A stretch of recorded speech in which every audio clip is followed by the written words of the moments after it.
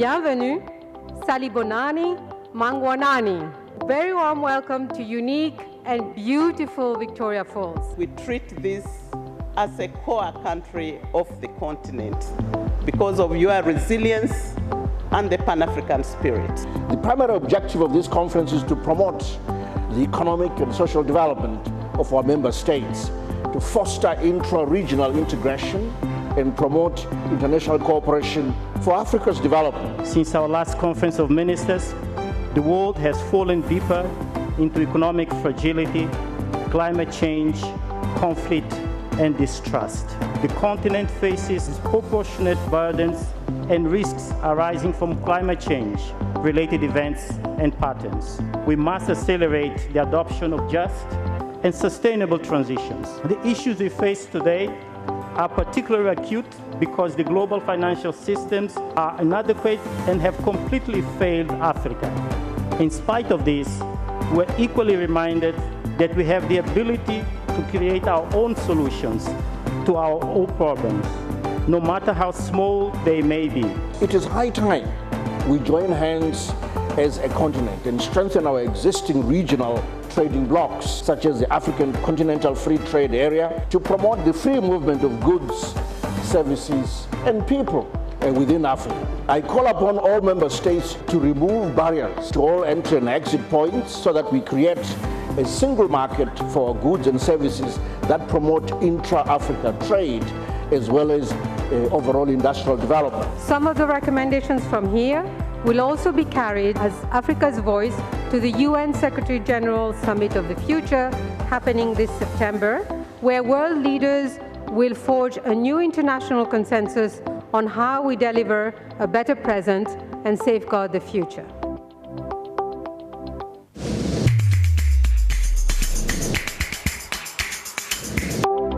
Bienvenue, Salibonani, Mangwanani. Very warm welcome to unique and beautiful Victoria Falls. We treat this as a core country of the continent because of your resilience and the Pan-African spirit.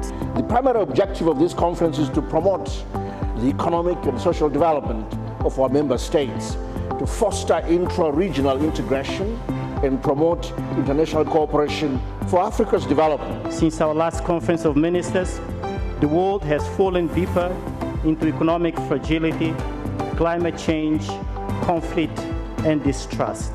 The continent faces disproportionate burdens and risks arising from climate change, related events and patterns. We must accelerate the adoption of just and sustainable transitions. The issues we face today are particularly acute because the global financial systems are inadequate and have completely failed Africa. In spite of this, we're equally reminded that we have the ability to create our own solutions to our own problems, no matter how small they may be. It is high time we join hands as a continent and strengthen our existing regional trading blocs, such as the African Continental Free Trade Area, to promote the free movement of goods, services, and people within Africa. I call upon all member states to remove barriers to all entry and exit points so that we create a single market for goods and services that promote intra-Africa trade. Good morning, colleagues. Can we call our meeting to order? Some of the recommendations.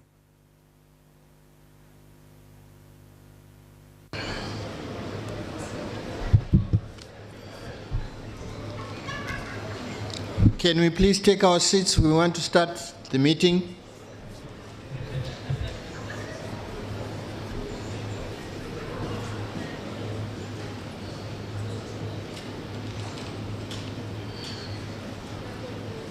Sorry.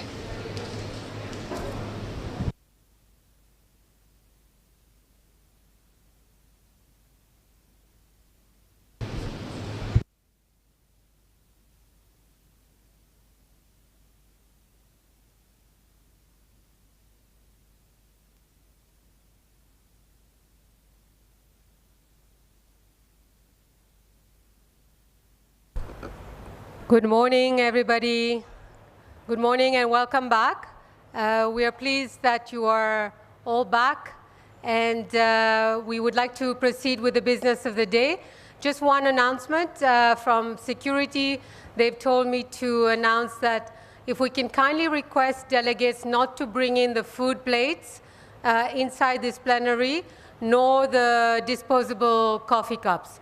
So we would like you to have a safe environment. Please refrain from bringing food or the disposable coffee cups here, and have a very good deliberation. Thank you. Over to you, Chair. Thank you. Good morning, colleagues. Today, I hope you had a good night's sleep after the dinner.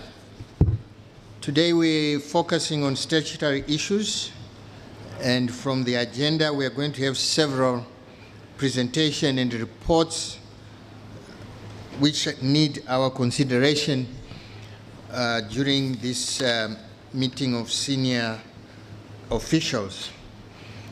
For this session 4, we have 3 reports, and I'm going to request that the presenters, they stick to 10 minutes each, so that we can have more time for exchanging and comments and discussions.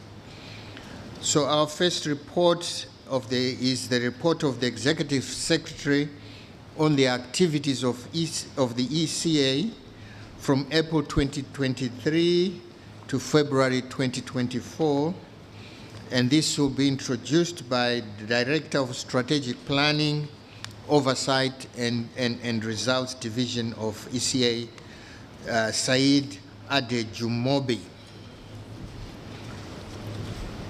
Could we?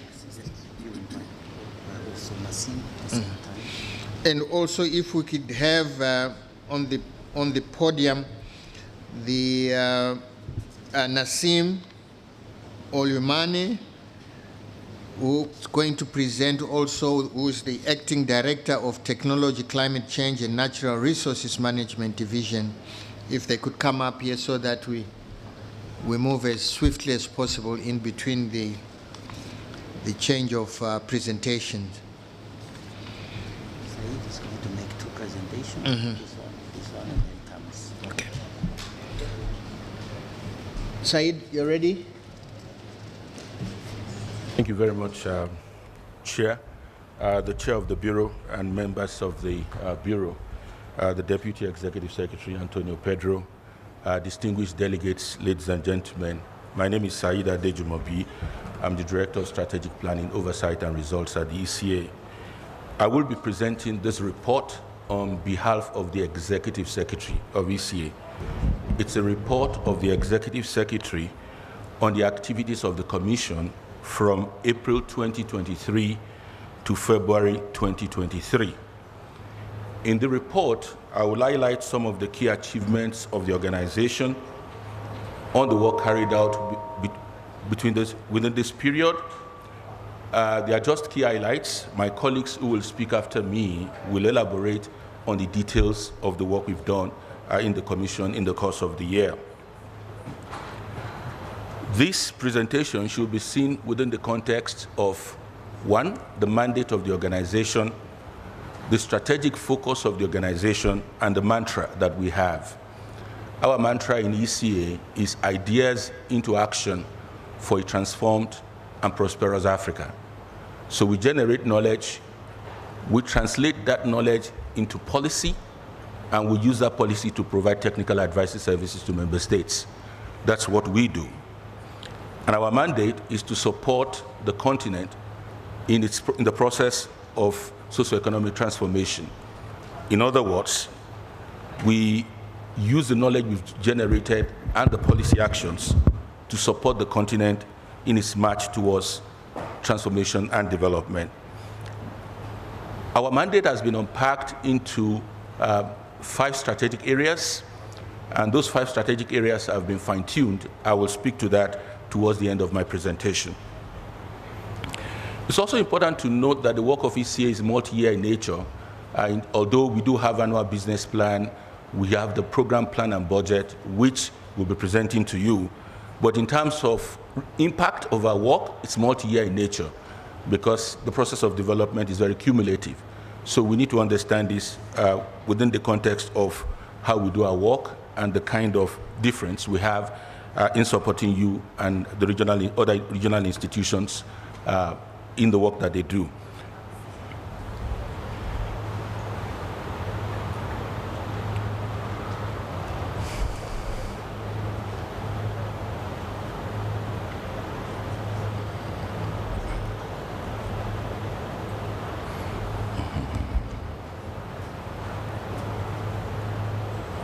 It's not coming up.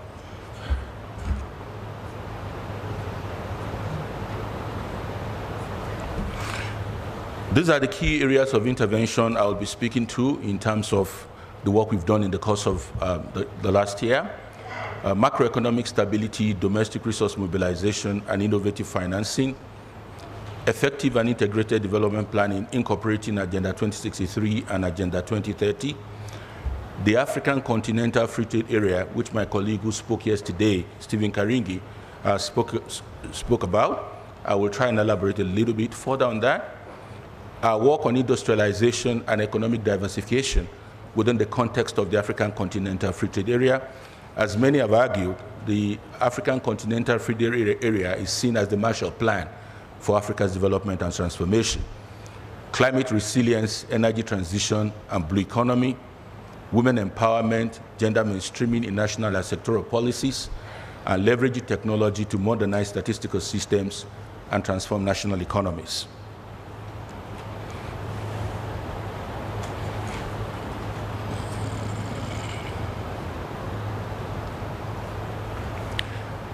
These are the interventions we've made within the context of fostering macroeconomic stability.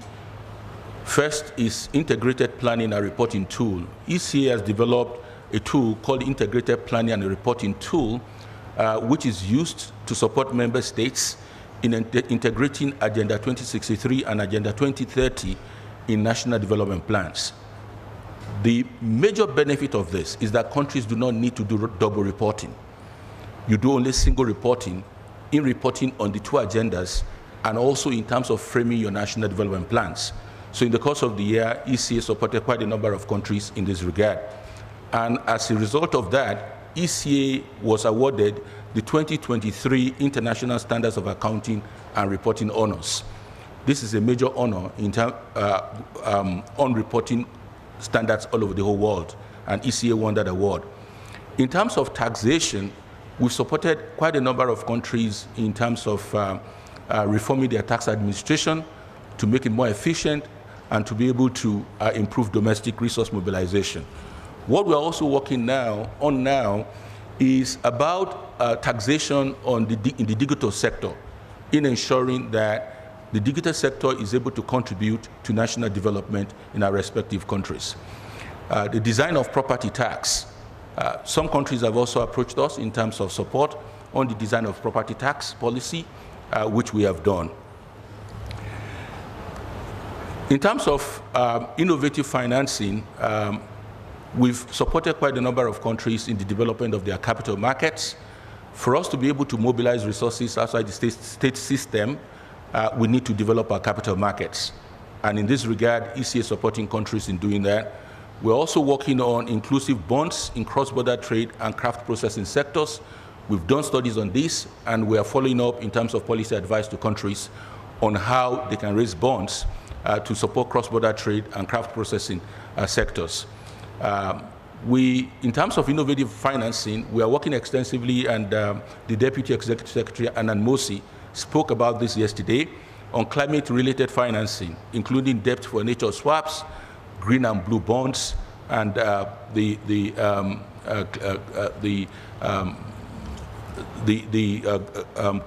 domestic capital, debt for nature swaps.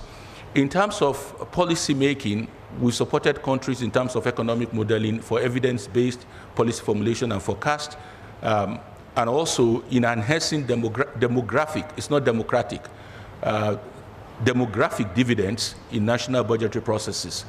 We've also supported countries in terms of developing the capacity of public officials in development planning and also in development policy making.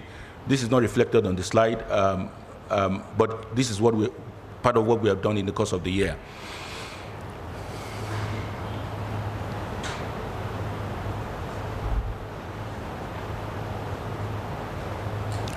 On climate issues and energy transition, including the blue economy, we've made major interventions. ECA played a major role in the hosting of in the organization of the Africa Climate Summit, which took place in September 2023 in Nairobi, Kenya, which culminated in the Nairobi Declaration, emphasizing not only a common African position, but also Africa's position on climate financing, investments, and green industrialization. The Nairobi Declaration was quite key in terms of Africa's position at COP28. ECA offered technical support to the African team of negotiators in the preparations for COP28. ECA, working with the African Union, organized the Africa Pavilion at the COP28, and also we've played a major role together with some other partners in the operationalization of the Loss and Damage Fund, which was agreed upon at COP27, but the operationalization was discussed at COP28 in Dubai, and ECA played a major role on that. In terms of the development of carbon markets, ECA has been supporting countries on this. We've been providing technical advice and support and technical advice and advisory services to member states in this regard. And in terms of training, in terms of the details of the operationalization of the capital market, we've also been supporting countries in terms of energy modeling in ensuring that the continent is able to undertake energy transition and move to low carbon energy processing, and also promote inclusive and resilient climate development. The Moroni Declaration, which took place in Comoros in June 2023, ECA played a major role in supporting the chair of the African Union at that point in time, which was Comoros, in facilitating the meeting that took place there. And the Moroni Declaration was about how ocean and climate action in Africa could support the blue economy and regional value chains. On the African Continental Free Trade Area, ECA has taken major steps, working together with the CFTA Secretariat and other key partners. We've supported countries in formulating national strategies on the CFTA. We've done this in almost about 32 countries over a period of time. And the national CFTA strategies are supposed to help countries to promote trade, investments, and production through the CFTA. It's supposed to provide their comparative advantage in terms of how they will benefit maximally from the CFTA process. We've been supporting some regional economic communities in terms of satellite imagery and artificial intelligence in money transport corridors. The Lamu corridor is what we are currently working on with the regional economic community to make sure that we can have artificial intelligence to monitor transport corridors. With this, I think the burden in our border posts will be drastically reduced. We've been working on regional digital trade, the Digital Trade Integration Index, to monitor progress on digital trade, and we've supported quite a number of countries in developing migration statistics, because this is a very thorny issue. It was spoken about yesterday. The chair of the Bureau spoke about it in terms of developing migration statistics and official recognition of migrant workers' skills and contribution to national development. Oftentimes, migration is criminalized on our continent. We see it in the negative dimension, but ECA's narrative and ECA's argument, which we're working with countries on, is that in fact, migration is the locomotive of history, and migrants do contribute substantially to the economies of their host countries. And we've supported countries in developing these migration statistics and showing empirically how migrants have been contributing to development in their host countries. Within the context of promoting industrialization and economic diversification, we've been supporting countries on establishing special economic zones.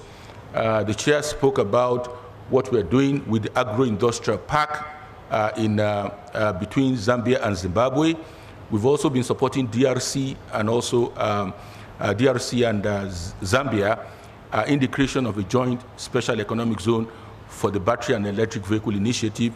The framework agreement was signed in the course of the year, and the implementation process has begun. We've supported quite a number of countries in harmonizing national industrial policies with sub-regional and continental industrialization strategies. and also develop local content thresholds in the pharmaceutical, fertilizer, and packaging subsectors.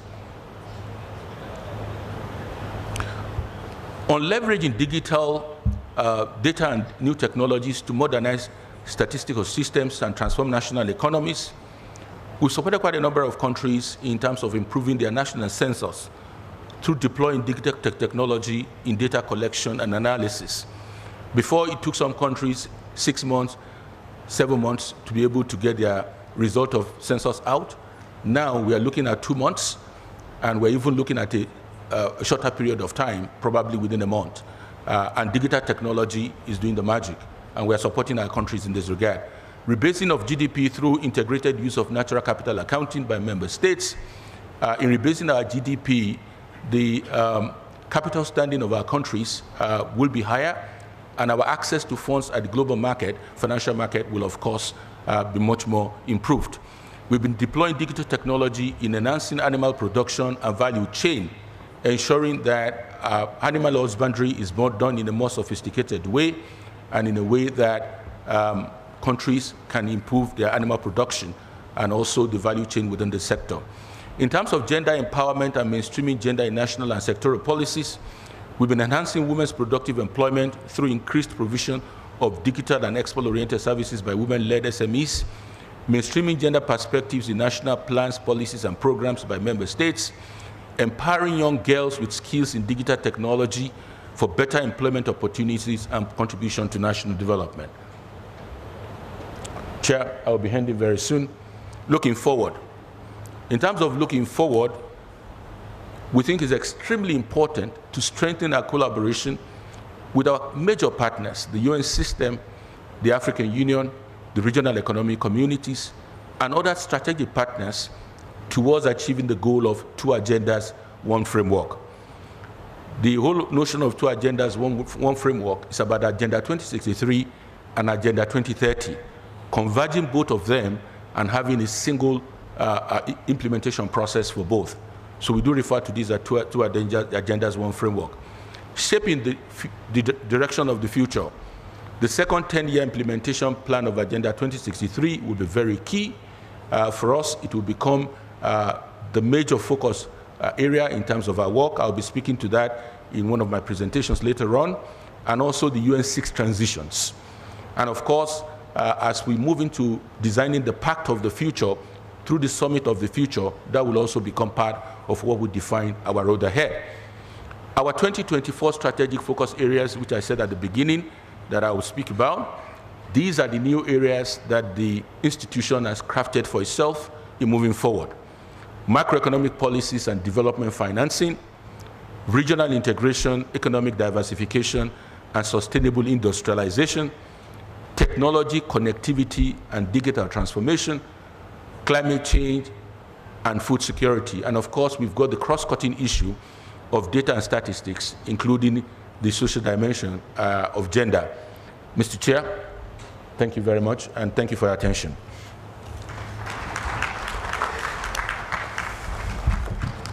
Thank you very much. Just quick observations from my part. I think there are 2 issues which have caught my interest. Really is the issue of design of property tax policy and the issue of inclusive bonds. I think this has generated some interest, especially the issue of bonds. So I hope countries can take advantage of this available capacity within ECA to assist countries as we move towards Agenda 2063. And also on Agenda 2063, the issue of progress and monitoring, etc. I think for me, it's critical to say, where are we going, and so forth, so that we don't end up just with rhetoric and huge names and just titles without us following up and making sure that we are really achieving what we are moving towards the Agenda 2063. It's a huge task, I know, but I think also for us, we need concrete areas to say, how do we monitor progress? How do we measure progress? How do we monitor everything, etc.? So I think that's my pick. and also the issue of these agro-industrial parks, and the issue of the resources, natural resources, mineral resources for electric vehicles and batteries. I think these are good initiatives for the countries and for Africa, and I hope also we can move quickly in some of these areas as we try to industrialize our economies. But thank you very much. Can you go straight into your second presentation? The second presentation is going to be on report on the follow-up to the resolutions of the Conference of African Ministers of Finance, Planning and Economic Development in terms of what transpired there, etc., and the key issues. Thank you, Said. Thank you very much, Chair. This is for us to report as the Secretariat on the follow-up to the resolutions of COM 2023. At the COM of 2023, which took place in Addis Ababa, Ethiopia, some resolutions were approved by the Conference of Ministers, and it's mandatory for us as Secretariat to report on progress in terms of what we've done in implementing those resolutions.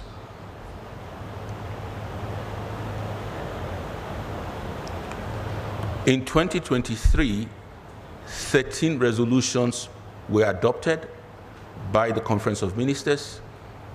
We have implemented 10 of those resolutions. 3 of those resolutions do not require any action for us, from us as ECA, so that's why they are not reported upon. And you can see those resolutions below. The program, plan, and budget that was adopted, it does not require any follow-up reporting. Increased support to EDEP. This was an action for the Secretariat in New York in terms of increasing the funding profile for EDEP and reinforcing the role of EDEP. There was also an action for the headquarters. So in New York, we needed not to report on them. We've clustered the resolutions that were approved into 3 major groups. The first is data, statistics, and digital transformation, in which we have 2 resolutions. We had 2 resolutions approved. On accelerating sustainable development, and we had 3 resolutions approved, and on partnerships for development, and in which we had about 6 or 7 resolutions approved. On data, statistics, and digital transformation, ECA was requested by Resolution 2023/2 on rebasing national accounts. I've mentioned it in my earlier presentation. ECA supported member states in building consensus, undertook the design of national accounting survey questionnaires, and we've been following up with member states in terms of rebasing their national accounts within the context of their GDP. ECA supported 5 countries in developing satellite accounts to improve analytical capacity of national accounting within that process. On digital transformation for an inclusive and secure common future, ECA supported 5 countries, which are listed there, to develop digital strategies, legal and regulatory regimes, and tools and applications. ECA also supported the establishment of the roadmap for African governments to use in implementing policy guidelines for digital identity cards, and conducted a study on digital trade regulatory framework in providing empirical evidence on impact of regulatory regime on digital trade flows. I did also mention the work we've done on taxation in the digital sector, which we're still working on, and we've done some studies covering about 6 countries. On accelerating sustainable development, ECA is working very closely with the African Union in developing the Continental Energy Security Policy Framework, and the technical paper which ECA supported in preparing was submitted to the AUCSTC in September 2023. It was adopted, and now we are in the process of finalizing the strategy itself, the policy framework, and moving into implementation. Support in the establishment of online platform to facilitate discussions on energy futures in Africa. In terms of Resolution 2023/4 on accelerating sustainable development through regional integration and trade, ECA provided technical advisory service to private sector and state parties to the agreement on the CFTA on development of a 5-year continental strategy on building regional value chains in textile and apparel sector. We did support the government of Zimbabwe in development of local content thresholds for pharmaceuticals, fertilizer and packaging sectors, and conducted diagnostic studies on cotton and textiles, wood and paper value chains in Malawi, Mozambique, Zambia, and Zimbabwe. On accelerating sustainable development in relation to food systems transformation in Africa, ECA worked with other partners to develop the guidelines for agro-pole development in Africa and submitted this to the STC of the AU in November 2023. Conducted a study on gender dimension of COVID-19 impact mitigation in Guinea with focus on access to land ownership and women's participation in food security and agribusiness. On mobilizing climate finance for a green recovery, ECA provided technical assistance to Zambia and a few other countries to establish emission battery baselines, as well as elaboration of other essential components outlined in the harmonized protocol of the Congo Basin Climate Commission to facilitate access to carbon credit markets. Supported the use of alternatives to chemicals in smallholder farming to help reduce greenhouse gas emission in Sao Tome. On Resolution 2023/8 on expanding the Great Blue Wall initiative, ECA extended support to Cape Verde and Sao Tome and Principe in increasing number of targeted states from 10 to 12, supported the African Alliance Climate Commission in developing a roadmap to assist members to access sustainable finance on climate-related issues, and like I noted earlier on, supported the leadership of the African Union at that point in time, which was led by Comoros, in convening the meeting in Moroni, which culminated in Moroni Declaration for Ocean and Climate Action in Africa in June 2023. On advancing Sustainable Debt Coalition, ECA has been working very intensively with other partners, particularly the African Union, on the reform of the global financial architecture, including the issue of sovereign debt architecture, highlighting the need to include climate contingency clauses consideration for debt for nature swaps in all new sovereign debt, and has conducted study on the implementation of a debt for nature swap mechanism, and supported this Island States Climate Commission to further the implementation of the Great Blue Wall initiative. On reforming the global financial architecture, ECA has been working very intensively on this within the context of the high-level panel on the reform of the global financial architecture, of which the African Union, the African Development Bank, and other partners are part of. The Deputy Executive Secretary, Nan Mosi, spoke about that extensively yesterday.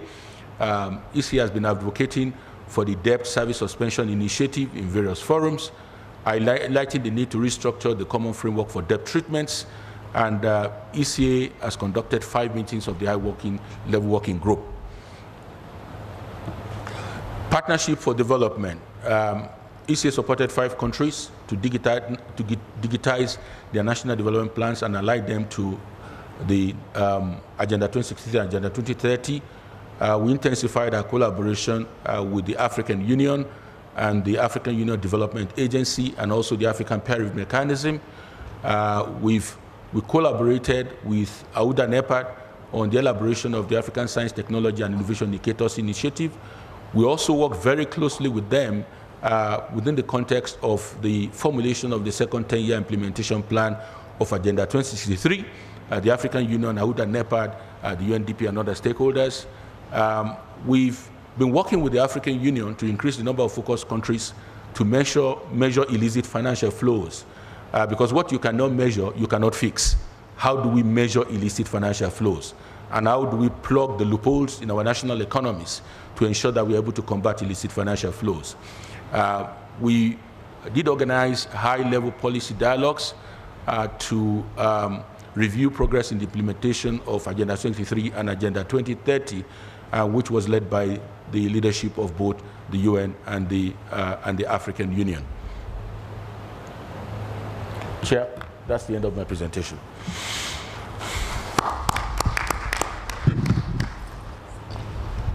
Thank you very much for elaborating on all these issues, on the various resolutions which were passed in Addis Ababa. Progress on implementation, I think for us member countries, I think the issue of implementation becomes critical, and the issue of how do we measure this progress. Now, there are very interesting issues you have touched on. The issue of rebasing national statistics. I think right now there's popular talk of the natural resources. How do we incorporate this into our national statistics, into GDP? I see you are doing quite a lot on the value chains. We've been discussing the issue of value chains here, so this is commendable. Mobilizing climate finance for green economies. I think, yes, this is a critical area for most of us here. And then on the debt issues, I thought also it would be important for ECA to be a voice for African countries in debt distress in terms of the efficacy of the G20 common framework. I think there are serious challenges there in terms of the process, etc. So I think we also I would want to urge ECA to look at this, to see how we can go in and see how this whole framework can be reformed so that it's fit for purposes for African countries. But otherwise, thank you very much for the presentation. Thank you. Now we move on to the third report for this session. This is the report of the Africa Regional Forum on Sustainable Development on its 9th session and follow-up activities introduced by the Acting Director of Technology, Climate Change and National Resource Management Division, Nassim Olmane. Thank you. Thank you very much, Mr. Chair. Good morning, honorable delegates. So this presentation is related to the report document referenced E/ECA/COE/42/9. Mr. Chair, the presentation is in English, but I will speak in French, so I give a few seconds to the honorable delegates to change the channel.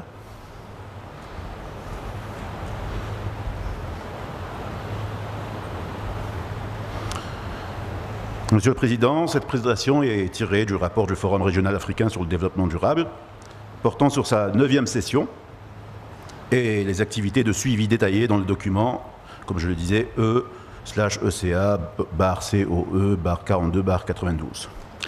Au cours de la présentation, je mettrai l'accent sur les résultats et le suivi de la 9e session du Forum régional africain sur le développement durable. Et je profiterai de l'occasion pour présenter les projets pour la 10e session du Forum. Les objectifs de cette présentation sont donc doubles. Premièrement, informer le comité et vous demander de partager vos perspectives et recommandations sur le rapport et d'accélérer le rythme et l'échelle de la mise en œuvre de l'agenda 2030 et de l'agenda 2063. Mais également de solliciter vos points de vue et vos contributions à la planification de la 10e session et catalyser votre participation effective à celle-ci. Donc le Forum régional africain sur le développement durable est mandaté par une résolution de l'Assemblée générale, mais également par une résolution conjointe de la conférence des ministres de la CEA et de la Commission de l'Union africaine, avant le début avant 2015, donc le début des ODD. Bon. C'est un forum qui se tient chaque année pour suivre le progrès et la mise en œuvre de l'agenda 2030 et de l'agenda 2063. Ces fonctions spécifiques sont de maintenir un engagement fort pour les deux agendas suivre la mise en œuvre et le progrès des objectifs fixés par les deux agendas, renforcer les capacités pour mettre en œuvre ces deux agendas en fournissant une plateforme pour échanger, pour apprendre des autres et pour mettre en avant les bonnes pratiques. Il vise également à mobiliser et à renforcer une approche multipartite et créer des synergies et des efforts concertés pour mettre en œuvre les deux agendas. Il vise également à identifier et à promouvoir des actions transformatives et des leviers et des partenariats afin de guider ce progrès de manière dynamique et engagée.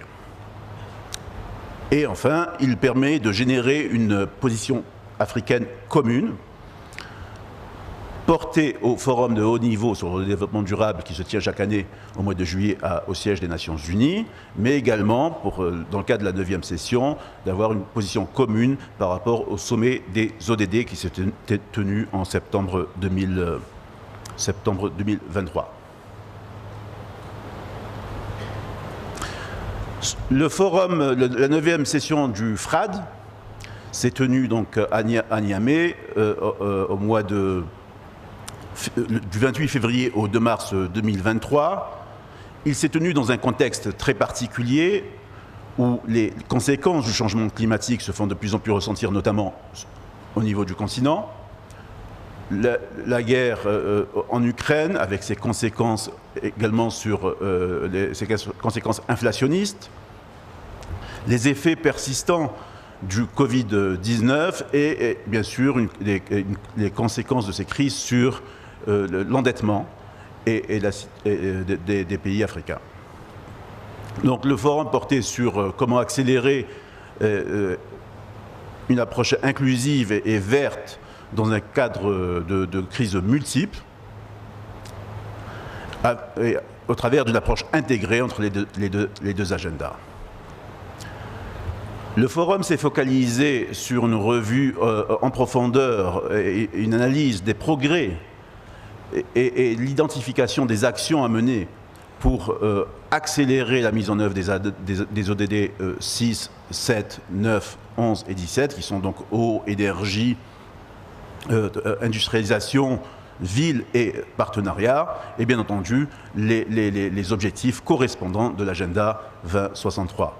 Ça a permis ça a donné une opportunité pour soutenir les pays africains qui menaient leur revue nationale volontaire. L'année dernière, donc en 2023, nous avons eu 7 pays qui sont listés. Cette année, nous en aurons 17. Donc, comme je le disais, cela offre une plateforme aux États membres et aux autres parties prenantes d'apprendre, d'échanger, d'apprendre des autres parties prenantes et des autres États membres, d'échanger sur les bonnes pratiques pour pouvoir accélérer la mise en œuvre des deux agendas. Ça a permis aussi, bien entendu, de développer cette approche commune qui a été présentée, cette position commune, pardon, qui a été présentée lors du forum de haut niveau sur le développement durable en juillet 2023 et lors du sommet sur les ODD en septembre 2023.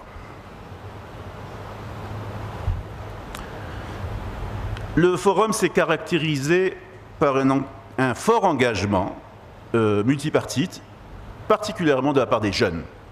Forte participation et engagement de la part des jeunes. Et ce forum a permis l'apprentissage par les pairs et l'échange de bonnes pratiques pour la mise en œuvre des deux agendas.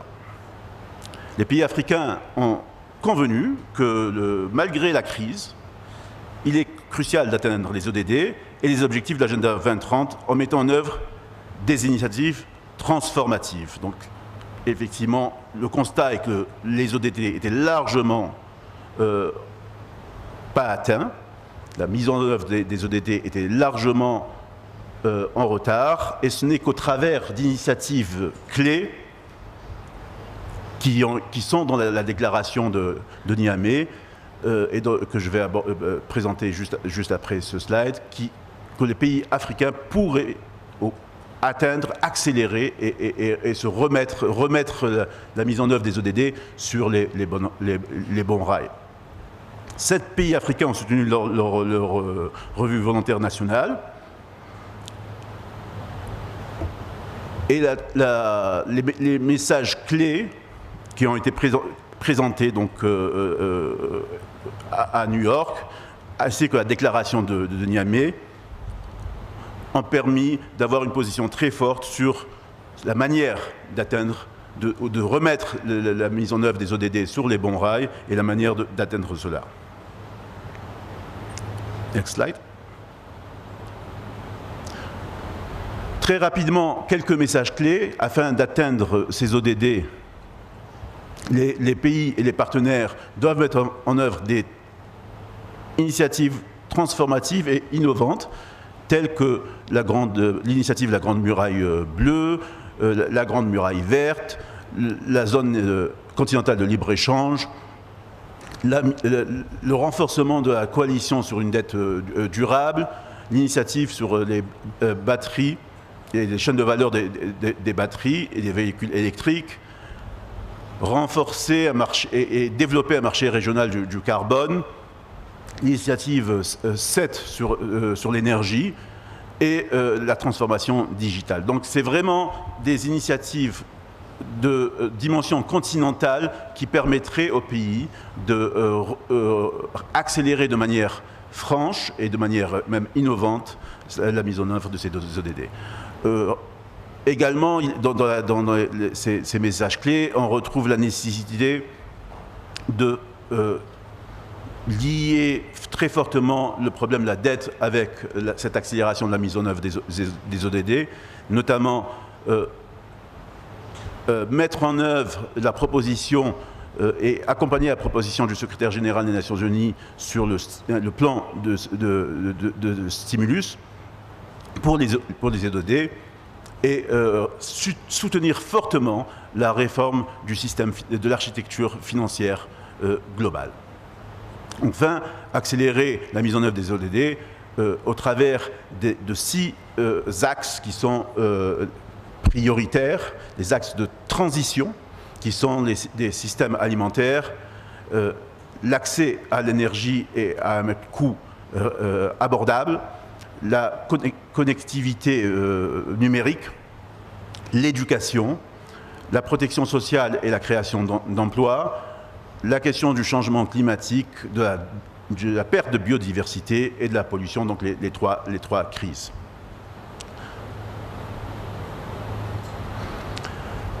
Nous sommes en train de préparer la 10e session pour la 10e session du FRAD, du Forum régional africain du développement durable.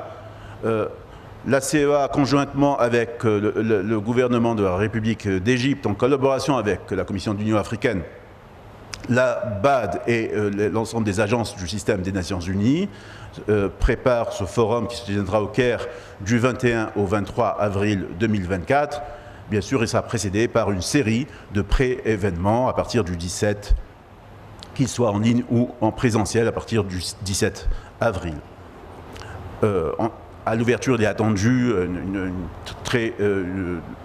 une participation de très haut niveau, notamment avec le président, son Excellence le président de la République d'Égypte, le chairperson de la Commission de l'Union africaine, la secrétaire générale adjointe des Nations Unies, le secrétaire exécutif de la CEA, le président d'ECOSOC, de la BAD, et ainsi que le président du bureau de la 9e session du FRAD. Le thème de la 10e session porte sur le renforcement des agendas et l'éradication de la pauvreté dans un contexte de crise multiple. Donc il s'agira de voir en détail la mise en œuvre des ODD 1, 2, 13, 16 et 17, donc sur la pauvreté, la sécurité alimentaire, l'action climatique, la gouvernance et bien entendu le partenariat qu'on retrouve chaque année. Il s'agira également de développer des solutions innovatives par rapport à ces ODD-là et mobiliser et générer des inputs, des contributions africaines pour le forum de haut niveau des ODD en 2024. Mais cette année, comme vous le savez, nous avons le sommet du futur qui se tiendra en marge de l'Assemblée générale en septembre 2024. Donc il s'agira aussi d'avoir une position régionale africaine commune pour le sommet du futur. Bien entendu, l'ensemble des parties prenantes seront invitées à contribuer à cette position. Donc, comme vous le savez, ce sommet du futur doit déboucher sur un contrat, un engagement de l'ensemble des pays de la planète pour les prochaines années. Il y aura donc de nombreux événements, mais je vous invite bien entendu à aller sur le site de la CEA, du forum, où vous trouverez plus de détails sur ce forum africain, sur la 10e session du forum africain qui se tiendra en Égypte, et je vous remercie.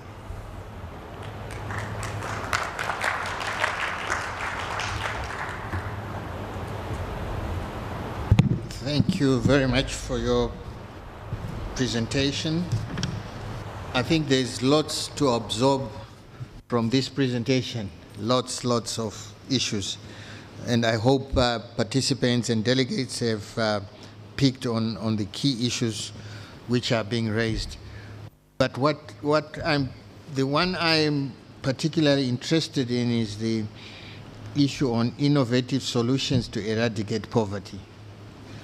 I think this issue has been evasive for Africa. We have seen worsening poverty levels in Africa. And again, I think maybe we can learn from other countries outside the continent how they've managed to move so rapidly in this process of eradicating poverty levels. Here I've been following what is the way China has attacked poverty. I'm not saying let's adopt China's approach, but they've made tremendous progress. There was a report about this progress by the World Bank Group, which is very, very interesting. So I think this is an issue which will be critical going forward as we try and move and eradicate this issue which has been us for too long, where we're seeing numbers increasing rather than decreasing. So I hope the ARA FSD 10, we can come up with concrete measures and lessons learned from other countries. But I think there's a lot to be done. I don't envy this program is heavy going, but I hope we have the abilities and capacities to move forward on this area. So, colleagues, can we now open the floor for discussions? Maybe we can do it in batches. We start with the first paper, report, and then so that we can adequately note the issues, and then we can then move on to the next paper until we complete the discussions on the three papers. Then we can break for coffee. So the floor is open for contributions and discussions. Thank you.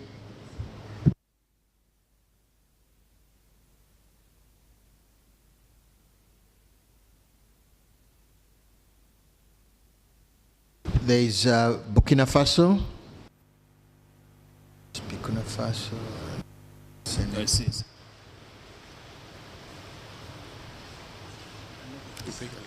Okay. Burkina Faso, you have the floor. Thank you. Voilà. Merci de me donner la parole. Bonjour à tous. Donc, permettez-moi avant tout de saluer la qualité de la présentation. En tout cas, mon intervention va porter sur la question de la taxation du secteur du numérique. Et j'ai noté avec beaucoup d'appréciation depuis hier que c'est un secteur qui a été noté comme clé dans toutes les interventions, dans notre objectif de transition vers une économie verte, inclusive en Afrique. Alors, d'une part, ce secteur, on l'a noté, il y a une fracture numérique importante. il y a un potentiel immense offert par les technologies modernes qui sont orientées autour du transport et du traitement intelligent de la donnée. Et il y a néanmoins un besoin de financement important pour pouvoir développer ces réseaux. Alors, nous assistons bien souvent à un secteur qui est perçu, si on va l'imager un peu, comme une vache à lait qu'il faut traire en termes de taxation. Et j'ai entendu un orateur que j'ai apprécié qui disait que s'il fallait le traiter comme un animal, il faudrait voir ce secteur comme un cheval qui doit tirer le carrosse. Alors, l'idée pour moi, ce serait peut-être que, en tout cas on propose ici, qu'il y ait une réflexion qui soit menée sur la taxation de ce secteur. Alors, une taxation intelligente qui est faite parfois dans certains pays dans le cadre de régulation, elle pourrait amener à diminuer potentiellement ces taxations sous réserve d'investissement dans le déploiement des infrastructures dans une première phase. Donc, c'est des pistes d'idées. Nous savons tous que c'est un sujet important. Nos États, nos régions, nos sous-régions ne pourraient pas, avec le niveau d'investissement nécessaire, faire des projets qui permettraient d'adresser totalement la question. Donc je pense qu'il faudrait pousser, faciliter les choses au secteur privé, ne serait-ce qu'un temps, pour qu'on puisse avoir les infrastructures nécessaires et adapter surtout à nos besoins futurs. Donc je propose qu'on puisse, dans cette conférence, proposer que des études puissent être adressées aussi sur cette question. Voilà. Merci bien. Thank you, Burkina. I recognize Senegal. Bonjour tout le monde. Merci quand même la CIA pour l'opportunité que vous nous donnez de discuter des questions de l'heure, notamment la mobilisation de financement durable. Et je remercie beaucoup la CIA par rapport à son intervention tout à l'heure, et particulièrement par rapport aux avancées qui ont été notées. Et il y a deux qui attirent mon attention et j'aimerais avoir beaucoup plus d'informations par rapport à cela. Il s'agit particulièrement de la conversion de dette. Il est ressorti dans votre intervention que des pays ont été accompagnés. Et là, véritablement, ce que je voudrais savoir, c'est quelles sont concrètement les actions qui ont été menées.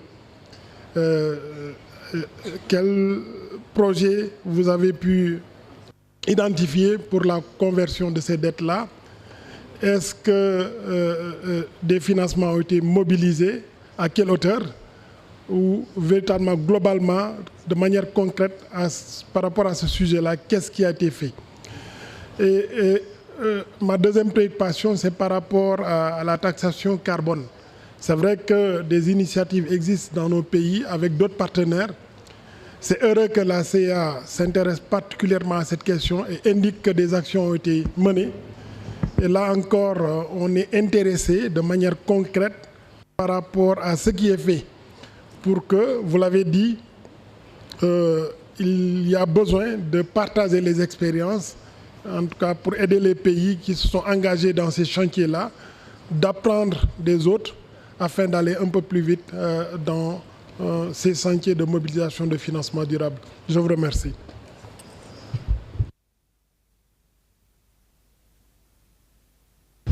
Thank you, Senegal. We recognize Mozambique.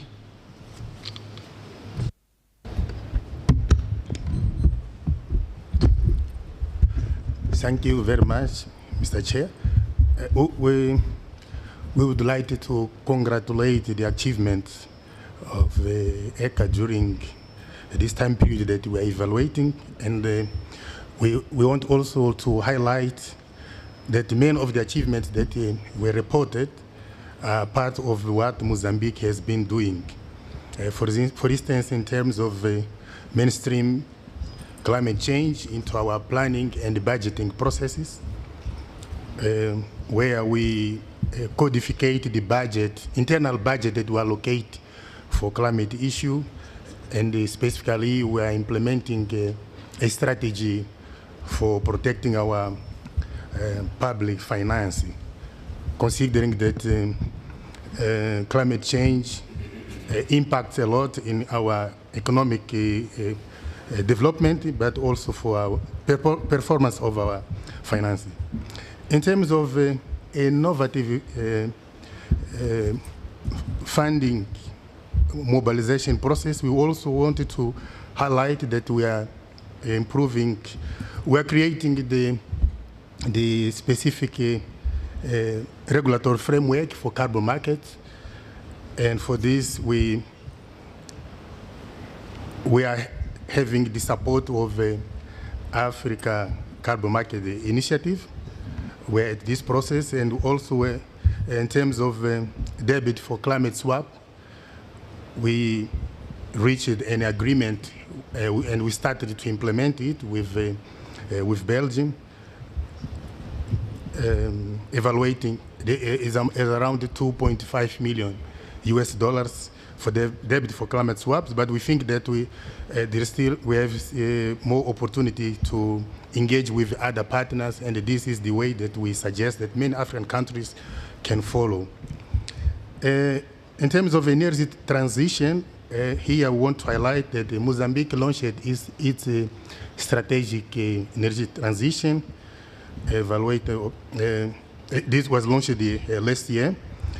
But for this report, what raised the more interest for our part, considering the challenges that we still have, is the capacity of ECA on assisting country to optimize the taxation system. Because here we see challenge and the dilemma, considering that we have a very limited space to green our economy, especially adapting our taxation system. And we think that to collaborate with ECA and learn from other countries will be very important for us. Thank you, Mr. Chair. Thank you, Mozambique. Quite interesting. I think the debt for nature swaps, this has been an issue. What can we learn from each other? I think there is an opportunity there to learn from Mozambique. Thank you so much for that contribution. I recognize Tanzania. Thank you very much, excellent chairperson, for giving the floor. I would like to take this opportunity to commend the ECA for work well done and welcome the report, the first report of the Executive Secretary on the activity of the Economic Commission for Africa for April 2023 to February 2024. Chairperson, under that we appreciate that ECA, the Economic Commission for Africa, has planned for intervention on activities relating to leveraging technology to modernize statistical system and transform our national economy. However, taking into account the development of science and technology, which foster our digital economy, we urge the Economic Commission for Africa to prioritize capacity building on the area of digital taxation and advocacy on curbing illicit financial flow.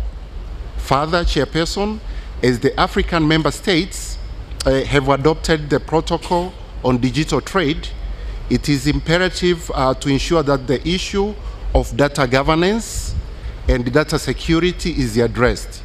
In this regard, Chairperson, there is a need for the ECA to extend their capacity building program in the area of data governance and data security. We submit, Chairperson. Thank you. Thank you, Tanzania.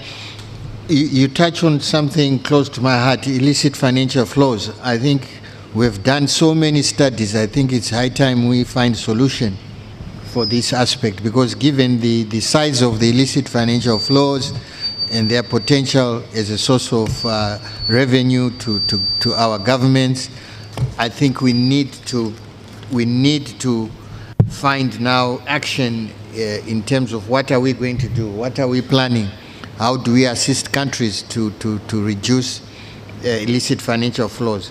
Studies are done. We know that money is going out. Now I think we need action. I recognize DRC.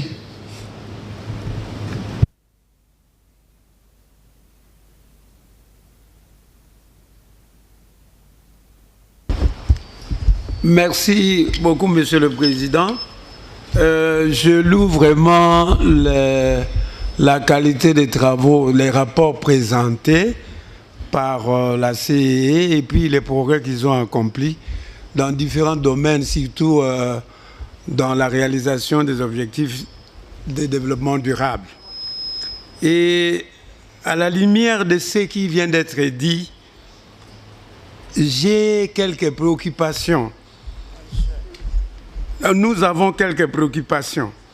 Que devons-nous faire pour améliorer l'accès au financement innovant du continent? La deuxième question, quels sont les outils et modèles de financement innovants adaptés dans les réalités africaines? Et ensuite, sur la troisième préoccupation, quel serait le cadre de facilitation de ces financements? Voilà les quelques préoccupations que j'avais à dire. Mais néanmoins, je voudrais dire que dans le cadre de l'architecture financière mondiale, la construction d'une nouvelle architecture financière mondiale doit donc faire partie d'un plan et d'un processus de changement de l'ordre économique mondial plus large. À ce titre, les systèmes financiers et bancaires mondiaux doivent être remaniés de fond en comble et transformés pour combattre et éradiquer la pauvreté efficacement et à long terme. Ces systèmes ne peuvent devenir juste équitables à moins que les ordres sociaux et économiques dont ils émanent et qu'ils soutiennent sur le marché mondial par la privatisation, la déréglementation, la libération, quels qu'en soient les coûts socio-économiques et écologiques. Monsieur le Président, je crois que malgré la rhétorique des dirigeants du monde sur la création d'une nouvelle architecture financière mondiale, il n'y a pratiquement aucune tentative sérieuse de réglementer les flux de capitaux spéculatifs internationaux mondiaux et les investissements financiers privés à grande échelle. La plupart des pays du Sud restent massivement endettés et dépendants des flux d'aide provenant des pays du Nord et des institutions financières internationales. Lors de la dernière crise mondiale, au lieu d'imposer une discipline aux firmes, aux institutions financières, au système bancaire responsable de la crise, les gouvernements du Nord, menés par leurs congénères, ont déversé certains millions de dollars pour tirer d'affaires. Plutôt que de réglementer le capital financier, le G20 a augmenté les pouvoirs du Fonds monétaire international, de la Banque mondiale et d'autres institutions financières internationales qui servent les intérêts des capitals privés. Voilà les préoccupations que j'avais, les préoccupations que la RDC devrait soulever pendant ces interventions et nous félicitons surtout les travaux réalisés au 9e forum sur le développement durable qui s'est tenu à Niamey. Nous avons dit et nous vous remercions. Merci de votre attention. Thank you, DRC. I think the Secretariat has noted your concerns, which are valid and need to be addressed. Thank you. Uganda, you have the floor.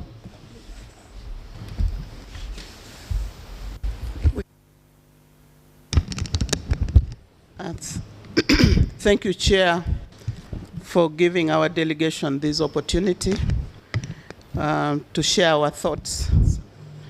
Chair, we listened very carefully, and would like to thank the presenters for giving us very informative presentations.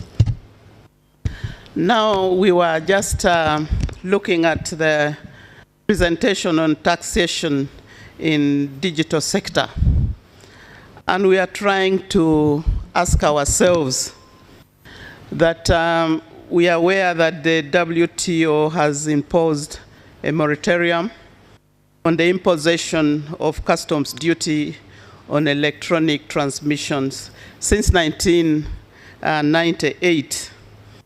And we were just trying to find out how the ECA is dealing with the compatibility issues with the member states on the WTO obligations.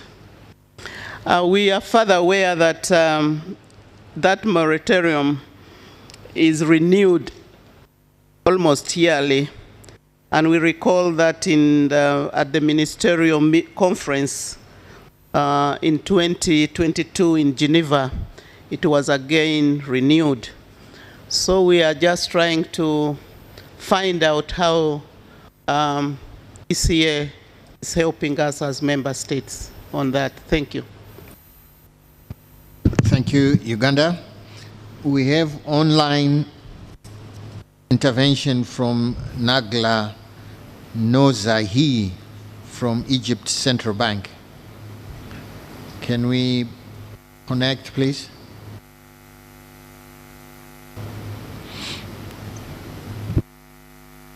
Good morning, Excellency. This is from the delegation of Egypt. We have three back-to-back interventions from MFA and Central Bank and then Ministry of Finance. So I will start from my side. First of all, we'd like to thank very much the presenter for his presentation and for the comprehensive presentation that he has presented to us. And just as an information note, we would like to confirm our hosting of the upcoming African Sustainable Development Forum in Cairo during the period 21 to 23 April 2024, and to inform as well the esteemed participants that we will be holding an African summit on the margins of the African Sustainable Development Forum, to be as well followed up by the 4th edition of the Aswan Forum on Sustainable Development MPs. One last remark from my side, Excellency Chair, is maybe to mention to the Secretariat that we have received a couple of days ago an email with the wrong dates for the African Sustainable Development Forum.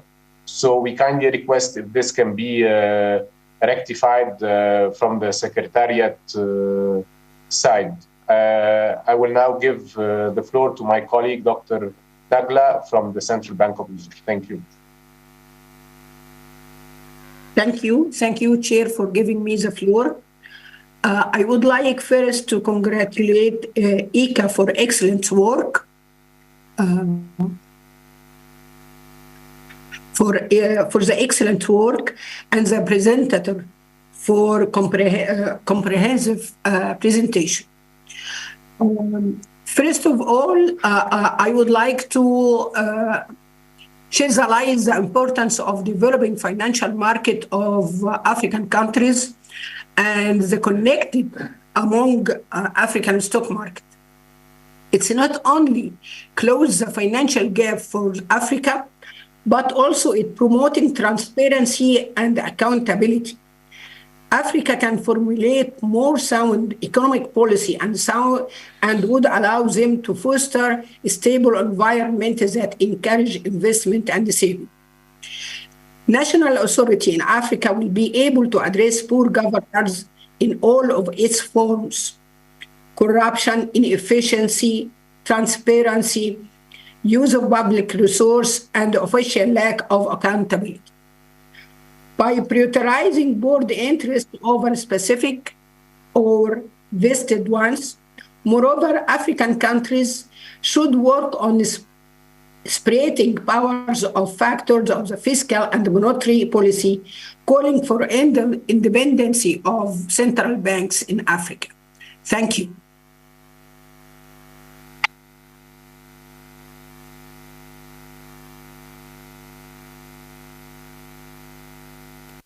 Can we confirm that they said there are 3 speakers from Egypt? In the meantime, maybe I'll ask Said to quickly respond to some of the issues, and then we can move on to the comments on the second report. Thank you. Thank you very much, Chair, and I would like to thank the distinguished delegates for your questions, comments, and observations. For the observations and the comments, we've noted them.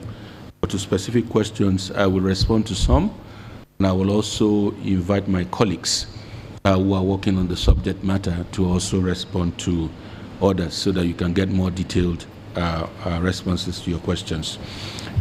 Chair, on the issue of the evaluation of the first 10-year implementation plan, and how do we ensure that we are able to monitor progress on the second 10-year implementation plan, ECA worked very closely with the African Union in terms of the evaluation of the first 10-year implementation plan, and the result that came out of that is that the level of implementation was not even across all the flagship projects. For some, like the CFTA, there was remarkable progress. For others, the performance was below average. So it's a mixed bag. And part of the challenges identified in that process was about the domestication of the Agenda 2063 national development plans. That in quite a number of member states, these were not domesticated. And to that extent, they were not implemented the way the first 10-year plan should have been implemented. So that's why, like I said earlier on, EC has been working very closely with our member states to ensure that both Agenda 2063 and Agenda 2030 are domesticated in our national development plans, and we're able to follow up with implementation. But fast-tracking to the second 10-year implementation plan, Chair, we are working with the African Union and the AUDA NEPAD to develop a robust monitoring and evaluation mechanism to ensure that we do not drop the ball, and to ensure that we're able to track progress and review progress in terms of the implementation of the second 10-year plan. Like Nassim mentioned, my colleague seated on my right, we're also exploring the possibility of having the African Regional Forum on Sustainable Development as a platform to also measure progress in terms of Agenda 2063, particularly the second 10-year implementation plan. So, and that will be within the context of 2 agendas, 1 framework. So it's not only the SDGs that we monitor in progress, we'll also be monitoring progress in terms of Agenda 2063. We have virtually the same member states. We report to the same heads of state. So to that extent, we should have a single platform in terms of how we monitor progress. On the issue of debt restructuring and the G20 in particular, I will defer to Anan Mosi, our Deputy Executive Secretary in charge of programs. He's been leading this initiative to respond to that. On the issue of digital taxation, I will say a few words and also invite my colleague, Maktar, who has been working on this. EC has conducted a study in this regard, and our finding is that the net benefit in terms of lowering tax on the digital sector far outweighs the tax that will accrue from that sector. That it's an enabler, and it creates multiplier effect on the economy. We're still conducting more studies. We have not finalized that. We're still looking at the experiences of countries in that regard, and I will invite my colleague Maktar to come in and talk about this. On debt nature swap, Mozambique talked about the experience. We also supported Cape Verde, and Cape Verde was able to make significant progress in terms of debt for nature swap. We can work with you. I think that's Benin. We can work with you in terms of supporting you in this regard to be able to do this. On illicit financial flows, ECA has been working very intensively in this area. In fact, the high-level panel on illicit financial flows, the Mbeki panel, the famous Mbeki panel, was established by ECA in which we brought the issue of illicit financial flow on the continent to global attention in terms of how much resources Africa was losing through illicit financial flows. What we are doing currently, two things that we're doing, and I also invite a colleague of mine to speak to that. One is about measuring. You cannot fix what you don't know. You can't fix it. Countries must be able to measure in terms of the extent of resource outflow through illicit financial flows from their countries and identify the various, concretely the various sources, because there are several channels of illicit flows, that, in terms of the specific experiences of countries. So we're looking into that. We've also worked very intensively on the International Tax Corporation that was recently put in place. I think that was in December in New York, and ECA played a major role in that, working with the Africa Group in New York, preparing the technical paper, supporting them.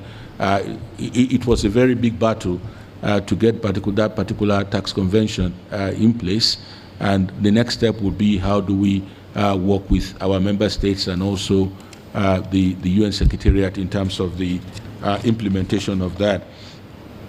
What do we do to increase access to innovative financing? We spoke about a few. I think apart from the state financing, financing from the public sector, I think it's important for us to look at the private sector. How do we improve our domestic capital markets? How do we make them a very important hub of financing? And we've been working with countries on that. We also talked about the climate-related financing that is taking place. And we think that it's extremely important to improve our domestic resource mobilization through expanding our production base, because that's extremely important. Again, I will invite a colleague of mine who heads our macroeconomic policy division to speak to that. Chair, with your permission, let me go straight to invite some of the colleagues who will speak to the specifics of this issue. Anan Mosi, you want to say? If they could be very brief, because we need to cover two more papers. Thank you. Gives the floor to me. Thanks, Chair. Just very briefly, I've talked yesterday regarding the issue of common framework and the type of reforms that we've been advocating and working on building consensus among ministers of finance in terms of what are the key asks and amplifying it at a global stage. So we've highlighted the key areas of reform there, and this will be greatly supported now with the African Union having a chair at the G20. So this will be one of the core areas of focus to advance, and also there is significant interest from the Brazilian G20 in that issue. So we have a critical momentum to actually progress in this regard. The issue of digital taxation, we will have later a presentation during the conference on it. There is no one-size-fits-all, is what I can say. It depends on the issues of, what are the impediments for penetration and of internet penetration and access and so on. That differs from a country to a country, depending on the specifics and initial conditions. Is there enough competition in the sector to lower prices? Issues of infrastructure. So there is a lot that need to be considered in determining what is the best action. I'll stop there. Thanks. Thank you very much. Makhtar, are you in the room? Yeah. Yes. Makhtar, can you? I'm here. Thank you, Chair. I think the issue of taxation of the digital sector is very important for the African development. As you know, since COVID, the world become digital, and we expect for Africa to get $180 billion by 2025 for this digital economy. It is the reason why we have conducted this study in 6 countries, and we have seen quite interesting result when we optimize this taxation. This optimizing taxation in the digital sector provides a lot of opportunity in terms of connectivity, increasing connectivity, increasing job creation, as well as increasing GDP. We are going to present this study on Monday during the roundtable on digital technology, and we have seen if a country can optimize this taxation with also a sound regulation, it will be a lot of benefits for the continent, and the continent will be ready for the fair industrial revolution. The delegate of Uganda highlight very important issue regarding the WTO for the digital trade tax. ECA will support African countries also to develop a framework to assess and monitor the impact of tax and applicable policy on the economy. This framework also will take into consideration for taxing the digital trade goods as we are implementing the AfCFTA. It is very sensitive question for Africa, and ECA will work with all African countries to support them to get better benefits of this taxation. Thank you. Thank you very much. Adam or Gamal, will you like to speak to our work on illicit financial flows?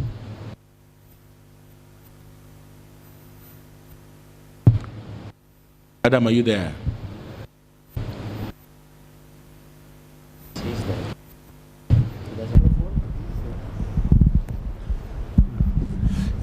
Thank you. Very briefly, we in ECA continue to work with partners on fighting illicit financial flows, and the work has actually brought together partners from all over Africa, of course including African Union and African Tax Forum and other institutions. And the work on illicit financial flows culminated in papers, technical papers that supported Africa Group in New York to negotiate the global framework for tax cooperation. And as you all know, that framework was endorsed by the General Assembly with 125 developing countries voting in its favor. And we will be organizing a side event on this Saturday here on the issue of global tax cooperation framework. And this is very critical, as Said mentioned, for us in Africa.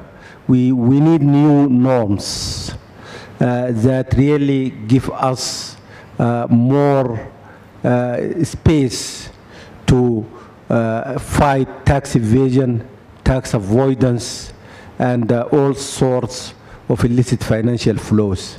And I think we are in the right direction, but the fight, I think, will continue until the conference on the fourth international conference on financing development, which will be organized next year. Thank you. Thank you very much, Adam, Chair. And last, I would like to call on Stephen Karingi to speak about the issue of the WTO raised by Uganda.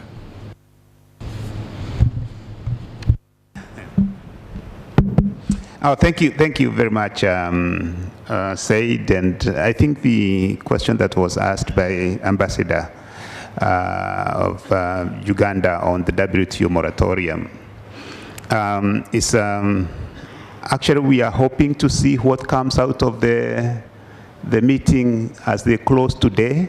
I think it's still tilting towards the extension of the moratorium, unless something has happened that I'm not aware in the last 48 hours. My sense to this question, because you asked what ECA is doing, I think DES Hanan has talked to it. MACTA has talked to it. My view, okay, my thinking is that we need to look at this question of this digital taxation in the context also of the negotiations that are going to happen in New York under the UN. and even the issues that are arising about carbon tax. I think we need to have at least one platform where all these things are discussed. As ETEWA today, you have conversations on taxation in OECD, you have conversations related to this moratorium in WTO, then you have the UN, and then you have the issue of the carbon tax coming up. So at the moment, I think as ECA, what we need to do is to look at all these things in totality, and I think that's the point that DES Hanan was making before we really can be able to speak authoritatively. The moratorium question came many years back. Now we have the carbon tax, and we already have these carbon border adjustment mechanisms that the delegation of Egypt raised yesterday. And we need to have a good grasp of all these issues, even as the UN leads these negotiations. So in my view, I think the UN should be the one that is leading all these conversations, rather than having all these side conversations that are making things look so confusing. So I don't think I've given you a right answer, Ambassador, because we need to have a full grasp of all these issues because they are related. Thank you. Thank you, Stephen. Chair. We've taken note of all the other comments working more on data governance and data security. My colleague, the director of our Data and Statistics Division, is not here. He's in New York attending a meeting, but we shall convey this and we shall note this in the proceedings of the meeting. So on that note, Chair, thank you very much. Thank you, Said, and your team and colleagues for the responses. I was going to move to the second paper, given the timelines we have. There is Egypt on the online. Again, if they could be brief, so that we move to the second and third paper before we break for coffee. Is Egypt online now?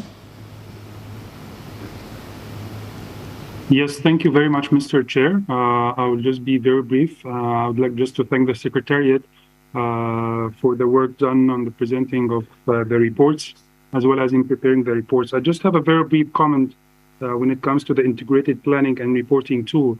As we understand from the presentation and the report, there have been a number of countries that have been benefiting from such a tool.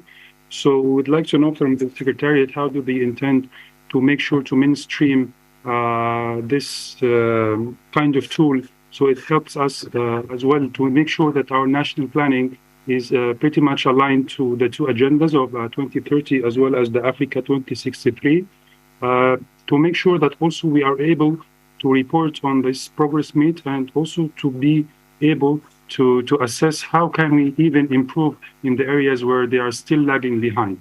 I would like to thank you very much.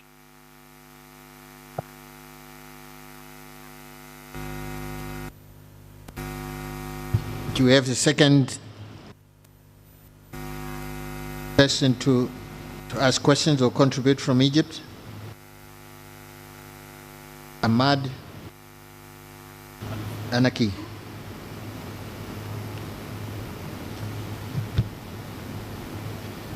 Okay. Thank you. Thank you, colleagues, for the very interesting contributions. I think the issues have been well noted, and thank you so much. Can we move to the second? Said can respond to that question by Egypt. Chair, just a very quick one. Egypt, we've taken note of your interests in the IPRT, and my colleagues are here. We will certainly liaise with you to see how ECA can support Egypt on this.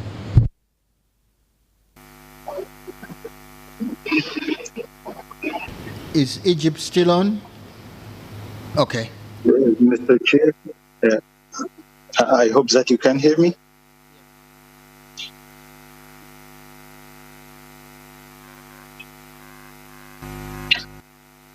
Good morning, Mr. Chair.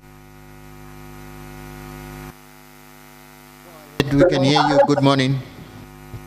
Mr. Chair, first of all, I want to thank you for the way I'm honored chairing our meeting.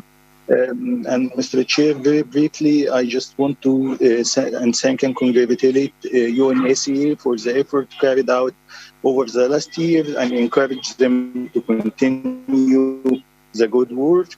Also, Mr. Chair, I want to recognize the work in supporting the work of Sustainable Debt Coalition, which has been announced on the Finance Day on the margin of COP27 held in Egypt.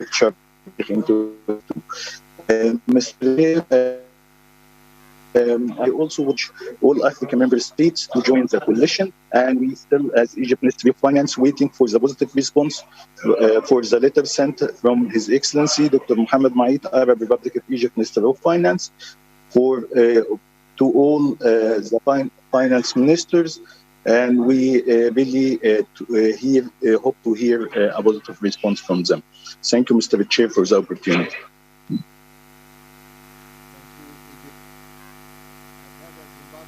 To come in, please go ahead.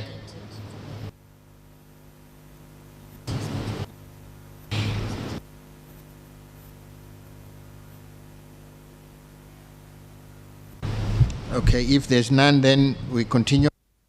Now, looking at the second paper, this is the report on the follow-up of the resolutions of the Conference of African Ministers of Finance, Planning and Economic Development. Again, I think this was a straightforward paper on the resolutions and what has been happening.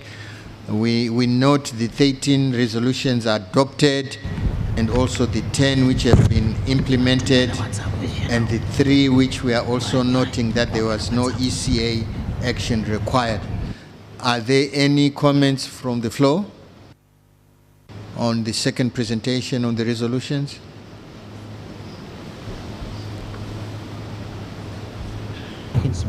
Good. I was hoping there would be none. Thank you. On the third report of the Africa Regional Forum on Sustainable Development, can we have comments? If we can also be very brief and concise in our interventions. Thank you. Floor is open.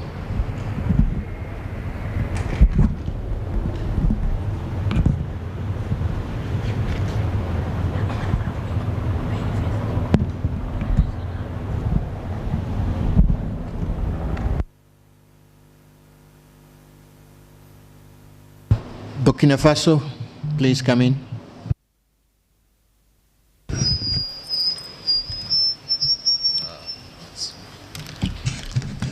Merci bien, Monsieur le Président.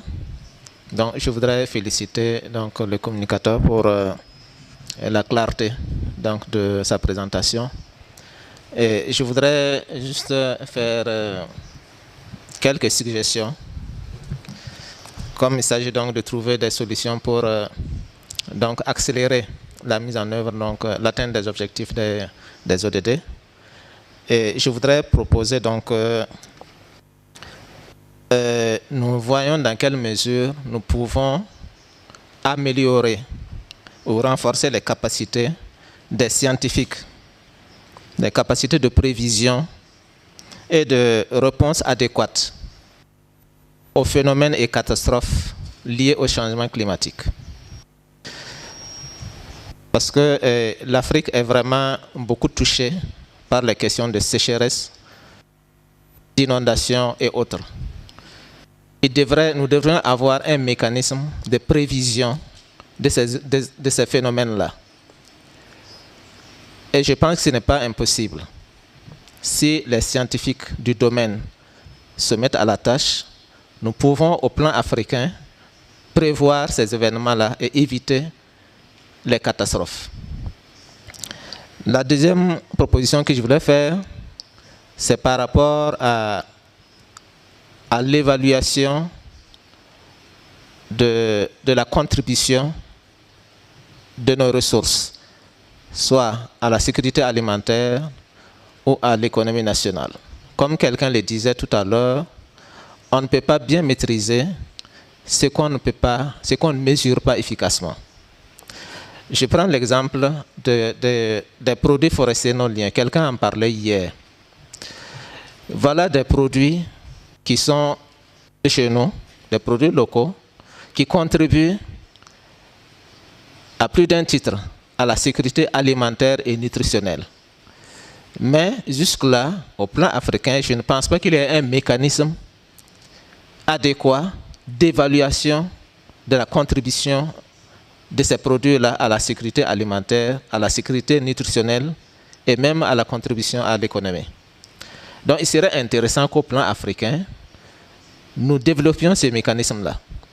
C'est vrai que dans chaque pays, peut-être, il y a un système de collecte de données statistiques sur l'exploitation, la transformation, la commercialisation de ces produits-là. Mais je suis sûr que c'est des systèmes encore à revoir. Donc pourquoi ne pas mettre en place une équipe au plan africain pour réfléchir sur comment évaluer dans ces différentes contributions-là. Et c'est quand on connaîtra ce qu'on possède et le gap à rechercher qu'on pourra trouver les meilleures solutions pour recouvrer ces gaps-là. Merci bien, Monsieur le Président.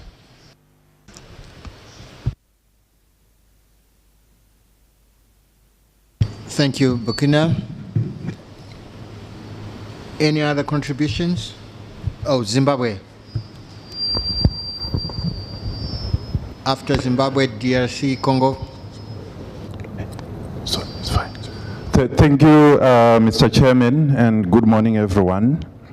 After listening to the experiences by different countries around mobilization of climate financing, I was just wondering whether it would help the continent if ECA, for example, were to help the continent develop a common green bond framework, a common carbon trading framework, which would then make it easier for both African institutional investors and international investors.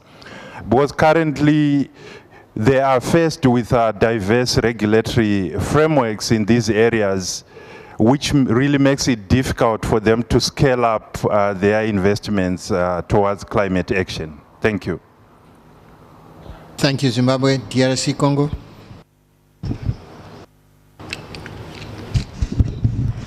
Merci, Président, pour la parole. Comme a dit précédemment les autres intervenants, merci pour la qualité du rapport que nous louons à juste titre. Mais nous avons juste une petite proposition. Nous espérons que cela va être d'une grande utilité. Nous rentrons chaque année venir nous plaindre de l'augmentation du taux de la pauvreté en Afrique. Alors, comme nous voulons résoudre ces problèmes au niveau continental, nous suggérons que nous puissions avoir une liste des actions transformatrices vraiment au niveau continental avec des indicateurs et aussi des critères de suivi. Comme ça, prochainement, quand on vient discuter sur des bases qui sont mesurables, qui sont smart. Au lieu d'avoir des théories et quelques investissements ou quelques programmes isolés où on dit oui, les batteries, ceci, mais quels sont les critères pour pouvoir suivre? Et quand on reviendra prochainement, on peut dire que voilà, cette action a été atteinte à tel et à tel pourcentage. Merci.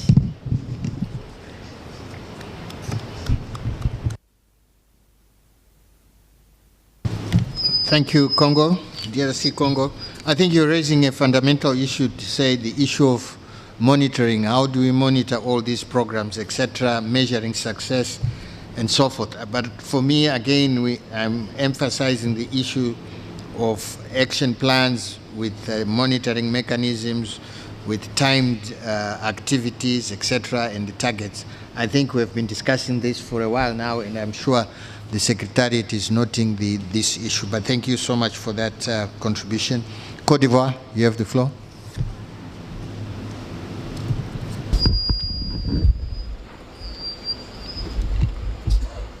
Je vous remercie, Monsieur le Président. La Côte d'Ivoire souhaiterait rebondir sur et apporter un élément additif sur la question de l'alignement des plans nationaux de développement sur les agendas 2030 et 2063. Je voudrais rappeler que la Côte d'Ivoire a réussi parfaitement l'alignement de son plan national de développement sur ces deux agendas. Cependant, la question qu'on devrait se poser est de savoir si l'ensemble des pays ici présents disposent d'un plan national de développement. C'est de faire un point de ceux qui n'en disposent pas, en vue de les aider dans leur élaboration, qui se fera de façon à intégrer les agendas internationaux, notamment celui des ODD et de l'agenda 2063. Et pour les pays qui disposent de plans nationaux de développement, c'est de faire en sorte qui disposent de plans nationaux de développement, mais qui ne sont pas alignés sur les agendas. La CEA devra mettre en place un mécanisme de partage d'expérience en vue de permettre aussi à ces pays de pouvoir aligner leurs plans sur les deux agendas, notamment l'agenda 2030 et l'agenda 2063. Merci beaucoup.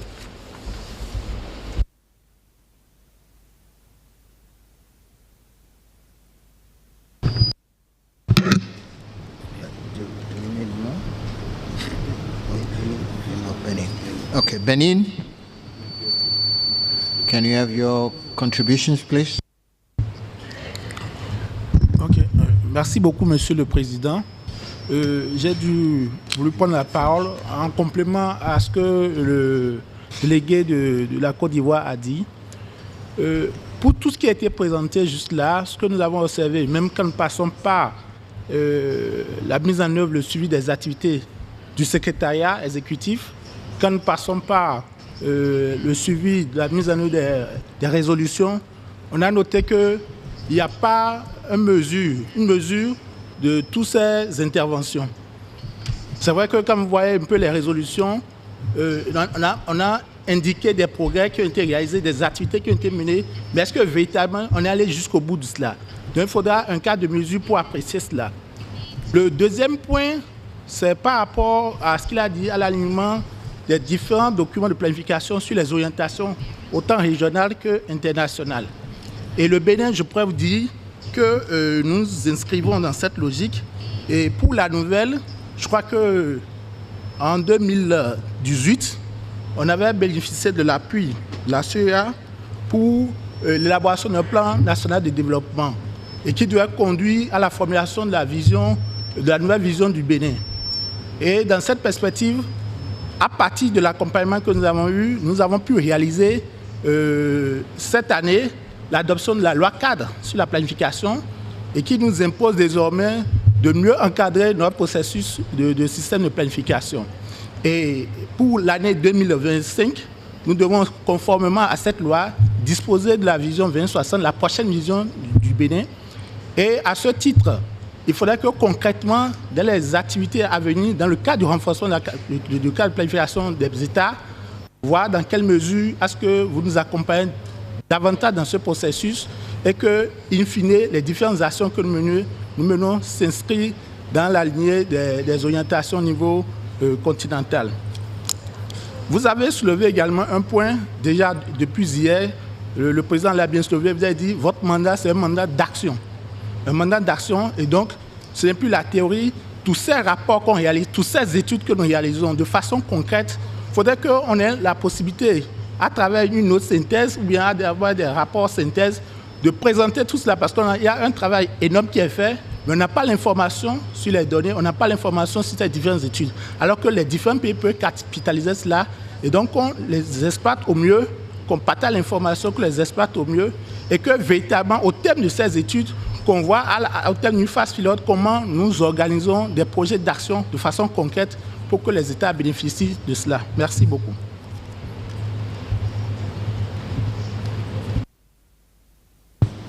Thank you, Benin.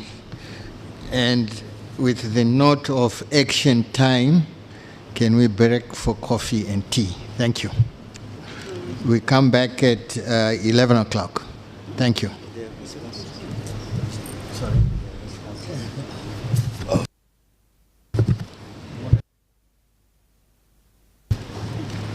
Okay, there is some eagerness to come in from our colleague up here.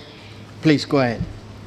Thank you, Mr. Chair. Yeah, there are a couple of questions addressed. I will start with the honorable delegate from Egypt who asked the question during the first round about the dates on the website. I checked on it has been corrected. So this is done.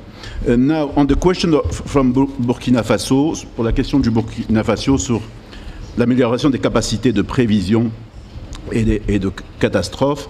La CEA travaille sur cela depuis quelques années déjà, notamment au travers d'un mandat qui nous a été donné par les chefs d'État lors du sommet de l'Union africaine en 2009, la création de ClimDev Africa, qui est une initiative conjointe de la CEA, de l'Union africaine, la Commission de l'Union africaine et de la BAD, et dont la CEA assure le secrétariat au travers de son Centre africain des politiques climatiques. Dans ce cadre-là, la première phase de ClimDev visait à mettre en place un système d'amélioration de l'information climatique, justement, pour fournir ces informations à nos États membres, mais en même temps développer la partie recherche que vous avez mentionné, très important effectivement, au travers de l'initiative Recherche pour le climat, nous renforçons le réseau des chercheurs africains pour que cette information soit produite sur le continent. Il est très important que nous maîtrisions notre narratif climatique en produisant aussi l'information climatique sur le continent. Mais au-delà de ça, comme l'a souligné notamment l'honorable délégué du Bénin, pour passer à l'action, nous, la CEA, aussi mobilisons des financements. Hier, nous avons parlé des difficultés qu'avaient nos pays à accéder au fonds vert pour le climat, GCF. Là aussi, nous avons commencé par des actions très concrètes. Nous avons commencé par la Commission climat des îles africaines, dont les États membres avaient du mal à accéder à ces financements climatiques, et particulièrement pour renforcer leur capacité de early warning systems, leur capacité de prévention et d'information climatique par rapport aux prévisions et catastrophes naturelles. Donc là, nous avons la CEA avec cette commission climat qui est présidée par les Seychelles et avec les 9 États membres africains de cette commission climat des îles africaines, nous avons décidé de faire une requête collective. La CEA a fait au nom de ces 9 États membres cette requête collective auprès du GCF. Nous avons atteint la dernière phase de validation de cette requête et nous allons très bientôt, je parle de semaines, d'ici 2-3 semaines, pouvoir annoncer ce financement pour renforcer les capacités des États membres, pour mettre en place au niveau institutionnel ce qu'il faut dans les États membres pour renforcer leur capacité de prévision par rapport aux catastrophes naturelles. Bien sûr, cet effort va être poursuivi avec les autres commissions climat, les 2 autres commissions climat qui existent, mais également l'objectif est d'atteindre l'ensemble de nos pays, de pouvoir les équiper aussi bien institutionnellement qu'en matière de ressources et de moyens pour pouvoir faire face à ces questions-là. On the question from the honorable delegate from Zimbabwe on the climate financing, indeed, ECA, under the honorable delegate from Egypt, has mentioned the SDC, the Sustainable Debt Coalition, launched by Egypt during the COP27. ECA is hosting the temporary secretariat for this SDC, and this is supporting is putting in place this framework that you were mentioning to facilitate, to exchange first information and experience between the member states, but also to facilitate debt management and all these dimensions. But in addition, you were mentioning about your question about carbon trading framework. ECA is working within the SDC. We did this Sustainable Debt Coalition, but also through the climate commissions, working at the regional level to have to put in place these frameworks. Indeed, the countries could go individually through ACME on the put in place the regulatory framework for carbon this activation plan for carbon trading, but we are still facing this issue of the race to the bottom, having price on the carbon voluntary market very low prices. What ECA is doing is to put in place regional frameworks and ultimately a continental framework to have an integrated carbon market, African carbon market. So we started with the Climate Commission for the Congo Basin. This is in place. We have standardized protocols, but also a regional registry. We are now doing it with the Climate Commission for Islands, for African island states. So, and step by step, we are building these different regional components for a full integrated continental market on carbon. Nous avons très bien noté les demandes de la RDC sur la liste des actions transformatrices en matière de réduction de la pauvreté, notamment sur notre division genre, pauvreté, protection sociale, travaille beaucoup sur la multidimensionnalité de la pauvreté, mais lors du Forum africain du développement durable qui se tiendra au Caire du 21 au 23 avril, nous aurons l'occasion effectivement d'aller très en profondeur sur ces questions-là et pouvoir aborder cette question de comment mettre en place un listing, un suivi de ces actions transformatives. Enfin, pour les questions de la Côte d'Ivoire et le Bénin, sur ça, ceci nous ramène à l'initiative IPRT. So, je vais peut-être laisser la parole à mon collègue Bartholomew. Bart, if he's here, he could address this question of IPRT. I don't know if he's there. Huh?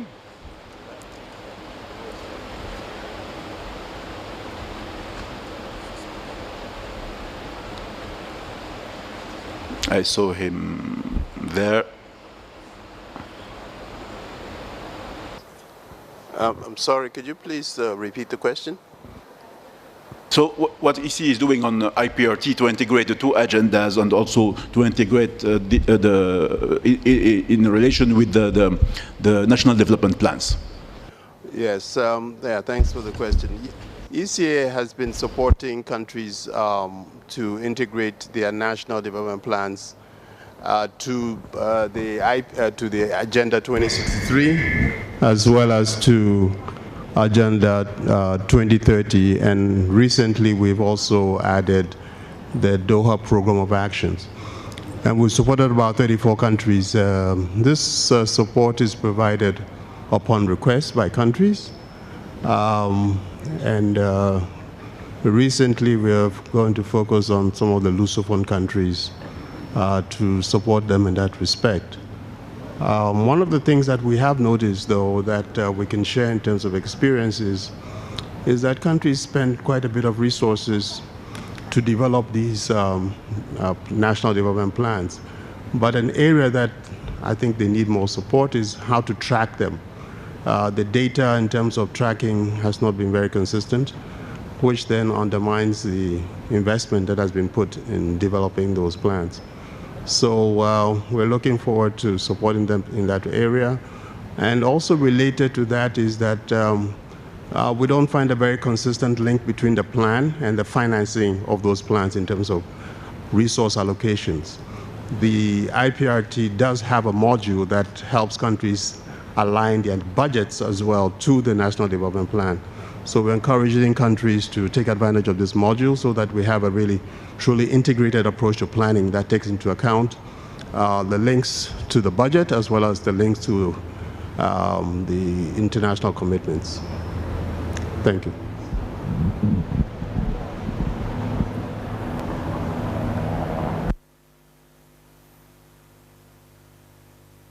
Thank you very much for those responses. I think we can break for coffee. Let's come back at 10 past 10. 11, sorry. Thanks.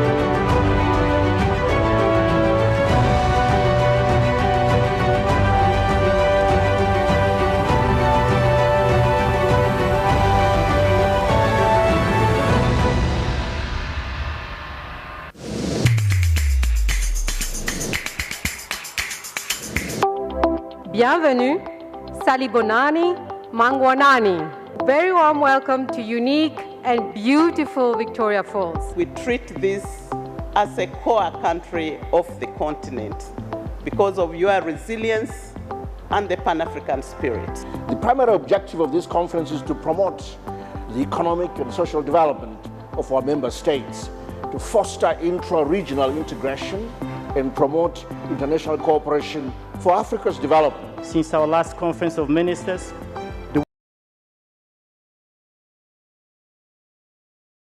change, conflict, and distrust.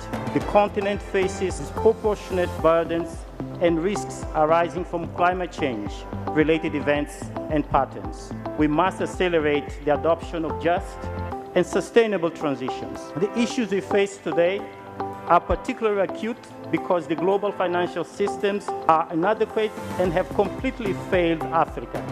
In spite of this, we're equally reminded that we have the ability to create our own solutions to our own problems, no matter how small they may be.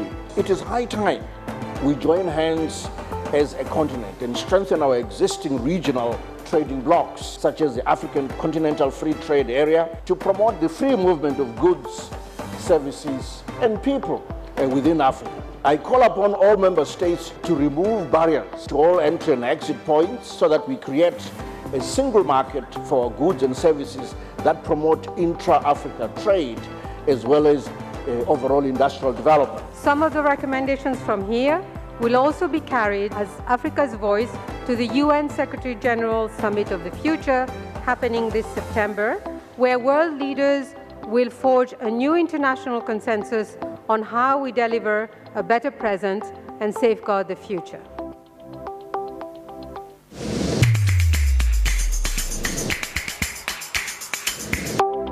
Bienvenue, Salibonani, Mangwanani. Very warm welcome to unique and beautiful Victoria Falls. We treat this as a core country of the continent because of your resilience and the Pan-African spirit. The primary objective of this conference is to promote the economic and social development of our member states, to foster intra-regional integration and promote international cooperation for Africa's development. Since our last conference of ministers, the world has fallen deeper into economic fragility, climate change, conflict, and distrust. The continent faces disproportionate burdens and risks arising from climate change, related events and patterns. We must accelerate the adoption of just and sustainable transitions. The issues we face today are particularly acute because the global financial systems are inadequate and have completely failed Africa. In spite of this, we're equally reminded that we have the ability to create our own solutions to our own problems, no matter how small they may be. It is high time we join hands as a continent and strengthen our existing regional trading blocs, such as the African Continental Free Trade Area, to promote the free movement of goods, services, and people within Africa. I call upon all member states to remove barriers to all entry and exit points so that we create a single market for goods and services that promote intra-Africa trade as well as overall industrial development. Some of the recommendations from here will also be carried as Africa's voice to the UN Secretary-General Summit of the Future happening this September, where world leaders will forge a new international consensus on how we deliver a better present and safeguard the future.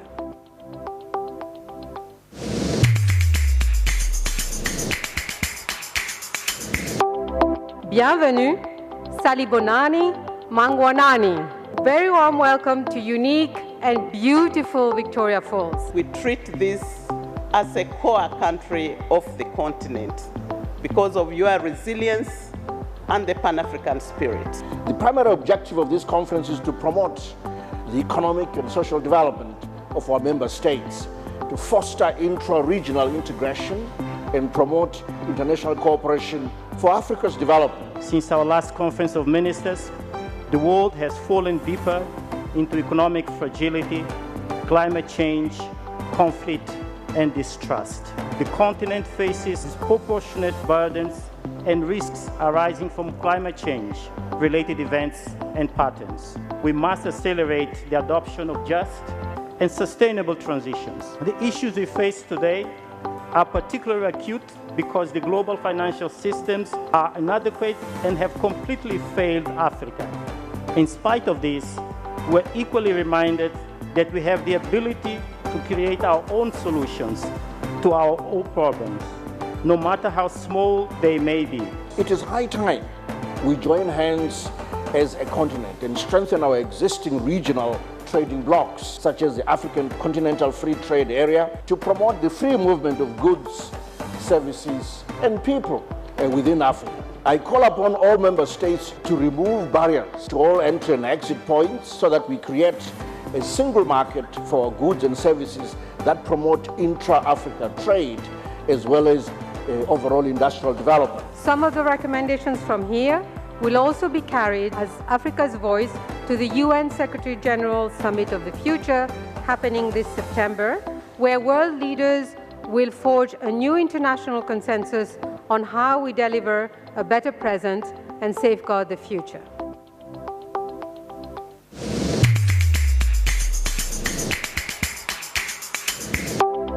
Bienvenue, Salibonani, Mangwanani. Very warm welcome to unique and beautiful Victoria Falls. We treat this as a core country of the continent because of your resilience and the Pan-African spirit. The primary objective of this conference is to promote the economic and social development of our member states, to foster intra-regional integration and promote international cooperation for Africa's development. Since our last Conference of Ministers, the world has fallen deeper into economic fragility, climate change, conflict, and distrust. The continent faces disproportionate burdens and risks arising from climate change-related events and patterns. We must accelerate the adoption of just and sustainable transitions. The issues we face today are particularly acute because the global financial systems are inadequate and have completely failed Africa. In spite of this, we're equally reminded that we have the ability to create our own solutions to our own problems, no matter how small they may be.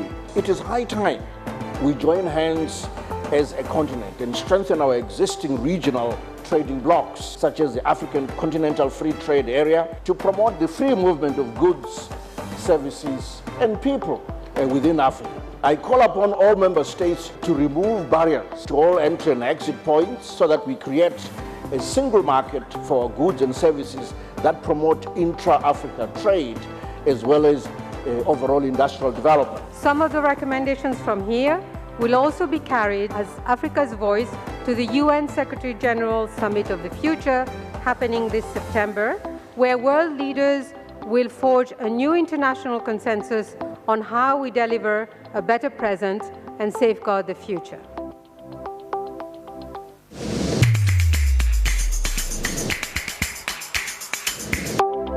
Bienvenue, Salibonani, Mangwanani. Very warm welcome to unique and beautiful Victoria Falls. We treat this as a core country of the continent because of your resilience and the Pan-African spirit. The primary objective of this conference is to promote the economic and social development of our member states, to foster intra-regional integration and promote international cooperation for Africa's development. Since our last Conference of Ministers, the world has fallen deeper into economic fragility, climate change, conflict, and distrust.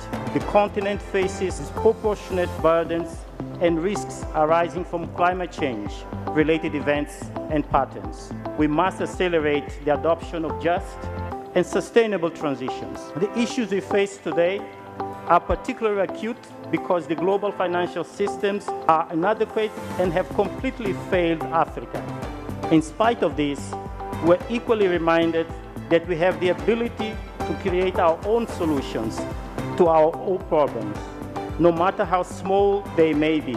It is high time we join hands as a continent and strengthen our existing regional trading blocs, such as the African Continental Free Trade Area, to promote the free movement of goods, services, and people within Africa. I call upon all member states to remove barriers to all entry and exit points so that we create a single market for goods and services that promote intra-Africa trade as well as overall industrial development. Some of the recommendations from here will also be carried as Africa's voice to the UN Secretary-General Summit of the Future happening this September, where world leaders will forge a new international consensus on how we deliver a better present and safeguard the future.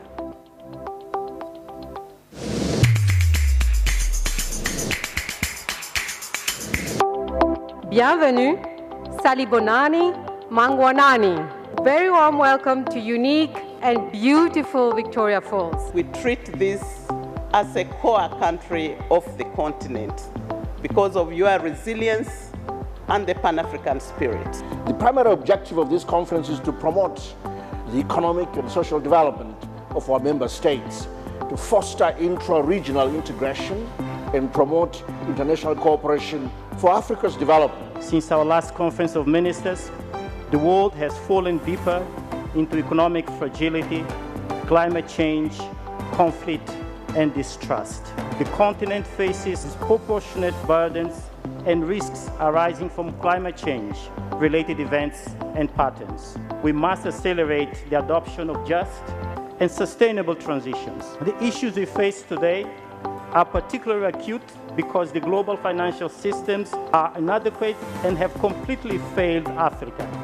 In spite of this, we're equally reminded that we have the ability to create our own solutions to our own problems, no matter how small they may be. It is high time we join hands as a continent and strengthen our existing regional trading blocs, such as the African Continental Free Trade Area, to promote the free movement of goods, services, and people within Africa. I call upon all member states to remove barriers to all entry and exit points so that we create a single market for goods and services that promote intra-Africa trade as well as overall industrial development. Some of the recommendations from here will also be carried as Africa's voice to the UN Secretary-General Summit of the Future happening this September, where world leaders will forge a new international consensus on how we deliver a better present and safeguard the future.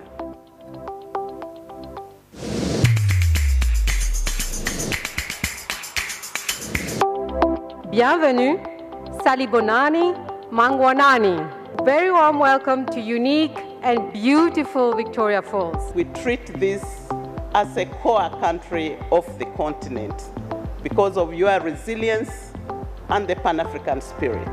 The primary objective of this conference is to promote the economic and social development of our member states, to foster intra-regional integration and promote international cooperation for Africa's development. Since our last conference of ministers, the world has fallen deeper into economic fragility, climate change, conflict, and distrust. The continent faces disproportionate burdens and risks arising from climate change-related events and patterns. We must accelerate the adoption of just and sustainable transitions. The issues we face today are particularly acute because the global financial systems are inadequate and have completely failed Africa. In spite of this, we're equally reminded that we have the ability to create our own solutions to our own problems, no matter how small they may be. It is high time we join hands as a continent and strengthen our existing regional trading blocs, such as the African Continental Free Trade Area, to promote the free movement of goods, services, and people within Africa. I call upon all member states to remove barriers to all entry and exit points so that we create a single market for goods and services that promote intra-Africa trade as well as overall industrial development. Some of the recommendations from here will also be carried as Africa's voice to the UN Secretary-General Summit of the Future happening this September, where world leaders will forge a new international consensus on how we deliver a better present and safeguard the future.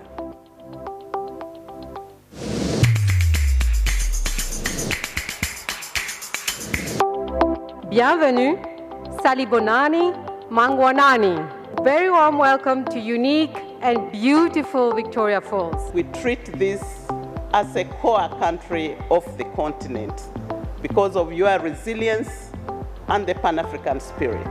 The primary objective of this conference is to promote the economic and social development of our member states, to foster intra-regional integration and promote international cooperation for Africa's development. Since our last conference of ministers, the world has fallen deeper into economic fragility, climate change, conflict, and distrust. The continent faces disproportionate burdens and risks arising from climate change-related events and patterns. We must accelerate the adoption of just and sustainable transitions. The issues we face today are particularly acute because the global financial systems are inadequate and have completely failed Africa. In spite of this, we're equally reminded that we have the ability to create our own solutions to our own problems, no matter how small they may be.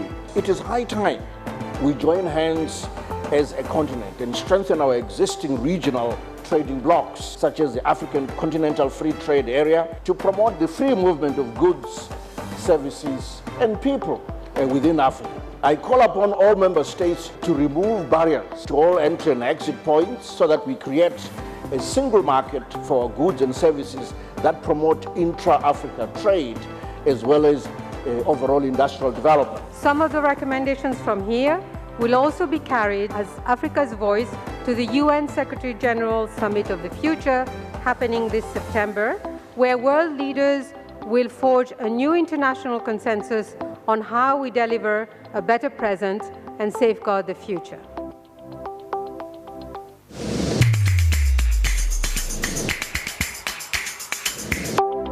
Bienvenue, Salibonani, Mangwanani. Very warm welcome to unique and beautiful Victoria Falls. We treat this as a core country of the continent because of your resilience and the Pan-African spirit.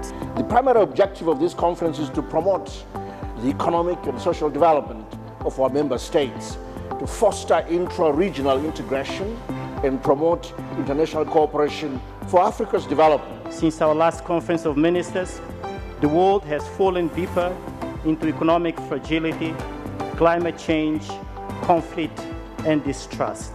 The continent faces disproportionate burdens and risks arising from climate change-related events and patterns. We must accelerate the adoption of just and sustainable transitions. The issues we face today are particularly acute because the global financial systems are inadequate and have completely failed Africa. In spite of this, we're equally reminded that we have the ability to create our own solutions to our own problems, no matter how small they may be. It is high time we join hands as a continent and strengthen our existing regional trading blocs, such as the African Continental Free Trade Area, to promote the free movement of goods, services, and people within Africa. I call upon all member states to remove barriers to all entry and exit points so that we create a single market for goods and services that promote intra-Africa trade as well as overall industrial development. Some of the recommendations from here will also be carried as Africa's voice to the UN Secretary General Summit of the Future happening this September, where world leaders will forge a new international consensus on how we deliver a better present and safeguard the future.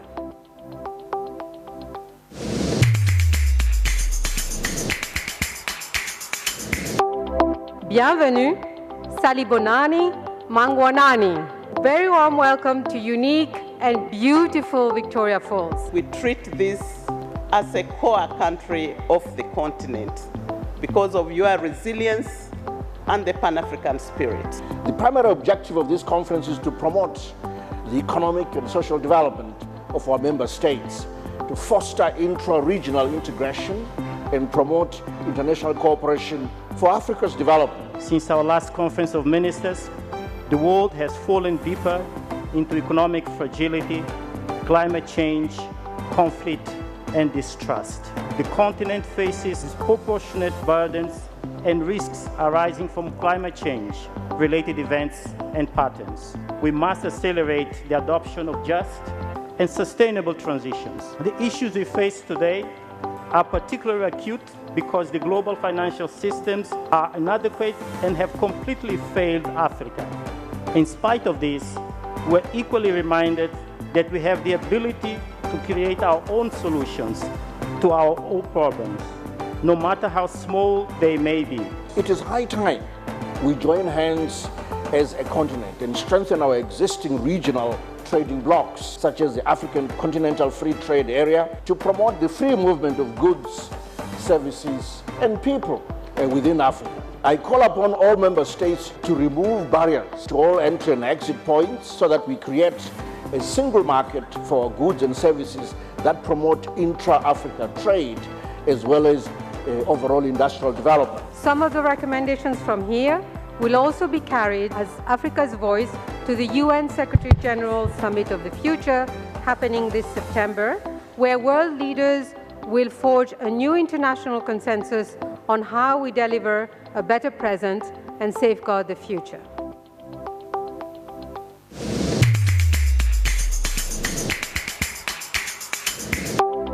Bienvenue, Salibonani, Mangwanani. Very warm welcome to unique and beautiful Victoria Falls. We treat this as a core country of the continent because of your resilience and the Pan-African spirit. The primary objective of this conference is to promote the economic and social development of our member states, to foster intra-regional integration and promote international cooperation for Africa's development. Since our last conference of ministers, the world has fallen deeper into economic fragility, climate change, conflict, and distrust.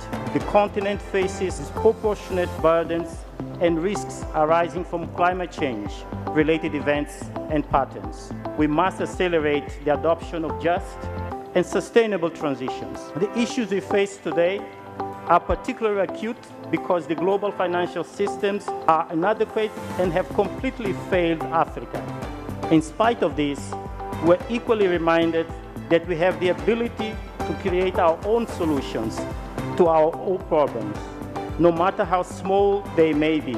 It is high time we join hands as a continent and strengthen our existing regional trading blocs, such as the African Continental Free Trade Area, to promote the free movement of goods, services, and people within Africa. I call upon all member states to remove barriers to all entry and exit points so that we create a single market for goods and services that promote intra-Africa trade as well as overall industrial development. Some of the recommendations from here will also be carried as Africa's voice to the UN Secretary General Summit of the Future happening this September, where world leaders will forge a new international consensus on how we deliver a better present and safeguard the future.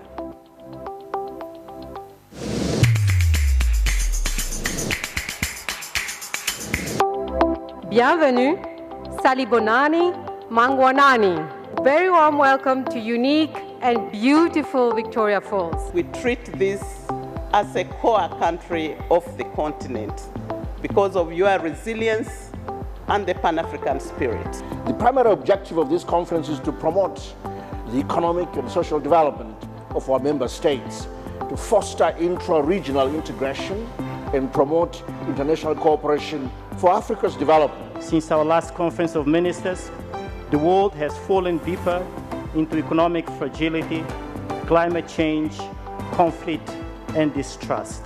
The continent faces disproportionate burdens and risks arising from climate change, related events and patterns. We must accelerate the adoption of just and sustainable transitions. The issues we face today are particularly acute because the global financial systems are inadequate and have completely failed Africa.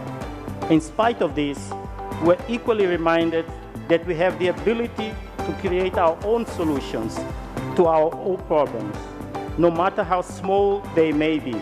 It is high time we join hands as a continent and strengthen our existing regional trading blocs, such as the African Continental Free Trade Area, to promote the free movement of goods, services, and people within Africa. I call upon all member states to remove barriers to all entry and exit points so that we create a single market for goods and services that promote intra-Africa trade as well as overall industrial development. Some of the recommendations from here will also be carried as Africa's voice to the UN Secretary-General Summit of the Future happening this September, where world leaders will forge a new international consensus on how we deliver a better present and safeguard the future.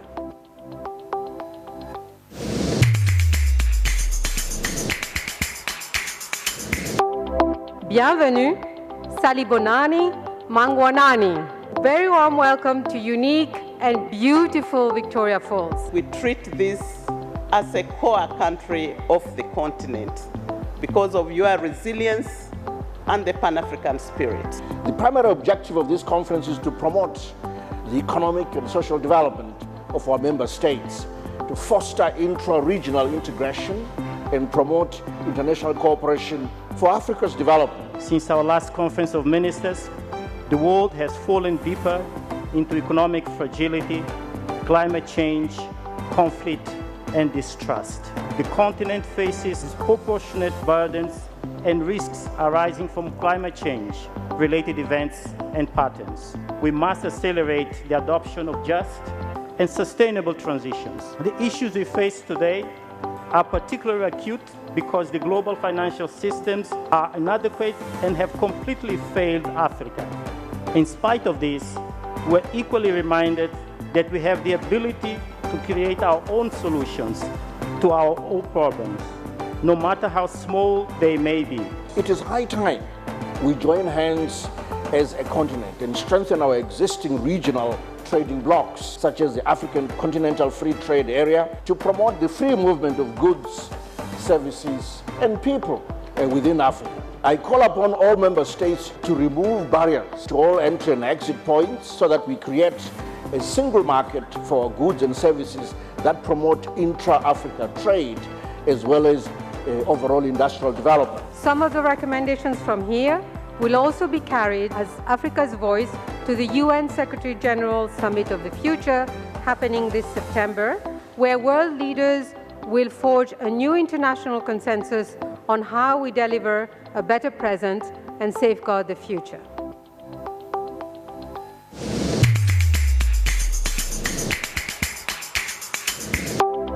Bienvenue, Salibonani, Mangwanani. Very warm welcome to unique and beautiful Victoria Falls. We treat this as a core country of the continent because of your resilience and the Pan-African spirit. The primary objective of this conference is to promote the economic and social development of our member states, to foster intra-regional integration and promote international cooperation for Africa's development. Since our last conference of ministers, the world has fallen deeper into economic fragility, climate change, conflict, and distrust.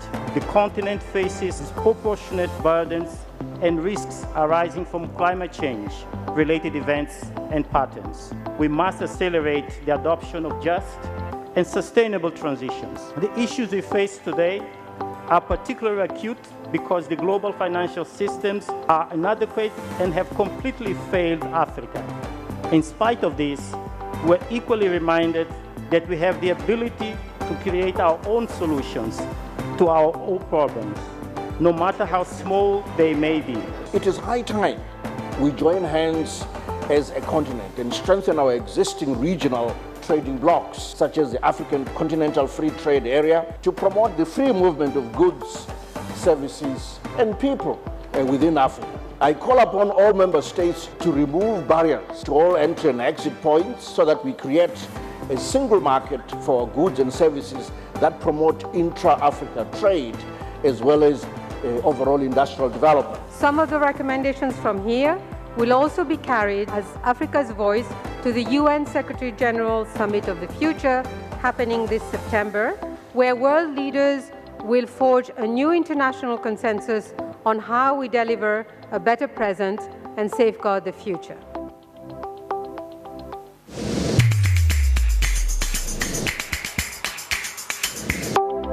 Bienvenue, Salibonani, Mangwanani. Very warm welcome to unique and beautiful Victoria Falls. We treat this as a core country of the continent because of your resilience and the Pan-African spirit.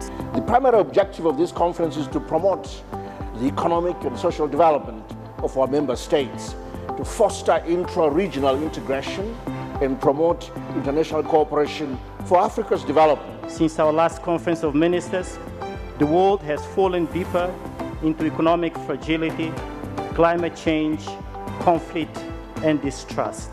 The continent faces disproportionate burdens and risks arising from climate change-related events and patterns. We must accelerate the adoption of just and sustainable transitions. The issues we face today are particularly acute because the global financial systems are inadequate and have completely failed Africa. In spite of this, we're equally reminded that we have the ability to create our own solutions to our own problems, no matter how small they may be. It is high time we join hands as a continent and strengthen our existing regional trading blocs, such as the African Continental Free Trade Area, to promote the free movement of goods, services, and people within Africa.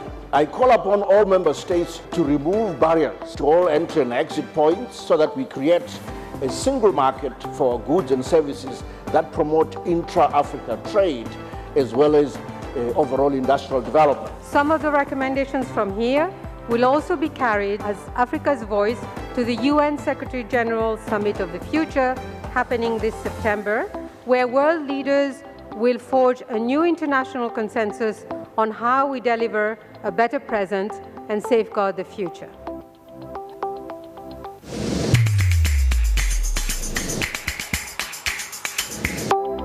Bienvenue, Salibonani, Mangwanani. Very warm welcome to unique and beautiful Victoria Falls. We treat this as a core country of the continent because of your resilience and the Pan-African spirit.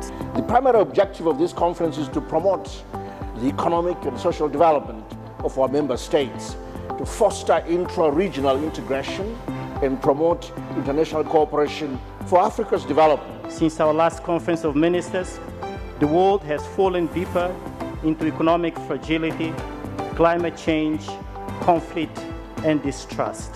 The continent faces disproportionate burdens and risks arising from climate change-related events and patterns. We must accelerate the adoption of just and sustainable transitions. The issues we face today are particularly acute because the global financial systems are inadequate and have completely failed Africa. In spite of this, we're equally reminded that we have the ability to create our own solutions to our own problems, no matter how small they may be.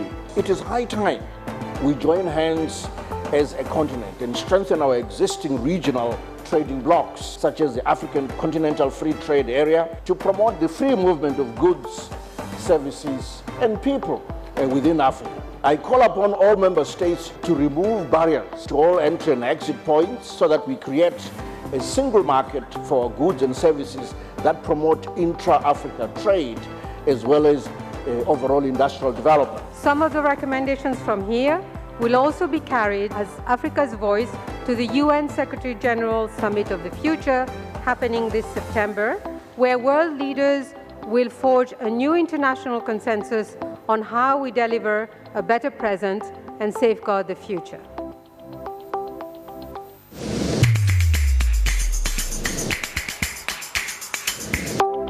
Bienvenue, Salibonani, Mangwanani. Very warm welcome to unique and beautiful Victoria Falls. We treat this as a core country of the continent because of your resilience and the Pan-African spirit. The primary objective of this conference is to promote the economic and social development of our member states, to foster intra-regional integration and promote international cooperation for Africa's development. Since our last conference of ministers, the world has fallen deeper into economic fragility, climate change, conflict, and distrust.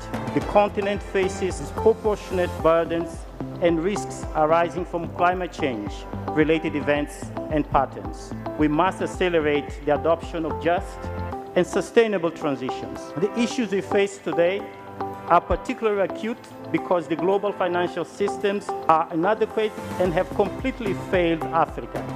In spite of this, we're equally reminded that we have the ability to create our own solutions to our own problems, no matter how small they may be.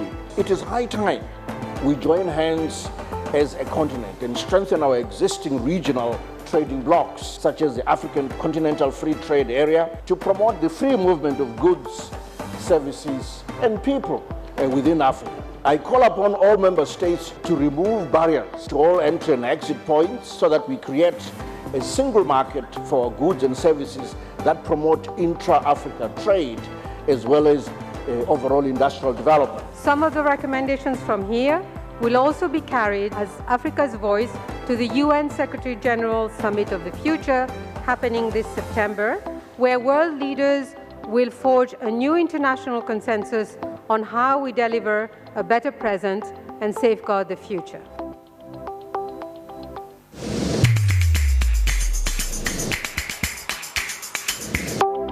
Bienvenue, Salibonani, Mangwanani. Very warm welcome to unique and beautiful Victoria Falls. We treat this as a core country of the continent because of your resilience and the Pan-African spirit. The primary objective of this conference is to promote the economic and social development of our member states, to foster intra-regional integration and promote international cooperation for Africa's development. Since our last conference of ministers, the world has fallen deeper into economic fragility, climate change, conflict, and distrust. The continent faces disproportionate burdens and risks arising from climate change-related events and patterns. We must accelerate the adoption of just and sustainable transitions. The issues we face today are particularly acute because the global financial systems are inadequate and have completely failed Africa. In spite of this, we're equally reminded that we have the ability to create our own solutions to our own problems, no matter how small they may be.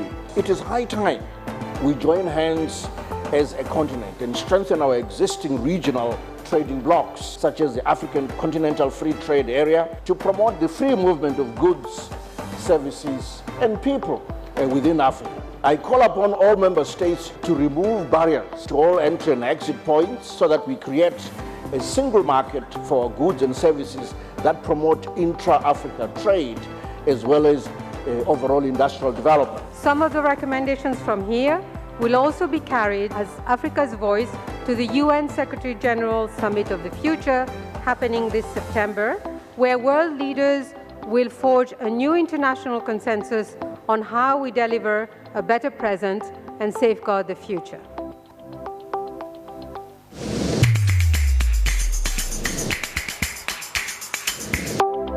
Bienvenue, Salibonani, Mangwanani. Very warm welcome to unique and beautiful Victoria Falls. We treat this as a core country of the continent because of your resilience and the Pan-African spirit. The primary objective of this conference is to promote the economic and social development of our member states, to foster intra-regional integration and promote international cooperation for Africa's development. Since our last conference of ministers, the world has fallen deeper into economic fragility, climate change, conflict, and distrust.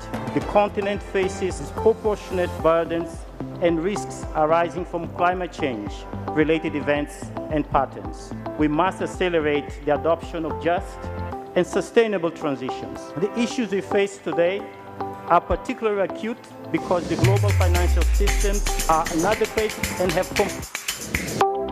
Bienvenue, Salibonani, Mangwanani. Very warm welcome to unique and beautiful Victoria Falls. We treat this as a core country of the continent because of your resilience and the Pan-African spirit. The primary objective of this conference is to promote the economic and social development of our member states, to foster intra-regional integration and promote international cooperation for Africa's development. Since our last conference of ministers, colleagues, can we call our meeting to order?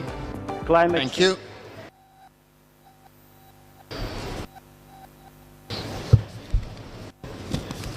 We have three statutory issues or reports to look at now in this session 5. We have a report of the sub-regional intergovernmental committees of senior officials and experts, their sessions, which is being introduced by Director of Sub-Regional Office for West Africa, ECA, Ngone Diop. And could I have the two other presenters also, Eunice Kamwendo and Robert Lisinge, they come up to the podium, please, so that we move quickly. Thank you. I think it's Susanna. It's the other director. Susanna.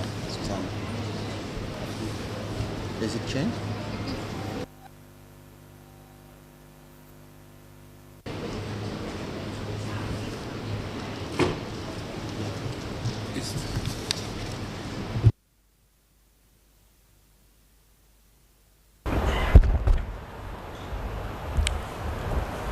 Bonjour,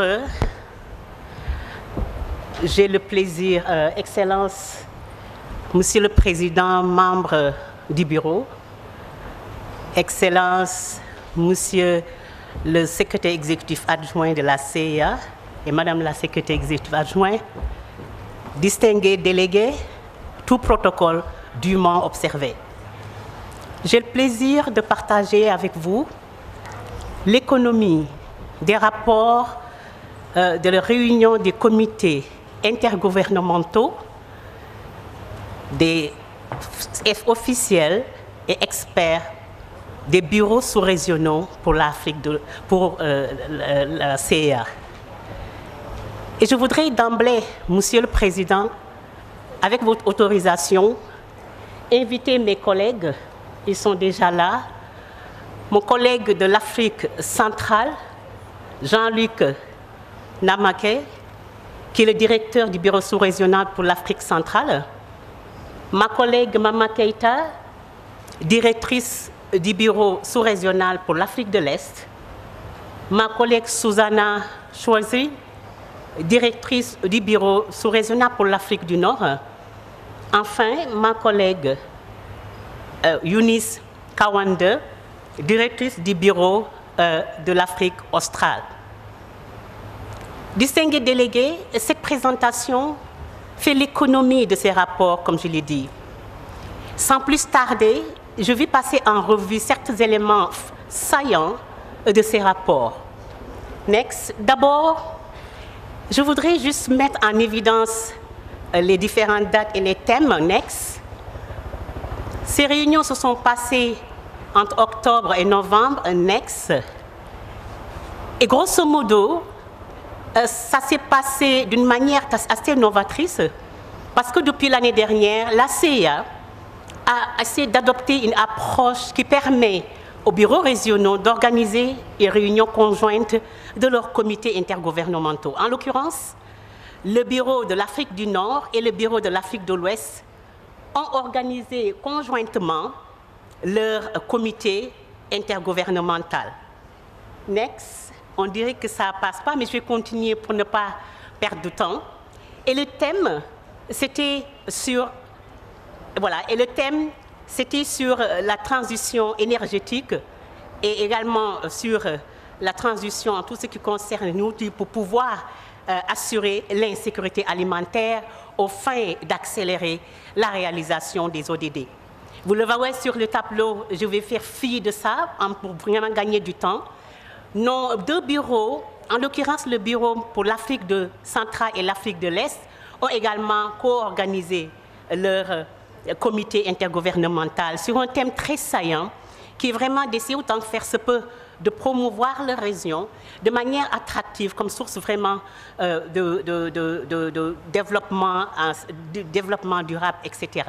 Et le Bureau d'Afrique australe avait organisé seul, s'appesantissant sur pouvoir maximiser les potentiels de la ZLECAf et bien entendu utilisant les IT comme vraiment un facteur catalyseur.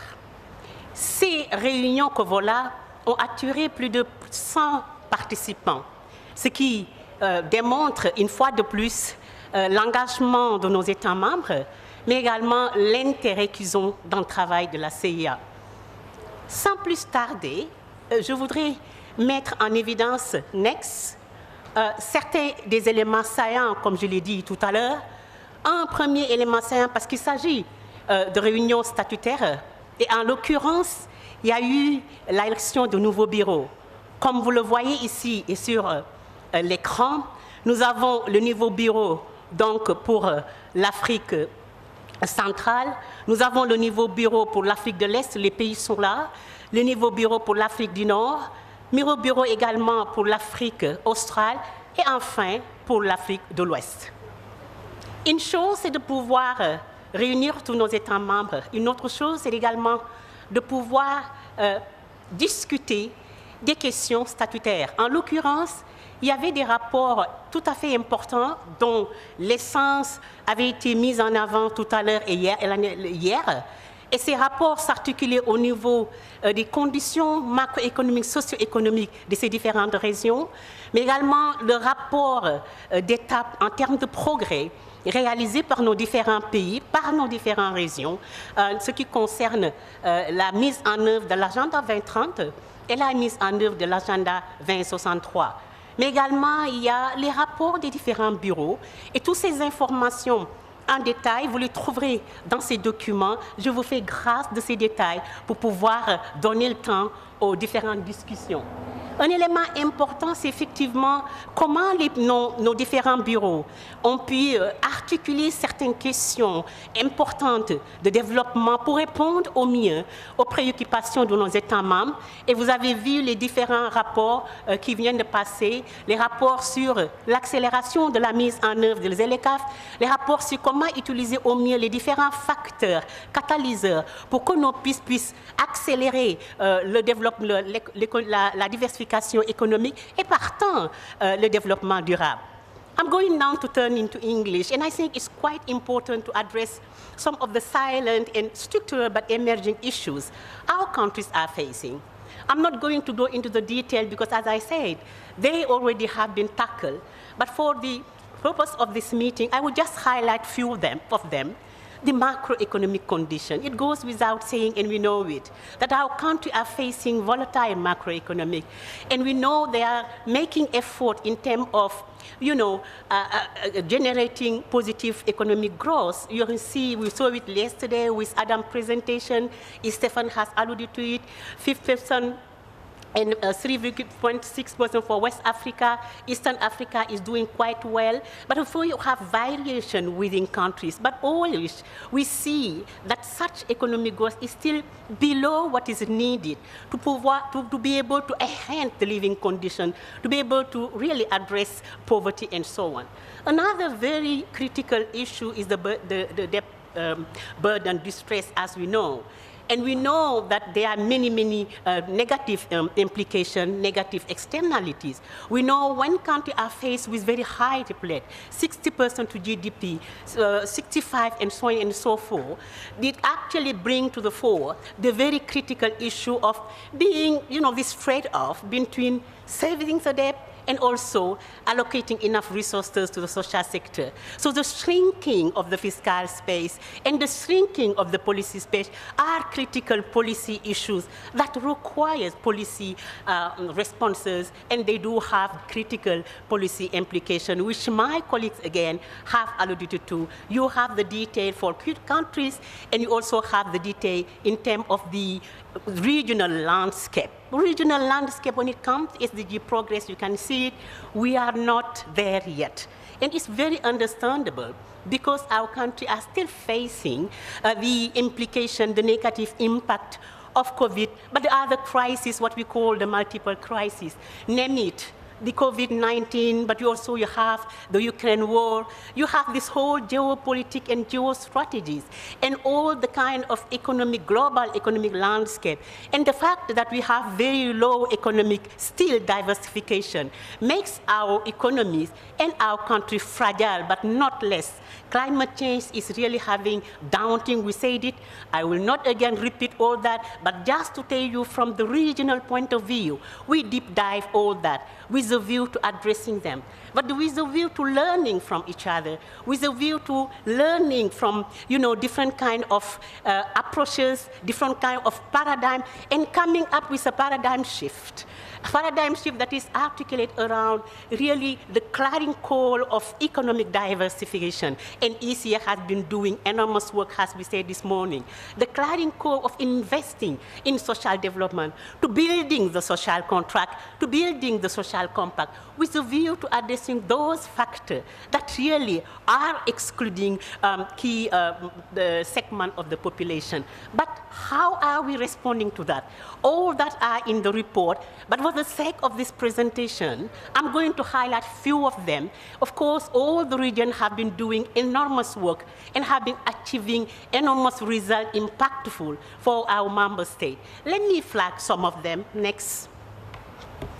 Here you will have, for example, Eastern Africa has been working with member states to supporting them, to unlocking and harnessing, the blue economy. Blue economy is a key sector for structural transformation, economic diversification, and sustainable development. They have been doing magic. They have been supporting them in terms of even satellite account of things and be able to measure them. We're talking about measure and measuring them as well, measuring also some key wealth the continent is under with tourism, satellite tour, and so on and so forth. But you also have for Eastern Africa and Southern Africa, this regional program of value chain, what we call electric bat, is a critical one. I think it's one of the flagship regional programs that ECA would like to scale up. We have many more regional kind of program, value chain, which really speak to the issue of the paradox of the plenty, with a view to really harnessing our capital, harnessing our natural resources, harnessing our mineral resources, and making sure that Africa has a space be at the forefront of the economic landscape and the trading. And you can see here, the industrial park we talked about this morning as well is something that is going on in a very concrete way. The whole idea is for us to continue sharing with you, but scaling up, bringing more countries together. When it comes to also North Africa, they are doing extremely good job in terms of making sure that countries really invest in resource mobilization, domestic mobilization, innovative one, bringing the private sector. By the way, all the regions are doing so as well, but I'm just flagging some of the silent one in the region.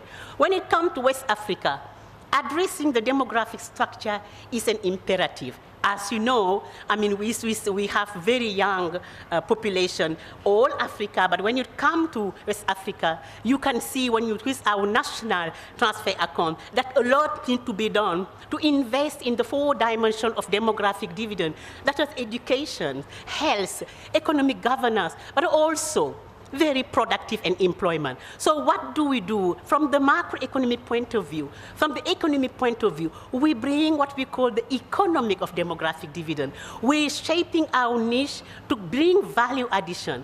with a view to supporting our member state to really take the dimension of demographic dividend as key variable of economic analysis, but as key also element and condition for effective resource allocation and policies and so on and so forth. We are very happy to report that so far member states are responding so well, reiterating their commitment to invest in harnessing demographic dividend, and in so doing, Benin, Burkina Faso, Niger, Senegal really from the forefront. We have been engaging with ministries of finance and economic planning, and the work is continuing because we even have this kind of estimation of the budget elasticity, and the same thing will be done in another regions, all other regions. This is the kind of pilot with a view to scaling up. And of course, CFTA is really what we call the critical kind of, let's say, the cornerstone of what we have to do. And whatever we do to diversify, CFTA has been the entry point, the strategic anchor, and all the other regions are doing it. But here in West Africa, we also supported 11 countries out of 14. You have the name here. To number one, formulated the CFTA strategy. Number two, having regional program and value chain to start now implementing them. And our countries are very responsive, be it all of them that are there. We only have 4 countries left.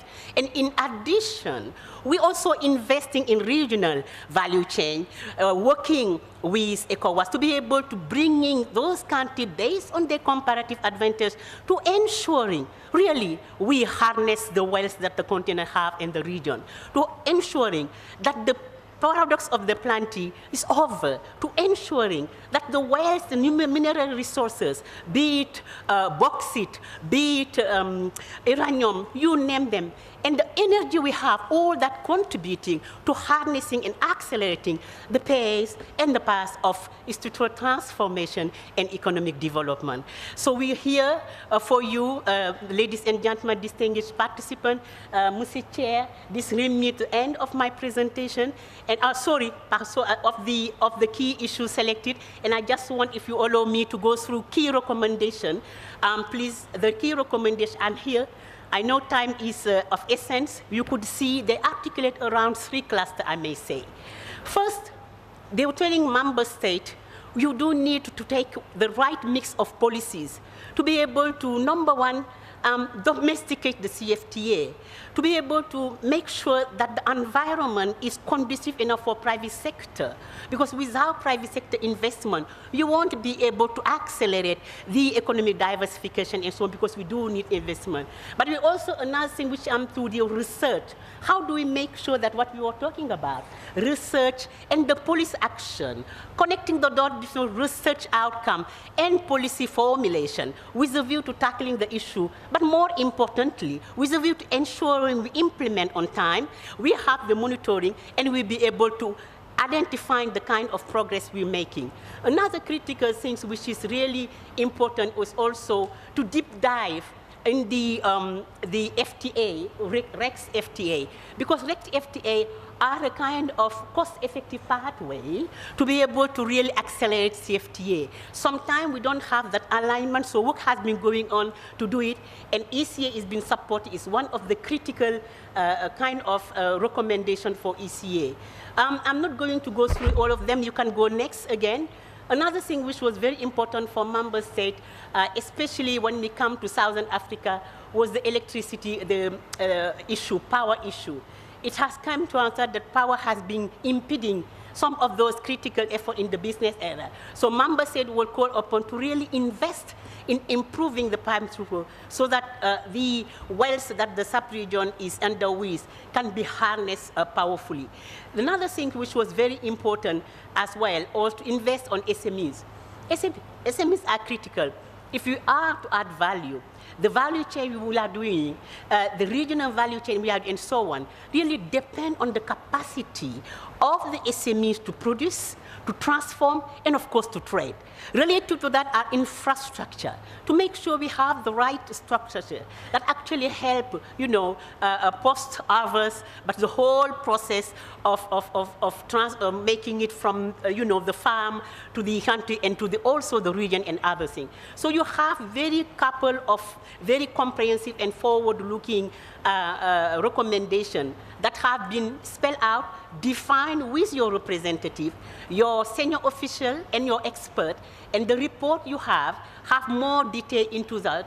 And each year, based on that recommendation, we work with your country to make sure we are implementing them, focusing on the result, impactful result. Sometimes we focus on quick wins, but never quick fix. For example, if we say we have to start now, the cocoa value chain, or we have to scale up the whole value chain on the electrical battery. So we have some very profound quick win this year, but we make sure that quick win is turned into a very sustainable, impactful when it comes to economic diversification and sustainable development. That's the kind of approach we're using, but such approach has been used, spelled out with your expert you've sent. And we would like once more to thank them very much, but to thank your leadership, your sharing leadership that has helped us to try as much as possible to responding to your need. I thank you so much, Mr. Chair.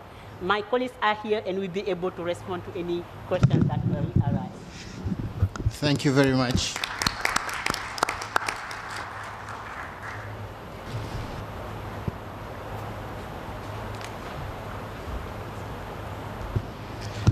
Okay, we go on to the second report. It's an oral report on the sub-regional preparatory meetings for the conference of African Ministers of Finance, Planning and Economic Development. We have Director of Sub-Regional Office for Southern Africa, Eunice Kamwendo, to present, please. Thank you.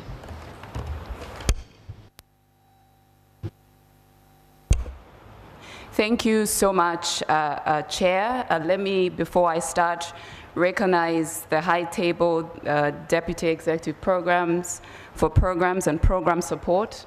My colleagues, of course, from the sub-regional offices, and Gone, you've done a good job in introducing all of us, so I won't go into that. Excellencies that are in the room, member states, ladies and gentlemen, and of course, I also want to recognize the United Nations Resident Coordinator, Mr. Edward Kalon, who is here. I'm just noticing you now, sir, but happy to have you hosting us as well. So my presentation, and if we could just load it, I don't see it on my end. Like I said, I'm going to give a summary of the dialogues or the conversations that we had at a sub-regional level in preparation for this meeting. And the reason, of course, the objectives of that, it was that, first of all, to ensure that we all have, if I could have the next slide. Yes, thanks. So that we all are on the same page coming here in terms of the issues. But we did this, we felt it was very important to do this at sub-regional level because we realized there are differentiated impacts, but also reflections that needed to be brought to the table if we are going to have a common African position.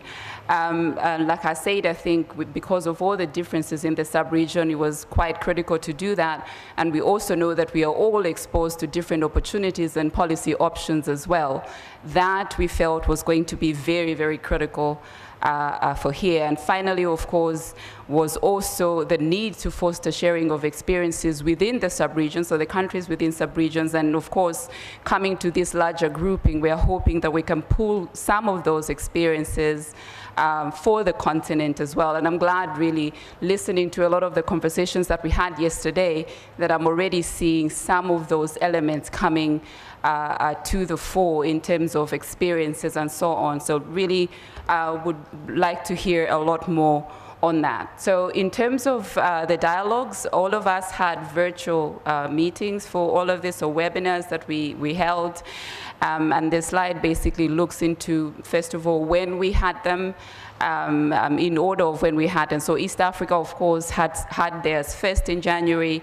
We had Central Africa. A lot of us had ours in February, of course. Central Africa the next, and West Africa. Southern Africa, we had ours on the 15th, and North Africa had theirs last week. And what was good, which is quite common for a lot of us also, we did have very, very good participation in our webinars in preparation for this meeting.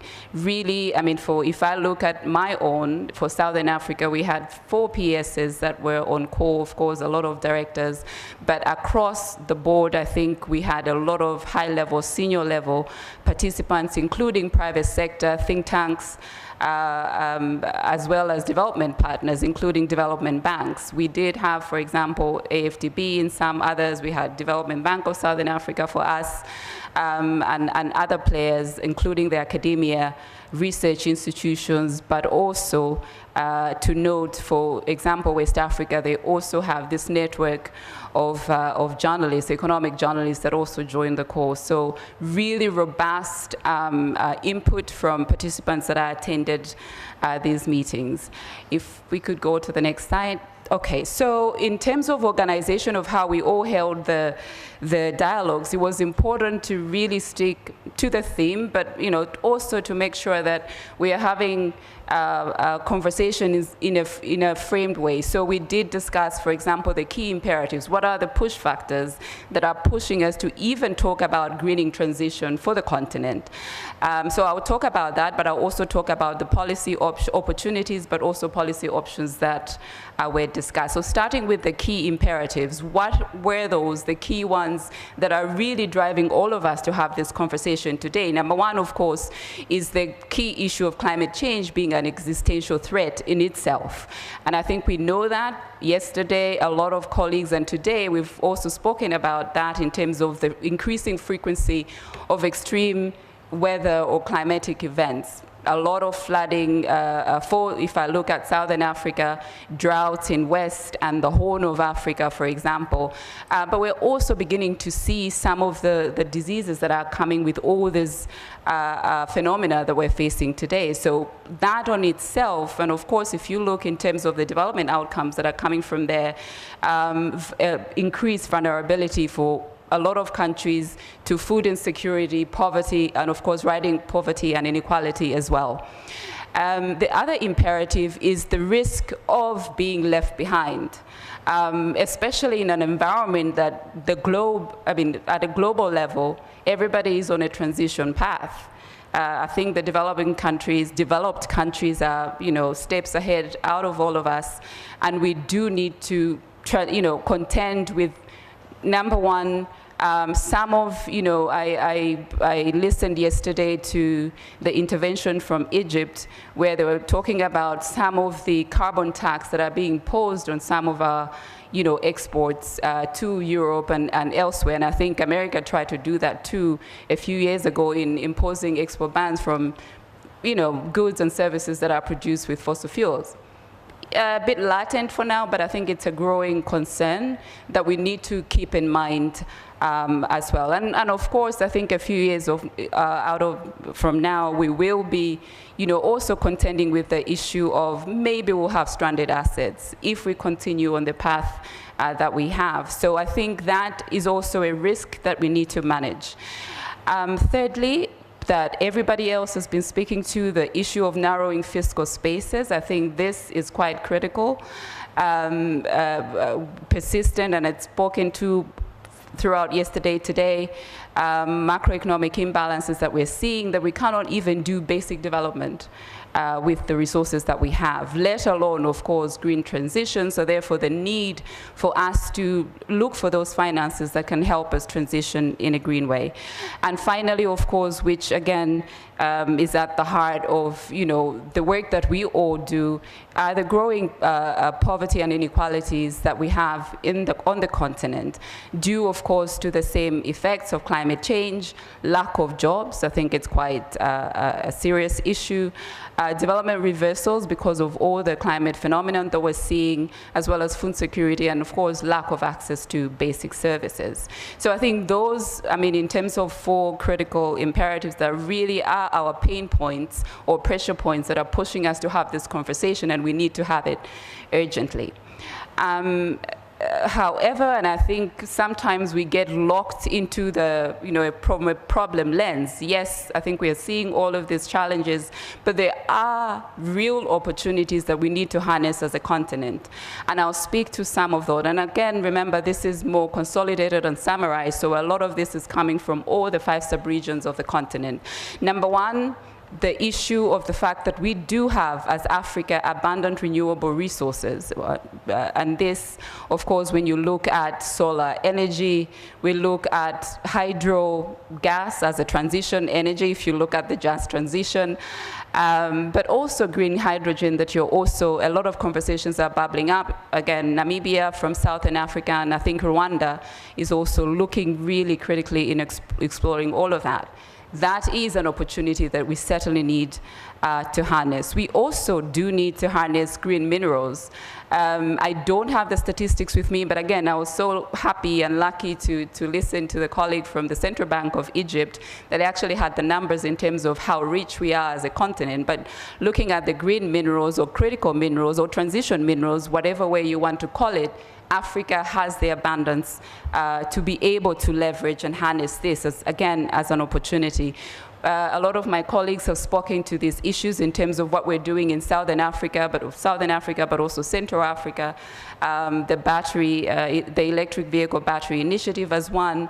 And happy to also see that there's a lot of interest from North Africa on the same, because they're looking at the same value chain, as well as the interest that was made quite known both by the minister but also by the chair yesterday of Zimbabwe, noting a lot of the minerals that they also have into this value chain. So a lot of opportunity there.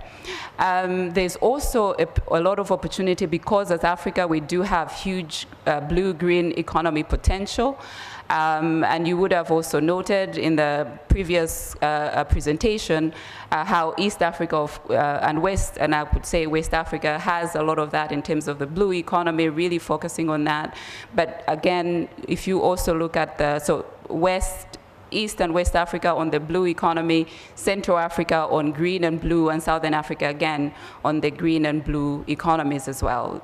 And then we also do need to harness the demographic dividend. Ngone just shared, yes, for West Africa in terms of, a lot of youthful population, but I think this is an issue that we all have for all the African continent. And here, what we need to do is make sure that we're leveraging and using the young or youthful population that we have in terms of innovation around green economy and investments and so on. An opportunity that we haven't seen the dividend yet. But the fact that we do have, and if you look at a lot of innovations across in Africa, they're actually coming from this population group. So an opportunity again there. And finally, a huge opportunity, innovative and private sector financing.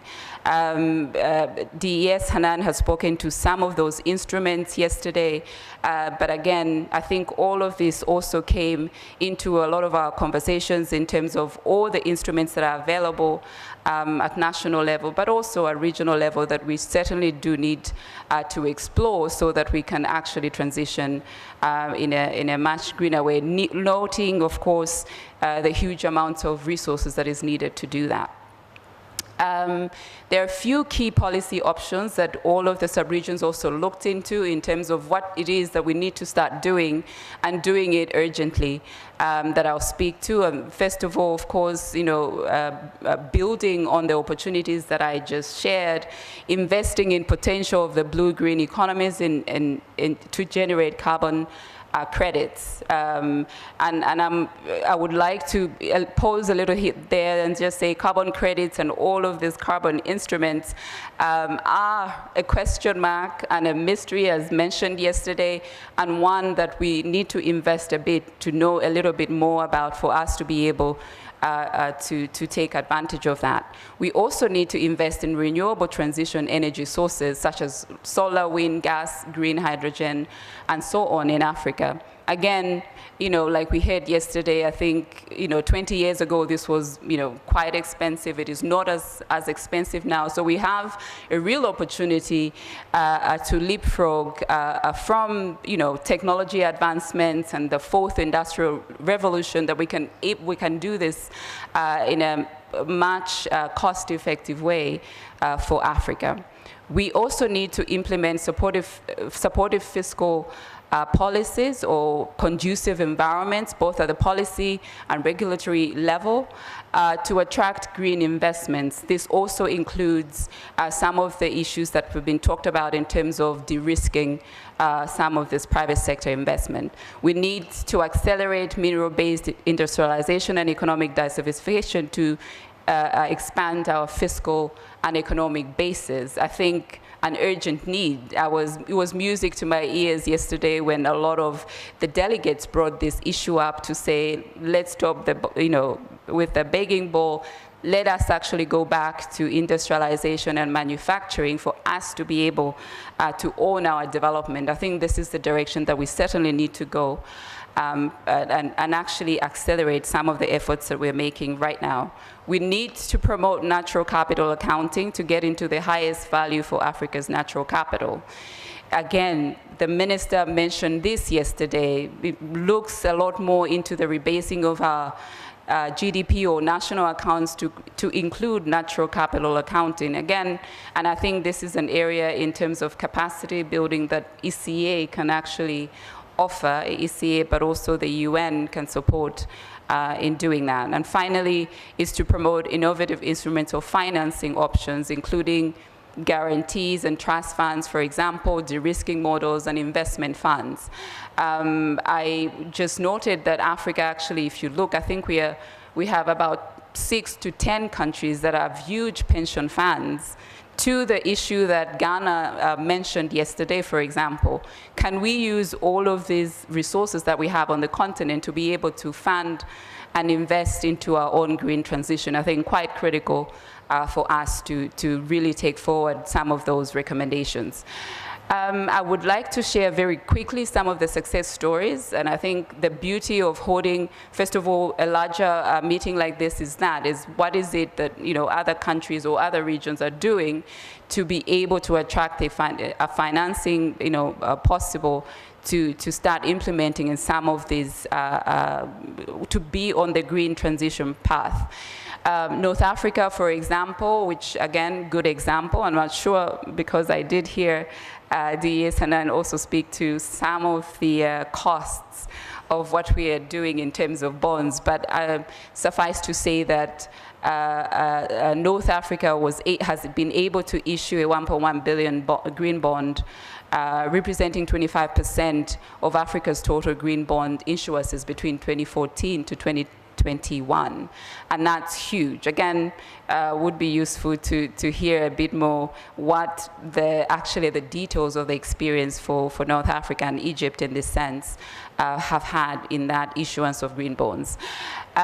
For Southern Africa, we were quite pleased to just learn also in our conversation that Mauritius and Seychelles were able to mobilize about 20 million grant for restoration of marine ecosystems funded by the Climate Adaptation Fund. So GCF, an opportunity there that we possibly need to also explore in our spaces. Central Africa and East Africa, they've, and again, going back to the black box, the mystery of all of the conversations that we're having around this issue, they've invested quite a lot in terms of raising awareness, but also unpacking all the issues around this issue in terms of, whether it's carbon markets, but also some of the opportunities. So for example, Central Africa just held their conference of carbon markets, and this was in January, that was led by the Development Bank of Central African States, along with the IFDD and the UNFCCC as well.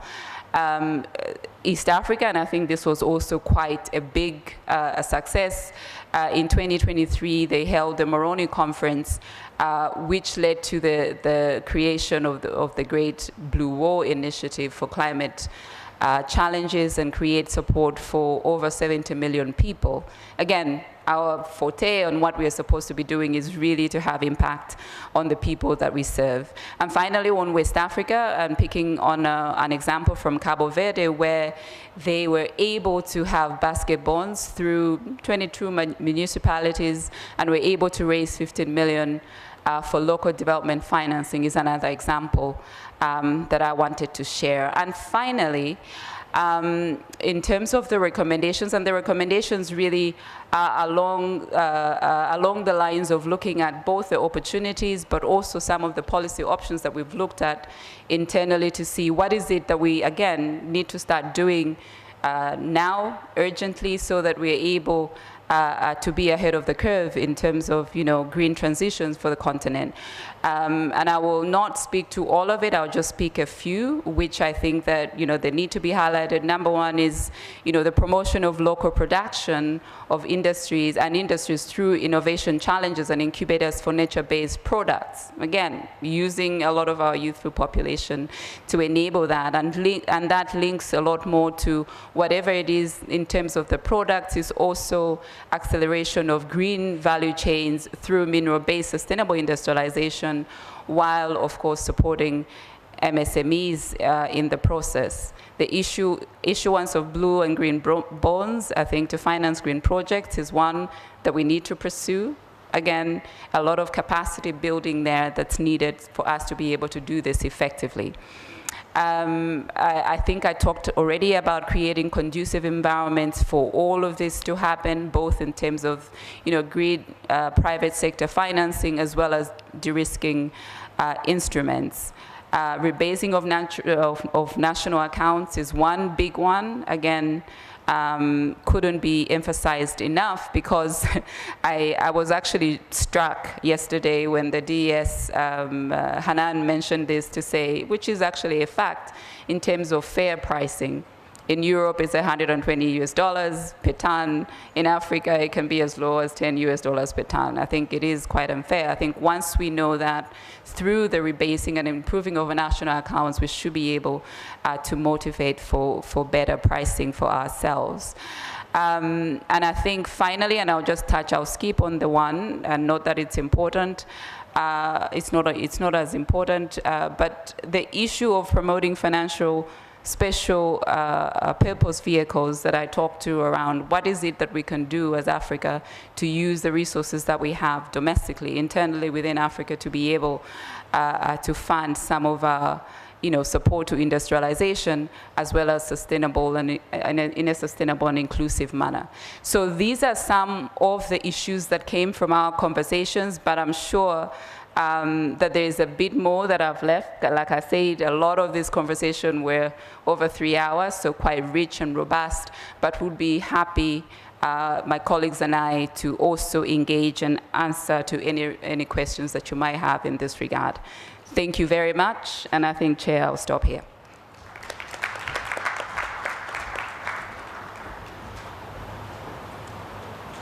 Thank you very much, Eunice. I think you've articulated very well the issues on the opportunities. But for me, I'm saying, how do we strategically exploit these opportunities? I think we need strategies to underpin these strategies, these opportunities, so that they materialize. Because we keep talking about opportunities, potential, but I think what is critical for me going forward is the issue of credible strategies to underpin these opportunities. But thank you so much. And then there's this critical issue of rebasing and improving national accounts to capture the national capital. I don't know how you are, as ECA, how you are programming this for the various member countries. To me, it's an obvious need, which I don't know how we can program for the countries, so that we are all, no one is left behind, and that we can be all on the same base, as it were, given the natural capital we have across Africa.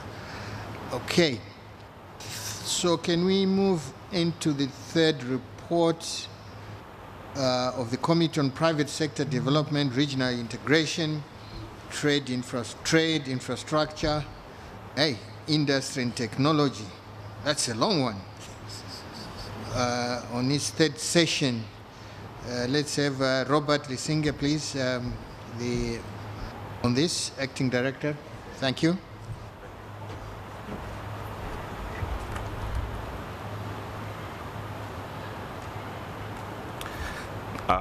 Thank you, Chair. I'm going to present the report of the third session of the committee. It happened on the 14th and 15th of November 2023. This committee meets every 2 years. Next slide, please. This slide just gives you an overview of the committee session. The theme was boosting regional integration, infrastructure, trade, and technology towards prosperous and inclusive green industrialization in Africa. Just to say that the theme very much aligns to the theme of this Conference of Ministers. They are all pushing towards inclusive green transformation in Africa. It also aligns with the African Business Forum theme, which was around boosting science, technology, towards, again, green transformation. The meeting happened at a time where we were looking to respond to the COVID-19 pandemics, climate change, new continental agreement on trade, meaning the African Continental Free Trade Area, adoption of artificial intelligence, infrastructure development in the energy and transport sector. So these are the things that we focused on during that committee session. You could see the members of the Bureau. There were 42 member states of ECA that attended the committee meeting, and it was preceded by two very important expert group meetings. The first was a workshop on satellite imagery and artificial intelligence. How do we use this to manage cross-border infrastructure in Africa? And the second expert group meeting was on environmental dimensions of the African Continental Free Trade Area, particularly focusing on how do we green the Continental Free Trade Area. Next slide, please. Now,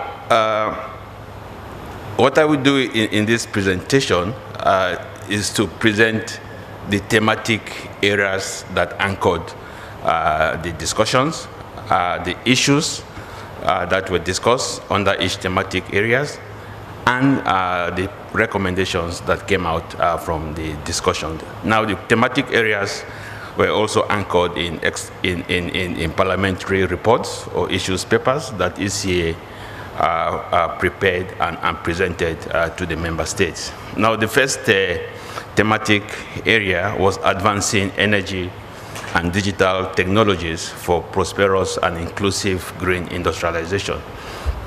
There were two key messages that emerged from the discussion under this thematic area. First was the need to build the scientific, technological, and industrial know-how to manufacture and trade in electric vehicles, drones, mobile devices, bioelectronics, and so on, basically innovative technology. The second key issue was how to harness the potential to develop energy and digital technologies to boost shared prosperity and green industrialization in Africa. A number of important recommendations came out from the discussion. The first one was to support research and technical assistance programs that are focused on alleviating energy poverty and increasing electrification rates on Africa. Essentially, the committee asks ECA to continue its work in this area. The second recommendation was ECA to promote research to accelerate the adoption of renewable energy technologies in line with the particular context of African countries. Now, towards the end of this presentation, I'm going to mention what ECA has been doing in response to these recommendations. Now, the third recommendation was ECA to support the design and dissemination of research and analytical products on the governance and adoption of emerging technologies, including artificial intelligence. Other issues, very important issues that were discussed by the committee include the importance of improving electrification as a precursor to technological development and adopting emerging technology. So essentially it was highlighted that if we are to adopt the emerging technologies that we're talking about, for instance, green hydrogen, then it's very important to improve electrification on the continent. Another issue was that urgent action is needed to reverse the trends triggered by COVID-19. I think what was highlighted here was the actually reduction in the number of Africans that had access to electricity as a result of COVID-19, in fact undermining the progress that had been made. And finally, the need to focus on the services sector as an essential driver of cross-border trade and regional integration on the continent was highlighted. And I think this has also been highlighted between yesterday and today. Next slide, please.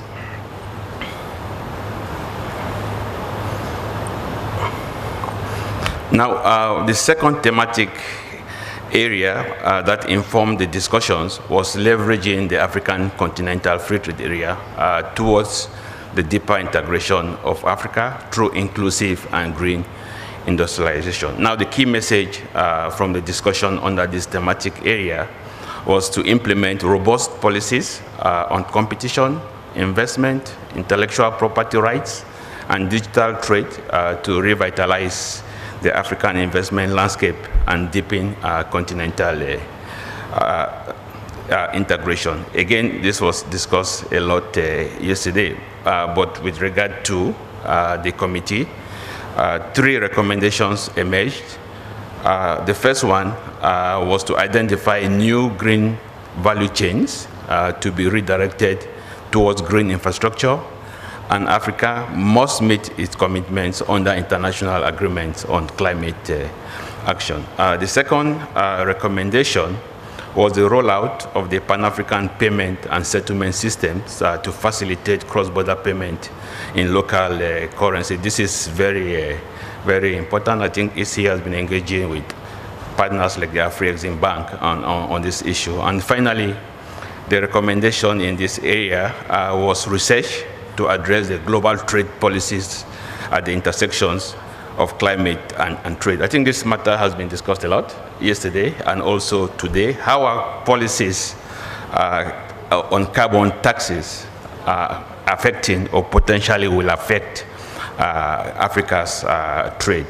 And I think this recommendation has come up again during this meeting, underscoring its importance. Next slide, please. Now, the third thematic, and I'm moving towards the end, was promoting inclusive green industrialization in Africa through sustainable infrastructure, agropoles, and effective financial market. Very interesting, important recommendations came out from the discussion under this theme, and the first was to address the prevailing regulatory barriers that hinder private sector investment in energy and infrastructure development. My next slide, I will explain how ECA has addressed this. The second recommendation was for ECA to provide technical support for initiatives for regional transport corridors, especially those that support landlocked countries. Another recommendation, the fourth, was that an in-depth assessment of the role of green hydrogen in advancing a just energy transition and energy security in Africa should be undertaken. This is an area that ECA is already working on. The fifth recommendation was to support the development of national public-private partnership frameworks to expand the scope of infrastructure financing. A lot was discussed yesterday about financing cross-border infrastructure project. This also emerged from the committee meeting. And finally, there was a recommendation to strengthen domestic resource mobilization strategies to enhance domestic and regional markets, ensuring the benefits from increased trade through implementation of the continental free trade area. Next slide. Now, this was the theme the session, boosting regional integration, infrastructure, trade, and technology, as I mentioned in the beginning of my presentation. The key issues that emerged from the discussion were the following one: the critical role that science, technology, and innovation play in achieving prosperous and inclusive green industrialization. I think there's consensus that this is the case, that science and technology and innovation are key if we are to transform Africa's economy to an inclusive and green one. The second issue that was raised was the importance of developing infrastructure, including energy, transport, information and communication technologies to support efforts to make production sustainable. And the last one was the implementation of the Continental Free Trade Area, which was seen as vital to accelerate energy transition on the continent. Now, there were 3 recommendations. The first was that ECA member states should work together to develop transboundary projects and initiatives aimed to improve efficient and financing sustainable industrialization. The second recommendation was that ECA should compile information on the funds and sustainable financing options that are available to member states. I think this has come up again and again. In this meeting yesterday, one delegate underscored the complexity of accessing green finance. So I think this is the real problem. And the third recommendation was to assist ECA to assist members in building their capacity to prepare robust requests for funding. This is linked also to the work that ECA is doing on the risking investment. So the last slide, please move to it. We'll just highlight what ECA has been doing in response to the recommendations that came from this session. I should add here that this session happens after 2 years, as I mentioned, so we still have this year and next year to fully implement the recommendation. But for now, this is what ECA has done. ECA Annual Business Forum, like I mentioned, already focus on boosting Africa's transformation through education, science, and technology, so directly addressing the recommendation of the committee.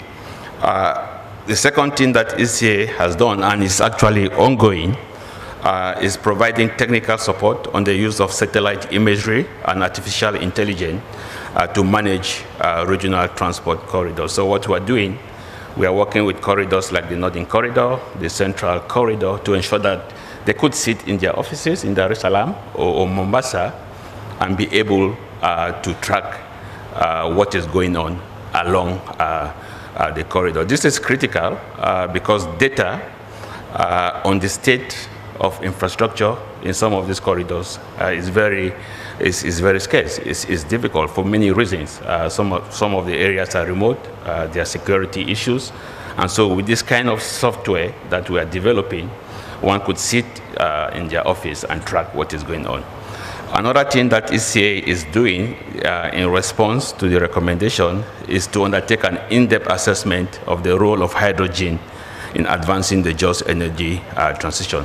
How can African countries benefit across the value chain of green hydrogen, from renewable energy production to production of hydrogen through electrolysis, to benefiting, in fact, from the market that exists in other parts of the world for hydrogen. Now, towards the end, we already have, and this is in regard to a public-private partnership, following the work that we have done in 6 African countries, we've come to an agreement with the African Development Bank on how to provide financial and transaction advisory services for public-private partnership projects, infrastructure projects that countries have identified. And finally, in response to how do we crowd in private sector investment in the energy sector, based on the work that we have done in 16 African countries, gap assessment, we've worked with the African Union to develop a continental strategy for crowding private sector investment in the energy sector, and this strategy has been adopted by the African Union Specialized Technical Committee that deals with energy and transport. So thank you so much, Chair. I will leave it there.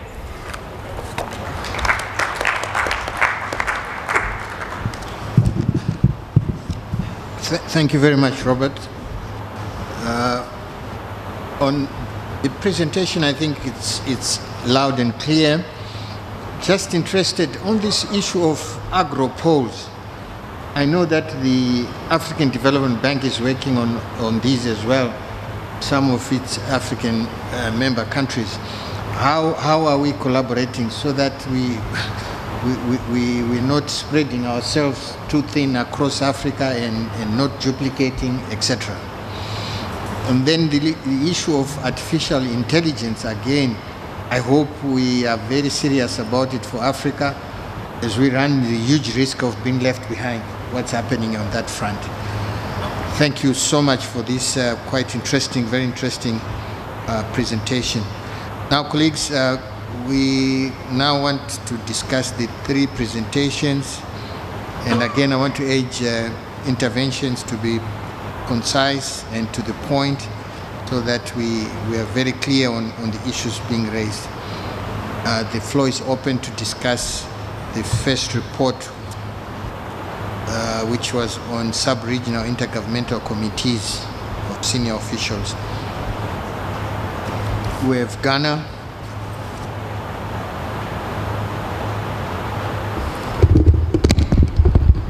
Thank you, Mr. Chairman, for the floor.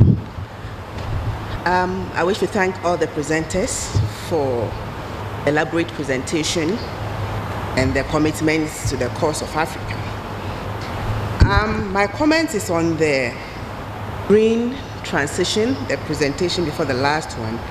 I get the sense that there's a great opportunity for us as a continent to benefit from the transition to a green economy. However, what I get is that this knowledge of both the threats of climate and the opportunities that lies in for Africa seems to be at the global level. When I say global level, I mean that at government, ministries, multilateral big institutions level, that knowledge of climate and that knowledge of the opportunities that lies in the transition doesn't seem to have trickled down to the micro level, to the private sector. And we know that from our discussions here that the private sector contributes more than 50% to our GDP, our growth as an economy. And therefore, if there is any policy to transform, then the private sector must be at the forefront of that transformation. Because even at my level, I don't have a lot of extensive knowledge on this green transition, the opportunities and otherwise. For instance, people may respond a bit better to a change if they know the benefit that lies in the change. We tell people in the rural areas to stop bush fires, and in Ghana we try to encourage people to use LPG gas rather than using charcoal or burning wood. Now, if the people have the knowledge that if I stop cutting down the forest to do firewood, I can be able to trade that forest for carbon credits, the idea of a benefit from deforestation may bring better gain to us than just telling the person that, oh, there will be climate consequences if you continue cutting down forests. So I think that we need to begin to get a way of trickling down this knowledge. A lot of people know the threats of climate change because they experience flooding, they experience drought. But I don't think that a lot of the rural folks and a lot of the private sector know the benefits of trying to save the environment. And so at this level, I think that we must begin to work to trickle down the knowledge and all that we are discussing down to the private sector, down to the tiniest level, because Africa, we pride in micro, small, and medium scale enterprises. So this knowledge must also trickle down to the micro, to the small, and to the medium. And as I told you, the one using charcoal, if you tell them that if I leave the forest, I can benefit from green credits by leaving the forest. And even look at Zimbabwe as an example. You live with the animals. You have learned the benefit of living with the animals, tourism. So everybody knows that when I leave the animals, people will come and there are jobs. When people get to know the benefit of doing what you've asked them to do, they are more able to respond. So let us try to get this knowledge that we are discussing to trickle down to the grassroots. And I think that ECA should take this up, that you begin to support countries and make it a trump card that we must begin to trickle down this information so that everybody down there know that I have something to gain from preserving the environment. Thank you. Thank you, Ghana. Role of the private sector critical to transformation, of course. And again, the issue of trading forests for carbon credits. Again, this is all about knowledge. I don't think knowledge is just at grassroots level. I think for me it's right across all levels. I think in our countries we need that knowledge across all levels. But thank you so much for the contribution. Libya, you have the floor.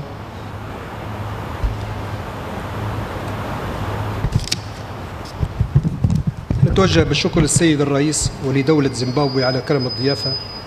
فيما يخص الطاقة فإن دولة ليبيا اعتمدت استراتيجية وطنية للطاقات المتجددة تتيح لكافة شعوب القارة بالأخص القطاع الخاص للاستثمار في هذا المجال. ودولة ليبيا كما تعلمون تتمتع بسطوع شمسي هائل، هذا في مجال الطاقة النظيفة والطاقات المتجددة. أما فيما يخص التحديات التي تواجه موائمة الخطط الوطنية مع أهداف التنمية المستدامة، فكما تعلمون يا سادة كما لجائحة كوفيد أثر سلبي على اقتصادياتنا وحرب أوكرانيا، فنحن هناك تحدي آخر نراه ذو أهمية كبيرة تواجهه دولة ليبيا باعتبارها جزء من القارة الإفريقية وهي أيضا امتداد لخارطة الوطن العربي. فيا سادة الحرب الدائرة اليوم على قطاع غزة شلت تفكيرنا في مجال تحقيق أهداف التنمية المستدامة، شلت تفكيرنا في مجال التعاون الإقليمي، ولا يمكن لجسم موجود ما بين قارتين أن يعمل بمعزل عن النصف الآخر من جسم الآخر الموجود في خارطة الوطن العربي. نامل أن ينال هذا الموضوع محل اهتمام مؤتمركم هذا حتى لا تكون ليبيا والدول الشمال الافريقي التي تنتمي للشعوب العربيه ألا تتاخر عن الركب التي نسعى اليه جميعا. وشكرا لكم.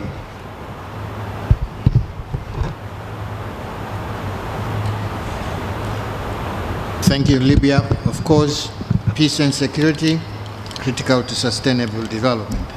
Thank you. Rwanda.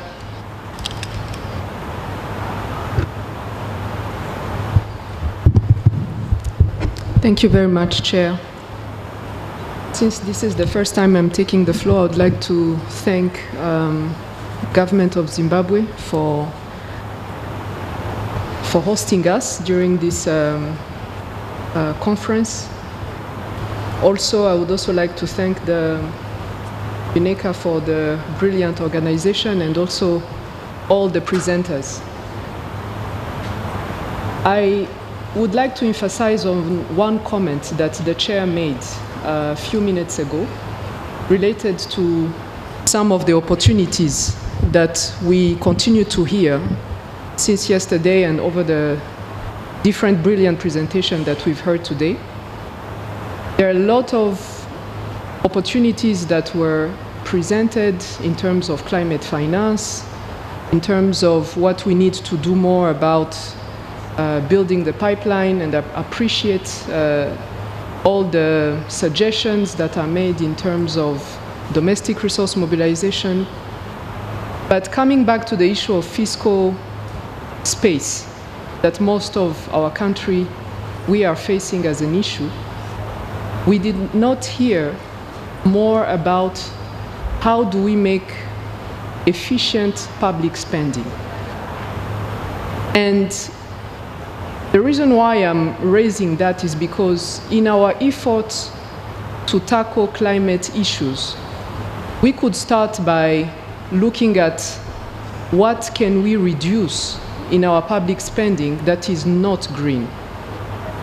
How can we promote more green spending into reducing some of the subsidies that go into sectors which are less green, but also the different tools that we can be using as different experts that work in the Ministry of Finance to better advise the policymakers on some of the decisions. The prioritization, in which sector, because we can raise as much financing as necessary, but if we don't look at how we are spending those resources, it's not going to have the impact that we want. How do we use different tools to look at what spending will have the spillover effect in other sectors of the economy that are going to help us really have a quality growth that can really be taxed, quality growth that can create jobs, that can be inclusive?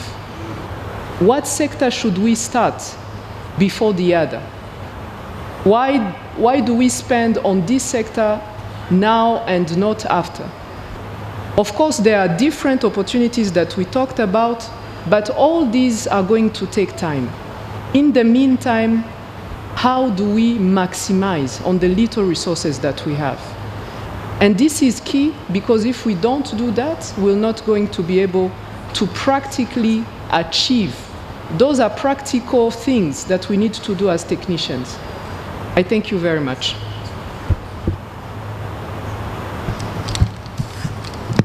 Thank you, Rwanda. Opportunities, opportunities, opportunities.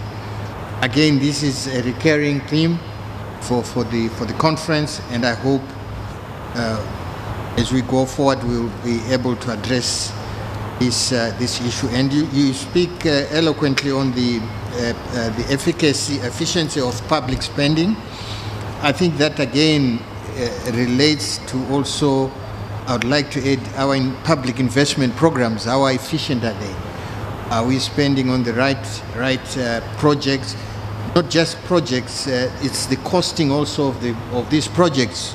We have noticed that even some roads being constructed in terms of cost per kilometer, you see absurd, really absurd and ridiculous costing. So it's a critical element which I've noted, and thank you. And this issue of quality growth, I think that's again interesting terminologies and what we are trying to do. Thank you. DRC, you're next.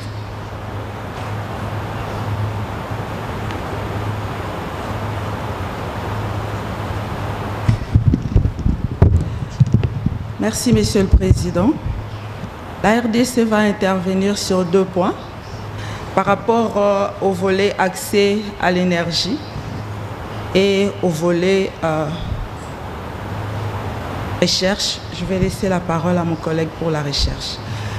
Par rapport à l'accès à l'énergie, il y a une grande opportunité au niveau de la RDC.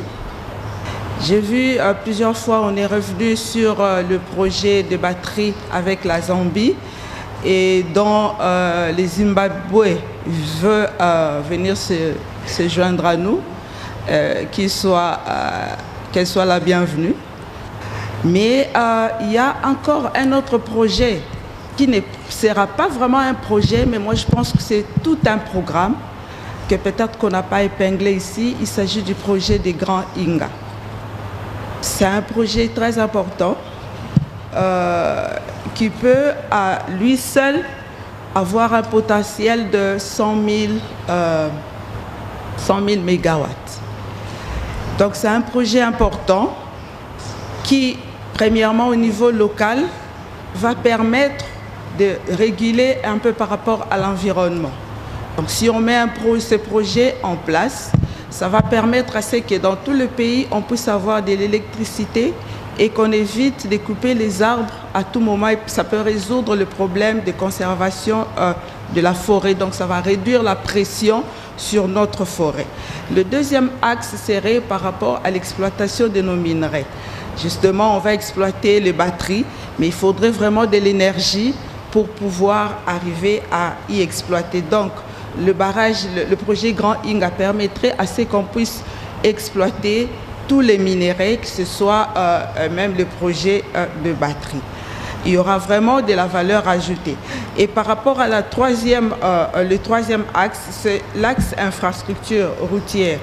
et on aura la route entre Est et Ouest de notre pays. Et avec ce projet, et ça va être facile de pouvoir traiter tous les minéraux qui sont éparpillés partout en RDC. Et en fait, l'axe 4, c'est par rapport à l'axe régional. Et le projet Grand Inga serait capable de pouvoir donner du courant, que ce soit au sud, que ce soit au nord du pays. Donc c'est vraiment un grand potentiel que je pense de l'Afrique qu'il faut exploiter. C'est parmi vraiment des solutions, parce que la RDC, c'est la solution par rapport à l'énergie. J'aimerais que ce projet soit noté aussi parmi des projets phares, des projets solutions. Merci. Bien, Monsieur le Président, je peux enchaîner. Merci pour la parole. Je félicite les interventions des différents intervenants de l'heure.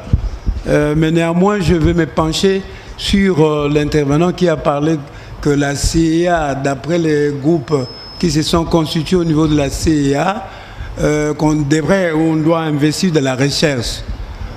L'Afrique ne peut pas, Monsieur le Président, et chers assistants, se développer sans passer par la recherche. Les amis, actuellement, ils ne sont pas au niveau.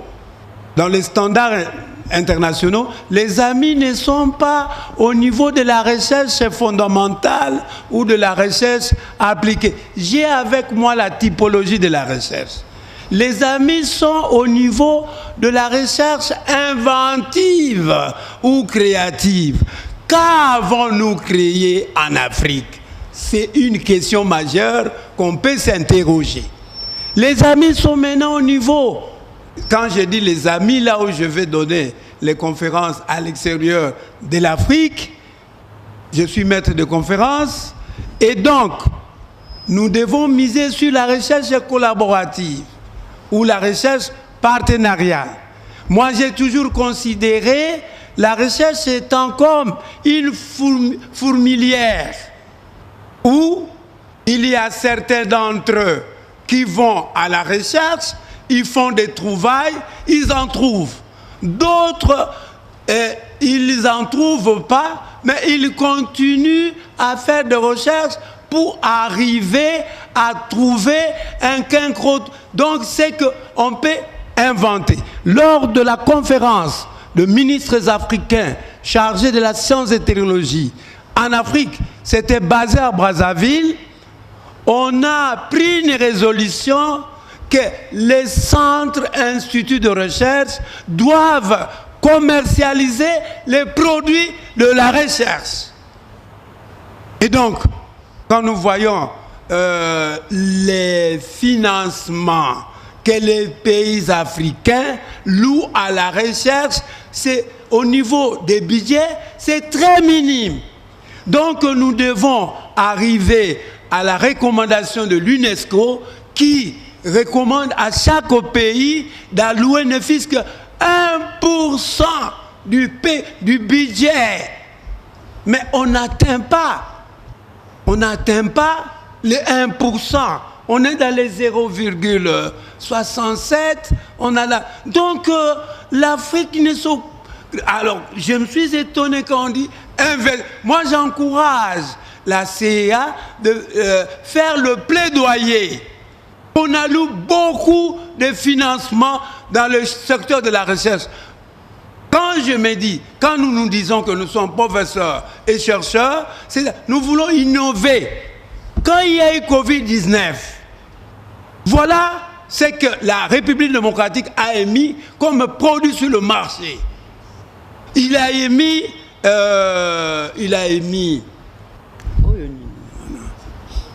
le produit, nous-mêmes, moi qui vous parle, nous avons mis au point un médicament brevetable, Citrotekina, dont nous avons trouvé des modèles, même les propriétés physiques, tout ça, capables d'éradiquer tous les symptômes déclarés de Covid-19. Il y a Mana Covid-19 en RDC qui a inventé un produit, mais dommage, on l'a assassiné, il est tué. dont le produit s'appelait Manacovid-19.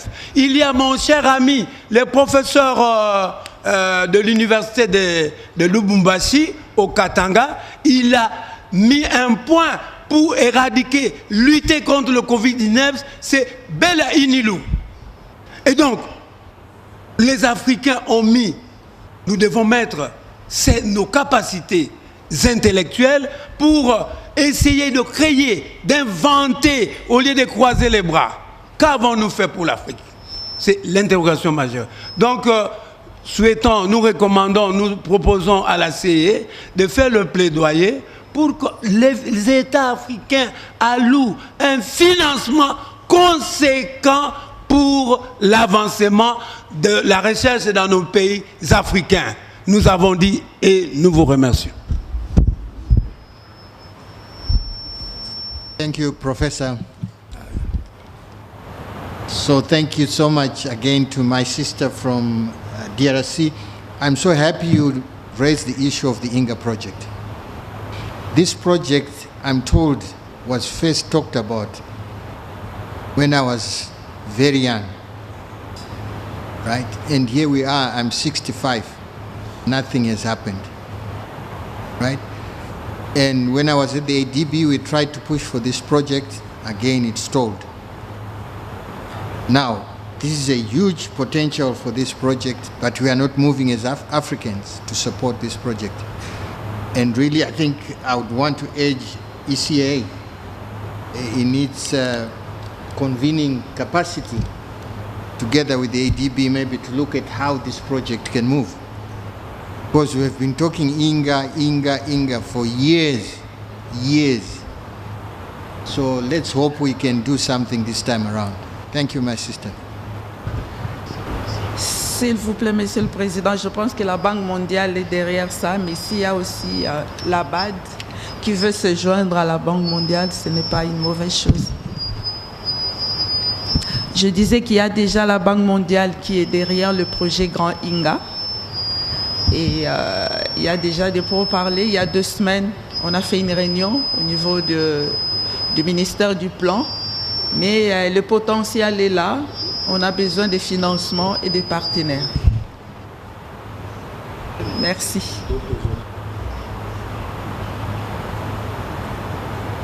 Okay, next, Côte d'Ivoire.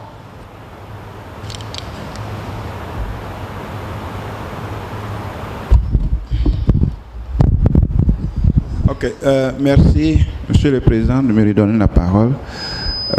J'ai juste 2 petites préoccupations que je voulais poser au niveau de la cohérence des chiffres. Hier, j'avais posé une préoccupation, mais je voulais revenir là-dessus une fois de plus. Dans mon intervention d'hier, j'avais mentionné que le taux de croissance de la Côte d'Ivoire n'était pas juste.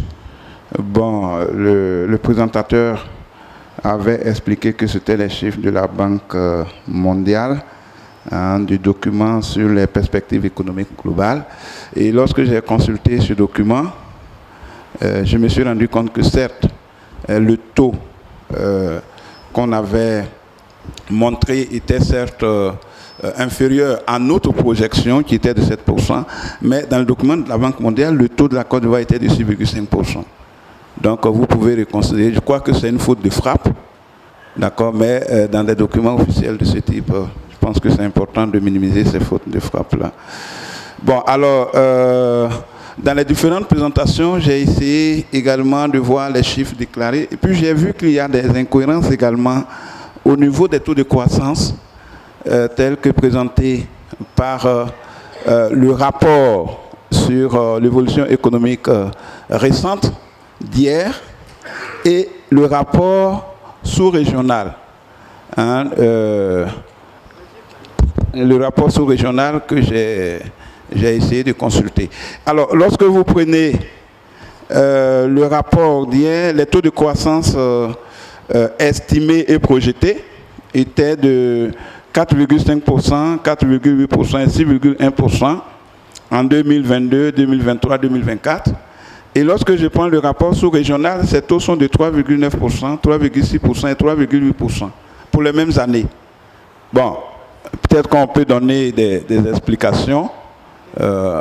Il peut s'agir que dans l'un des rapports, les données ont été actualisées, dans l'autre rapport, les données sont des anciennes données. Mais le lecteur lambda pourrait se perdre en lisant ces deux documents élaborés par la même institution. Donc je crois qu'il y a nécessité de mettre en cohérence ces données. Et puis, je voudrais également savoir si les données que la CEA reçoit de nos pays sont vraiment, ou du moins si la collaboration est normale, est-ce qu'il y a des difficultés, etc. Parce que si nous avons des données qui diffèrent des données fournies par les institutions internationales comme la Banque mondiale et le FMI, souvent on fait des ajustements, et qu'il y a encore des différentes données dans les documents fournis par la CEA et dans les documents fournis par les pays, bon, ça crée beaucoup d'amalgame. Donc ça, c'est une de mes préoccupations. Et la deuxième préoccupation concerne l'intégration régionale dans tous les rapports qui ont été présentés. Je n'ai pas vu vraiment de données ou bien d'état de lieu au niveau du commerce intra-régional. Je pense qu'un des objectifs majeurs de la ZLECAf, c'est d'arriver à l'intégration africaine en passant d'abord par l'intégration régionale. Mais je pense que c'est important que dans ces genres de rencontres, de nous faire le point de l'intégration commerciale et puis voir si depuis la mise en application de la ZLECAf, est-ce qu'il y a eu des progrès? Est-ce que ces progrès découlent de la mise en œuvre de la ZLECAf? Sinon, quels sont les goulots d'étranglement dans la mise en œuvre de la ZLECAf et comment on peut trouver des solutions afin qu'à terme, on puisse atteindre les objectifs de ce programme ou de ce projet intégrateur qui est le seul d'ailleurs, il faut l'indiquer, qui est le seul projet intégrateur de l'Union africaine à avoir eu un début d'exécution. Voilà, Monsieur le Président, les deux préoccupations que je voulais poser. Merci.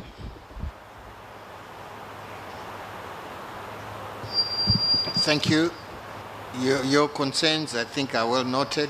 Like I indicated yesterday, I think this issue of discrepancies of statistics, especially on GDP growth rates, I think it's critical and important.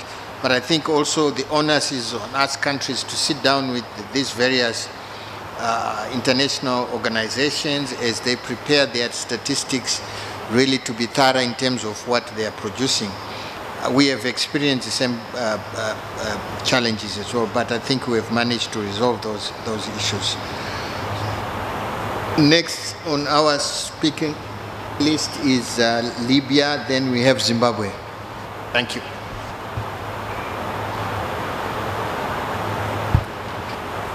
Thank you, Chair. First of all, I would like to thank the ECA for the hard working and for the excellent presentations. 2 points. The first one regarding the sub-regional projects. I would like to let you know, guys, that my country, the state of Libya, with Chad and Niger, and in collaboration with the African Development Bank, are working for a very big and huge project. They call it the Tripoli-Niamey-Chad Corridor. Since this project will be finished, I believe it will ease the food, the supply chains in the old region.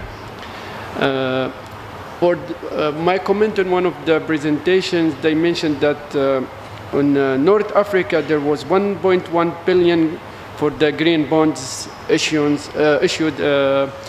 And this, I would like, I don't want to say it's deceiving, but it's misinforming, because when you say North Africa, you mean all the countries. But I would like to know which countries benefited from this 1.1 billion.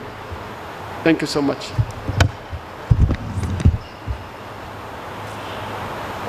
Thank you, Libya. Zimbabwe. Thank you, Chair. First of all, I want to thank you and all the delegates who are here and all those that are coming. As a host country, we are very much pleased to have you colleagues here. But may I say, conferences of this magnitude, Chair, are very important at this time in juncture, given the calamities and the torrid times that humanity is facing, regardless of race. And these are meetings that we celebrate because for the first time in a meeting of this magnitude, it has workers represented, business people, government, civic organizations.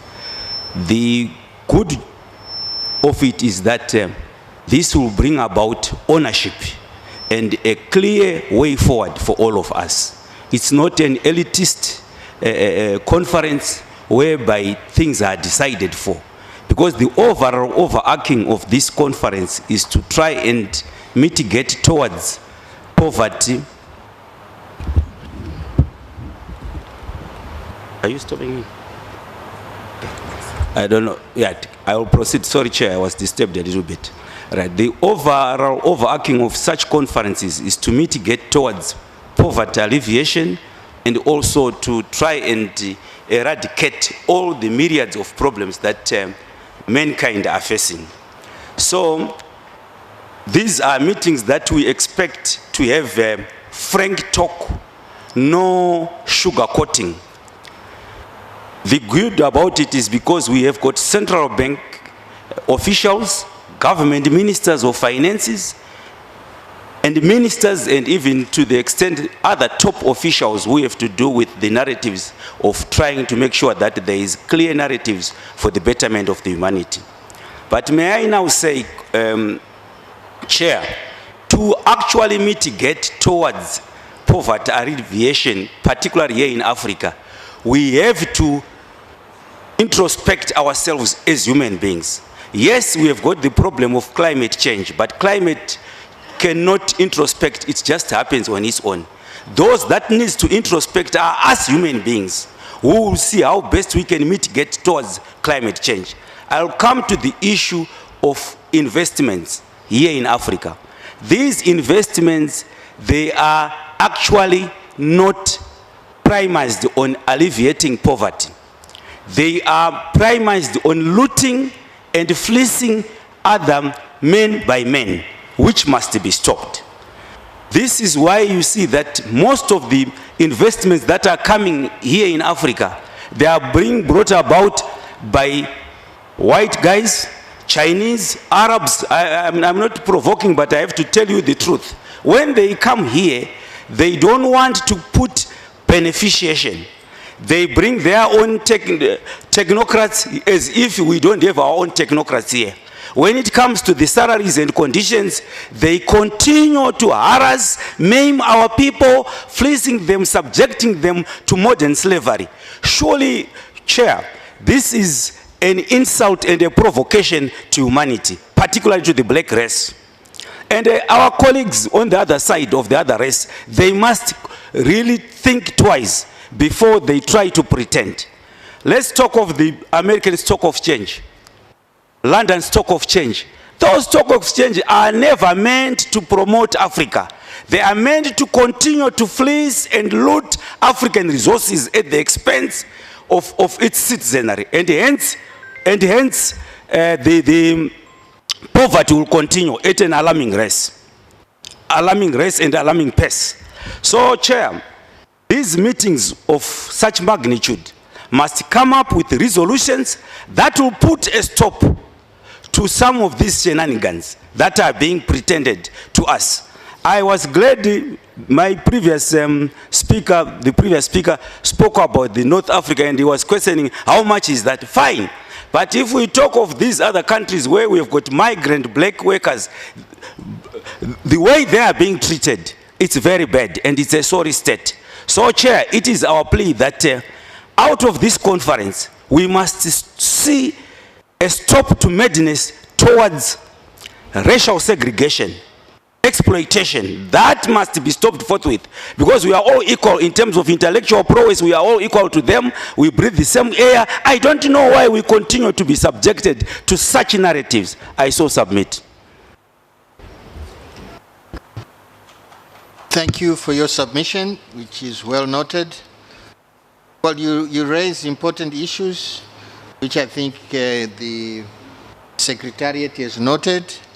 The issue of inequalities, the issue of racial segregation, the treatment of workers, and so forth, which are noted. Who's next on the? Okay. We have.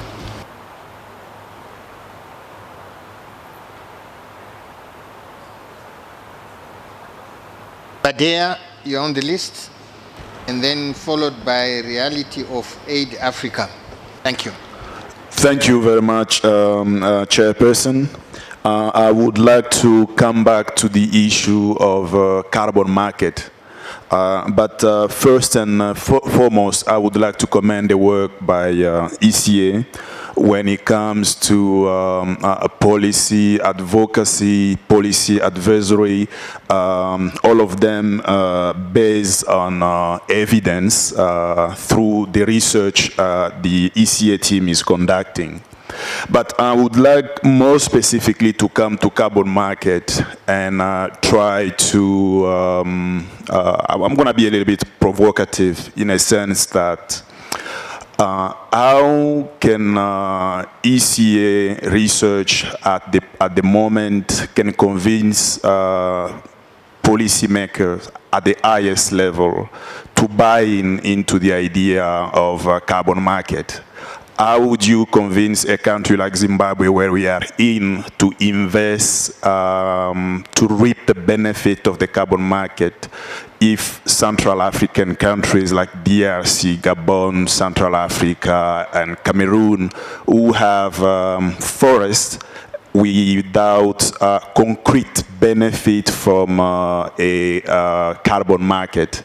So this issue at the top, from experience, most head of state, head of government are very reluctant to invest in growing more trees if the trees they have on their lands cannot provide them with benefit.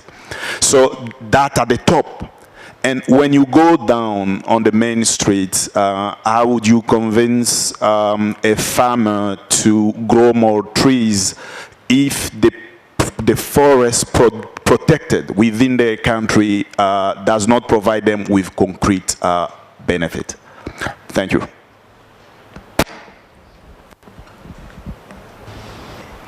Thank you, Badea.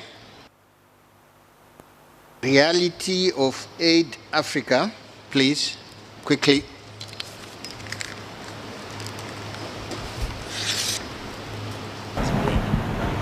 I thank you very much, Mr. Chairman, and let me also join other colleagues in congratulating the presenters for the quality of the issues that have been raised.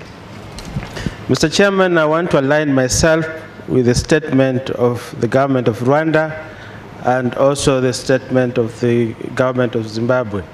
I think the issue of placing poverty at the center of our discussion remains very crucial, and indeed how public investment is made, particularly towards this sector, is going to be very crucial. And looking at listening to presentations that have been made, Mr. Chair, I feel that focus is still not very much given attention.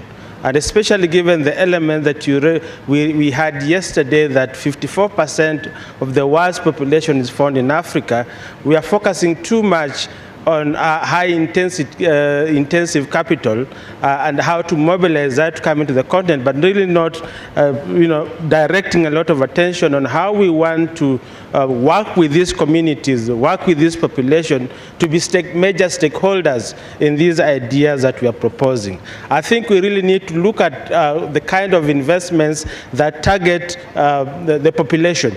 and target the majority of those who are in the community or in the rural areas who can be major players and indeed form the bedrock through which we are able to transit in a very sustainable and in a very inclusive way. Because our experience shows that indeed focusing too much on private sector investment coming from abroad does not necessarily translate to meaningful jobs or translate to meaningful people moving to poverty. And I think, Mr. Chair, it is indeed very important we talk truth to these issues, where we ensure that even the investments we are talking about is critically linked to the issue of transparency, is critically linked to the issue of results that can really lead us into moving out of poverty, but not really as a way of just mobilizing resources and quantify them to show, but really talk about the livelihoods that we are able to change. And that's the element that I would like to see, Mr. Chairman. I thank you. Thank you very much. But there are good points in terms of the issues of convincing governments and through research, evidence-based policy advice. I think that's well taken. On the last comment, I think let's also acknowledge that the foundational work of the ECA is guided by Agenda 2063 and the 2030 issues we have agreed as Africa. And I think the underlying target is, I think, eradication of poverty. I think, to me, all we are trying to do is to eradicate poverty. But I think if it's not being specific, but I think the senior officials we have here can answer to that. But I feel strongly that the underlying foundational issues are being addressed through Agenda 2063 and 2030. Whether we are achieving it or not, that's something else, the pace at which we are achieving it. Thank you. Now, we're running short of time. I don't know if there are any on the table who want to respond quickly. Yes. Susanna. Thank you, Chair. Maybe before Susanna, yes. There is Asna from Morocco online. Are they ready? Or we can have Susanna. Maybe Susanna, go ahead. Then we can, while they connect us. Thank you, Chair. I just wanted to respond to the question from the Libyan representative on the issuance of bonds in North Africa and who benefits or who were the issuers. And it was Egypt who issued in 2020 the first sovereign bond in North Africa and Middle East. It was actually successful from the point of view it was highly oversubscribed. They wanted to issue $500 million, ended up issuing 750, so that's more than half of the 1.1. And then the other one is Morocco that also has been issuing green bonds. So Tunisia has prepared framework, guiding framework how to issue them. But as perhaps someone else from the audience made a comment, even greater concern is how small this share is relative to global issuance. So Africa currently accounts only for 1% of global issuance. So again, this is a great opportunity. Not for every country, depends on circumstances, but something to be explored. Thank you. Thank you, Susanna. Yes. Mama Keita. Thank you very much, Chair. I just would like to say that I cannot agree more with the delegate from Rwanda about the power of public spending in terms of trying to resolve some of the issue that we are discussing here. It's true that it's important and it's even imperative to find by no means how to widen the fiscal space, how to increase fiscal revenues and other types of revenues, but spending is equally so important. And not only spending, but spending in those green objectives, actually, how to green the economies, because if we mobilize the resources that we are talking about, if they are not used very well, if they are not prioritized in order to maximize the gains that can be drawn out of them, then we are not achieving what we want to achieve. So really very good comment. And yes, everybody is urged to do so. Quickly on Badea, I think that this kind of forum is also the place where we hear from everybody from the continent, and where we can then learn about country case studies, what is working where. And it is then important for countries to share their information, to allow ECA to dig more and to have more information, and be able in a position to advise other countries. This way is how we can really go towards building a credible carbon market for the region, because only one country doing it will not enable Africa actually to develop that regional carbon market. And then sharing information is really key, and that is allowing ECA to do a better job, actually. On DRC, I cannot agree more with you also. I think research is critical for the continent. Research, and not fundamental research, but also R&D. This is how we are going to drive innovation. This is how we are going to build a critical industrialized economy. So it is fundamental, and countries indeed need to put money in research. Finally, on the comment from Ghana also, again, I agree very well with you. I think that generating the knowledge and then sharing it along the chain is extremely important to drive the incentive. To incentivize people, they need to have clear information and to know where they should put their effort, where they should put their money, and what they can gain out of it. So really very good comment, and we take note of all this. Thank you very much. Thank you. Can we have from the table up here, Hannah, One, and Eunice? Oh, and this side as well. Thank okay, you. Pedro. Thank you very much. I just wanted to share a very concrete example on how actually effective and efficient resource allocation is critical. When we engage with countries recently to actually implement the regional budgeting sensitive to demographic dividend with Ministry of Finance, one country, namely Burkina Faso, when we work with them till the end, defining and estimating the budget elasticity, we found that if we just change the allocation within a sector, let's say education, you just change the allocation of resources from let's say salaries or other functioning to the services, the actual education services of health, it has implication in terms of the quality, but also in terms of the impact in the medium and long term of the. So, and the message there that we were focusing is to say, let's use this tool, because Rwanda was referring to tool. Let's use the budgeting sensitive to demographic dividend as a critical tool to promote, support efficiency of public expenditure. And it was very critical to use it right now for the 2024 budget execution to support and have insight into to what extent that kind of reallocation within the portfolio of a given sector will have multiplier effect on other sectors. This is extremely and true, more so right now, where we see the kind of risk of trade-off between servicing the debt and, of course, making sure that the allocation of resources to the key sector for human capital actually are maintained or increased. We can share more with that. And I wanted also to just very quickly to our colleagues from Côte d'Ivoire.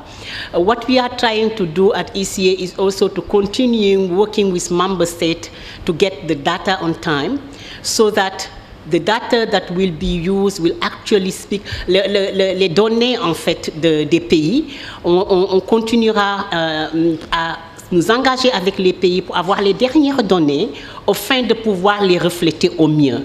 Donc votre commentaire de nous assurer qu'on ait les données qu'ici et les données qu'il faut des pays entre autres, c'est bien noté. Le reste, je vais laisser à mes collègues de répondre. Merci beaucoup.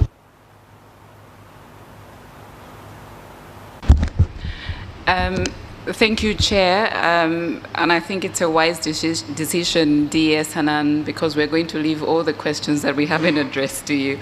But I wanted to speak to two, which the Chair had raised in terms of, can we move from opportunities, the potential that we've all been speaking, what is it that we're doing to be able to move us from, wherever we are to credible strategies, but also the issue of rebasing national accounts to include natural capital.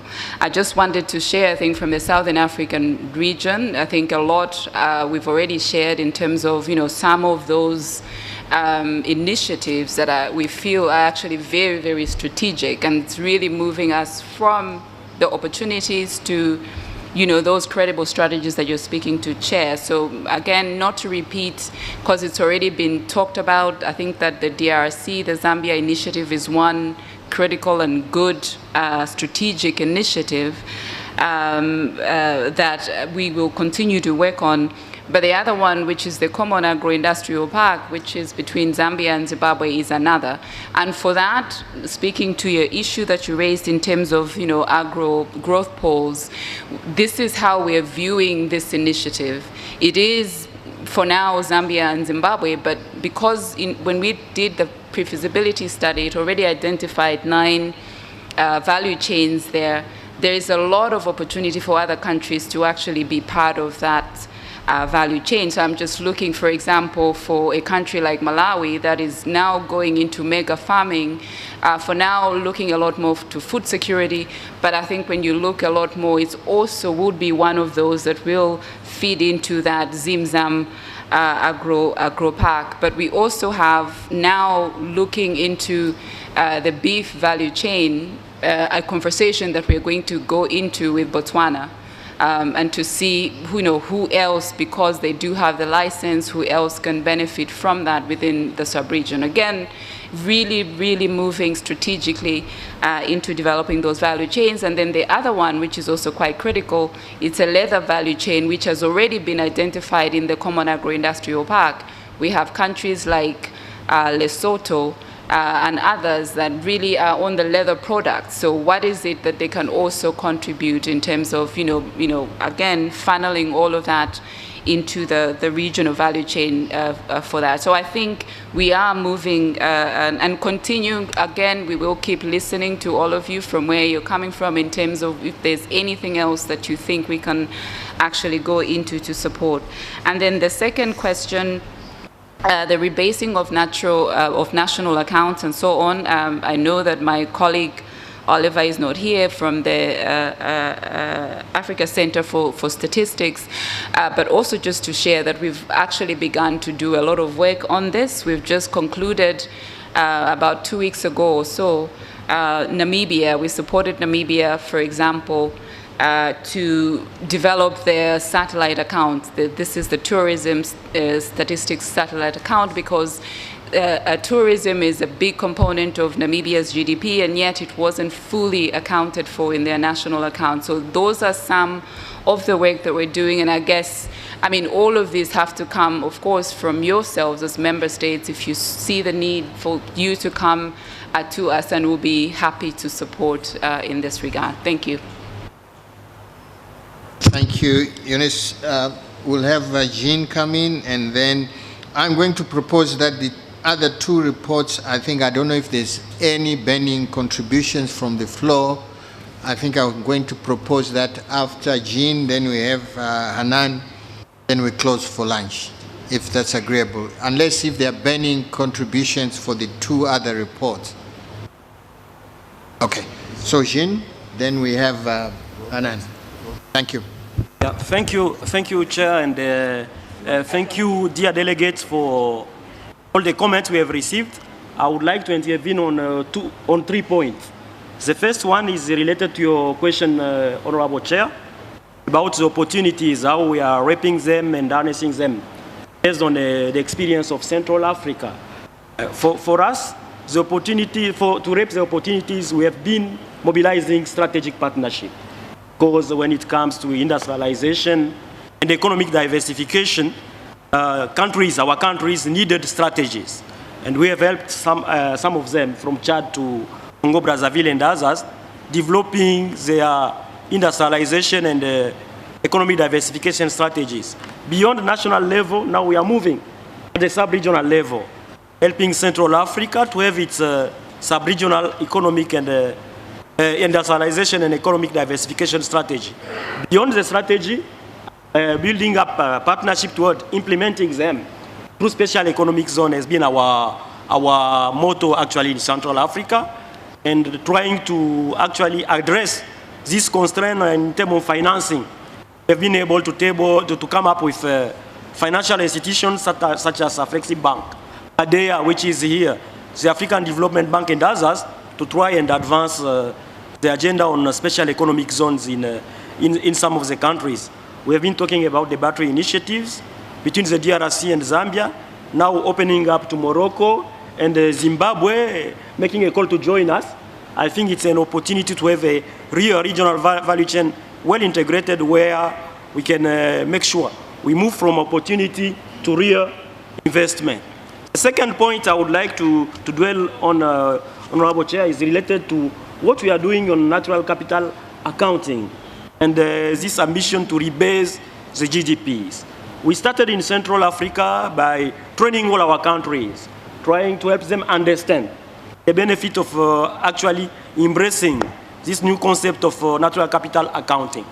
From our last ICE meeting in Brazzaville, all the countries where the awareness was built, and then from that one we had the piloting cases in Gabon and Cameroon, where with the support of UNDP and also through the National Institute of Statistics and other bodies at national level, we've been able to introduce them not only on the tools and method of rebasing of natural capital accounting, but also how this can be used in terms of basing the GDP and then bring it to the debate on financing and expanding the GDP of the country. We need actually to expand this. We have started the work in Cameroon, strengthening the capacity of the country to have its own plan for environment statistics. In most of our countries, the national accounts are very strong and well developed. But when it goes to environment statistics and social statistics, you have issues. So we have helped Cameroon develop this first stage, and then we move in terms of trying to capture the contribution of the natural capital to GDP, and then launch this debate on the link with financing. A very last one, Honorable Chair, is related to the role of research and research development in advancing our debate on special economic zones. And this is a question by the DRC. Dans nos efforts de développer la zone économique spéciale de batterie et véhicules électriques en RDC, la CEA et ses partenaires ont pu développer le centre d'excellence sur les batteries qui est logé à l'université de Lubumbashi, qui est un partenariat interuniversitaire qui mobilise non seulement les universités congolaises, zambiennes, mais aussi une université allemande. Et l'espace s'ouvre de plus en plus. Après notre réunion à Rabat sur les e-mobility, les universitaires marocains veulent aussi rejoindre l'initiative. Au-delà de la question de financement public de la recherche, je crois qu'il y a une opportunité ici d'embrasser les opportunités de financement par l'industrie à travers le renforcement des liens entre l'entreprise et les industries qui sont dans les zones économiques spéciales. Je crois que c'est un cas pilote intéressant qui devrait bien en inspirer d'autres. This is what I wanted to share on our term.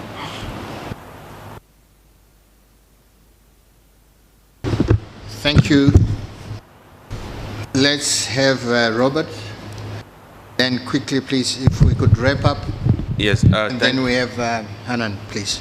Thank you. Thank you, Chair. Just to comment on a couple of things. We want to build on the capacity issue on science and technology on the continent.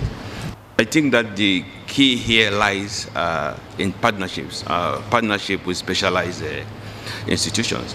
For instance, ECA is beginning to partner with the African Academy of Sciences to see how can we scale up capacity of scientists on the continent, right from the university level. I think we also started to talk with the Air Navigation Services Authority in South Africa, for instance. How do you build the capacity of Africa in sophisticated technology like air navigation and routing? And we're also even discussing how do you manufacture these kinds of equipment on the continent. I think we are also partnering, for instance, with the Human and Social Research Council of South Africa to build the capacity of young graduates in new, emerging, sophisticated areas like green hydrogen, and also with the Commission of Science and Industrial Research in South Africa. So I think the key really is for all of these institutions that are involved in scientific development to work together. And very quickly, Chair, on energy. I think the issue of INGA has been raised. INGA is a flagship project of Agenda 2063. INGA is a project of the Program for Infrastructure Development in Africa. INGA is a project that seems to have all the ingredients to be developed. I think feasibility studies have been done and redone. Financial institutions have indicated interest. Investors have indicated interest, and a couple of years actually ECA worked with the AU High Representative for Infrastructure at the time, Raila Odinga, to organize a high-level meeting in DRC where the heads of state, President Tshisekedi, actually attended online. And so the question really is, what is the challenge? I think it is to sit down and identify DRC officials, what is the challenge when everything that is required to implement a project seems to be there. So it seems one have to really identify what is the constraint to move forward on this. And lastly, with ADB, because the chair mentioned what we are doing with them. I think a big challenge in infrastructure development in Africa is to move through the different stages of the development cycle, from concept to feasibility studies to implementation. A lot of projects are stuck at the early concept stage, and that's why, in addition to being part of the PIDA steering committee together with AU and African Development Bank, we're now working with African Development Bank to see how they can provide advisory transaction services to move this project forward. I think that would be an important step, because if countries says these are our priority projects, and ADB is coming to say, okay, we can provide technical transaction advisory services, I think that could be critical in moving the project. Thank you. Thank you, Hanan. Then we have an outstanding online contribution from Morocco, Asnal. Are they still online? So let's take them quickly, then she closes. After that, yes, I am. Bonjour.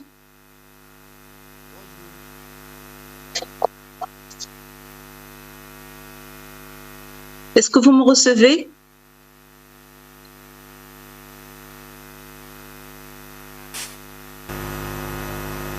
Yes, we can hear you clearly.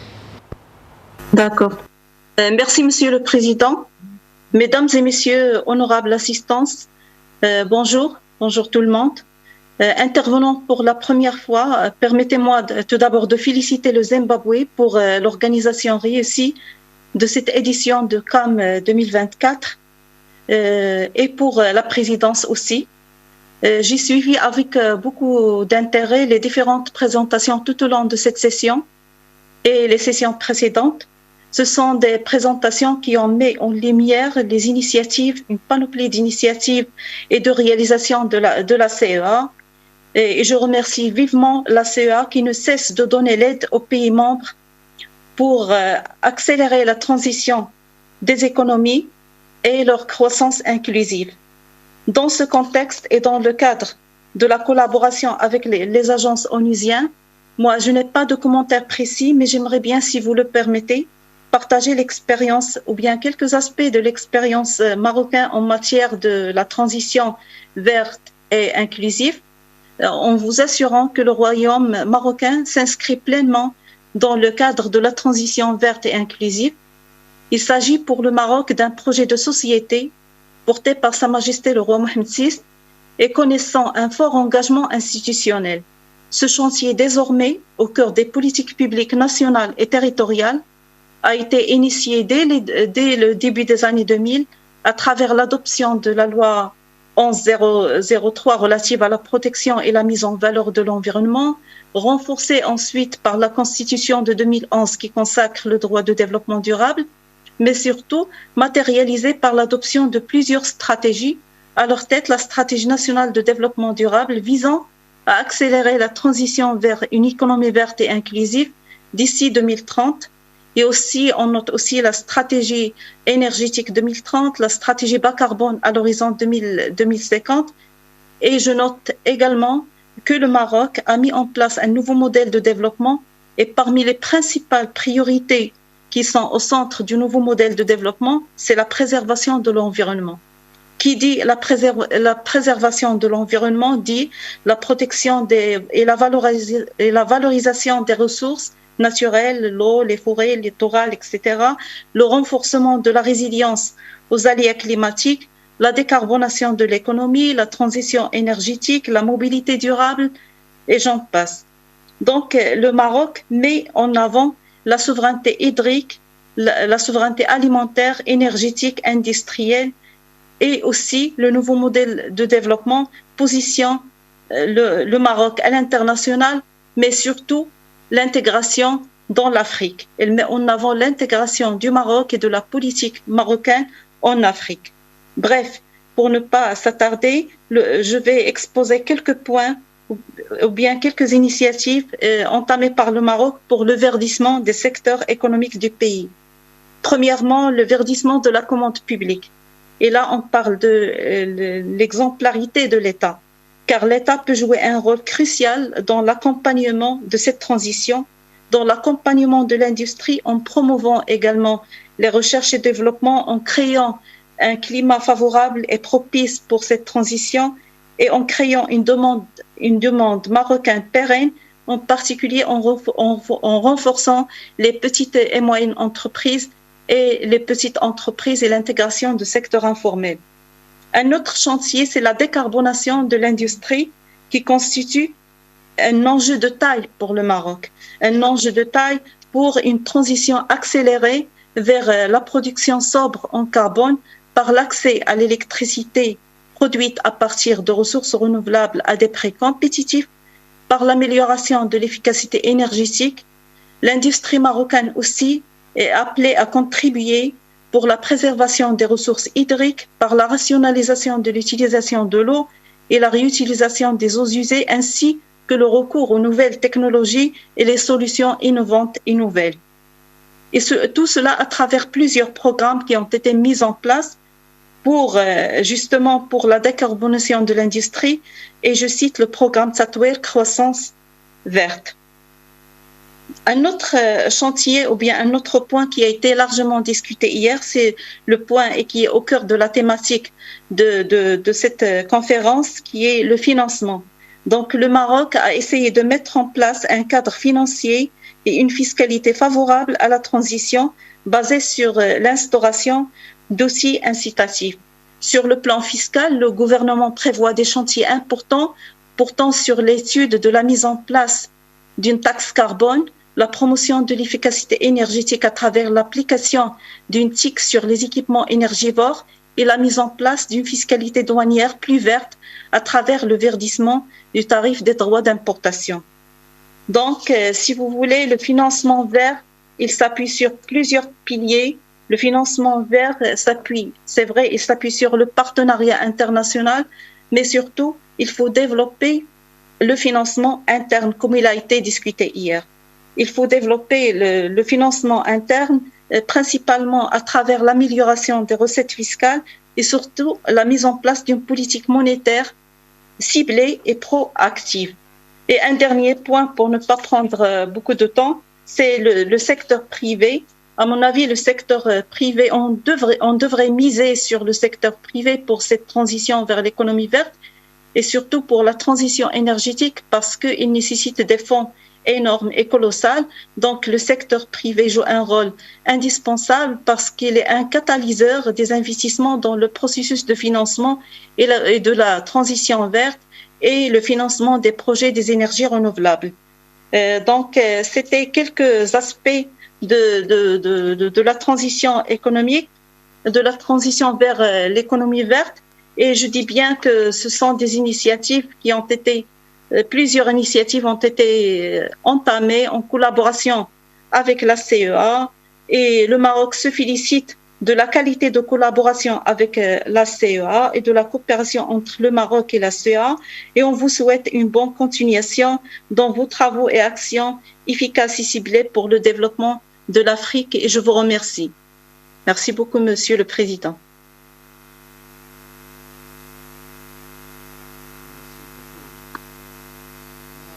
If we could request, I know Morocco is represented, could we have the presentation for the Secretariat, please? Thank you. Now, lastly, Anand, you Thank have 5 minutes. Thank you, Chair. Thanks for all the questions and comments that have been already brought up. I think the team already answered many of them. I'd like to focus on 3 issues. So one, the first one is on issue of public expenditure efficiency. I cannot emphasize or highlight this issue more. And to just give you an example, for example, for Africa, as a region, Africa spends the highest in terms of percent of GDP on average relative to all other regions. Yet, the spending on that sector is the least efficient among all other regions. So for each dollar spent, we get 56 cents on a dollar. So you can imagine the level of waste that is created in a key issue that would be critical for us on how we will develop if we don't utilize the skills and of the next generations and the youth, and we don't, move forward on this, none of what we are discussing now will actually materialize. So this is just one example of even when we do the right thing, meaning, spend on the right sectors, invest more in education, we're not doing it in the best way we can. There's too much leakages. And this is the type of things that we need to look into. How can we raise the efficiency of what we are spending so that we get the highest returns for each dollar spent? Because we cannot afford otherwise. Another issue, of course, is how do we also reduce the inefficiency, like the issue of energy subsidies. And in many countries, it's not the most vulnerable that actually end up benefiting from energy subsidies. It's usually the high capital intensive industries that are basically getting subsidized at the cost of the most vulnerable. So we need to pay attention to what are we trying to do, and is the tool that we're using actually achieving that. Another very important example is the need to review issues of tax expenditure, meaning tax incentives and tax breaks and tax concessions that are supposed to attract investment, but are not, actually delivering to what they are intended. So we need to really have pause and reassess many of these things to actually enable us to create savings that can then be better invested elsewhere. There was also a second issue that was raised, and it was raised by Ghana, is trickling down to a micro level. I think this is a very good point, and it's essential to build awareness overall on what needs to be done.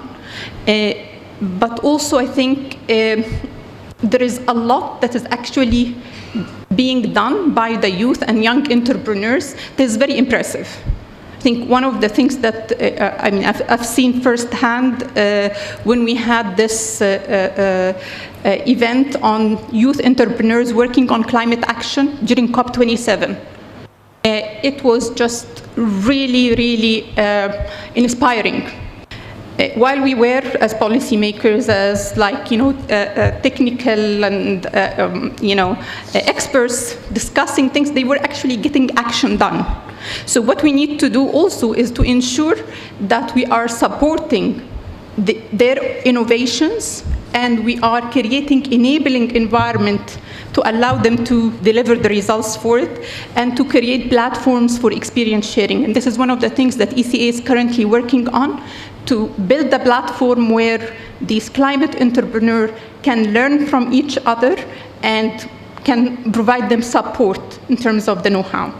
And lastly, Chair, for a point that you raised yourself in terms of credible strategies to underpin opportunities. I think part of what we're trying to do, and I mean, there were really great presentation on what are the key opportunities. What we're trying to do is to really have a paradigm shift in our development strategy.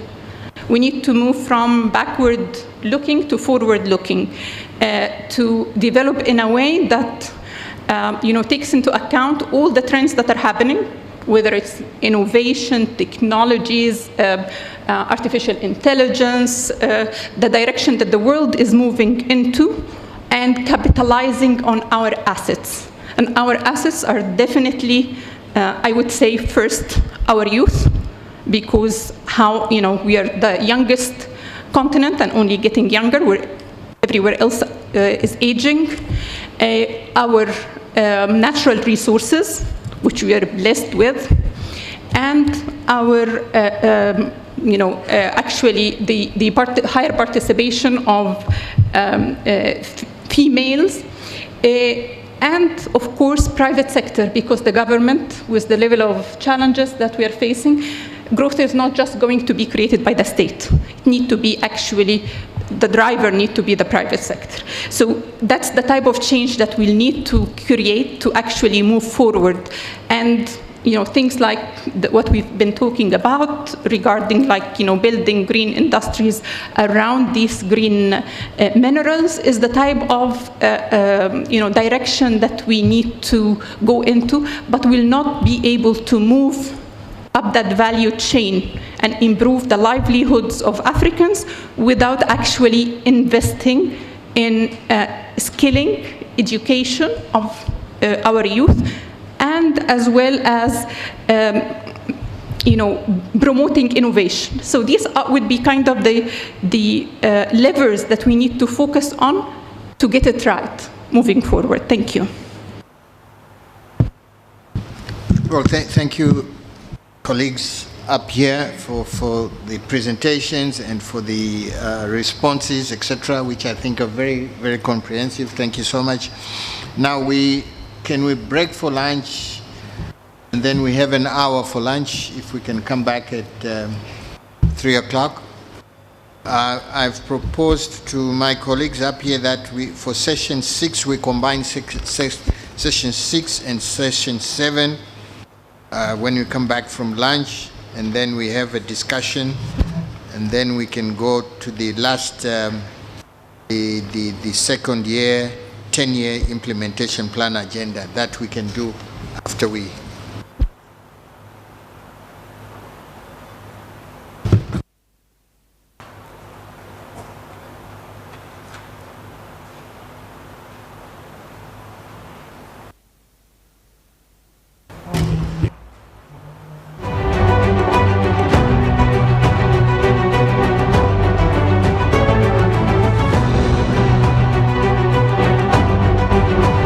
Enjoy your lunch. Bon appetit.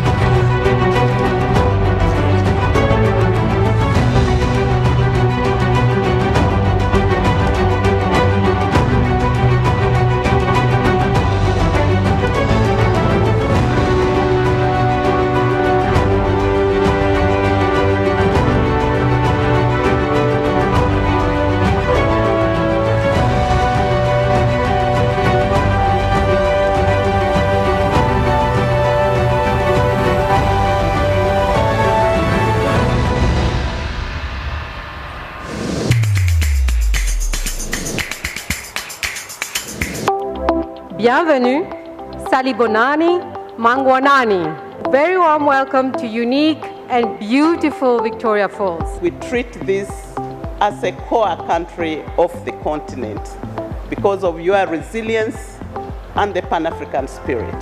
The primary objective of this conference is to promote the economic and social development of our member states to foster intra-regional integration and promote international cooperation for Africa's development. Since our last Conference of Ministers, the world has fallen deeper into economic fragility, climate change, conflict, and distrust.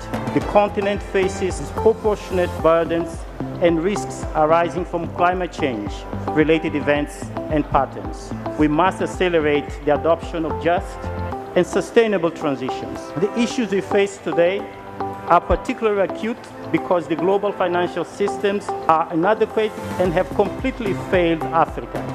In spite of this, we're equally reminded that we have the ability to create our own solutions to our own problems, no matter how small they may be. It is high time we join hands as a continent and strengthen our existing regional trading blocs, such as the African Continental Free Trade Area, to promote the free movement of goods, services, and people within Africa. I call upon all member states to remove barriers to all entry and exit points so that we create a single market for goods and services that promote intra-Africa trade as well as overall industrial development. Some of the recommendations from here will also be carried as Africa's voice to the UN Secretary General Summit of the Future happening this September, where world leaders will forge a new international consensus on how we deliver a better present and safeguard the future. On issues of taxation, we have already the UN Tax Convention, and there is a need to also strengthen international cooperation, curb illicit financial flows, and reduce tax evasion and profit sharing. The resources that are lost to illicit financial flows is more than 2.5 times what Africa receives a year in official development assistance. So it's a huge opportunity, and we need to make sure that it's utilized. We're delighted that now we finally have the seat for the African Union at the G20, and this is very important because it moves us from being rule takers to rule makers, and leveraging that will be key. But also we need to make sure that Africa is sufficiently represented in terms of voice and quotas in different institutions, including, for example, in the upcoming IMF quota reform, to make sure that Africa has higher shares, which enable higher access to resources and a higher voice or more say in terms of decisions that are taken by these institutions.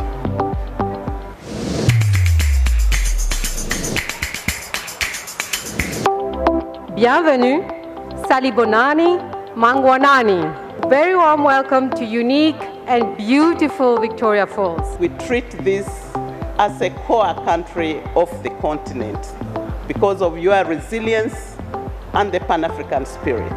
The primary objective of this conference is to promote the economic and social development of our member states, to foster intra-regional integration and promote international cooperation for Africa's development. Since our last Conference of Ministers, the world has fallen deeper into economic fragility, climate change, conflict, and distrust.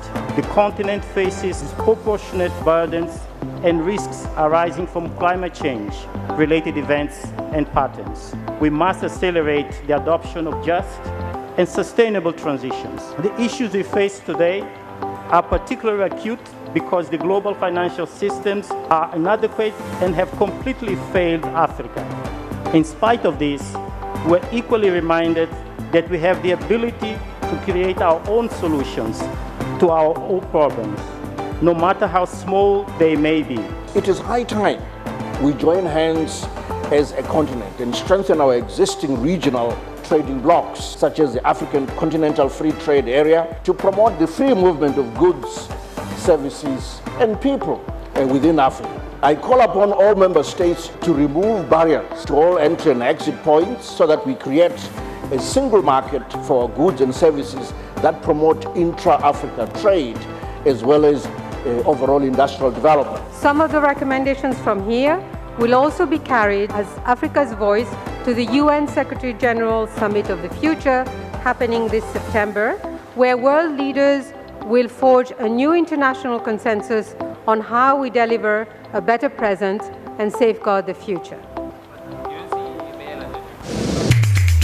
On issues of taxation, we have already the UN Tax Convention, and there is a need to also strengthen international cooperation, curb illicit financial flows, and reduce tax evasion and profit sharing. The resources that are lost to illicit financial flows is more than 2.5 times what Africa receives a year in official development assistance. So it's a huge opportunity, and we need to make sure that it's utilized.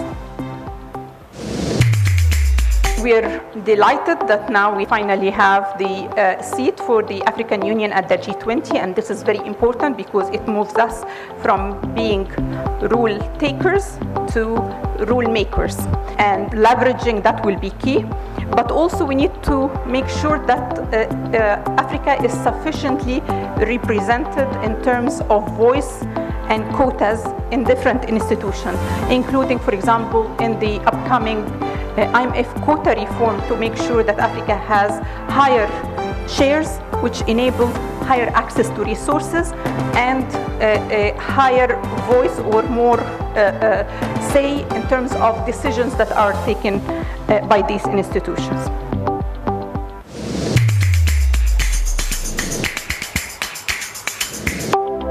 Bienvenue, Salibonani, Mangwanani. Very warm welcome to unique and beautiful Victoria Falls. We treat this as a core country of the continent because of your resilience and the Pan-African spirit. The primary objective of this conference is to promote the economic and social development of our member states, to foster intra-regional integration and promote international cooperation for Africa's development. Since our last Conference of Ministers, the world has fallen deeper into economic fragility, climate change, conflict, and distrust. The continent faces disproportionate burdens and risks arising from climate change-related events and patterns. We must accelerate the adoption of just and sustainable transitions. The issues we face today are particularly acute because the global financial systems are inadequate and have completely failed Africa. In spite of this, we're equally reminded that we have the ability to create our own solutions to our own problems, no matter how small they may be.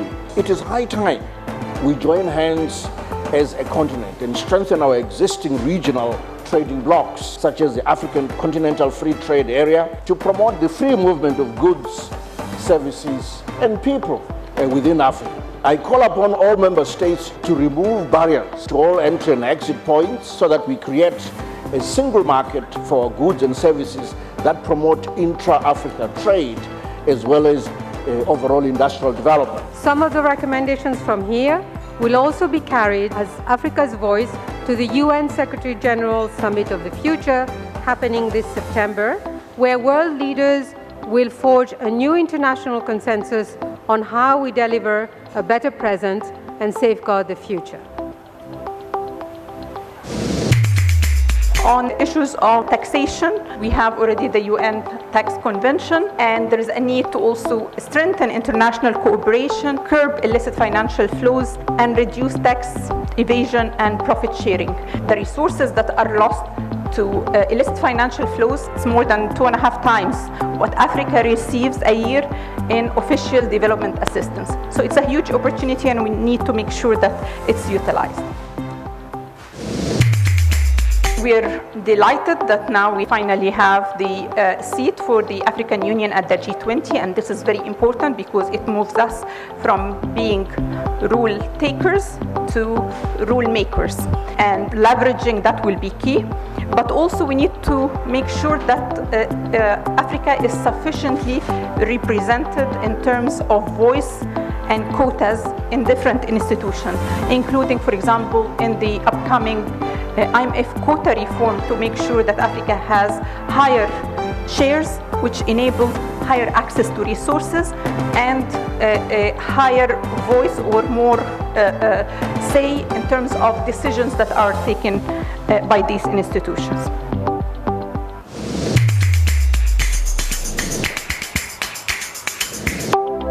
Bienvenue, Salibonani, Mangwanani. Very warm welcome to unique and beautiful Victoria Falls. We treat this as a core country of the continent because of your resilience and the Pan-African spirit. The primary objective of this conference is to promote the economic and social development of our member states, to foster intra-regional integration and promote international cooperation for Africa's development. Since our last conference of ministers, the world has fallen deeper into economic fragility, climate change, conflict, and distrust. The continent faces disproportionate burdens and risks arising from climate change-related events and patterns. We must accelerate the adoption of just and sustainable transitions. The issues we face today are particularly acute because the global financial systems are inadequate and have completely failed Africa. In spite of this, we're equally reminded that we have the ability to create our own solutions to our own problems, no matter how small they may be. It is high time we join hands as a continent and strengthen our existing regional trading blocs, such as the African Continental Free Trade Area, to promote the free movement of goods, services, and people within Africa. I call upon all member states to remove barriers to all entry and exit points so that we create a single market for goods and services that promote intra-Africa trade as well as overall industrial development. Some of the recommendations from here will also be carried as Africa's voice to the UN Secretary General Summit of the Future happening this September, where world leaders will forge a new international consensus on how we deliver a better present and safeguard the future. On issues of taxation, we have already the UN Tax Convention, and there is a need to also strengthen international cooperation, curb illicit financial flows, and reduce tax evasion and profit sharing. The resources that are lost to illicit financial flows is more than 2.5 times what Africa receives a year in official development assistance. So it's a huge opportunity, and we need to make sure that it's utilized. We're delighted that now we finally have the seat for the African Union at the G20, and this is very important because it moves us from being rule takers to rule makers, and leveraging that will be key.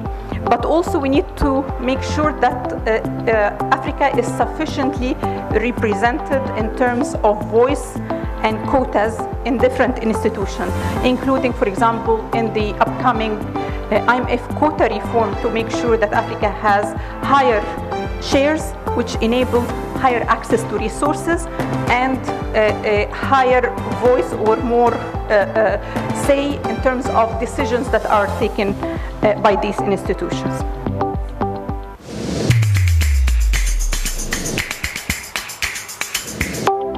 Bienvenue, Salibonani, Mangwanani. Very warm welcome to unique and beautiful Victoria Falls. We treat this as a core country of the continent because of your resilience and the Pan-African spirit.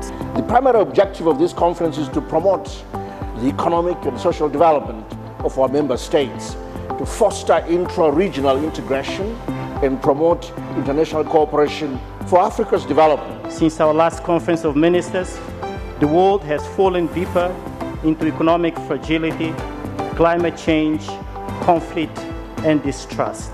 The continent faces disproportionate burdens and risks arising from climate change-related events and patterns. We must accelerate the adoption of just and sustainable transitions. The issues we face today are particularly acute because the global financial systems are inadequate and have completely failed Africa. In spite of this, we're equally reminded that we have the ability to create our own solutions to our own problems, no matter how small they may be.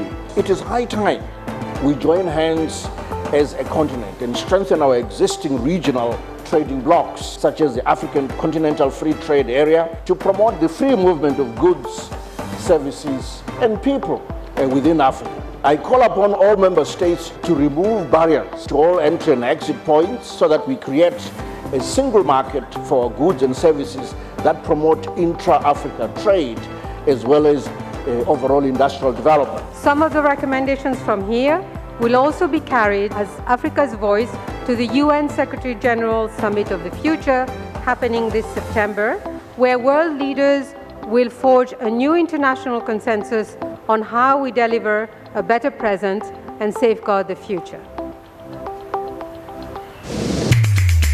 On issues of taxation, we have already the UN Tax Convention, and there is a need to also strengthen international cooperation, curb illicit financial flows, and reduce tax evasion and profit sharing.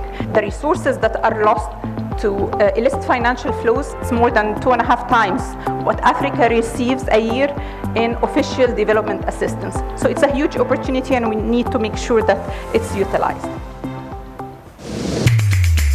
We're delighted that now we finally have the seat for the African Union at the G20, and this is very important because it moves us from being rule takers to rule makers, and leveraging that will be key.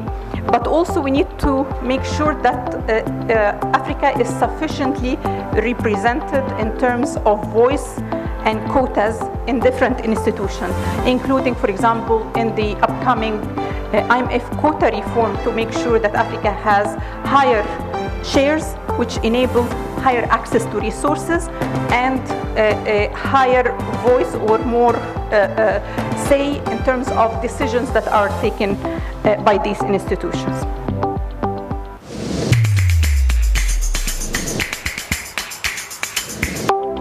Bienvenue, Salibonani, Mangwanani. Very warm welcome to unique and beautiful Victoria Falls. We treat this as a core country of the continent because of your resilience and the Pan-African spirit.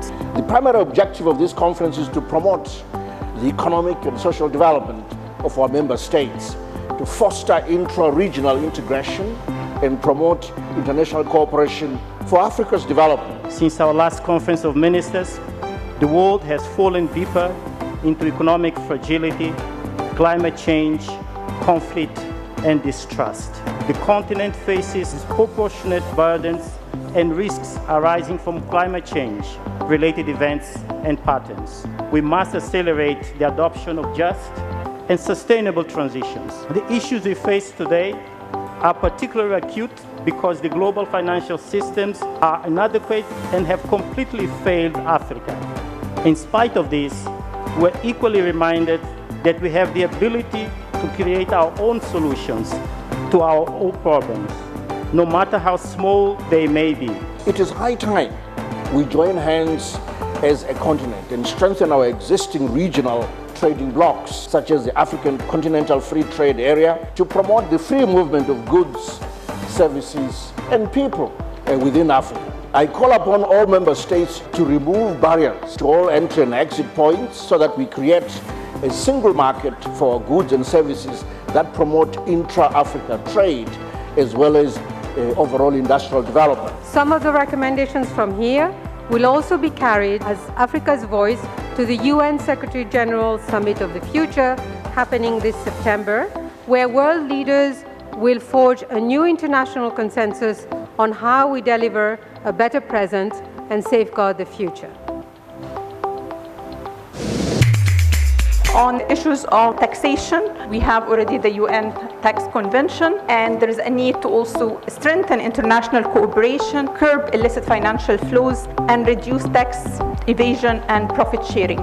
The resources that are lost to illicit financial flows is more than 2.5 times what Africa receives a year in official development assistance. So it's a huge opportunity, and we need to make sure that it's utilized. We're delighted that now we finally have the seat for the African Union at the G20, and this is very important because it moves us from being rule takers to rule makers, and leveraging that will be key. But also we need to make sure that Africa is sufficiently represented in terms of voice and quotas in different institutions, including, for example, in the upcoming IMF quota reform to make sure that Africa has higher shares, which enable higher access to resources and a higher voice or more say in terms of decisions that are taken by these institutions.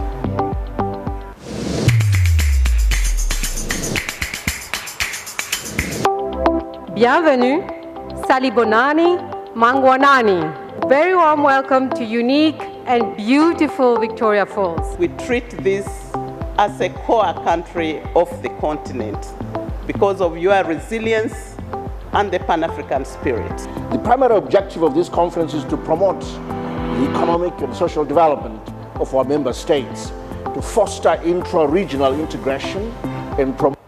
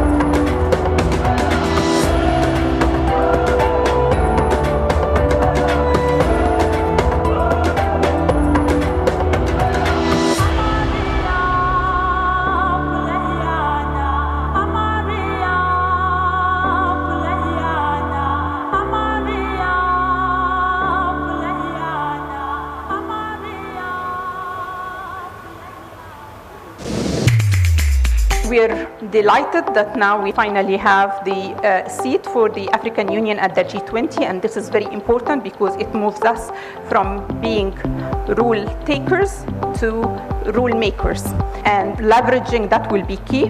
But also we need to make sure that Africa is sufficiently represented in terms of voice and quotas in different institutions, including, for example, in the upcoming IMF quota reform to make sure that Africa has higher shares, which enable higher access to resources and a higher voice or more say in terms of decisions that are taken by these institutions.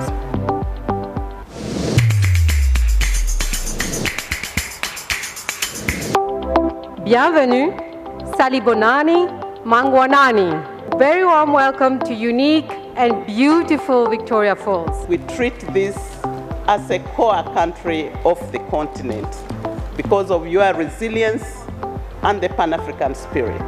The primary objective of this conference is to promote the economic and social development of our member states, to foster intra-regional integration and promote international cooperation for Africa's development. Since our last Conference of Ministers, the world has fallen deeper into economic fragility, climate change, conflict, and distrust.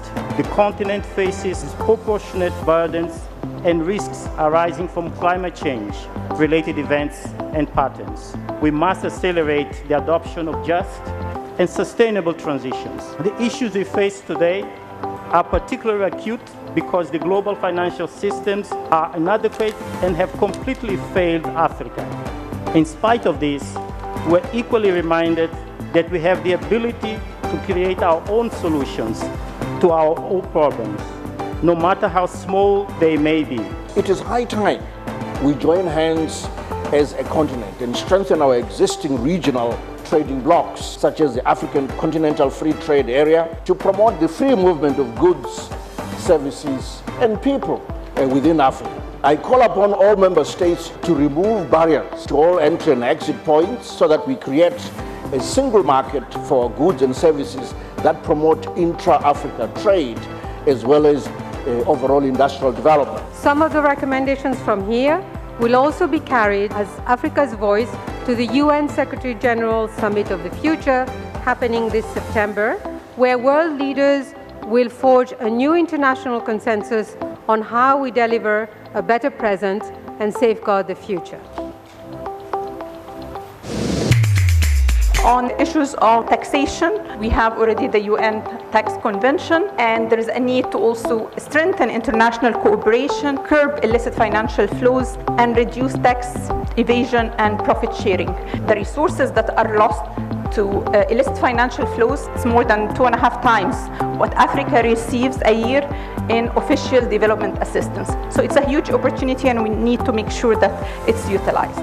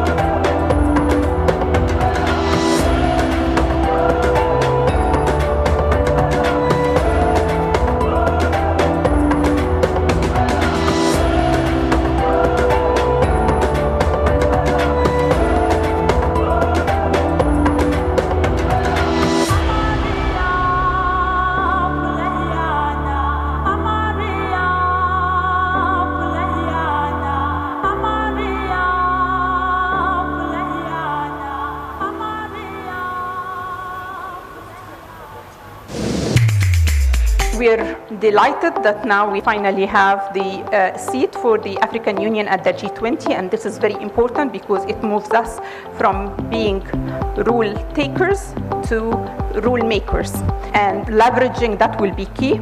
But also we need to make sure that Africa is sufficiently represented in terms of voice and quotas in different institutions, including, for example, in the upcoming IMF quota reform, to make sure that Africa has higher shares, which enable higher access to resources and a higher voice or more say in terms of decisions that are taken by these institutions.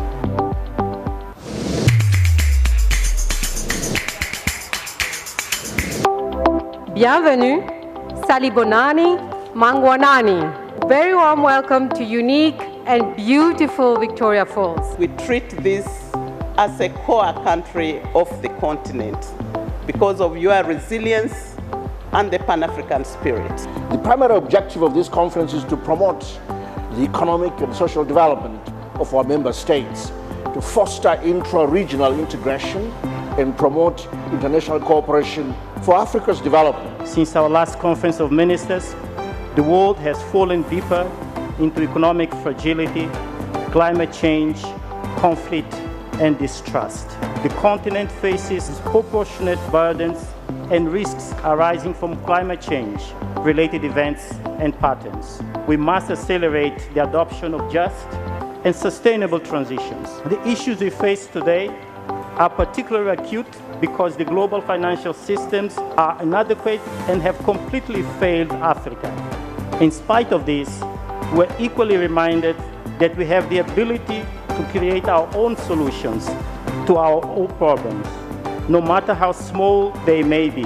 It is high time we join hands as a continent and strengthen our existing regional trading blocs, such as the African Continental Free Trade Area, to promote the free movement of goods, services, and people within Africa. I call upon all member states to remove barriers to all entry and exit points so that we create a single market for goods and services that promote intra-Africa trade as well as overall industrial development. Some of the recommendations from here will also be carried as Africa's voice to the UN Secretary General Summit of the Future happening this September, where world leaders will forge a new international consensus on how we deliver a better present and safeguard the future. On issues of taxation, we have already the UN Tax Convention, and there is a need to also strengthen international cooperation, curb illicit financial flows, and reduce tax evasion and profit sharing. The resources that are lost to illicit financial flows is more than 2.5 times what Africa receives a year in official development assistance. So it's a huge opportunity, and we need to make sure that it's utilized.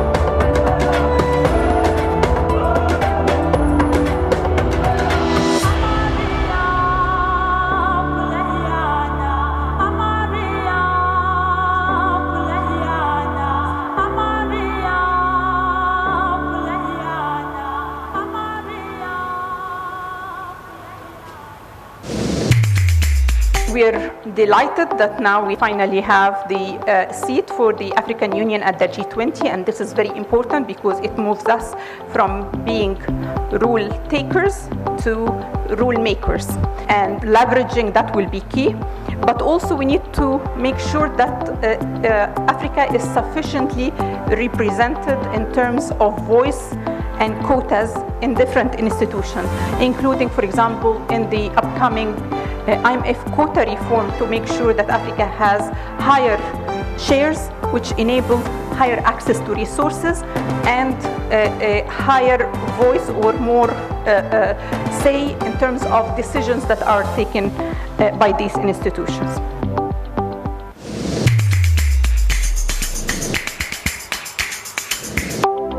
Bienvenue, Salibonani, Mangwanani. Very warm welcome to unique and beautiful Victoria Falls. We treat this as a core country of the continent because of your resilience and the Pan-African spirit. The primary objective of this conference is to promote the economic and social development of our member states, to foster intra-regional integration and promote international cooperation for Africa's development. Since our last Conference of Ministers, the world has fallen deeper into economic fragility, climate change, conflict, and distrust. The continent faces disproportionate burdens and risks arising from climate change-related events and patterns. We must accelerate the adoption of just and sustainable transitions. The issues we face today are particularly acute because the global financial systems are inadequate and have completely failed Africa. In spite of this, we're equally reminded that we have the ability to create our own solutions to our own problems, no matter how small they may be. It is high time we join hands as a continent and strengthen our existing regional trading blocs, such as the African Continental Free Trade Area, to promote the free movement of goods, services, and people within Africa. I call upon all member states to remove barriers to all entry and exit points so that we create a single market for goods and services that promote intra-Africa trade as well as overall industrial development. Some of the recommendations from here will also be carried as Africa's voice to the UN Secretary General Summit of the Future happening this September, where world leaders will forge a new international consensus on how we deliver a better present and safeguard the future. On issues of taxation, we have already the UN Tax Convention, and there is a need to also strengthen international cooperation, curb illicit financial flows, and reduce tax evasion and profit sharing. The resources that are lost to illicit financial flows is more than 2.5 times what Africa receives a year in official development assistance. So it's a huge opportunity, and we need to make sure that it's utilized.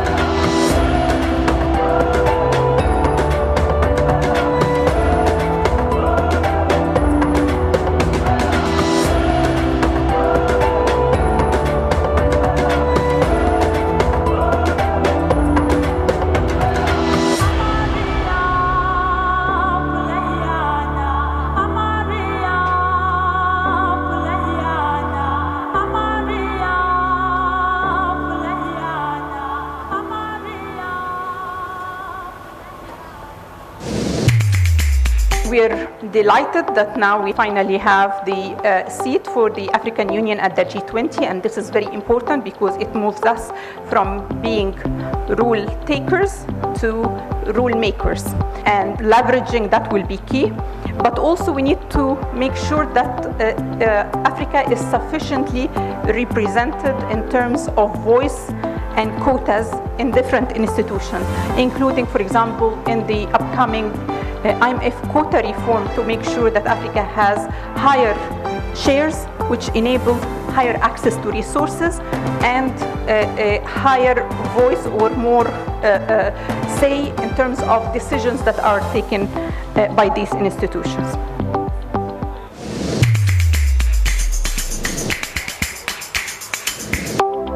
Bienvenue, Salibonani, Mangwanani. Very warm welcome to unique and beautiful Victoria Falls. We treat this as a core country of the continent because of your resilience and the Pan-African spirit.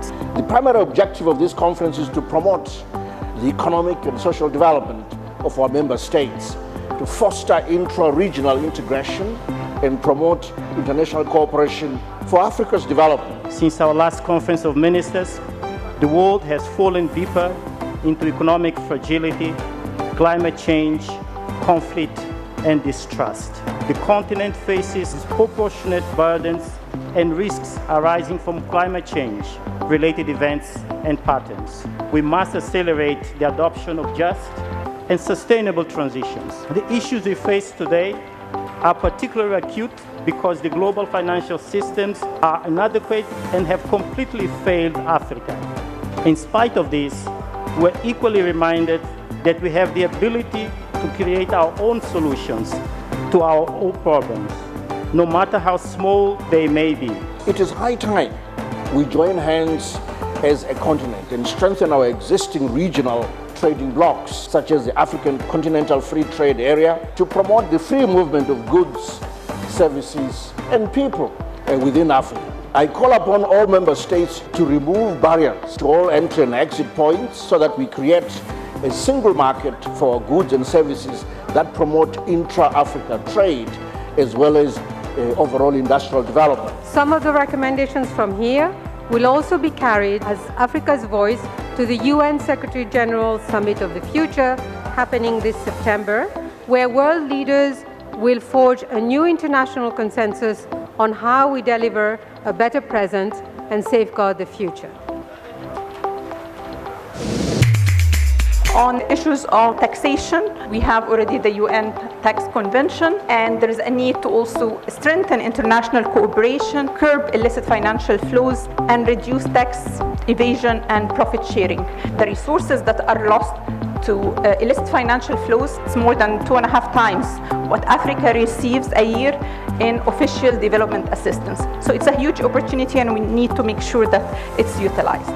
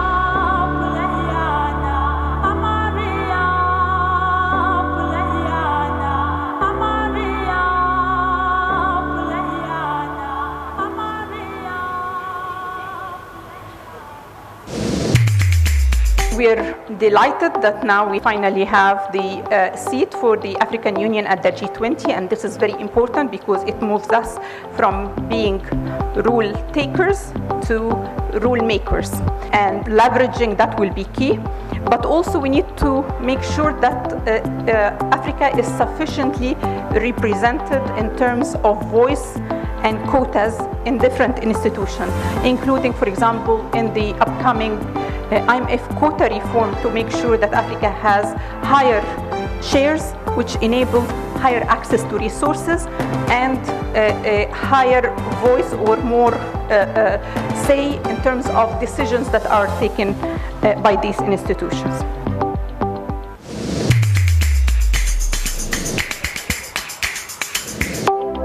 Bienvenue, Salibonani, Mangwanani. Very warm welcome to unique and beautiful Victoria Falls. We treat this as a core country of the continent because of your resilience and the Pan-African spirit.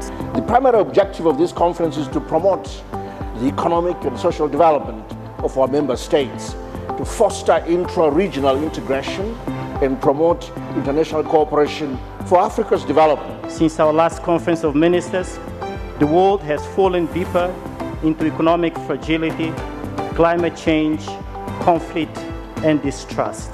The continent faces disproportionate burdens and risks arising from climate change-related events and patterns. We must accelerate the adoption of just and sustainable transitions. The issues we face today are particularly acute because the global financial systems are inadequate and have completely failed Africa. In spite of this, we're equally reminded that we have the ability to create our own solutions to our own problems, no matter how small they may be. It is high time we join hands as a continent and strengthen our existing regional trading blocs, such as the African Continental Free Trade Area, to promote the free movement of goods, services, and people within Africa. I call upon all member states to remove barriers to all entry and exit points so that we create a single market for goods and services that promote intra-Africa trade as well as overall industrial development. Some of the recommendations from here will also be carried as Africa's voice to the UN Secretary General Summit of the Future happening this September, where world leaders will forge a new international consensus on how we deliver a better present and safeguard the future. On issues of taxation, we have already the UN Tax Convention, and there is a need to also strengthen international cooperation, curb illicit financial flows, and reduce tax evasion and profit sharing. The resources that are lost to illicit financial flows is more than 2.5 times what Africa receives a year in official development assistance. So it's a huge opportunity, and we need to make sure that it's utilized.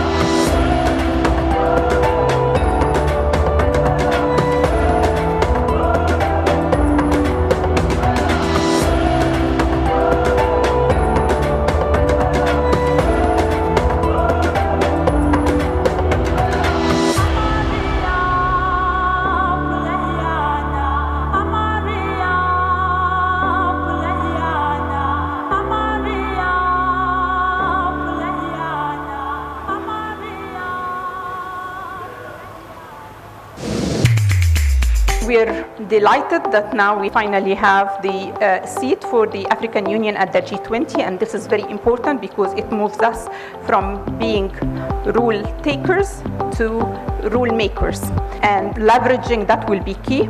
But also we need to make sure that Africa is sufficiently represented in terms of voice and quotas in different institutions, including, for example, in the upcoming IMF quota reform, to make sure that Africa has higher shares, which enable higher access to resources and a higher voice or more say in terms of decisions that are taken by these institutions.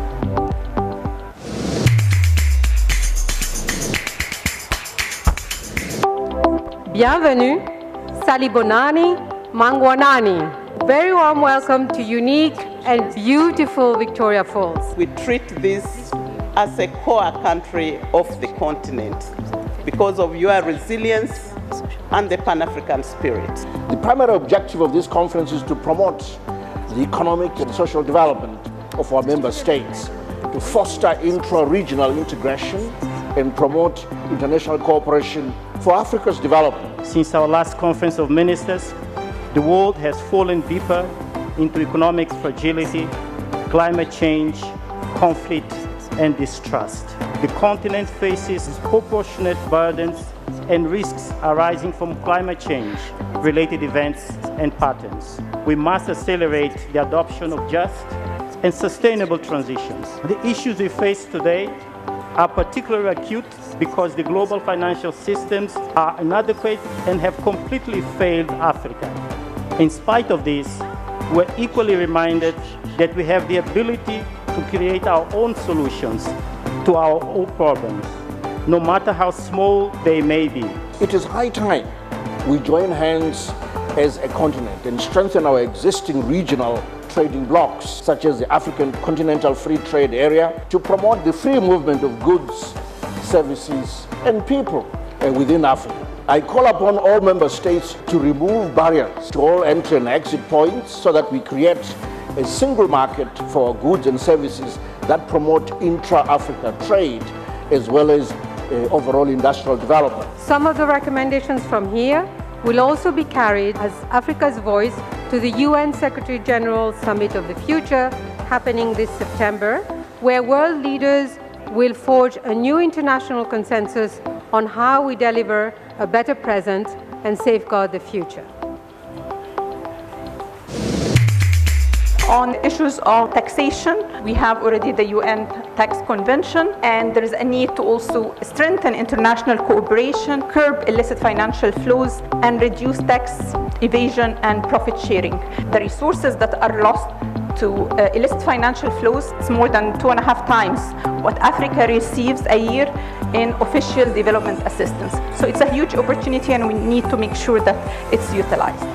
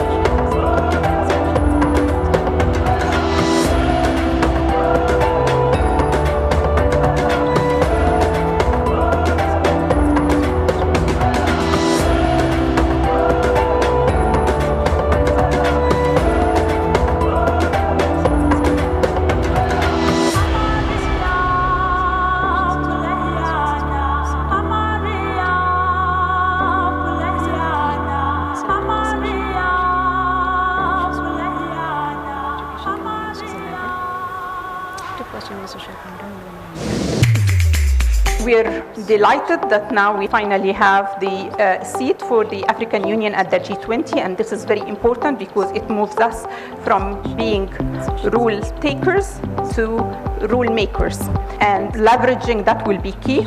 But also we need to make sure that Africa is sufficiently represented in terms of voice and quotas in different institutions, including, for example, in the upcoming IMF quota reform, to make sure that Africa has higher shares, which enable higher access to resources and a higher voice or more say in terms of decisions that are taken by these institutions.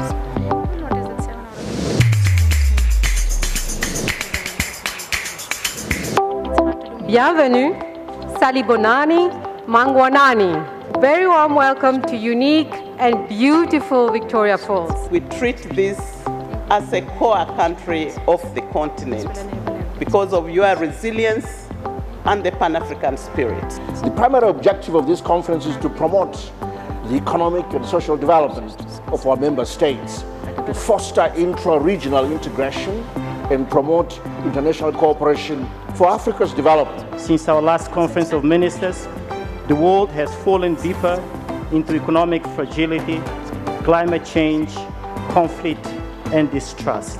The continent faces disproportionate burdens and risks arising from climate change-related events and patterns. We must accelerate the adoption of just and sustainable transitions. The issues we face today are particularly acute because the global financial systems are inadequate and have completely failed Africa.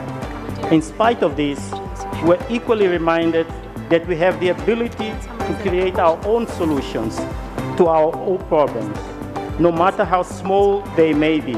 It is high time we join hands as a continent and strengthen our existing regional trading blocs, such as the African Continental Free Trade Area, to promote the free movement of goods, services, and people within Africa. I call upon all member states to remove barriers to all entry and exit points so that we create a single market for goods and services that promote intra-Africa trade as well as overall industrial development. Some of the recommendations from here will also be carried as Africa's voice to the UN Secretary General Summit of the Future happening this September, where world leaders will forge a new international consensus on how we deliver a better present and safeguard the future. On issues of taxation, we have already the UN Tax Convention, and there is a need to also strengthen international cooperation, curb illicit financial flows, and reduce tax evasion and profit sharing. The resources that are lost to illicit financial flows is more than 2.5 times what Africa receives a year in official development assistance. So it's a huge opportunity, and we need to make sure that it's utilized.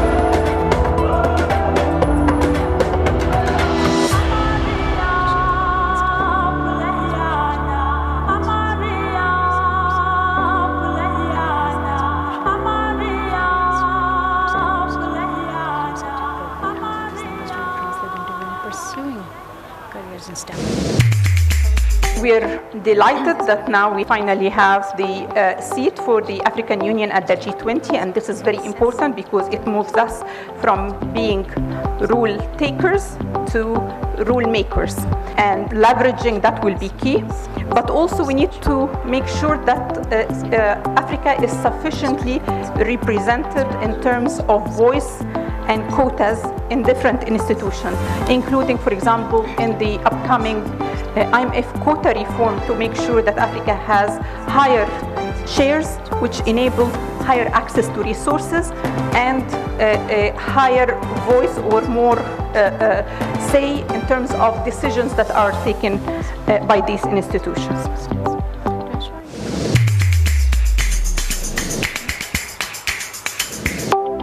Bienvenue, Salibonani, Mangwanani. Very warm welcome to unique and beautiful Victoria Falls. We treat this as a core country of the continent because of your resilience and the Pan-African spirit.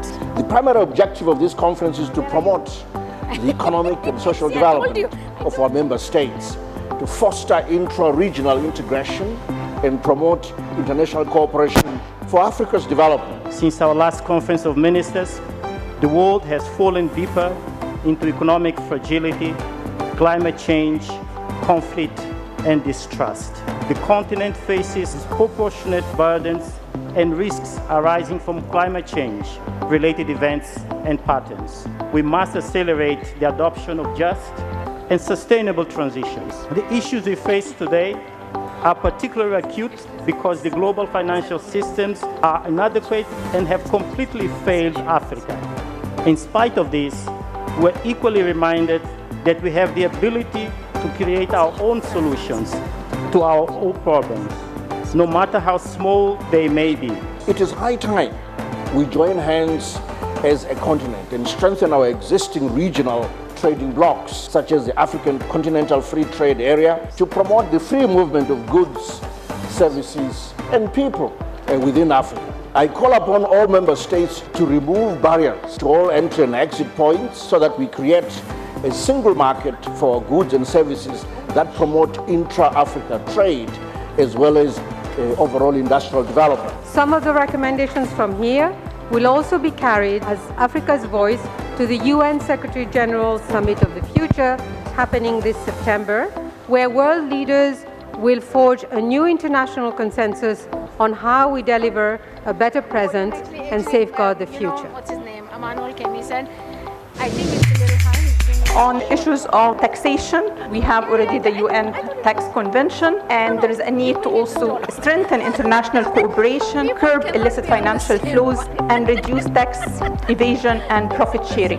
The resources that are lost to illicit financial flows is more than 2.5 times what Africa receives a year in official development assistance. So it's a huge opportunity, and we need to make sure that it's utilized. When I was standing here, did you feel that it was too tall for me? I think so. Mike is exactly. I think so too, but somehow I don't know why Emmanuel is thinking Emmanuel came in. I didn't see him bringing anything. I think, is that Emmanuel? Where is it? I know he has drawing.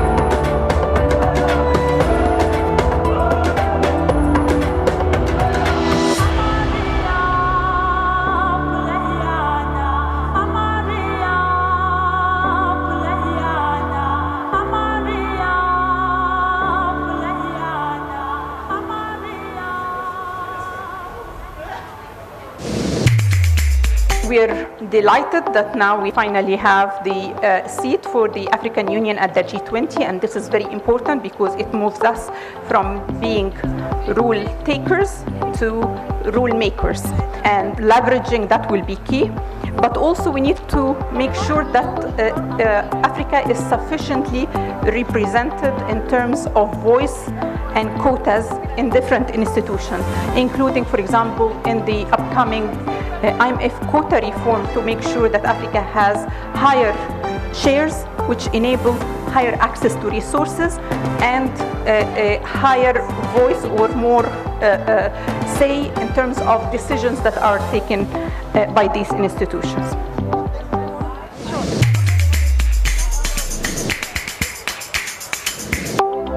Bienvenue, Salibonani, Mangwanani. Very warm welcome to unique and beautiful Victoria Falls. We treat this as a core country of the continent because of your resilience and the Pan-African spirit.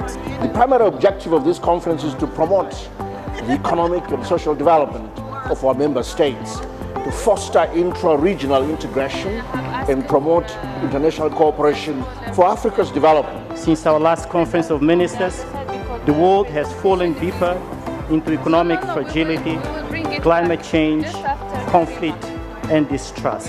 The continent faces disproportionate burdens and risks arising from climate change, related events and patterns. We must accelerate the adoption of just and sustainable transitions. The issues we face today are particularly acute because the global financial systems are inadequate and have completely failed Africa.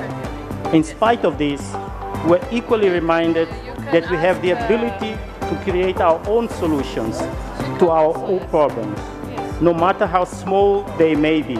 It is high time we join hands as a continent and strengthen our existing regional trading blocs, such as the African Continental Free Trade Area, to promote the free movement of goods, services, and people within Africa. I call upon all member states to remove barriers to all entry and exit points so that we create a single market for goods and services that promote intra-Africa trade as well as overall industrial development. Some of the recommendations from here will also be carried as Africa's voice to the UN Secretary General Summit of the Future happening this September, where world leaders will forge a new international consensus on how we deliver a better present and safeguard the future. On issues of taxation, we have already the UN Tax Convention, and there is a need to also strengthen international cooperation, curb illicit financial flows, and reduce tax evasion and profit sharing. The resources that are lost to illicit financial flows is more than 2.5 times what Africa receives a year in official development assistance. So it's a huge opportunity, and we need to make sure that it's utilized.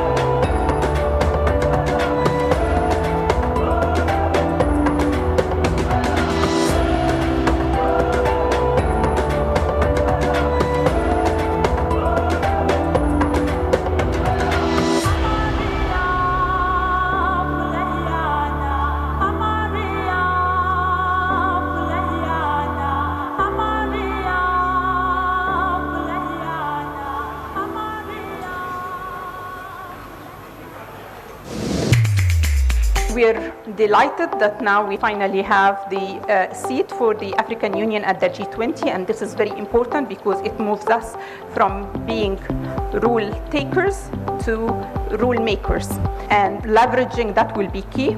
But also we need to make sure that Africa is sufficiently represented in terms of voice and quotas in different institutions, including, for example, in the upcoming IMF quota reform, to make sure that Africa has higher shares, which enable higher access to resources and a higher voice or more say in terms of decisions that are taken by these institutions.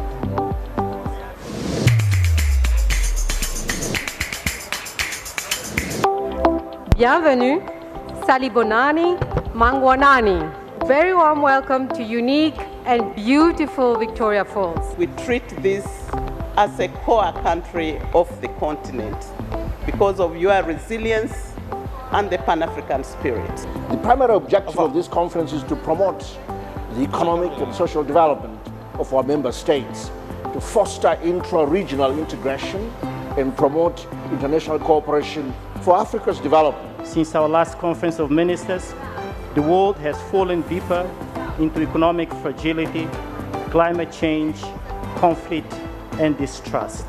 The continent faces disproportionate burdens and risks arising from climate change-related events and patterns. We must accelerate the adoption of just and sustainable transitions. The issues we face today are particularly acute because the global financial systems are inadequate and have completely failed Africa.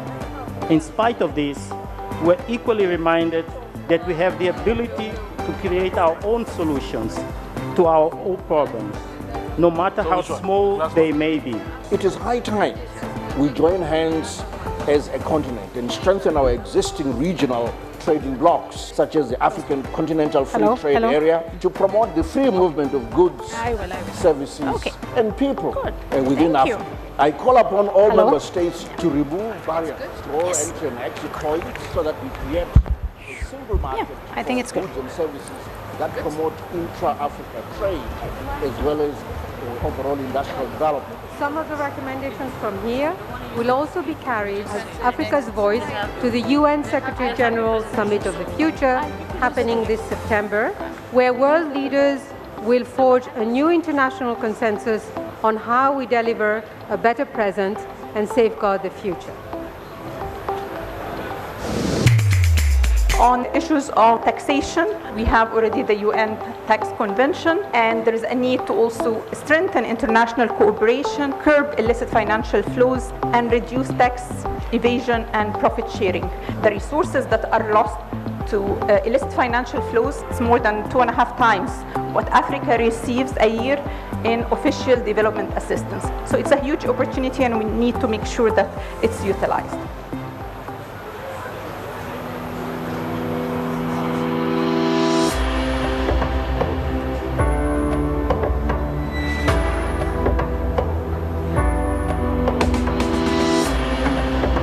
Good afternoon, delegates, colleagues. We apologize for the slight delay.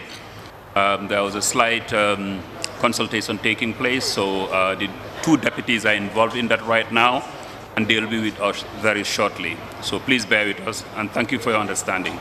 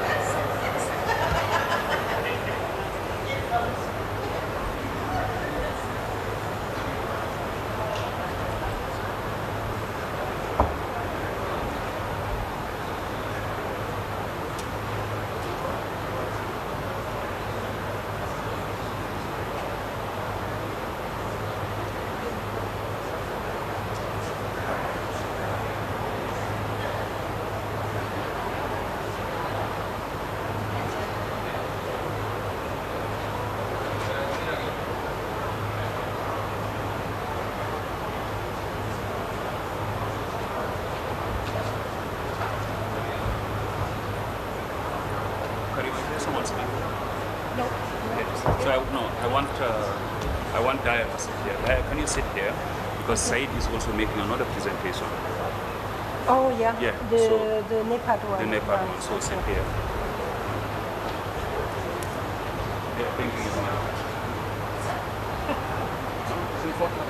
Very good.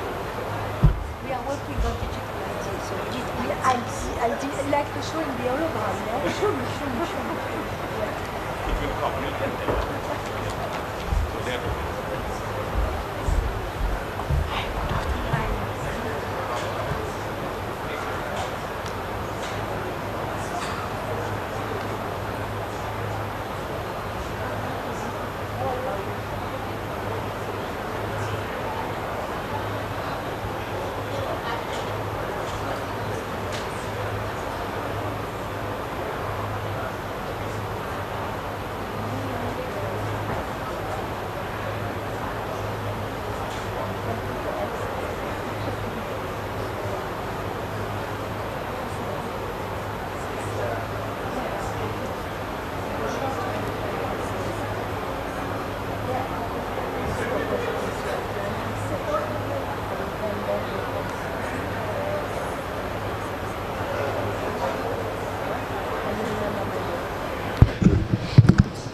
Good afternoon, colleagues. Can we call our meeting to order? We continue with our statutory issues for this afternoon, and we have the following report of the Committee on Social Policy, Poverty and Gender on its 5th session which will be introduced by the Chief of Staff and Acting Director of the Gender, Poverty and Social Policy Division, Sexina. She's going to present for us. And then secondly, progress report on the work of the African Institute of Economic Development and Planning, being introduced by the Director of African Institute of Economic Development Planning, Mr. Is it Ben? Miss Ben Sultane. And then the third one is with two presentation, proposed program plan for 2025 and the program performance in 2023, and then summary and proposed program budget for 2025. We will have the proposed program plan introduced by the Director of Strategic Planning Oversight and Results Division, that's Daya Brangate. And then the proposed program budget for 2025 will be by Carlos Haddad. That should take us to the, we are taking the next report, which was supposed to come after coffee. We take all of them at once. Report on United Nations support for African Union and its new Partnership for Africa's Development Program, introduced by the Director of Strategic Planning and Results Division. So we'll do those. And then the last one, which was 5:30 to 6, we are going to do that in the morning. This has not been finalized, so we'll do that first thing in the morning. So we can start with these presentations. Then we can, if the presenters could be concise, please, the main issues, and let's avoid too many elaborations, etc. We need to be concise and to the point. So we'll start with Sexina. Thank you.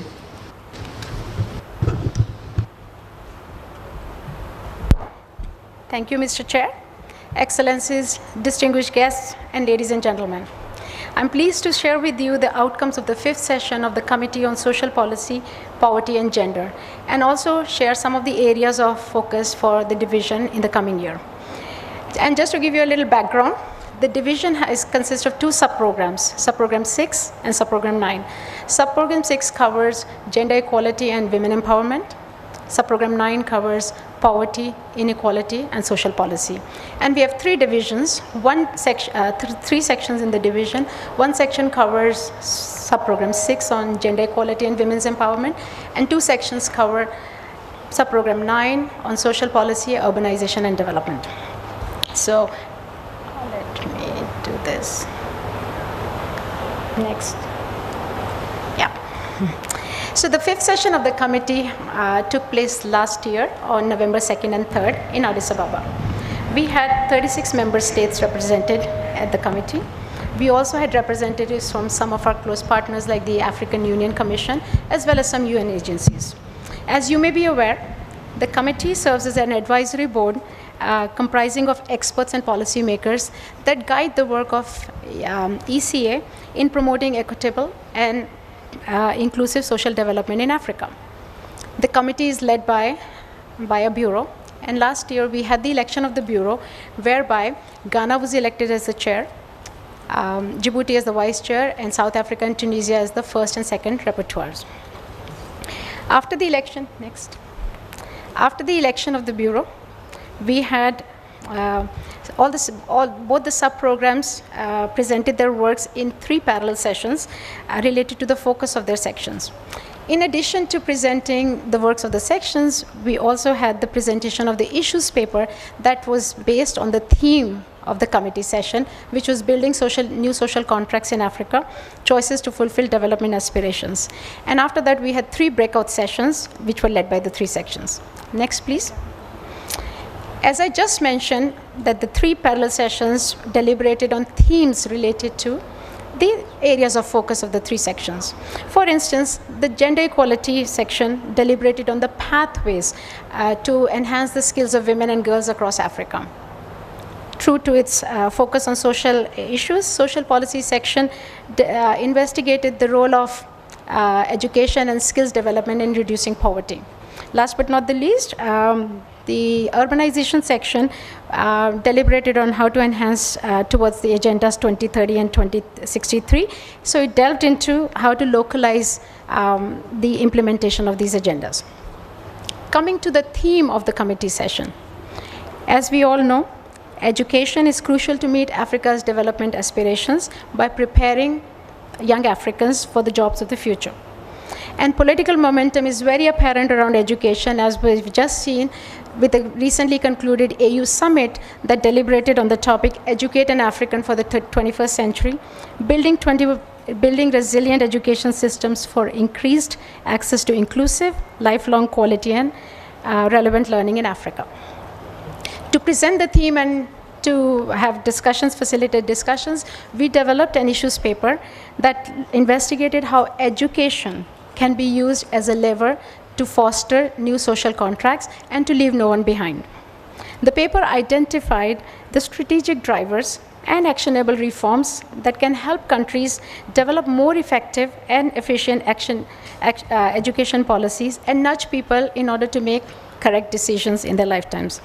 Following the presentation, 3 breakout sessions explored 3 areas of affordability, accessibility, and applicability of education policies. Government officials made recommendations both for the ECA as well as for member states in bridging the gaps between sound education policies and positive socioeconomic outcomes.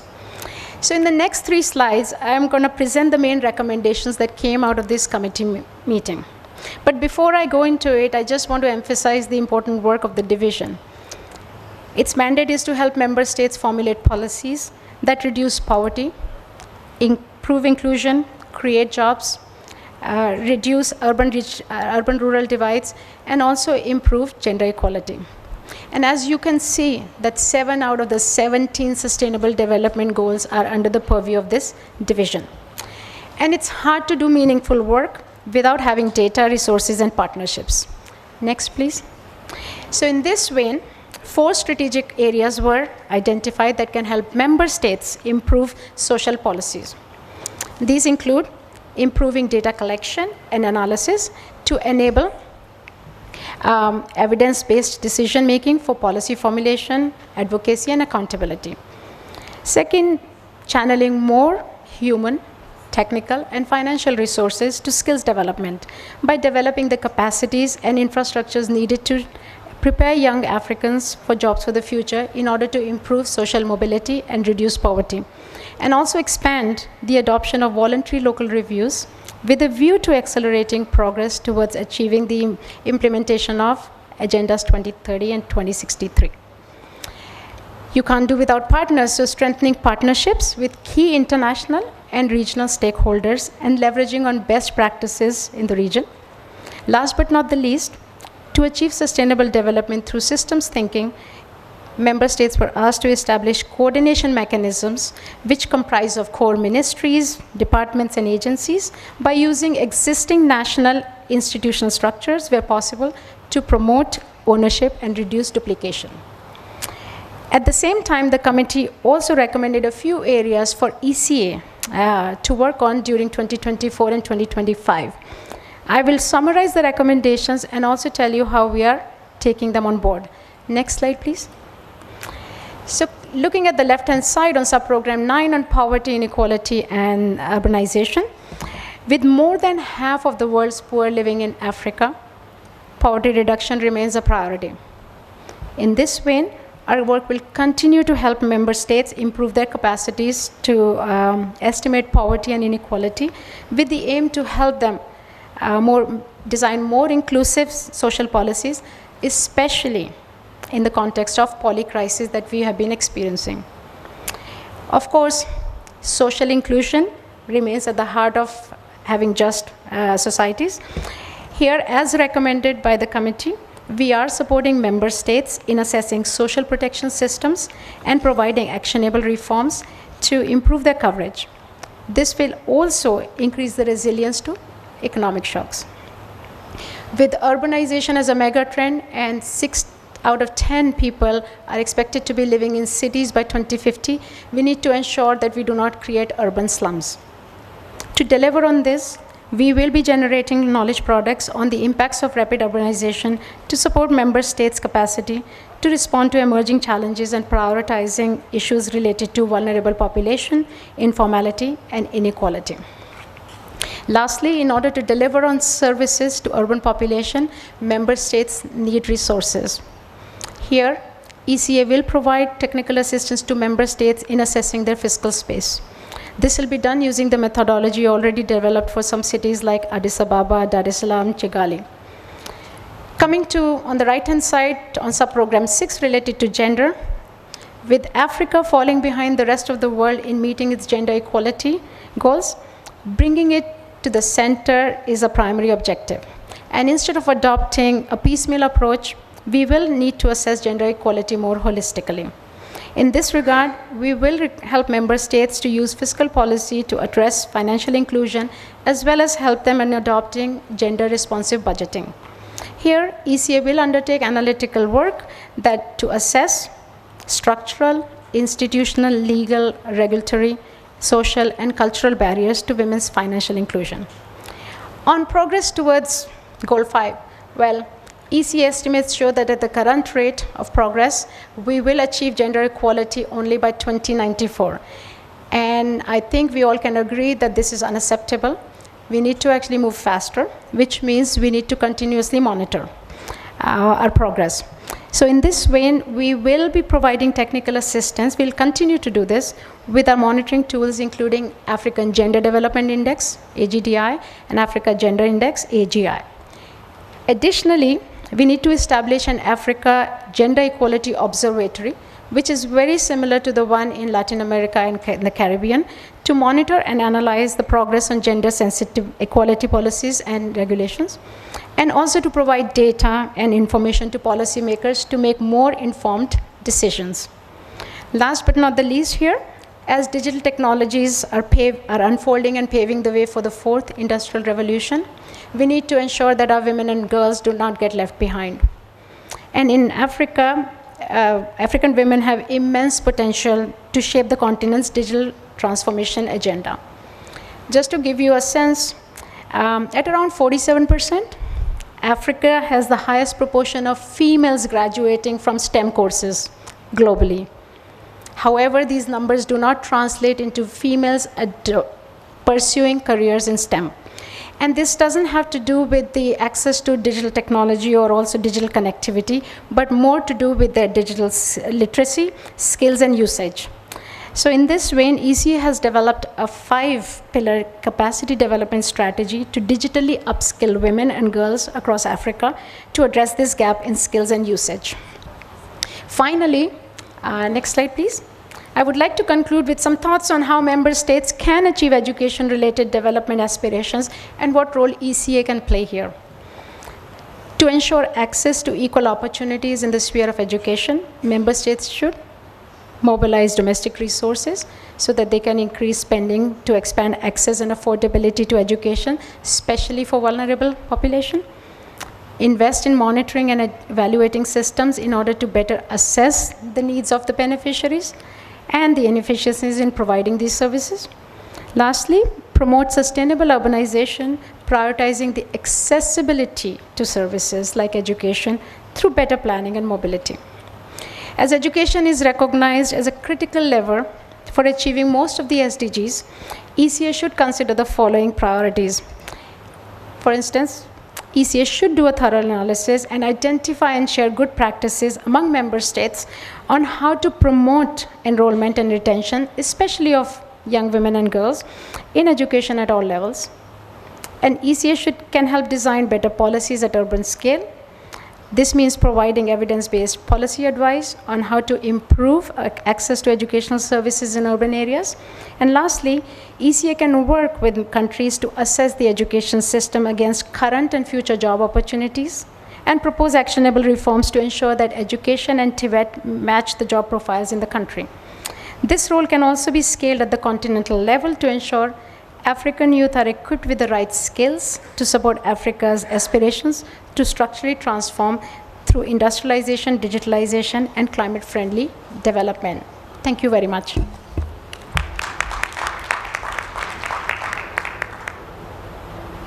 Thank you, Saxina. One issue which I found of relevance is actually even if we don't increase the resources allocated, Rwanda was talking of even the current dollar you're putting into education, how efficient is it? So I think we need to look at that as well. And then again, the relevance of education systems, the impact of education for the future, all those issues, I think they're very critical. But thank you so much for your presentation. The next report is from Ben Soltani, please.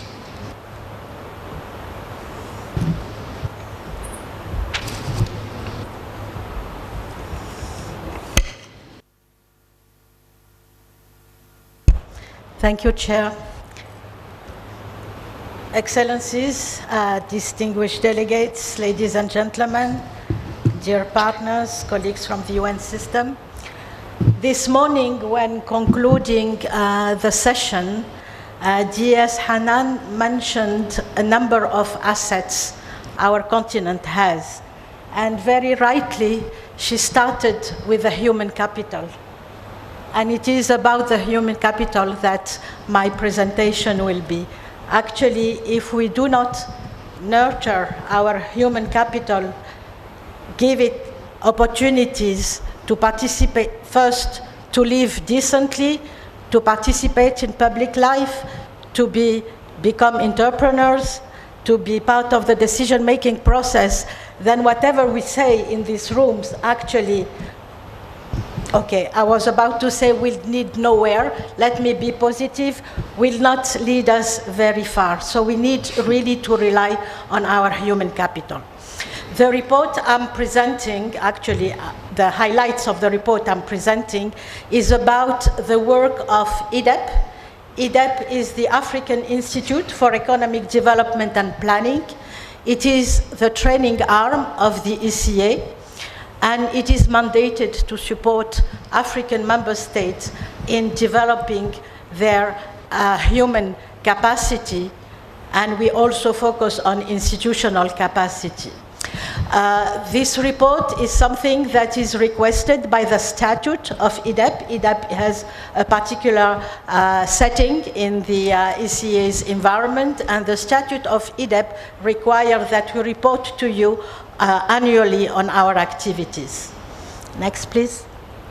So, what do we do and what are the areas of focus of the work of IDEP? We are guided by the overarching issues relating to achieving the SDGs, with focus on selected ones, but the selection actually doesn't limit our involvement in the approach to the SDGs and the implementation of the Agenda 2063, and we were very much interested in being involved in the first decade of the implementation of Agenda 2063, and we are looking forward to a successful implementation of the second decade. So this is globally the umbrella of our work, and this leads to, I would say, a recurrent catalog of courses.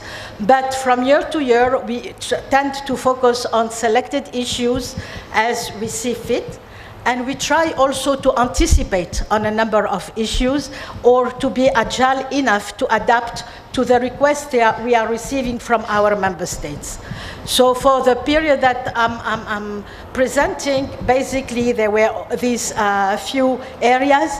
So in terms of macro, I will not go into all the details of the courses, there are many, but I will highlight some of them based on our discussions and your various areas of interest. So macroeconomic policies and development financing is, I would say, the heart of EDEP work, and it is how EDEP started actually.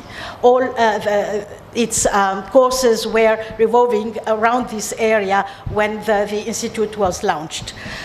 During this year, we have worked on two main areas, risk management and foresight. And I'm very happy to have heard a number of delegates actually mentioning, for example, risk linked to investment, risk linked to climate change. And it is in that way that we have approached actually the courses that we have provided on risk. And what is interesting to note is that we do not teach. Actually, we follow up with our alumni and see how they can translate the knowledge they have acquired during our courses into operations. It is what our chair has been saying throughout. We have to operationalize the great ideas we have. So, for example, in the case of Niger, there has been a program launched by alumni, people who attended our course on housing and croplands flood protection. And somebody was discussing early warning systems, for example, due to thanks to what they have acquired in terms of knowledge, in terms of risk management, they were able to build a program on that. We are also working on climate change and food security. And again, here we have, since we are convinced that our continent will not succeed if we do not have a place and a voice to women and youth, we are involving them in a number of activities. And as far as the youth are concerned, actually we have organized courses with them on climate change negotiation so that they can be able not just be observers during COPs, but be actors and lead the debate. In terms of regional integration, economic diversification, and sustainable industrialization, again, a focus on the role of gender in youth in the AFCFTA, in addition to all what we do for AFCFTA. In terms of sustainable industrialization, we are in discussion with the University of Johannesburg, South Africa, for a second step of a master's program on industrial policies. We have already had 5 years of implementation of the master's program on industrial policies, and now we are adapting it to greening industrialization, creating more jobs, giving a place to the youth. And we are also in discussion with Polytechnique Yamoussoukro in Côte d'Ivoire to have the same master's program in French. In terms of infrastructure, again, there is a range of courses, but I wanted to focus on two of them, about energy access and the regulatory issues linked to the electricity market with the involvement of the private sector that we have organized with our headquarters. And again, these are here to try to provide answers to a number of priorities. I will not go through all of them, but just let me mention for the social dimension, following my colleague's presentation, that for the last 3 years, we have been working on introducing digital tools into the TVET so that our learning systems can adapt to the development of the ICTs and be able to integrate them so that we reach out to more people and integrate more people. And you have heard that from a policy perspective, this is very much in line with what has been presented. And finally, technology, digitization, and innovation. We have started with courses on digital technology in public policies so to see how to mainstream digital into our national policies, but at the same time, we are preparing a course on digitization for decision makers, so that when you go to your decision makers or yourself, you make decisions, you are convinced that digital technology have a role to play. Next, please. So this was, I would say, the essence and the substance of our work. But at the same time, figures matter. Because, as I said, we really need to have enough people, enough main power to lead our programs, to design them, to implement them, and as has been said during the discussion yesterday and today, to be able to monitor them and prove that they were efficient. And for that, we are happy to report that we have trained more than 300 people, and you see the curve actually of the progression of the number of people we have been training, and this is thanks to our utilization of e-learning systems. We have also, through our think tank role, been able to organize meetings with a number of thinkers, and we encourage them to think out of the box, not to come with ready-made ideas, so that we can really lead the discussion about Africa's development. And in this context, we have involved the Young Economist Network that you can see as Yen here, because again, as I said, we try to be consistent with ourselves. We think that the youth have a role to play, and today we have close to 90 African universities in the network, and more than 1,000 youth participating. We have trained them in macro modeling because it is the area of focus of the network, and now we are progressing to involve them in the research aspect, and somebody was mentioning how we can support research in Africa, and I think that it is our contribution to that discussion to build a bridge between the academia and the decision-making system. And we are working under the guidance of a strategic plan that was for the period 2019-2023.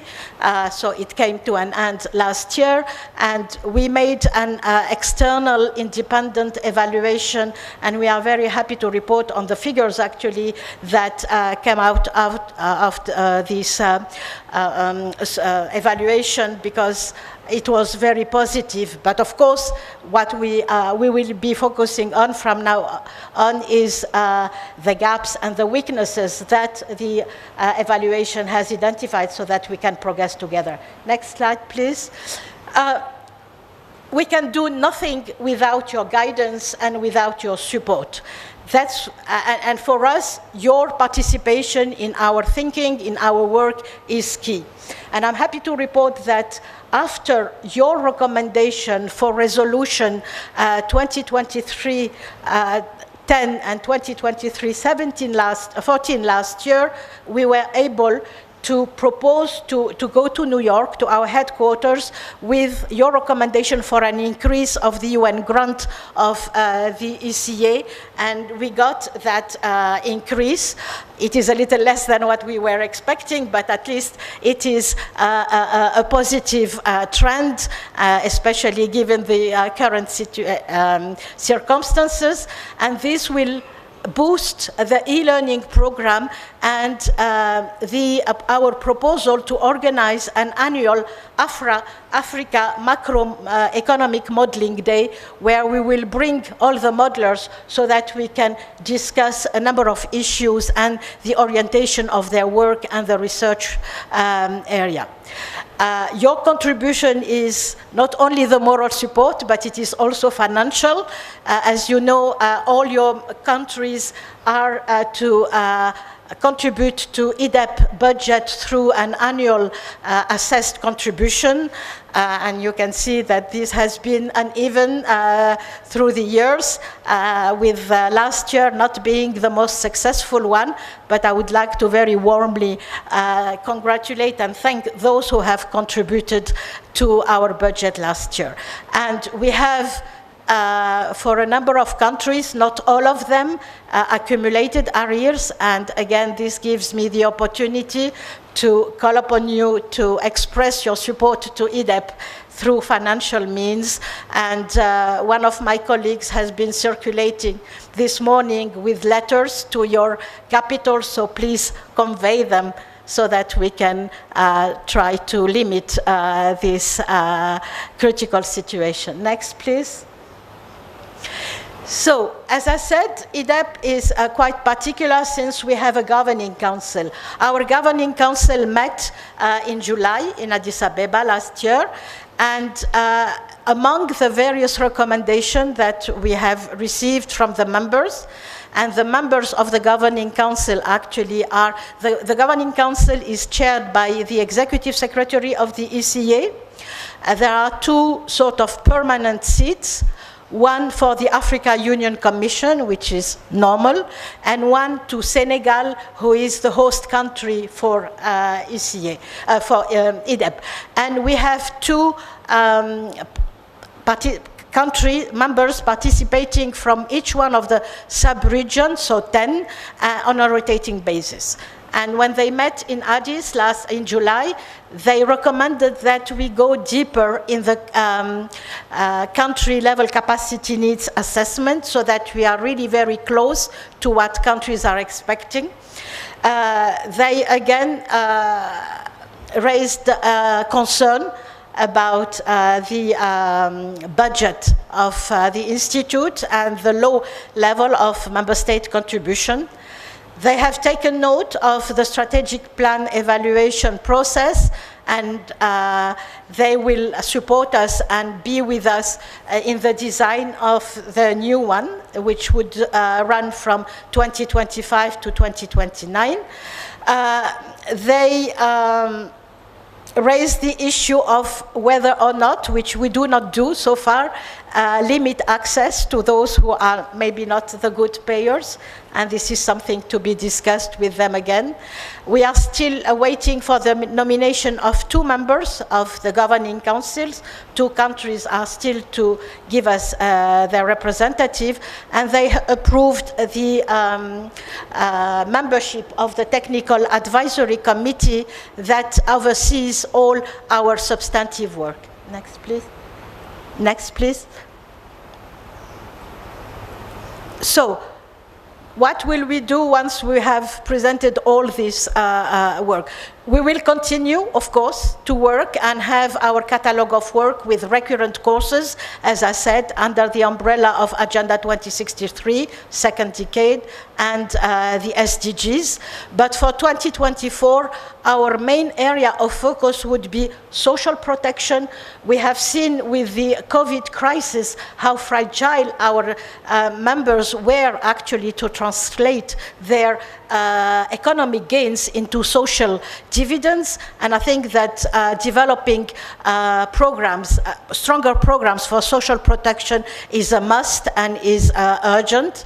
We will continue working on foresight. We organized a course on foresight that trained close to 300 people last year, and we have a course actually on foresight running starting this week, and applications are still open. So if you are interested or you know people interested in foresight, please encourage them, and digital transformation. And these are very much in line with the United Nations 2.0 Quintet of Change that gives a very prominent role to foresight so that our countries be better equipped actually in their planning processes, so that in addition to short-term perspective, they can see very far away, and they can really be able to integrate long-term issues in their planning processes.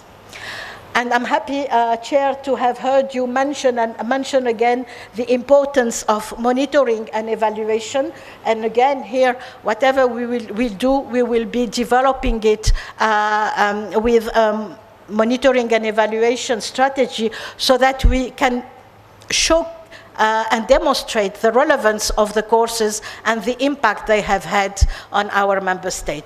We will work on our strategic plan, we will continue resource mobilization, and a very important event for EDEP and all the United Nations institutions that are based in Senegal. Actually, we will, thanks to the government of Senegal, we will all be moving together to a common house that is called Diamniadio UN House, and this will strengthen the synergy. You know that we have been applying the One UN concept, and through the move to Diamniadio, the 33 UN entities present in Senegal will strengthen their ties, their relations, become more efficient, and EDEP will also be part of all this. Thank you very much for your attention.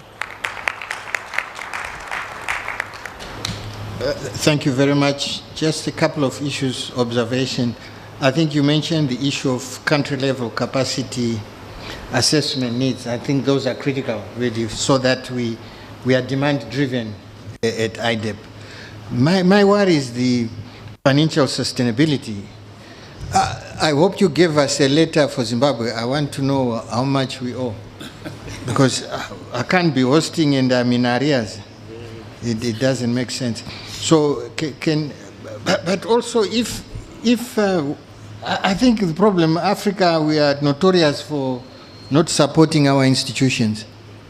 I think we need to change our attitude. If these are our institutions, we need to support them, and let's pay. And I want to commit Zimbabwe will pay. I want our figure so that we can pay and clear our arrears on this aspect. And then I saw your numbers. You have so many attendants from countries in arrears. Why don't you bar them from attending? Why do you entertain training those who are in arrears? Including me, us, if we are in arrears, why do you train us? Huh?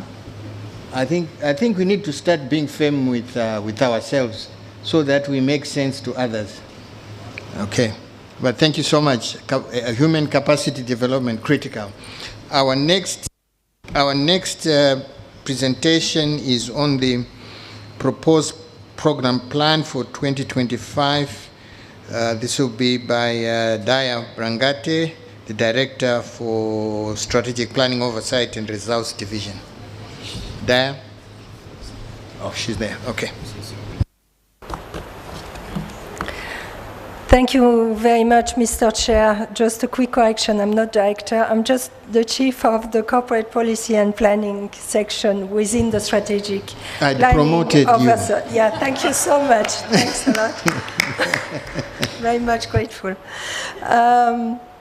So my presentation will be focusing on the proposed program plan for 2025 of Section 18, which is being submitted for your adoption. So the presentation refers to the respective first parts of two documents that are available on the ECA's website, including the summary of the proposed plan and budget with a reference E/ECA/COE/42/16 and the full draft of the proposed program plan and budget with a reference E/ECA/COE/42/INF/2.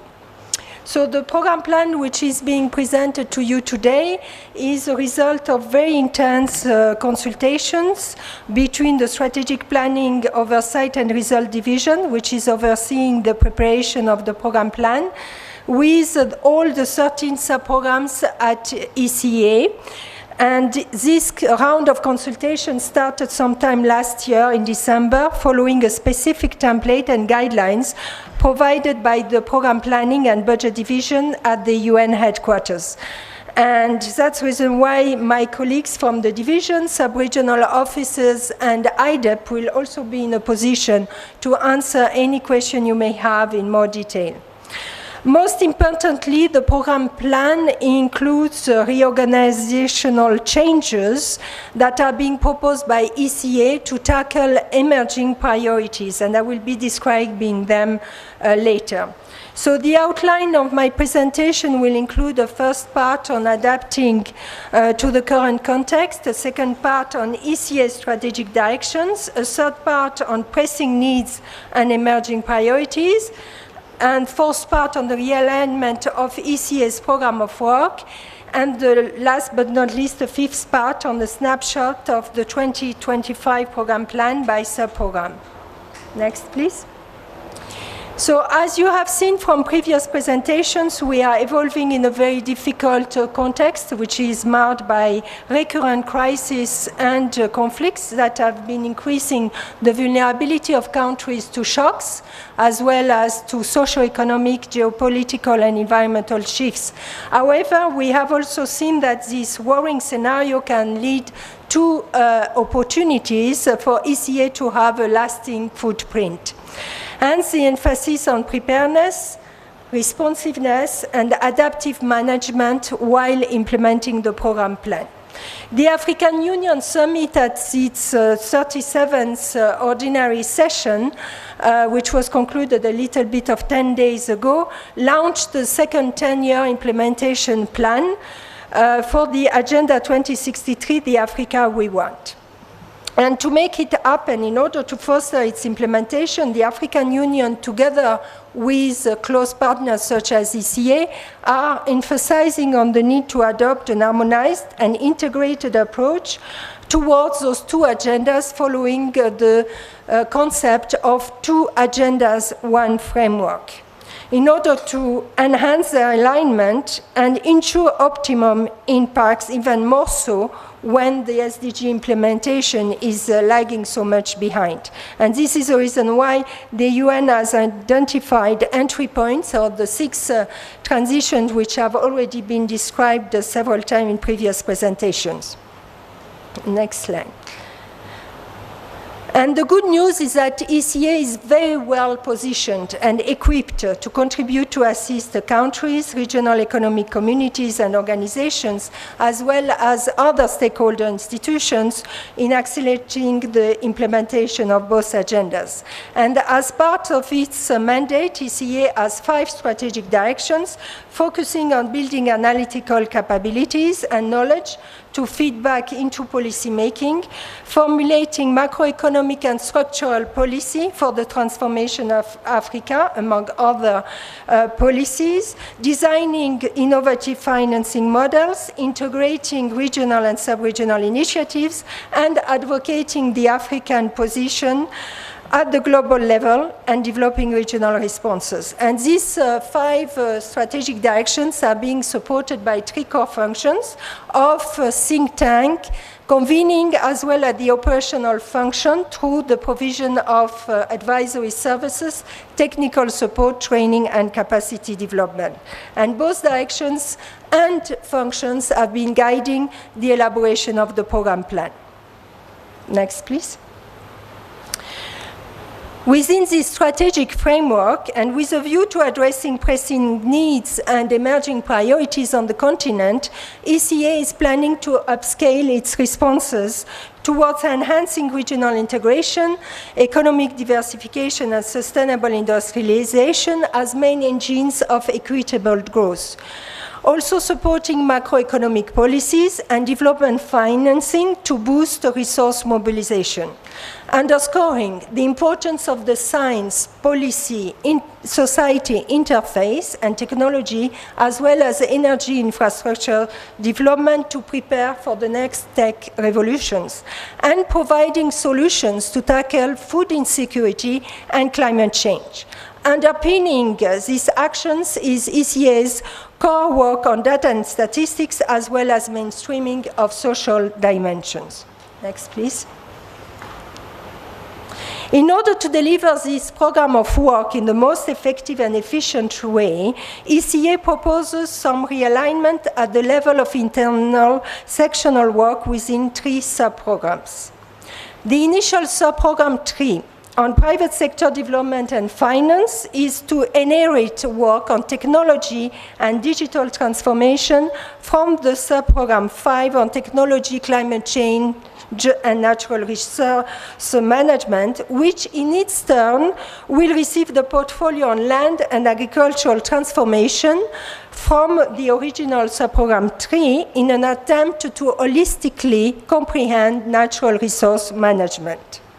The newly proposed sub-program 3, which will continue to work on energy and infrastructure development, is to be titled Technology, Innovation, Connectivity, and Infrastructure Development. And the new sub-program 5 is to be called Climate, Food Security, and Natural Resources, Green and Blue Economy. The sub-program 1 is expected to inherit the work on innovative finance and capital markets from the former sub-program 3 and be renamed as Macroeconomic Policy, Finance and Governance. Next, please. The following 4 slides provide a snapshot of the planned intervention of the proposed program plan for 2025. They are only very key examples without being exhaustive of the contents of the documents I was referencing in my introduction. As an example, the renamed sub-program 1 will pursue its support towards the customization of the integrated planning and reporting toolkit, which was presented in previous presentation, as well as on tracking the progress of implementation of the 2030 and 2063 agendas. The sub-program 2 on regional integration and trade will continue to support members of ECA and REX in operationalizing the AFCFTA with a special focus on economic diversification and sustainable industrialization.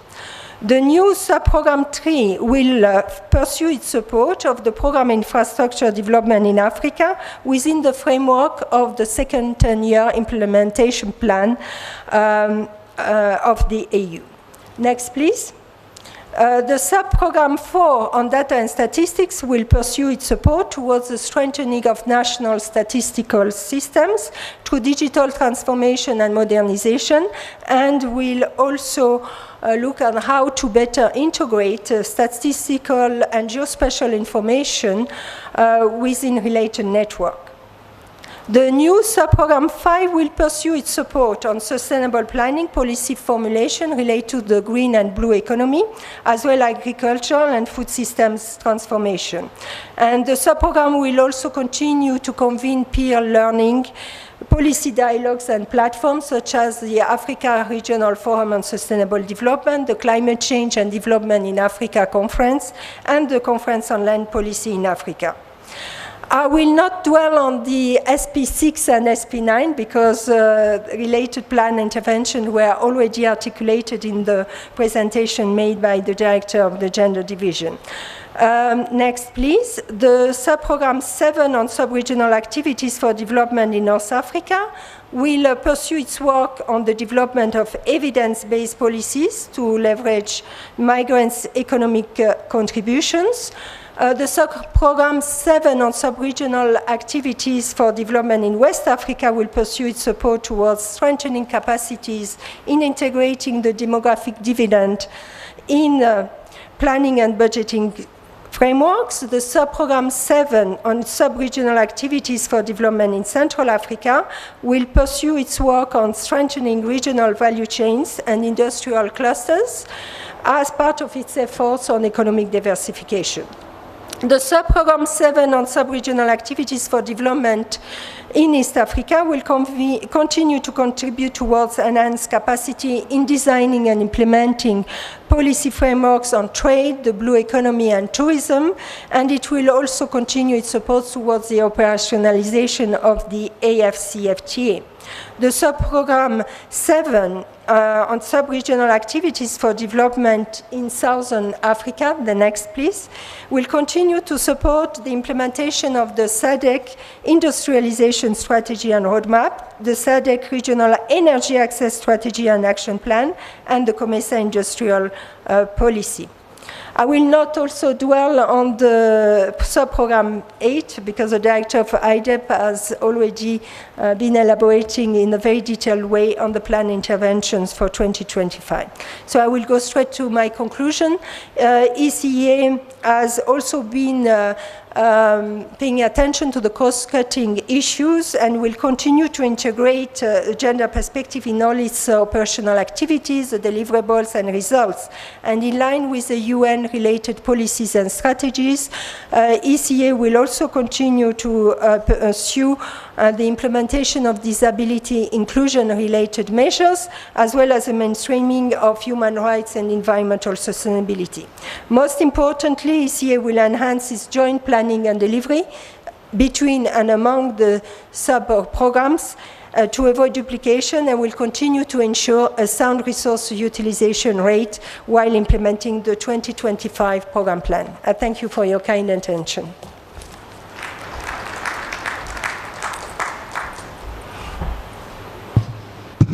Thank you very much for your presentation. I think it's at the level of director level. That's why I promoted you.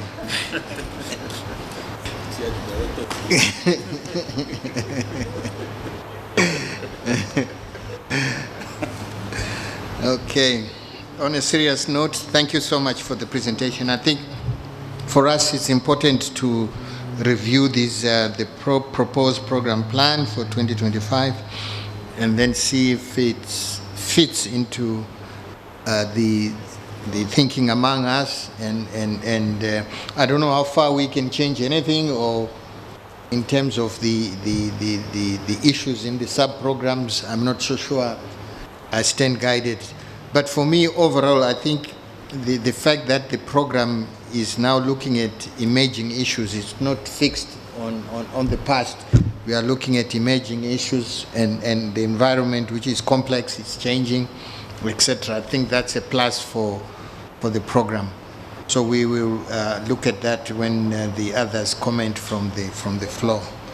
Can we now have the budget now which supports this program from Carlos Haddad? Thank you.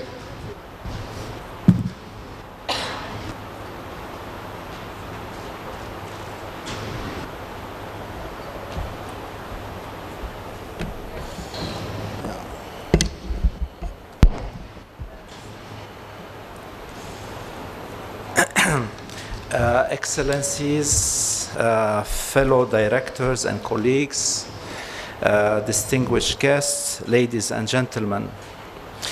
It gives me a great pleasure to address you and briefly present the 2025 proposed program budget as shown in the document E/ECA/COE/42/6. I would like to thank the chair for giving me the time to make this presentation. This presentation has two aims. Firstly, to show the overall 2025 budget proposal, and second, to explain any increases or decreases and how ECA is innovatively catering for the increased demands from member states without necessarily increasing the budget. Next. ECA has 3 regular budget sections. First, Section 11, which is United Nations System Support for the African Union's Agenda 2063. The second one is Section 18, Economic and Social Development in Africa, which is our main source of funding. And Section 23, the regular Program of Technical Cooperation, or RPTC. The proposed overall 2025 budget of 126.74 million for all 3 sections reflects the 2024 appropriation. This means this is a 0 growth compared to the 2024 budget. This is in alignment with the Secretary General's proposed budget level and provide for the full, efficient, and effective implementation of ECA's mandate. As my colleague Daya mentioned, ECA has made a slight adjustment to its current structure to highlight the growing importance of technologies and innovation as a driver of economic growth and competitiveness.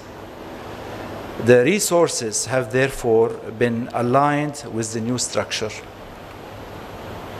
Please note that we report extra budgetary proposals under Section 18, which reflect ECA's expectation to mobilize resources for the year 2025.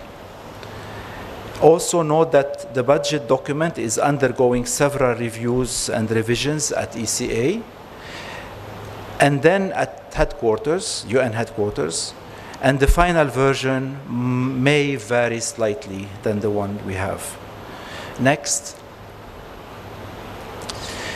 This slide shows the 2 components of ECA's main budget, Section 18, which is the regular budget RB, and the extra budgetary XB.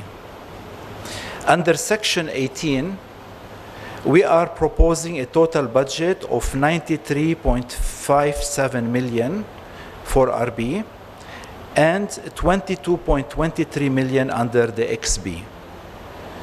The decrease of 4.8 million in the projections of XB resources forecast for 2025 is explained by the fact that this projection is based on current 2024 expectations.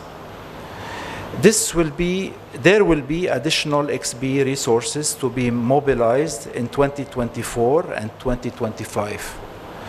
ECA has embarked on a strategic, programmatic, and holistic approach to XB mobilization. In that respect, efforts are underway to develop multi-year integrated programs for purposes of mobilizing additional XB resources. The 534 regular posts to be carried forward will cost 62.1 million. The posts are distributed between professional, general service, and national officers categories. The 22.23 million that we envisage mobilizing under XB resources will fund 68 posts costing 5.2 million. The remaining XB resources of 17.03 million will support the non-post activities. Extra budgetary resources represent 19% of the total XB resource requirements, while the remaining 81% are sourced from the regular budget. The total proposed regular and extra budgetary resources under this section for the year 2025 is therefore 115.9 million. Next. This slide shows the distribution of the RB resources per sub-program. For example, sub-program 7, sub-regional activities for development, representing the 5 sub-regional offices, Kigali, Yaoundé, Rabat, Niamey, and Lusaka, will receive a sum of 17.5 million of the total regular budget to support the region's member states. Next. This slide shows the distribution of non-post resources into different expense categories. For instance, we plan to spend the sum of 6.6 million and 8.9 million under general operating expenses and contractual services respectively. Next.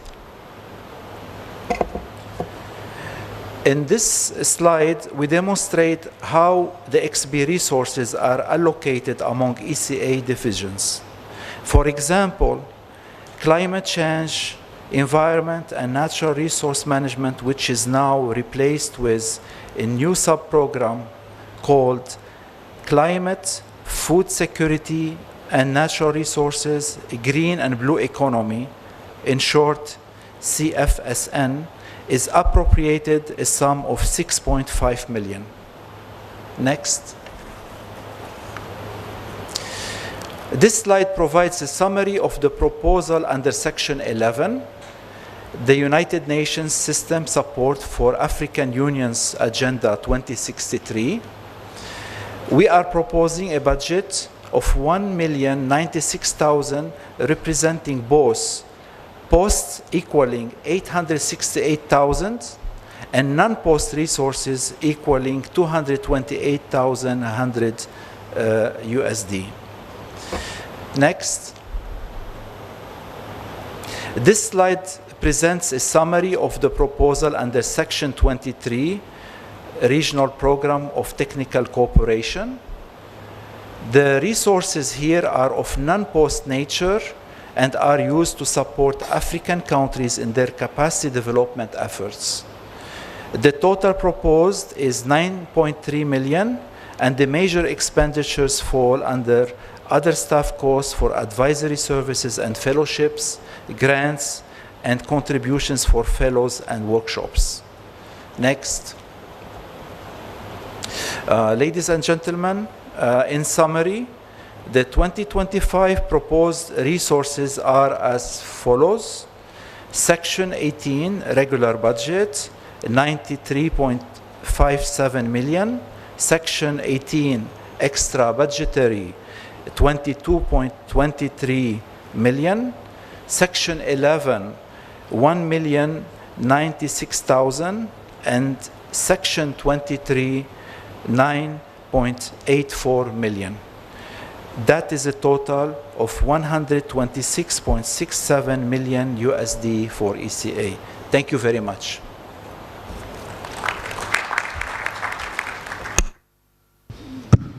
Thank you very much. We have the program and now we have the budget.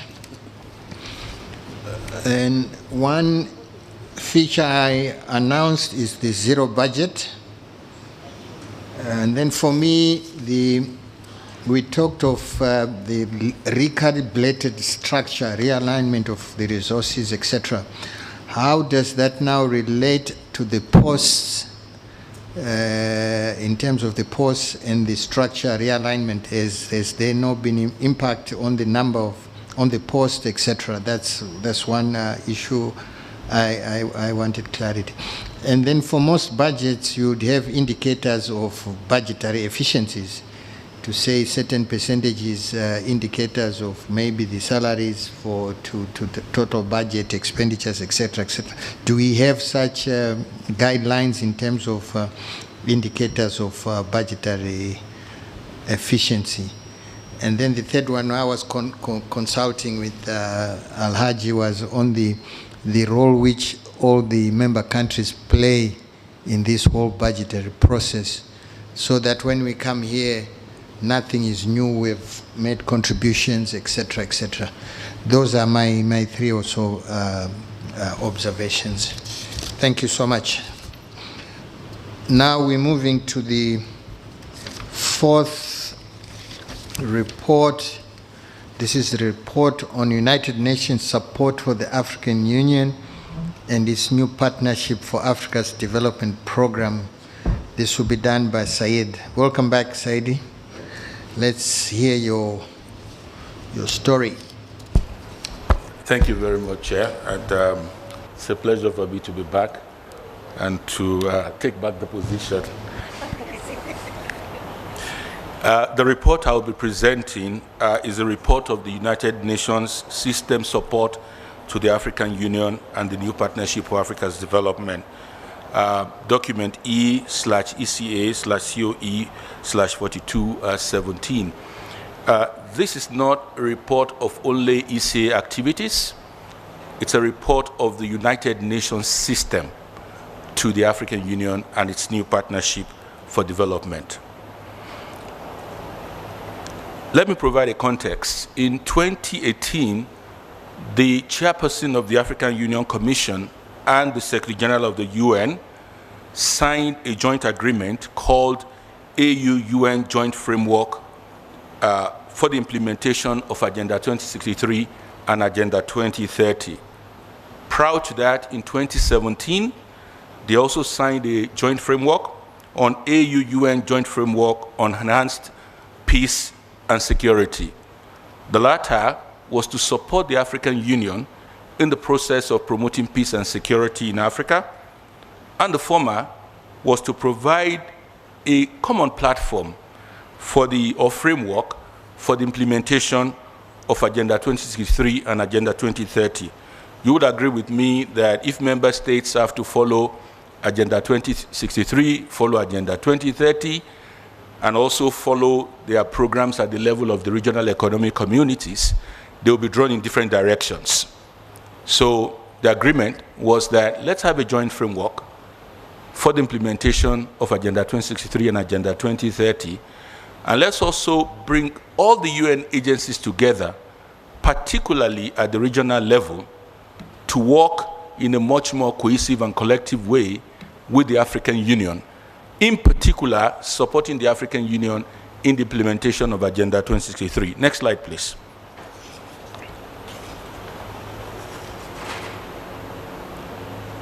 The context which I've provided is what is called two agendas, one framework.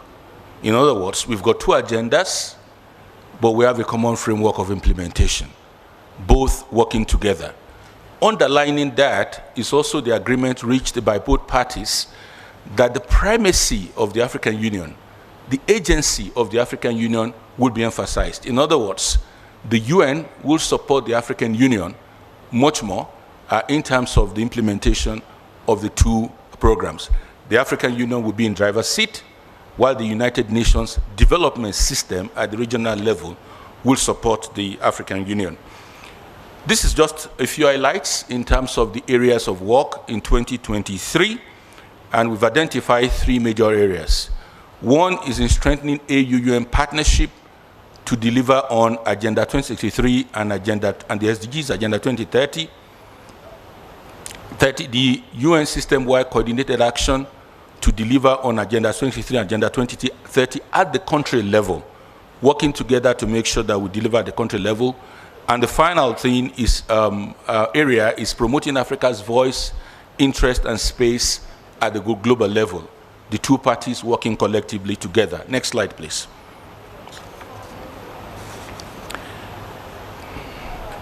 In terms of the key achievements, the structure of collaboration between the African Union and the UN was reorganized, or if you like, recalibrated, to make it much more impactful. Now we've got about 3 or 4 layers of engagement. The first layer is the AU-UN Annual Conference. This is led by the chairperson of the African Union and the Secretary General of the United Nations. That is the highest layer. And that's where they give broad direction in terms of what should be done together. They spell out the key priorities, and they give matching orders to both parties in terms of the direction of travel where they would like to go.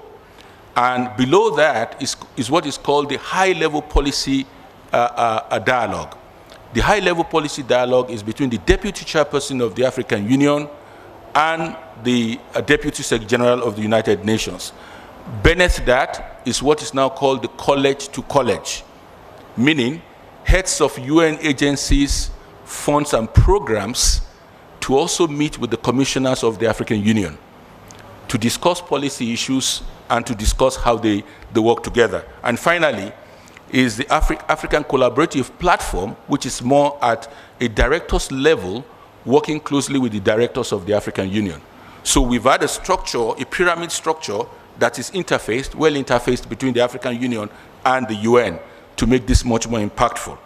And a major result that was achieved this year was the signing of the African Union, Africa Human Rights Framework, which both the UN and the African Union have been working together on for years. But finally, in December, on November 28, 2023, the African Human Rights Framework was approved, was signed by both parties, by the Secretary General of the United Nations and also the chairperson of the African Union in New York. The UN system also worked very closely together with the African Union in the evaluation of the first 10-year implementation plan of Agenda 2063. And the UN system also supported the formulation of the second 10-year implementation plan, which is from 2024 to 2034. We are currently discussing with them on the implementation modalities and the role that the United Nations will be playing in supporting the implementation of the second 10-year implementation plan. Indeed, a meeting will be taking place next week between the African Union and all other stakeholders, including the UN, on the elaboration and implementation of the second 10-year implementation plan. The UN system supported the African Union in terms of developing the African credit rating system and also the credit rating review in terms of improving Africa credit ratings. These are just few highlights. A lot much more was done, and if you look at the report, you'll certainly see some of the other key achievements there. Next slide, please. In terms of the UN system working in a coordinated action to support member states of the African Union through the UN cities on delivering Agenda 2030 and Agenda 2030, there was support to 15 country teams in designing common country assessment and UN Sustainable Development Cooperation frameworks in 2023. The UN Cooperation Framework is a mechanism by which the UN at the country level engages the African Union member states. And it's through that that UN supports in terms of the implementation of the programs and activities of the member states. There was the Harmonized Regional Policy Framework for the implementation of the Great Bull Wall Initiative, the domestication of the CFTA through national CFTA strategies, and of course, the implementation processes. The UN is working very closely in implementing the CFTA strategies which member states have developed. There was a development of the UN African Data and Statistics System, and of course, the launch and operationalization of the African Knowledge Management Hub. The African Knowledge Management Hub brings together is a repository of expertise that the UN has got at the regional level, which not only the UN system at the country level can tap into, but also the African Union can also make use of. So if you go into that particular online portal, you will see the you will see the repository of the expertise that the UN has got at the country level, at the regional level, which can be used at the country level. Next slide, please. In terms of promoting Africa's voice, interest, and space at the global level, the UN has coordinated very strongly with the African Union on the reform of the global financial architecture in order to unlock financial resources for Africa. We've also worked very closely as the UN with the African Union on combating illicit financial flows to increase domestic resources for delivering on Agenda 2063 and Agenda 2030. The UN worked very closely with the African Union in terms of the Tax Cooperation Convention that has been mentioned earlier on. And there were very major events that took place at the global level.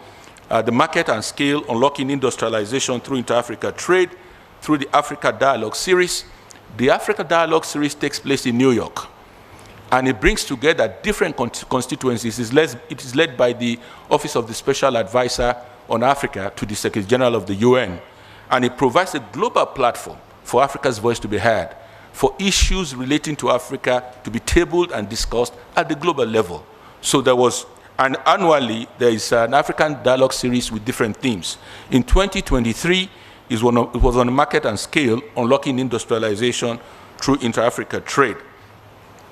Another major platform at the global level is what is called the Interdepartmental Task Force on African Affairs, that brings UN agencies together at the global level, together with the African Union, to discuss things that have pertinent interest to Africa. And in 2023, the emphasis was on digital transformation and food systems in Africa through global partnership. How do we promote digital transformation and food systems and food security in Africa? By forging global partnership in doing so. Next slide, please.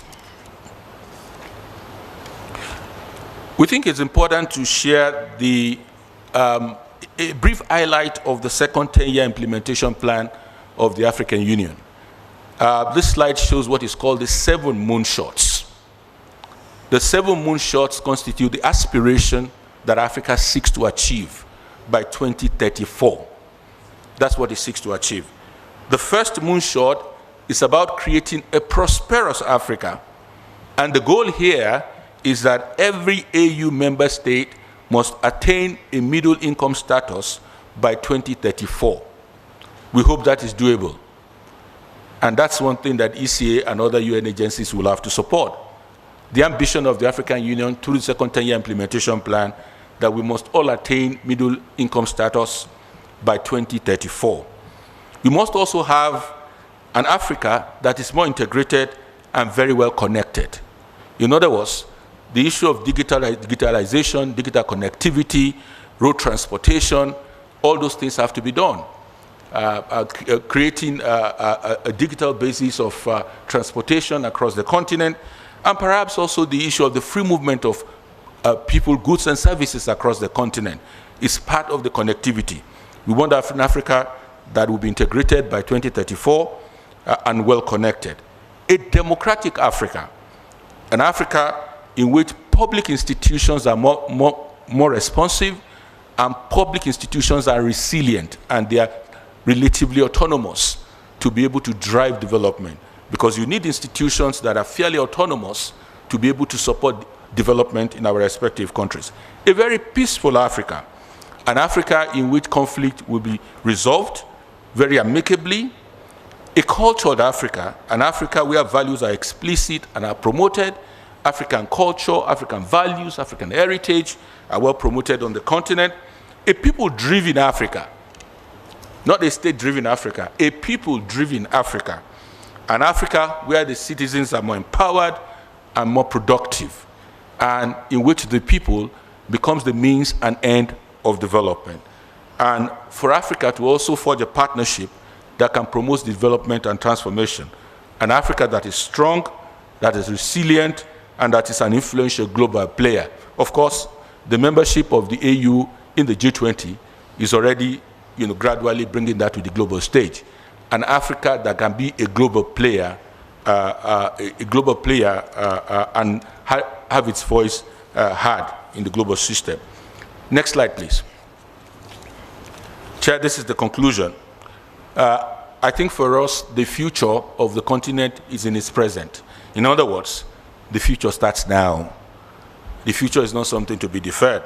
The AU's membership of the G20 is a great leap forward, and the UN has committed itself to support the African Union in this process, and this is to be led by the ECA. Already we're having consultations with the AU on how to support the AU's membership of the G20 so that Africa's voice can be heard and heard very loudly And key issues relating to Africa, issues of debt restructuring, issues of the imbalance in the global financial architecture, reform of the global financial, those issues are issues that should be put on the table through the G20.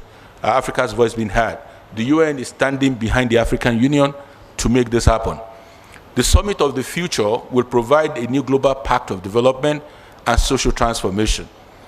AU and the UN will work together in articulating a common Africa position at the Summit of the Future. The AU theme of the year on education should provide a new pathway to leapfrog Africa's development through quality education, technology, and innovation. Already, the AU and the UN are working together. The summit was just held in February, on February 17 and 18, and currently we are working together to make sure that we really actualize the objectives of the theme of the year of 2024.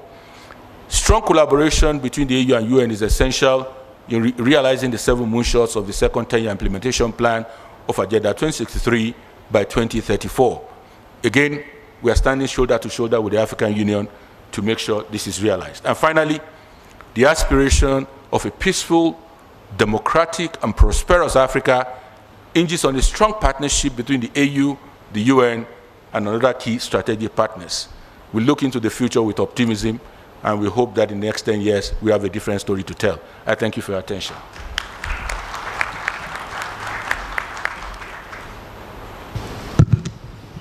Thank you very much. I see the ambition. Yes, we need the ambition, strong ambition, but we need to bring them into action. What strategies do you have to achieve the ambition? I think that is fundamental. Thank you so much for the report and update. And I sincerely hope the AU's membership to the G20 will be productive and contribute to a difference on the outcomes coming from the G20, especially on the debt issues. I hope we can be strong enough in the G20 as represented by the AU. So let me thank all the presenters, and I want to open the conversation to the floor. I think I'll be liberal. You can comment on any of the papers. You just indicate which paper you're commenting on so that we can take down the comments and the questions, and then the appropriate directorships can respond. So the floor is open for discussion. Thank you.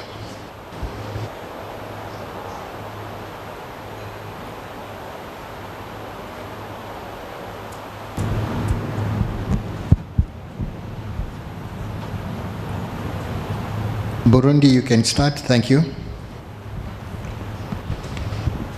Merci beaucoup, Monsieur le Président. Alors, merci de me donner la parole. Moi, je suis de la Banque centrale. Si je reviens un peu à la thématique centrale de notre conférence, qui porte sur le financement de la transition vers des économies vertes inclusives en Afrique, je n'ai pas beaucoup entendu de financement du rôle des banques centrales dans le financement. C'est beaucoup plus la politique budgétaire qui est revenue.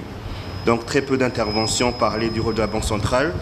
Et là, je reviens sur l'intervention de notre délégué de la Banque centrale du Maroc qui est revenu brièvement sur le fait qu'ils mettent en place une politique monétaire ciblée. Et elle a dit ciblée et proactive. Là, c'est pour avoir plus de précision sur ce volet-là, pour que dans les résolutions, on puisse avoir quelque chose, qu'on soit plus ou moins exhaustif. Il ne faudrait pas qu'on se focalise beaucoup plus sur la politique budgétaire, mais également que l'on puisse analyser ce que la politique monétaire peut faire dans le financement, surtout qu'avec nos instruments, c'est beaucoup plus de court terme. C'est pour avoir une idée sur l'expérience des autres banques centrales, à ce niveau-là, surtout au niveau des instruments qui sont utilisés. Est-ce que le refinancement qui est donné, c'est le même type de refinancement en termes de garantie, en termes de délai, mais également en termes de partenaires? Est-ce qu'on finance à travers les banques commerciales ou bien à travers justement directement avec l'État. S'il y a peut-être des pays ici ou bien peut-être d'autres banques centrales qui sont dans l'Assemblée, elles peuvent donc également partager leur expérience. Je vous remercie.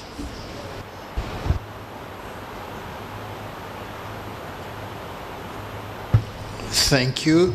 One would assume that macroeconomic stability would require both monetary policy and fiscal policy to work together. I think that's very critical. I don't think we can achieve. They are very critical for coordination, etc., and everything. The Gambia. Thank you very much, Mr. Chair.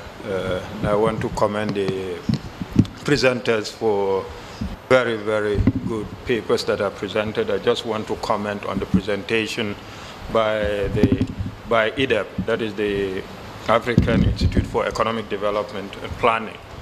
I think whatever we say here, the issue of capacity development is very crucial for us to attain the objectives that we are setting for ourselves here. And I think IDEP over the years has been very responsive to the needs of member states. Currently, I'm at the Central Bank, but just recently, I was at the Ministry of Finance, and I had cause to work very closely with IDEP. And if anything, I want to encourage the institution to continue to strive to do better, and for member states to continue to meet their obligations to funding the institution in a more robust way so that it can respond to our capacity development challenges.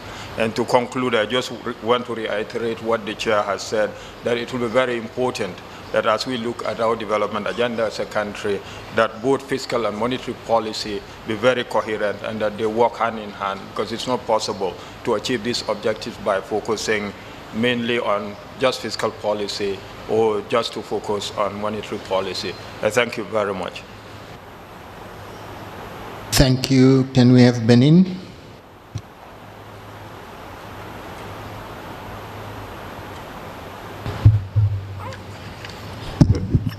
Merci beaucoup. Je vais prendre la parole tout à l'heure. Je donnerai la parole également à mon collègue. Le premier point, c'est sur le rapport sur la pauvreté. L'un des premiers objectifs des ODD, c'est d'éliminer la pauvreté sous toutes ses formes. Et avec tout ce que nous avons connu comme crise, nous sommes en 2024, donc à 6 ans de 2030. Et le rapport qui nous est présenté, il faudrait que concrètement qu'on dise la marche par rapport aux cibles à atteindre et bien évidemment comment nous comptons renverser la situation au regard des chocs que nous avons connus. Et donc, ça c'est le premier point. Le deuxième point, nous avons l'impression, et ça nous le partageons tous, hein, on aborde des thématiques qu'on vit réellement, et c'est quand au niveau international c'est évoqué que nous sautons là-dessus. Alors qu'il y a des pas que nous faisons, peut-être que ce n'est pas connu, et donc on peut approfondir davantage cela et s'aligner quand même sur ce que les orientations nous donnent au niveau international. Et donc on a l'impression qu'on parfois on ne prend pas du temps à valoriser au mieux ce que nous-mêmes faisons. Et c'est pour cela que nous disons tout ce que nous sommes en train de dire, transition, c'est-à-dire en parlant de financement vert, en parlant de formation, de tout ça, le point commun de tout ceci, c'est l'éducation. Et je crois que quand on parle avec ces enjeux liés à l'intelligence artificielle, à l'énergie, tout ça, c'est qu'il faudra davantage former les nôtres. Il faudra davantage former. Et c'est pour cela que nous voulons suggérer qu'il y ait une étude peut-être au niveau sous-régional où on choisit un certain nombre de pays sur les métiers du futur, avec tout ce que nous connaissons comme évolution, dans le sens à ce que dès que nous avons une cartographie de tout cela, au regard de nos potentialités, que nous faisons mieux d'en tirer profit au niveau des pays. Surtout qu'il y a certains pays qui voudront renforcer davantage leur cadre de planification et avoir une vision à long terme. Nous avons apprécié le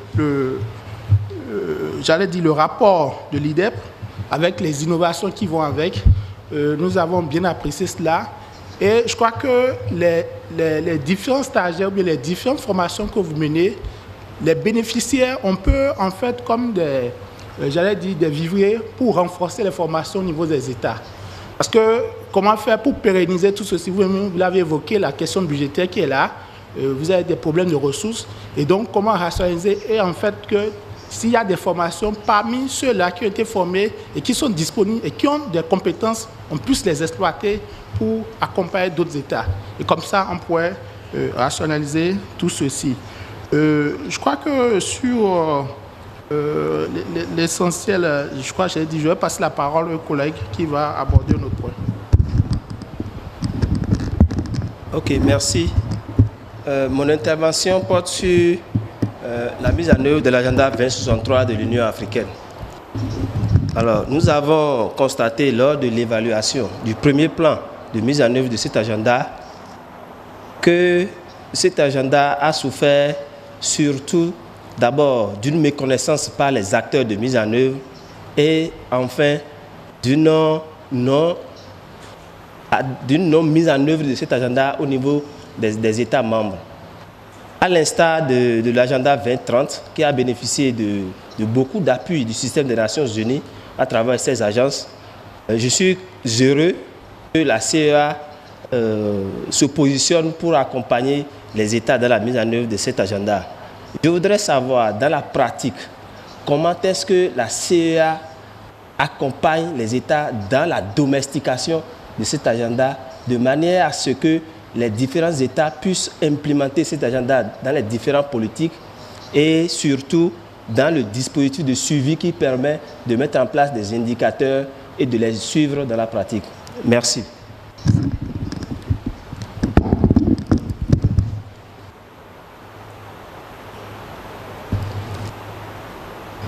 Ghana, you have the floor.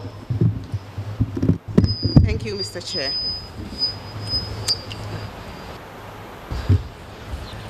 Okay, so I want to make a comment on the budget. I observed the lines, the broad lines, and I saw that gender was 1.24 million as against 5.3 and others in other lines. And I'm thinking, even over here, we are trying to empower women, and we know that there is always a saying that when you educate a woman, you educate a nation. And so we know the power of empowering women, and we know how entrenched this situation has been. And so I'm wondering why the budget over there, it's quite small compared to the other, like the macroeconomic policies and other things. And so is it that there is not much work to do there? Because if we are encouraging governments to include into their fiscal policy gender issues, why is it that at that level we seem to give a lower budget to promoting gender issues? And then I also looked at poverty and social policy budget, and I realized that likewise that area was smaller. And so I'm wondering, because these are very thematic areas that I think that the budget should rather have been heavy over there. That's my observation. Thank you. Thank you, Ghana. Cameroon, please, you have the floor. Merci, Monsieur le Président, pour la parole donnée. Permettez-moi, à l'entente de mon propos, de féliciter la manière avec laquelle vous dirigez nos travaux. Monsieur le Président, je voudrais faire très rapidement deux observations. L'une sur le budget présenté, et dit que l'absence d'exhaustivité de l'information sur le budget présenté nous amène quelque peu à nous interroger sur certains fondamentaux de ce budget, notamment l'absence d'informations sur les sources de financement du budget. Je crois que le directeur n'en a pas fait cas. Également, les objectifs poursuivis n'ont pas été présentés, ainsi que les indicateurs de résultats associés à chaque projet. L'autre observation, toujours sur le budget, c'est le budget extraordinaire que le directeur a présenté. Et notre questionnement, c'est sur ce budget extraordinaire-là qui vient, dans la présentation, violer le principe universel d'unité budgétaire. Et donc, nous voulons savoir ce qui explique que, peut-être au cours de la prévision, au cours des prévisions, ce budget extraordinaire-là et dont la mobilisation des ressources dédiées n'est pas précise. L'autre observation, c'est sur le rapport de l'agenda 2063 et dont nous apprécions la proposition qui est faite de publier la revue africaine de notation de crédit parce que cette publication, peut-être qu'elle viendra minimiser les risques qui pèsent sur la notation des crédits en Afrique parce que nous avons tendance à voir les agences de notation très rapidement abaisser la note des entités africaines parce que pour des questions de gouvernance ou bien pour des questions de sécurité, alors que l'Afrique offre du potentiel, l'Afrique offre des services écosystémiques qui peuvent contrebalancer ces contraintes-là. Je ferai ici allusion au potentiel faunique, au potentiel forestier dont l'Afrique dispose et qui concourt à équilibrer l'écosystème, qui concourt à rééquilibrer, à contrebalancer les changements climatiques et qui pourraient être tenus ou alors pris en compte dans la notation de crédit en Afrique. Donc il est important peut-être que la publication de ce rapport-là revienne là-dessus sur le potentiel écosystémique, les services écosystémiques que l'Afrique offre pour pouvoir contrebalancer ce que l'Afrique a. L'autre observation, c'est sur la deuxième phase décennale de mise en œuvre de l'agenda 2063. Et dans la présentation, nous attendions à ce que la structure d'évaluation des coûts de mise en œuvre de cette deuxième phase-là soit articulée. Je ne sais pas si elle nous a échappé ou bien le directeur a voulu, peut-être que n'a pas voulu insister là-dessus, mais c'est une préoccupation parce que la première phase décennale a connu quelques entraves liées au financement et liées à l'alignement des cibles. L'alignement des cibles, je crois qu'il y a un participant qui l'a relevé qu'il était important que les différents agendas soient alignés. On a parlé de l'agenda 2063 qui doit être aligné avec l'agenda 2030. Et ensemble, il faudrait que ces agendas-là soient également alignés aux agendas régionaux et nationaux. Et donc, il en est de même des cibles parce que dans la présentation, les cibles, cet alignement des cibles-là n'est pas revenu. Et c'est tout notre souhait, puisqu'il faudrait que les cibles de l'agenda 2060, de la deuxième phase, de la deuxième décennie de mise en œuvre de l'agenda 2063 soient véritablement alignées aux cibles régionales et nationales. L'autre préoccupation, enfin, Monsieur le Président, c'est sur... est-ce que c'est une question, est-ce qu'il y a une stratégie de financement sous-jacente à la mise en œuvre de cette deuxième phase décennale-là, parce que la première phase, la première décennie aurait connu également des problèmes liés au financement. Comment est-ce que les États, comment est-ce que la CEA entend mettre en œuvre une stratégie de mobilisation visant à mettre ou visant à implémenter l'agenda 2063. Voilà en quelques mots nos préoccupations, Monsieur le Président. Je vous remercie.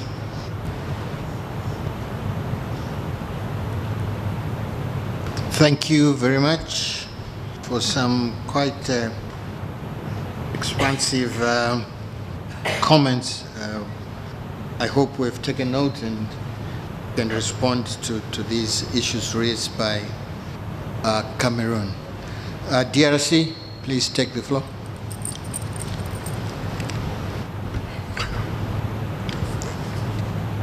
Merci, Monsieur le Président, pour la parole que vous m'accordez. Et comme je prends la parole pour la première fois, après mes deux compatriotes qui ont plusieurs fois pris la parole, je voudrais remercier le peuple du Zimbabwe pour son hospitalité légendaire. Ce n'est plus une légende maintenant, mais c'est une réalité que nous vivons. Je voudrais également féliciter les organisateurs pour le caractère impeccable de ces assises. Et enfin, Monsieur le Président, laissez-moi vous dire que j'ai beaucoup apprécié votre manière de conduire les débats.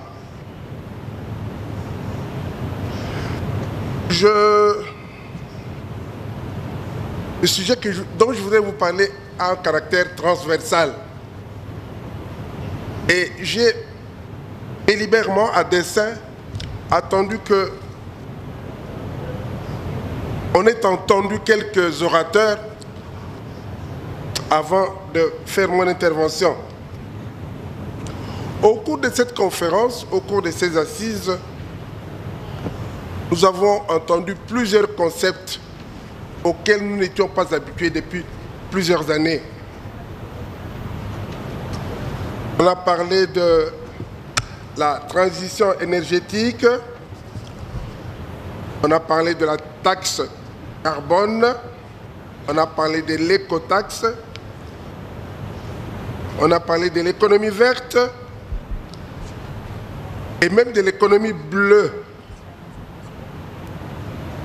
Ces termes, ces notions, ces concepts aux yeux des Occidentaux sont devenus plus ou moins familiers. Mais en est-il de même sur notre continent africain? Rien n'est moins sûr. Et je voudrais justement, en prenant la parole, souligner le fait qu'il faut donner de l'importance à la sensibilisation de la population africaine sur ces notions, sur ces concepts. J'ai l'impression, moi, que la CEEA n'accorde pas à cet aspect des choses l'importance qu'il mérite. Vous savez que si les gens ne comprennent pas, si la population ne comprend pas, surtout la population africaine qui est suffisamment... Il y a une forte proportion de gens qui sont analphabètes, s'ils ne comprennent pas ce que signifie économie verte, économie bleue, transition énergétique, eh bien, ils ne pourront pas développer des outils de résilience face à ces phénomènes qui impactent surtout sur les jeunes et les femmes. On a beaucoup parlé des jeunes ici et des femmes. Donc, c'est important de sensibiliser la population sur ces concepts-là. Et si on ne le fait pas, tout ce qu'on va entreprendre va aboutir à des échecs. Donc j'insiste beaucoup pour qu'il y ait une sensibilisation des jeunes, une sensibilisation des femmes, des personnes en général, des Africains, pour qu'on puisse savoir c'est quoi ces phénomènes qui mettent en péril le devenir de l'Afrique. Je me réjouis, puisque nous parlons d'autres choses ici, on a beaucoup entendu parler d'intégration ici. Je me suis réjoui de ce que ma compatriote a parlé du barrage Grand Inga. Mais je voudrais la compléter parce que j'ai l'impression qu'elle n'avait pas souligné assez le caractère non seulement régional, je dirais même continental, pour ne pas dire planétaire, de ce projet. C'est vraiment le projet intégrateur par excellence. Parce que si Inga est terminé, si Inga est achevé, Monsieur le Président, vous avez dit tout à l'heure que vous avez entendu parler de ce projet depuis que vous étiez enfant. Maintenant, vous avez 65 ans, on en parle encore. C'est pour montrer l'importance de ce projet qui doit absolument se réaliser grâce à la coopération de tous nos amis africains. Parce que si Inga est exécuté, imaginez ce que cela aura comme impact au niveau régional, au niveau africain et au niveau planétaire. Il y a aussi un autre projet dont on ne parle pas assez. Toujours dans le cadre de l'intégration africaine, l'eau. L'eau. Il y a quelques années, quand le président Mobutu était encore en vie, il y avait un projet de verdir le désert du Sahara avec l'eau du fleuve Congo. Parce qu'à chaque seconde, ce sont des millions de mètres cubes d'eau qui sont déversés dans l'océan Atlantique, qui se perdent. Et il y avait un projet pour récupérer cette eau-là, la pomper vers la Libye. Ce projet n'a jamais vu le jour. Et nous ne savons pas pourquoi. Plus récemment, on a parlé du projet d'envoyer de l'eau vers le lac Tchad, toujours l'eau du fleuve Congo. Parce que le lac Tchad, vous le savez très bien, est en train de perdre chaque année son volume. Ce projet également est un projet intégrateur très important, mais qui, jusqu'à ce jour, n'a pas encore vu le jour. Et nous nous demandons bien pourquoi. Je crois que ces deux projets-là, s'ils sont réalisés dans le cadre de l'intégration africaine, ce sera une grande réalisation. Je crois que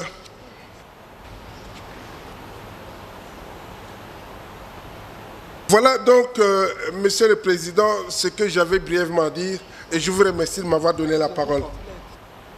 Oui, Monsieur le Président, je vais compléter, c'est toujours la République démocratique du Congo. Mon intervention va se focaliser sur le capital humain. Je voudrais dire par là, merci pour m'avoir permis de prendre encore la parole.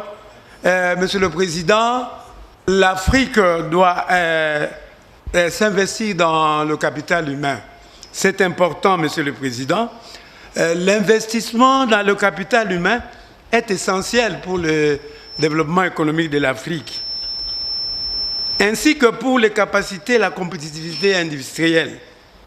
À cet effet, les secteurs publics devraient jouer un rôle important et primordial dans la mise à disposition d'un enseignement et de formation technique et professionnelle de base, et nous considérons que cet apport comme un investissement indispensable dans le secteur social qui est lié à l'atteinte des objectifs de développement durable dont fait partie le secteur social qui est lié à la réduction de la pauvreté. Mais pour cela, une attention particulière devrait être accordée autant à la qualité de la main-d'œuvre qu'à l'ampleur de la segmentation du marché du travail. Autre volet que je voudrais intervenir, c'est sur les inégalités sociales qui persistent en Afrique. En fait, les inégalités sociales indiquent une différence relative des situations entre individus, soit de la consommation du revenu, soit de l'accès à certains services sociaux de base, soit du genre. Et là, je m'allie à la source du programme des Nations Unies pour le développement 2014. À notre entendement, à nous, elle ne se focalise pas exclusivement sur les pauvres, contrairement à la pauvreté, mais sur l'ensemble de la population. À vrai dire, la typologie des inégalités sociales fait ressortir les inégalités de revenus, des inégalités de développement humain, des inégalités d'accès aux services sociaux de base et des inégalités du genre. C'est une enquête qui a été menée dans notre DCRP, République démocratique du Congo. Ainsi, pour pallier à différentes inégalités, la République démocratique du Congo a ratifié en 1985 la Convention sur l'élimination de toute forme de discrimination à l'égard de la femme. En 2006, la République démocratique du Congo a inscrit dans sa loi fondamentale l'égalité entre les hommes et les femmes. Qui dit genre, c'est gender, c'est hommes et femmes, l'équité et l'autonomisation des femmes, conformément à les articles 12, 13, 14 et 15 de la Constitution congolaise. Et enfin, la loi relative aux droits de la femme et de la parité homme-femme a été promulguée chez nous en RDC en 2015. Malgré ces avancées législatives importantes pour donner plus de droits et de place à la femme dans la vie politique, sociale, économique et culturelle, nous encourageons certains pays africains de ne pas laisser de côté la question liée aux genre, en particulier pour promouvoir l'émancipation de la femme. Mais j'ai une question importante avant de terminer. Je pose cette question aux gens qui ont développé sur comment appuyer la recherche en Afrique. Ma question est de savoir quels sont les indicateurs clés de la science et technologie, innovation qui ont guidé l'IDEP à élaborer le plan stratégique 2025-2019. Je dis et je vous remercie, Monsieur le Président. Telle a été ma contribution. Merci beaucoup. Thank you to our colleagues from DRC for such elaborate issues you are raising. Thank you so much. I think we have noted that.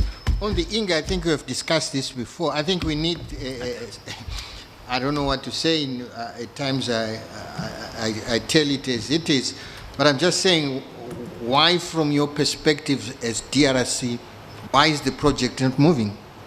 What are the stumbling blocks?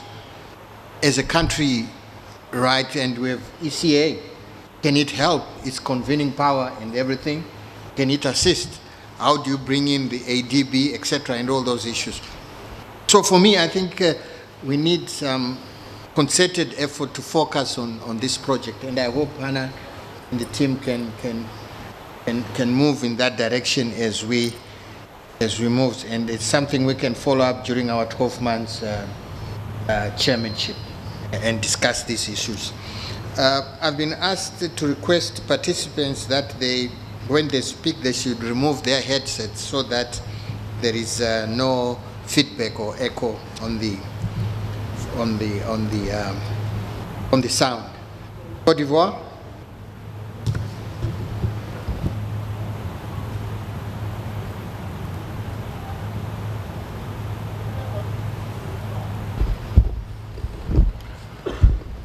Je vous remercie, Monsieur le Président. Je souhaiterais intervenir sur le rapport de l'Institut africain de développement économique et planification. De premier abord, je remercie la directrice de l'IDEP pour sa présentation. Je profite pour la remercier une fois de plus pour avoir moi-même bénéficié d'une formation organisée en ligne par l'IDEP sur le thème « Améliorer les performances commerciales de l'Afrique vers une mise en œuvre efficace de la ZLECAf ». Formation que j'ai trouvée très instructive pour les apprenants. Pour revenir à l'objet de mon intervention, je vais dans le même sens que le Président concernant les cotisations. Il sera intéressant de présenter la distribution des bénéficiaires des formations de l'IDEP par pays. Cela permettra, dans un premier temps, d'avoir une vue globale des zones bénéficiant de ces formations, mais également de confronter ces chiffres avec la liste des membres qui ne sont pas à jour de leur cotisation. L'objectif ici sera de montrer aux membres non à jour qu'il est important de participer aux cotisations, vu qu'ils ont des ressortissants qui en bénéficient. Leur montrer leur intérêt pourrait les inciter à s'acquitter de leurs cotisations. Dans le cas échéant, accepter uniquement les candidats des pays à jour afin d'être équitables. Pour les pays à jour qui n'ont pas de candidats dans la distribution et qui ne sollicitent pas la formation, il serait judicieux aussi de les interpeller de l'opportunité de bénéficier de ces formations pour renforcer la capacité d'analyse de leurs ressources humaines. Je vous remercie.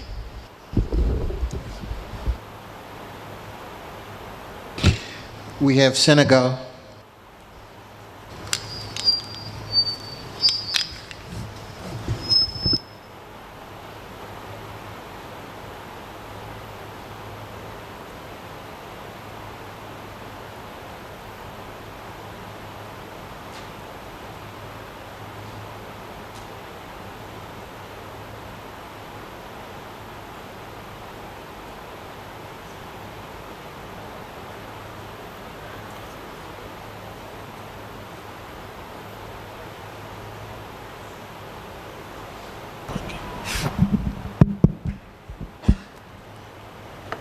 Okay.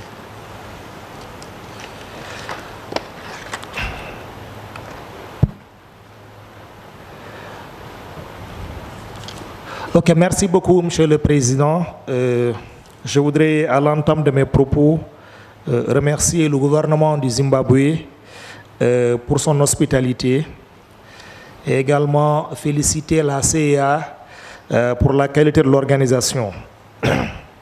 Je voudrais axer mon intervention sur la présentation de l'IDEP, la présentation de Mme Karima, la directrice de l'IDEP, que nous félicitons déjà pour la qualité de la présentation, et insister également sur l'utilité, l'importance du travail que l'IDEP en tout cas effectue pour les pays africains, parce que nous savons bien que les pays africains ont un besoin important en matière de diffusion de la recherche et également en matière de renforcement de capacité.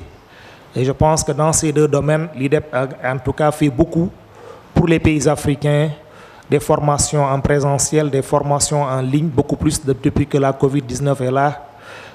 Mais vraiment, c'est le lieu, en tout cas, de les remercier et de dire également que nous sommes en tout cas très satisfaits de l'accompagnement de l'IDEP. L'IDEP accompagne régulièrement les pays, particulièrement le Sénégal. Je pense qu'elle a souligné tout à l'heure quand elle parlait de l'accompagnement dans le cadre du PAP 2A, mais également nous bénéficions globalement de l'accompagnement du système des Nations Unies dans l'élaboration de nos plans nationaux de développement,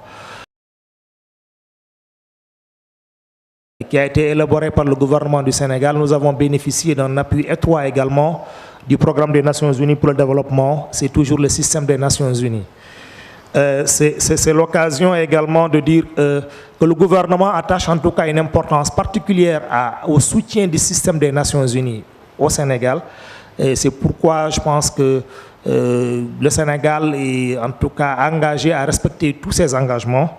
Et d'ailleurs, la Cité des Nations Unies qui a été construite récemment à Diamniadio, qui regroupe les 34 agences du système des Nations Unies au Sénégal, témoigne en tout cas de la détermination du gouvernement du Sénégal à renforcer l'efficacité du système des Nations Unies au Sénégal et également pour tous les pays, parce que c'est des bureaux nationaux mais également régionaux.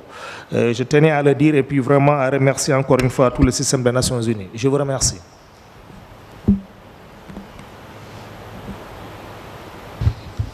Thank you, Senegal. I'm happy you are benefiting from IDEP, and I hope you are paid up. Because if you are benefiting, then let's support our institution. And as I've committed Zimbabwe, we'll look at the numbers and see where we are, and we're committing to clear our areas and support IDEP. We have UN Women requesting the floor. After that, AFDB. Also requesting the floor, and Rwanda. So if you can have those three in that order. Thank you. Thank you very much, Mr. Chair. I had two comments, and one of which was related to the budget. but the distinguished delegate of Ghana has addressed it eloquently, because I had the same concern on the amount of resources the ECA has allocated to gender, but also to issues of poverty reduction and social inclusion. Particularly on the issue of the recommendation for ECA to implement gender-responsive budgeting. And I wanted, through you, Mr. Chair, to inform the August House that UN Women has been implementing gender-responsive budgeting since the 90s.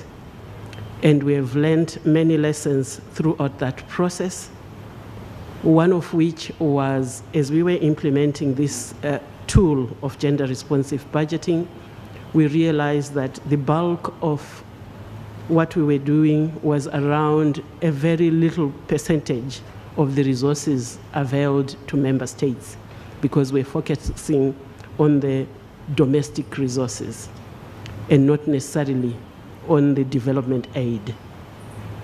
We then, with that lesson, we then moved on to implement a more broader aspect, looking at financing for gender equality and women's empowerment. But allow me, Mr. Chair, to indicate that we have had varying degrees of success across Africa, and to mention that we have had countries like Morocco that have become a center of excellence for this work on financing for gender equality, but also gender-responsive budgeting. They are a center of excellence not only for Africa, but for the whole world within UN Women. And I think they have been sharing their experiences across Africa, and many countries have benefited from their experiences. We have had other countries that have had mixed levels of success of implementing this tool: Rwanda, Uganda, Kenya, Zimbabwe, and others.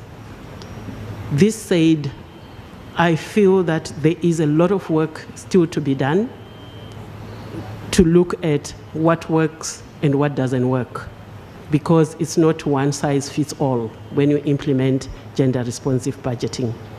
Going forward, our proposition as UN Women to ECA is as follows: that ECA, given their comparative advantage on research and analysis, they could help us, and maybe we can work together to review what we have done already and in the countries we have implemented gender-responsive budgeting in Africa, and draw lessons on what works and what doesn't work.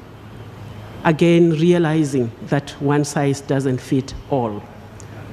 Secondly, in countries where UN Women is already planning to start gender-responsive budgeting, ECA could come in right at the beginning to help us to do a gendered review of the macroeconomic frameworks of those countries, and therefore identify entry points for implementing gender-responsive budgeting, but also key stakeholders for engagement. And then we take it up as UN Women to implement going forward. So indeed, I see a partnership and collaboration between UN Women and ECA. Thank you very much, Mr. Chair.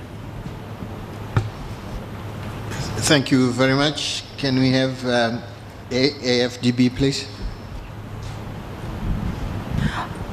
Thank you, Chairperson. I have two comments. First of all, I would like to thank the presenters for the excellent papers. The first comment is directed to the first presenter on the social sector, where there was mention of the return on investment in education.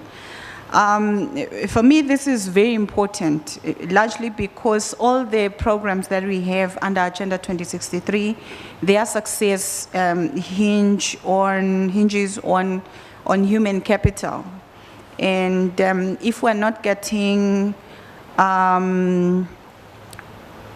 returns on investment in the sector, then we need to see how best we help. And given the capacity of ECA, perhaps what needs to be done is to identify the pockets of excellence on the continent, because we do have countries where perhaps the return on investment is high.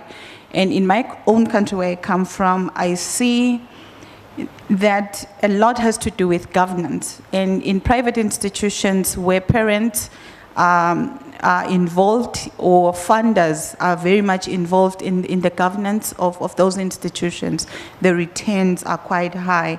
So perhaps we could have a study that looks at the model in different countries and see how that can be replicated, because we cannot spend so much on education, because if you look at the budgets of most countries, in the education sector gets the lion's share, so we do need to get returns on that. And then my other comment on IDEP, I appreciate the work that is done, and I know they've trained quite a number of economists, in particular in macro modeling, and now because we're focusing more on the continental free trade area, they've also trained trade analysts. So my question is, have IDEP considered partnering with the African Development Bank? We have the African Development Institute within the AFDB, but when I was just listening to the partnerships that they have, I didn't hear them mention the African Development Bank, whereas I feel with the resources within the bank, there can be a meaningful partnership. Thank you, Chair. Thank you. I think that's a fair point on collaboration with other training institutions or programs in Africa. There are so many institutions in Africa conducting effective training based on needs assessment. So I think it's a good proposal. Rwanda, please take the floor.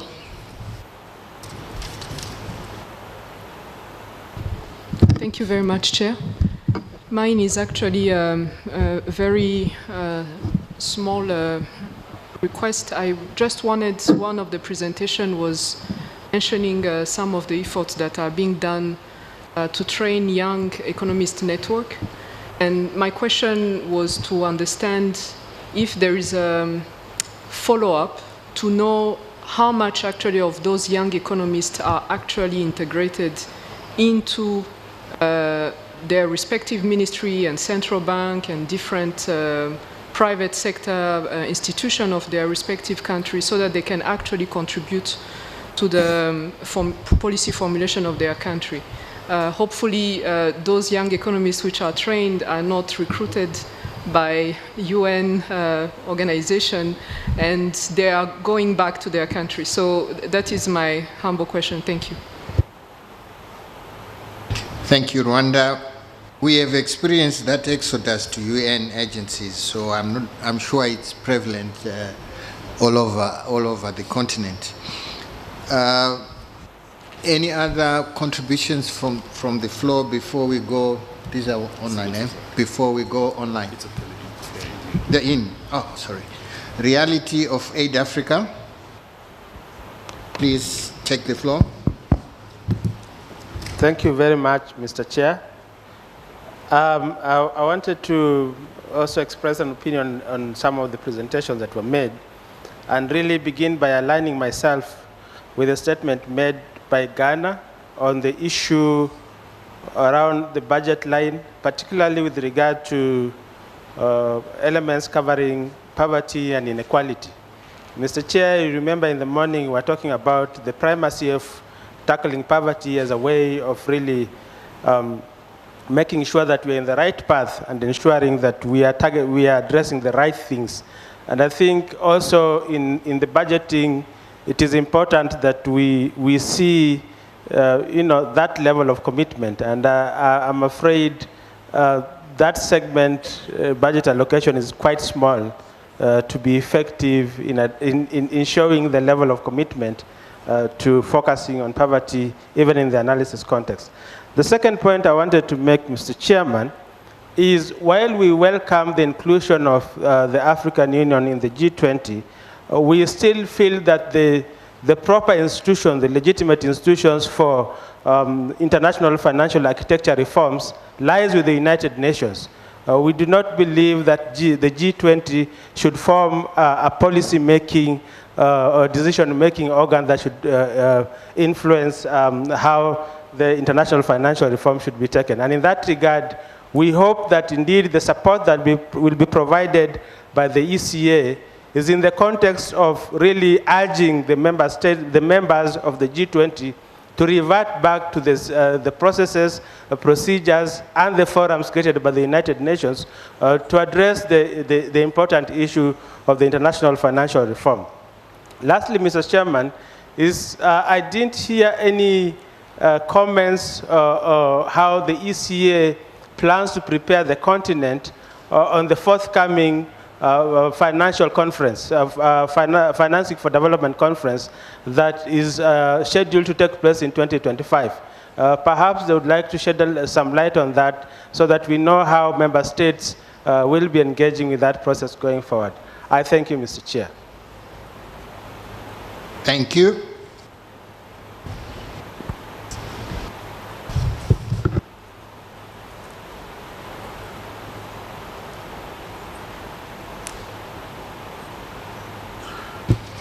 Could we have the Research Institute, Southern Connecticut State University?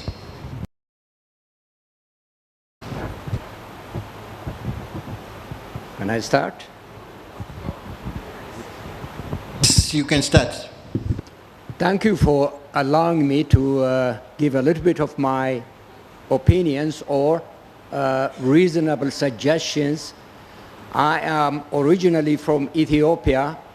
I left Ethiopia at age 18 to go to school in the US. I have been back once in a while to Addis Ababa because that's my beloved city. Africa is close to my chest.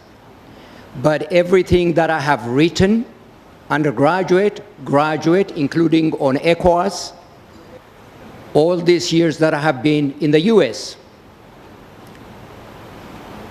2 or 3 times I have participated in ECA's conference.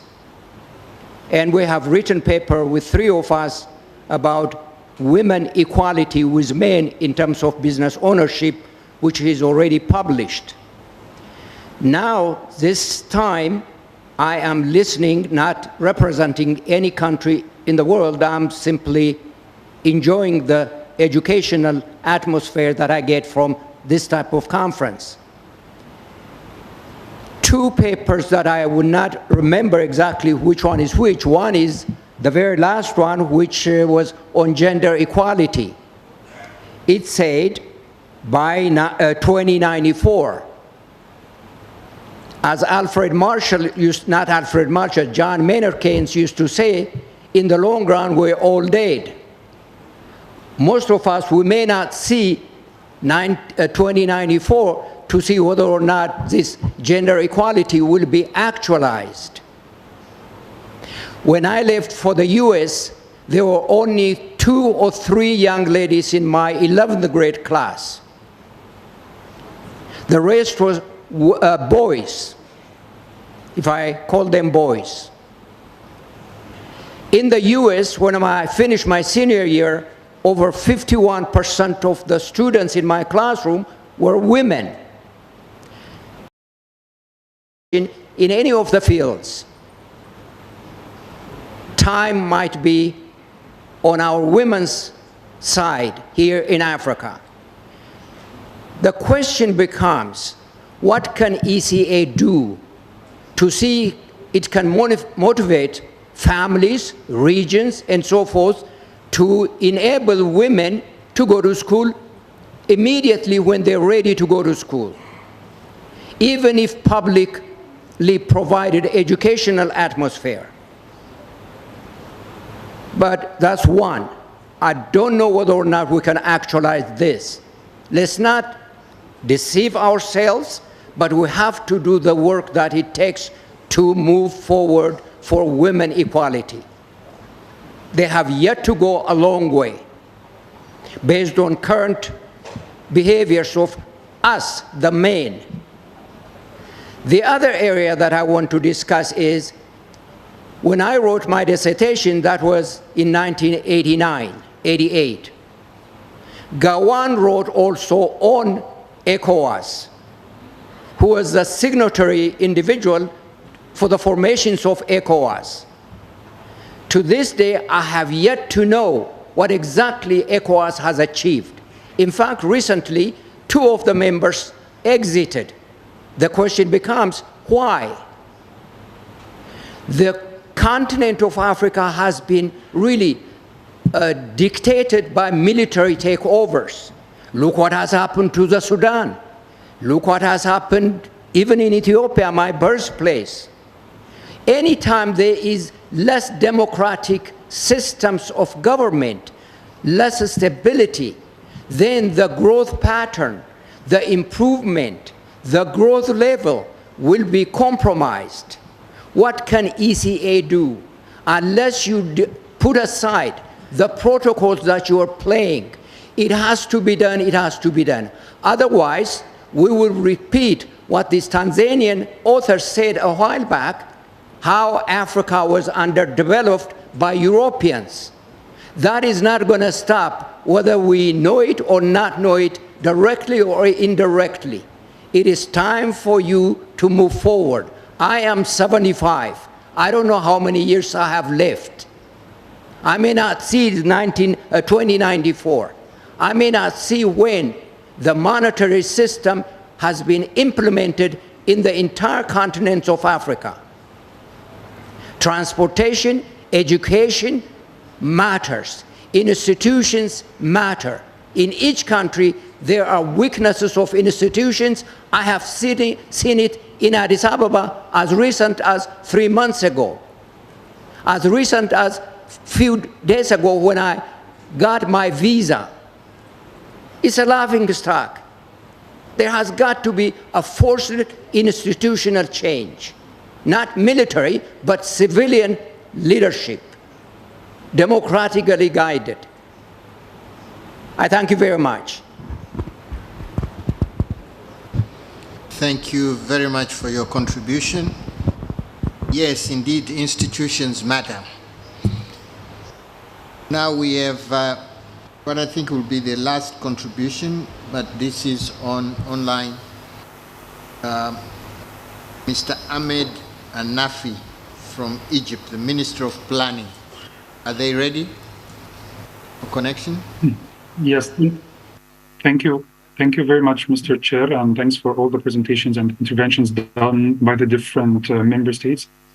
I'm just at one point, maybe, of course, we appreciate your role as a chair, but I'm not sure, given the UN kind of setting of meetings, usually member states are given a priority to make the interventions, but anyhow, I stand to be guided by Your Excellency as per the rules and procedures of this meeting. Second, I just want to also say that we have been following closely the presentation by the Secretariat, especially on the program plan for 2025. And actually, one of them was one of the strategic directions was the one that integrate regional and sub-regional transboundary initiatives. We think that this is quite important to make this kind of mapping for the different regional and sub-regional transboundary initiatives. We as Egypt also, we have our own initiative, which was launched by the COP27 presidency, Decent Life for a Climate Resilient Africa. It's one of the initiatives that has been launched given the success of the national initiative that we have, Decent Life in Egypt, which is mainly focusing on the rural areas and these communities, which are usually the poorest and the most vulnerable. We think that there's a big opportunity. This is why we worked on this opportunity and we started to make this development on the ground. So our regional initiative is aiming to improve the quality of life in 30% of Africa's most vulnerable and villages across the continent. So we look forward maybe to ECHA also to engage on this one and to see how we can push it further. Just one last comment. Also, we want to join Ghana on the same concern when it comes to the budget, especially on poverty eradication and also women empowerment. Maybe we would like to seek more clarification on the Secretariat on how they intend to also make sure that these two important aspects for Africa, they will also be well covered in the work program, given the budget allocation that is currently proposed for the budget. Thank you very much, Mr. Chair. Thank you. Sorry, I didn't get your first intervention. Could you repeat the microphone? I couldn't, the earphones, I couldn't hear properly. If you could repeat. Okay, I'm not sure if it was the part. I mean, for me, it was just something regarding the order of the list of speakers. Usually, member states are given a priority to deliver their interventions. But anyhow, of course, I stand to be guided by Your Excellency in this matter.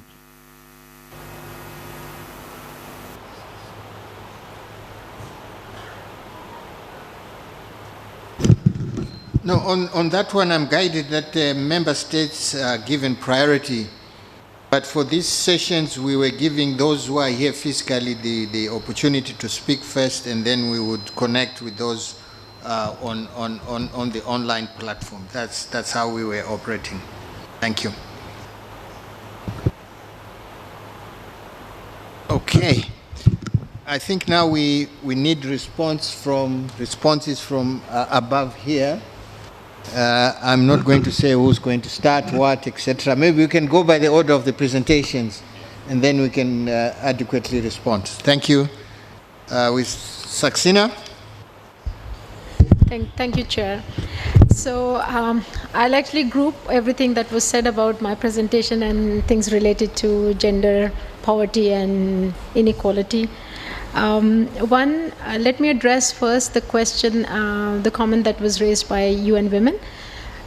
We are well aware that gender-responsive budgeting has been your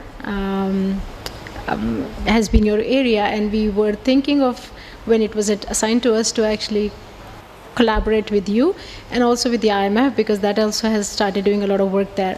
So we will come to you, and I very welcome your two initiatives that you've given us to work on these papers, and also where you are starting new programs in countries for us to do a gendered review of macroeconomic frameworks. So I really welcome that, and we will definitely come back to you.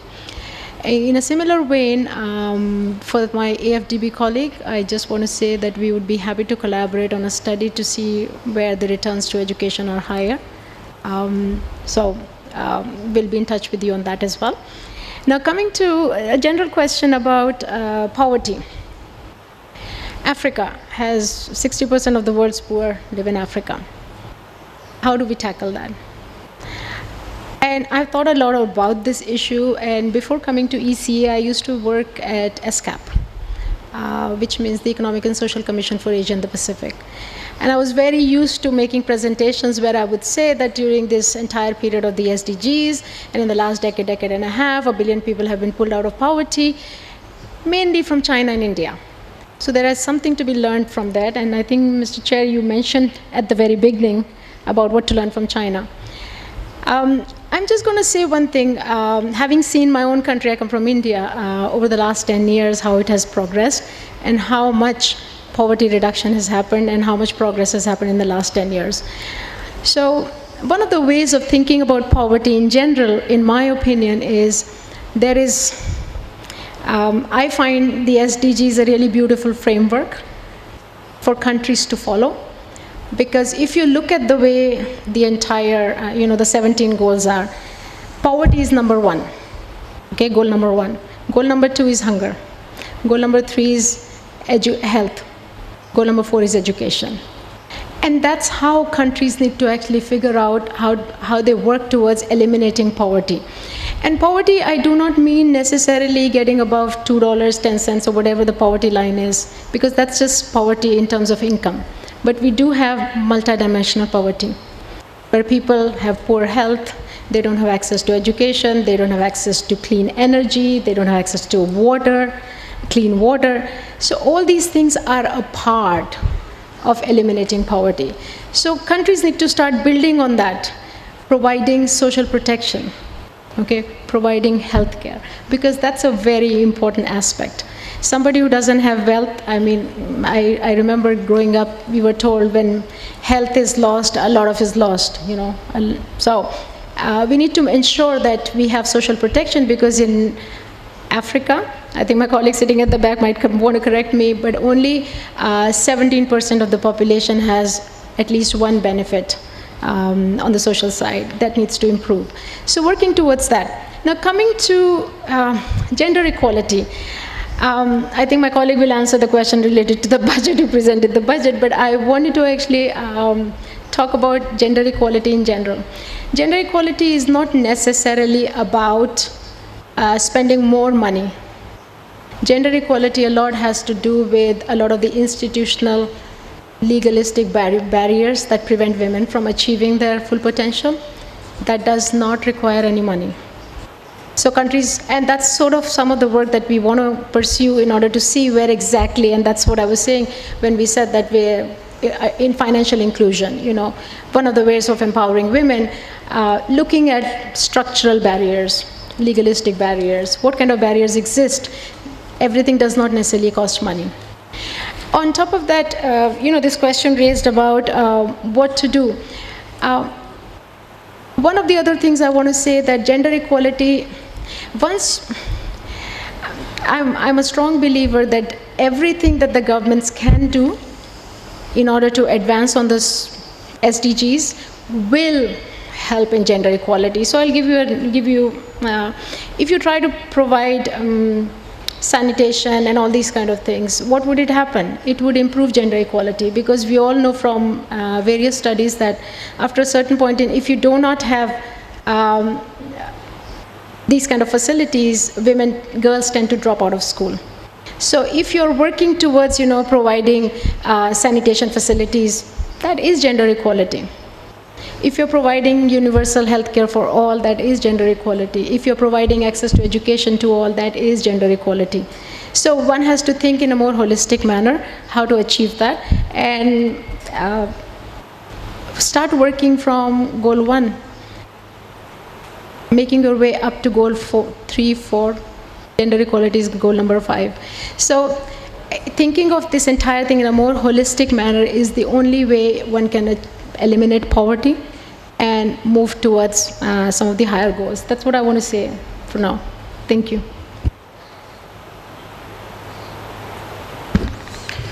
Okay, thank you, Chair, for giving me the opportunity to react to some of the questions and comments. But before that, let me say that after my presentation, I have received messages from my staff, and actually they were more excited about your comment than my presentation.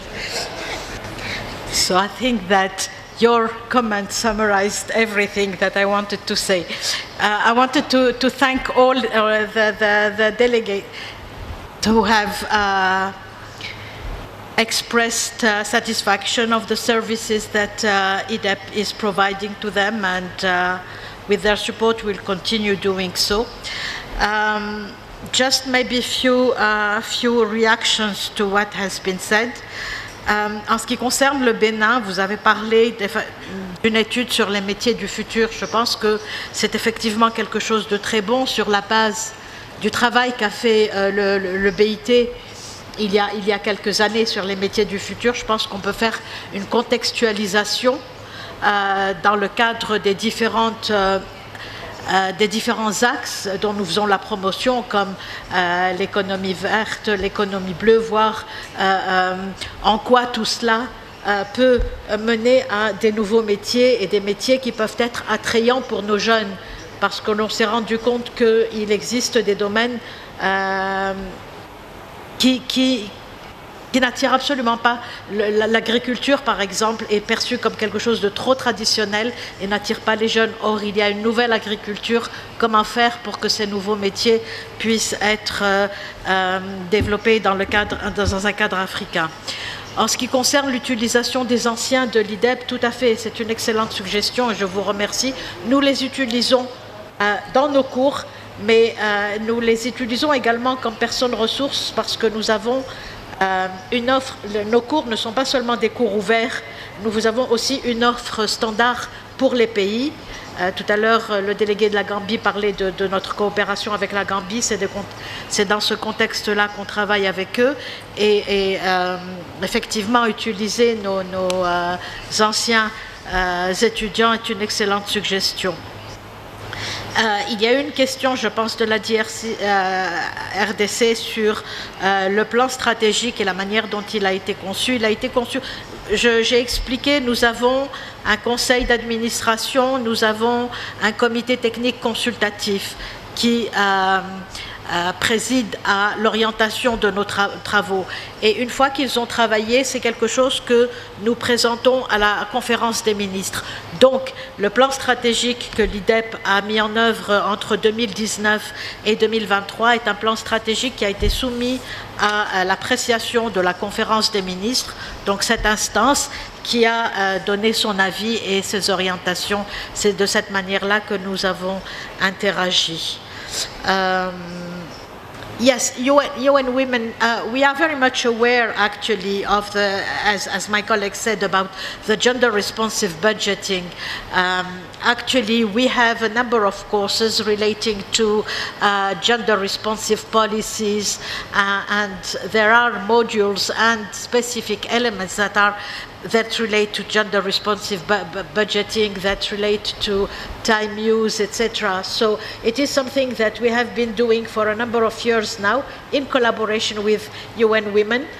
We do it in Dakar, so maybe we can now see how we can expand it to the rest of the continent, and I fully agree with you about the role of Morocco actually in championing gender responsive budgeting. We have been using them in this regard.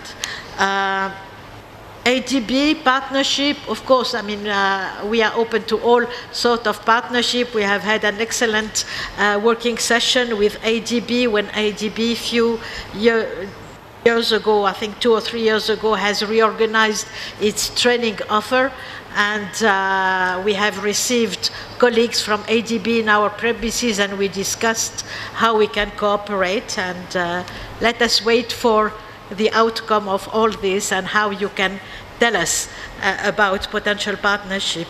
Rwanda for the Young Economist Network, definitely, I mean, we were discussing earlier return on investment in a number of areas. We have invested in the training of our youth, but 95% of them are still students. They are masters and PhD students who have been sponsored by their heads of labs, and we are following up with them. And earlier, when I presented IDEP, I mentioned the new support that we have received from the United Nations regular budget, and it is also meant to support the yen. And that's why I mentioned the macro modeling, Africa Macro Modeling Day. Actually, it is a day, it is not a training day, it is a day where we will be gathering to see where the needs are, what are the areas that we have a group of students who are interested in looking at social aspect. We have others working with the statistic sector. We have a group working on climate. And you know that we have already had a study about how to reach 10% growth in Africa. So there are a number of potential areas, and we will be following with them thanks to their, and whatever you have as idea and recommendation as you think priority areas for this kind of research would be welcome. Thank you, Chair.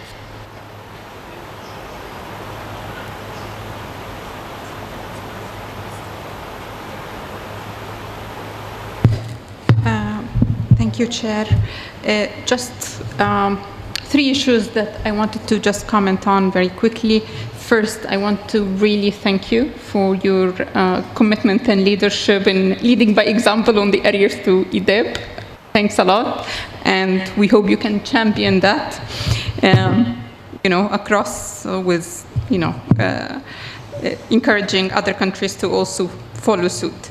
The two other issues that I wanted to refer to, one is the question on how do we eliminate poverty and reduce inequality. I wanted to remind all the delegates of the work that had been done last year for the Conference of Ministers, which actually particularly focused on this, in terms of what policies can we do. And some of what we had discussed included things like progressive taxation, looking into things like, land taxation, property taxation, how can we actually also increase the efficiency of targeting of social safety nets. So we had a lot of these discussions last year already, and we hope that these, can be some of the things that we build on going forward on how we can actually address the issue. And beyond just the issues of income and distribution, there is also a very fundamental concept of equality of opportunity. At the end, it's not just about the income level, but what determines at the end the ability to have social mobility, to move up, is this equality of opportunity, and that encompasses so many issues, not just in terms of income and wealth, but goes beyond that, and it's an enabler. So that would be really important to keep in mind when we are addressing or trying to address these issues. The other one on gender inequality. I wanted to just mention that it's a very interlinked issue. Sweta already mentioned some of the things that actually have implication on the gender equality, but let me refer to one that is at the heart of what we are discussing in this year's Conference of Ministers, which is the issue of energy gap in Africa. There are documented studies that shows that actually addressing energy and access to electricity and so on in certain regions, certain towns and cities, actually basically enhances women labor participation. Because what it does when you have electricity, there are many things, many tasks that women had to do that are now more accessible with other means. So actually in addressing some of the key issues that we're discussing in this Conference of Ministers, we can actually get positive spillover to enhancing women labor force participation and tackling this issue of gender equality. Another issue is the need for more data that is related to gender. We have, particularly during COVID and even the year before, there has been a lot of tendency for policymakers and central banks to try to have measures that actually support more access to finance for women. Yet, we don't have the data to track the success, because we don't have disaggregated data, for example, for credit by gender, to actually measure how has this helped. So these are the type of things that we need to work on, the underlying data and statistics to support, to monitor, to measure, and to also work on other supporting issues, like, for example, there are a number of countries that try to offer guarantees to support credit to women. Women tend to have very low non-performing loans in terms of whenever they borrow, they are more likely to actually repay. So there is evidence actually that for African countries that did these measures, that this has been successful. So sharing these type of experiences would be very important. And another, I think, important area that we can do more of is looking at success stories within Africa.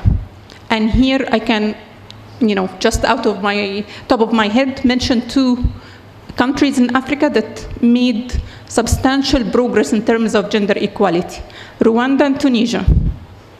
So part of what we can do also is to look on what have they tried to do, what worked, how they would have done it differently, and how this has been sustained.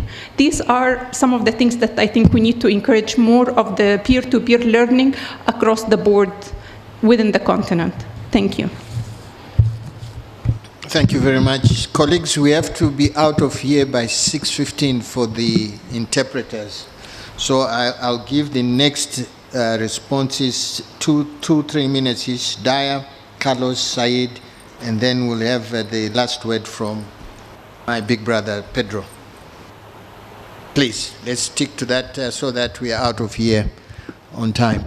Extremely quickly, thank you very much, Mr. Chair. There was nothing much, no many comments about the presentation I made, just maybe 2 indirect comments.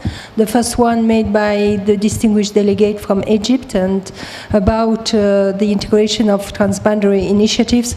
And we have taken note of a potential initiative that might be relevant to the program of work of ECA. And I would like to kindly invite the distinguished delegate of Egypt to provide us with further information through the Secretariat, and the relevant program will take over from there and further exchange, and perhaps within the framework of the upcoming Africa Regional Forum on Sustainable Development.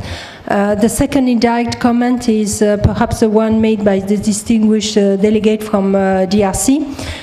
C'est au sujet du commentaire que vous avez fait concernant l'importance qu'il faut accorder aux ressources en eau et l'importance de conscientiser les populations sur certains concepts comme celui de l'économie bleue. Je voulais juste confirmer qu'au niveau de la CEA, nous couvrons largement les ressources en eau à travers le concept de l'économie bleue, puisque pour nous, la définition ne se limite pas seulement aux océans et aux mers, mais englobe également les rivières, les lacs et les réserves en eau souterraine. Et donc il y a déjà eu plusieurs activités en cours concernant donc justement les ressources en eau, et le sous-programme qui s'en occupe, ainsi que le bureau régional pour l'Afrique de l'Est, pourra vous donner plus d'informations à ce sujet. Je vous remercie.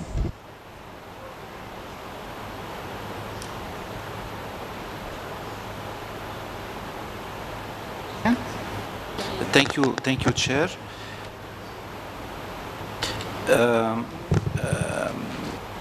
Colleagues, the question related to gender has been elaborated on several times by my colleagues. However, additional piece of information that I could provide, that gender equality comes under the Gender, Poverty and Social Policy Division. This division has a budget of 5.01 million, of which 1.24 million that is specific to gender equality.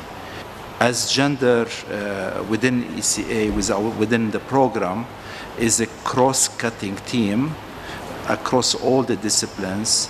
All sub-programs have embedded gender in their respective work plans. Hence, gender will receive the adequate attention it requires. Nevertheless, we agree that more XP funds could benefit gender equality and poverty reduction. We take note, as my colleagues mentioned, about the gender responsive budgeting. So this is well noted and Sweta is going to be following up with UN Women on this.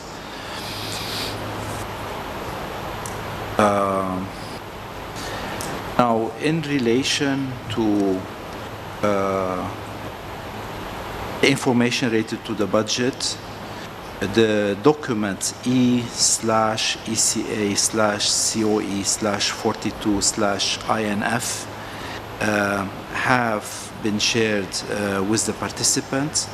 This document has the full explanation about the budget, what it entails, to what purpose it would serve, and the source of the RB budget is through the member state contributions. In relation to the clarity of forecasting on XB funding, as we know, XB funding is contingent on successful resource mobilization. So it is not straightforward. However, we are in the process of concluding several agreements, and I'm going to list a few of them only. One is 20 million euro to support decarbonization, decarbonized, inclusive, and transformative value chains for energy transition minerals in the SADC region. 1 million for debt restructuring support, 750,000 on data on science, 500,000 on technology /digital, 200,000 euro on blue economy, 3.5 million on AFC FTA, 5 million on support to the AISCC member states on managing climate risk and bolster resilience. So this is in a nutshell. So we have a forecast, but it was difficult for us to give a figure if we don't have signed agreements yet. Thank you.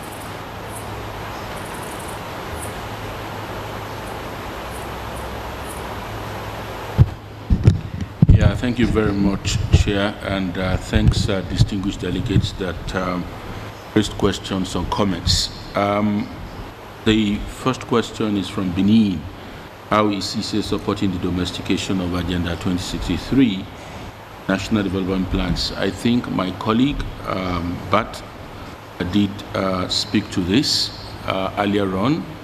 We're using the integrated planning and reporting tool, which is called IPRT, to domesticate Agenda 2063 and Agenda 2030 in national development plans. And like he said, we've supported over 30 countries on the continent, and the requests are still coming in terms of countries that want to be supported. And this afternoon, I think earlier on, Egypt also made the request that they would like to be supported. So that's the tool that we are using. We're also having conversation with the African Union in adopting that tool to support all AU member states. We hope by the time that's done, we'll be able to do this within the ambit of the African Union.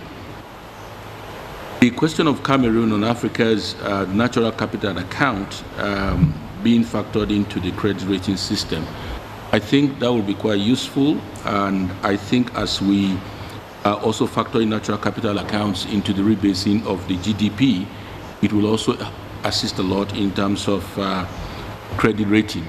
But more fundamentally, the heads of state and government of the African Union, they've decided that Africa should have its own credit rating facility, and Africa should be able to rate its own countries rather than others rating it. It's a work in progress, and the ECA is supporting that. The same also by the delegate of Cameroon. Why didn't we talk about the cost of funding the second 10-year implementation plan? And also, is there an underlying strategy for the funding of the second 10-year implementation plan? We deliberately omitted that. Auda NEPAD, that has responsibility for this, they will be speaking to you tomorrow morning. They will be making a presentation tomorrow morning. and focused on the funding of the second 10-year implementation plan. And they will also be speaking to you on the strategy being put in place.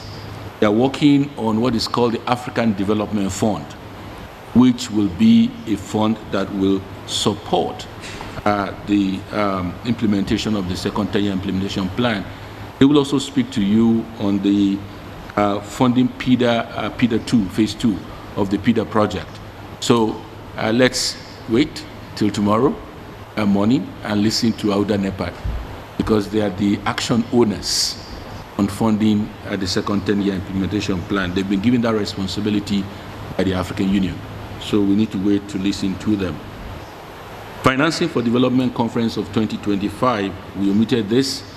I will ask my colleague, Adam, who has responsibility for that, to speak to it. And finally, my final comment, although I do not work for ECOWAS, but I listened to the penultimate comment by one of the speakers, or one of the respondents about ECOWAS. What has ECOWAS achieved? My sense will be that we should not throw away the child with the bathwater. There may be challenges today, but ECOWAS has achieved a lot. ECOWAS free movement policy has really promoted substantially intra-regional trade in West Africa. Secondly, ECOWAS has been very instrumental in promoting peace, security, and stability in the region. Don't forget, Liberia was in crisis. Sierra Leone was in crisis. There was also a time in which Côte d'Ivoire also had its own challenges. ECOWAS was there for all those countries, and ECOWAS helped to achieve stability in those countries. So I think as we critique these institutions, we should also try and do it in a balanced way. Progress has been made, there are challenges, but there are also opportunities ahead. Thank you. Okay. Okay, with your permission, Mr. Chair, very briefly, regarding the question related to the fourth International Conference on Financing Development. This is a very timely question. The fourth International Conference on Financing for Development is scheduled to take place around August 2025 in Spain. And in preparation for that conference, the United Nations Department of Economic and Social Affairs will be organizing a meeting in Addis Ababa this year, between June, August, to review progress since the third International Conference on Financing for Development that was held in Addis Ababa in 2015. And all regional economic commissions have been requested to organize regional consultations on financing for development in preparation for the fourth international conference. Here in ECA, we would like to, together with African Union and other partners, organize consultations to develop a kind of common African position on all aspects of financing for development that will inform negotiations at the global level in 2025. So we would like to have the contributions and preparation of all member states who will be requested to participate in these consultations. Thank you. Thank you, colleagues. I think we have to give our Deputy ES the last words, but we have to get out. You have 5 minutes. Thank you very much, Chair. First, on financing for development, indeed, we've been in contact with the government of Ethiopia to support the preparation of the forthcoming meeting in Addis Ababa. And the outcomes of this meeting, our Conference of Ministers of Finance, are equally important in shaping the content for that meeting. Now, thank you very much for the comments that you provided on our sub-programs, on our program, on the budgets and so on, especially the call that you made about the importance that you've identified in the work on poverty and women empowerment and gender equality. Just to say that the Executive Secretary of ECA has equally identified this as a priority, and the relevant efforts will be made with a view to strengthening our work in this area, strengthening the analytics so that we provide more evidence-based analysis on these issues, in addition to, of course, allocating resources accordingly. So it is an important agenda.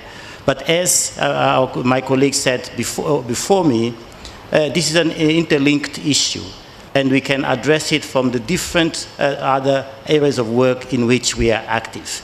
Our work, for example, in ensuring financial inclusion through digital transformation, which is a work for which we've now established as a dedicated division on technology, innovation, and connectivity, will support the achievement of greater gender equality and women empowerment. So there are many pathways to achieving that, but your point has been made quite clearly. Now, on the sources of financing, as Carlos, my colleague Carlos, indicated, we derive this from different sources. First, the contributions from our member states, the assessed contributions, and these consultations involve your representatives in New York, the Fifth Committee, the ACBQ, that will engage into interrogating our 2025 budget. In addition to that, we have the extra budgetary resources to ensure that we have stable extra budgetary resources.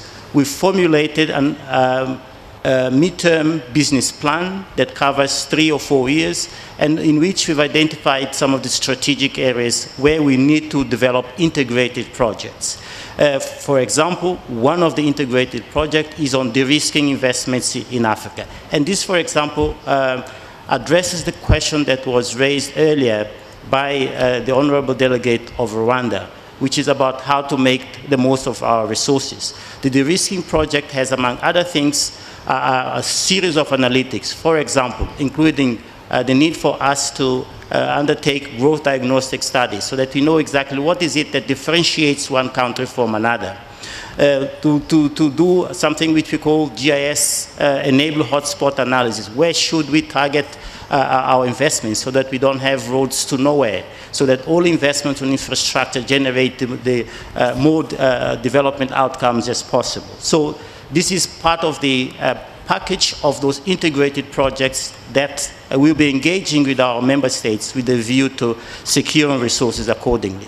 For example, on the entire work on climate action, we, together with the African Union and with the African Development Bank, we have what we call Climate for Development program. It's about $200 million, which are going to go out there to secure resources. So there are many other there. And in this, all of this work, these projects, certainly the work on ensuring women empowerment, gender equality are part and parcel of the objectives. What we need to do internally, and we've started that exercise, is to try to do, of course, more with less. We're living in an environment where most of our organizations are facing liquidity challenges, which require that we try and generate more integrated work.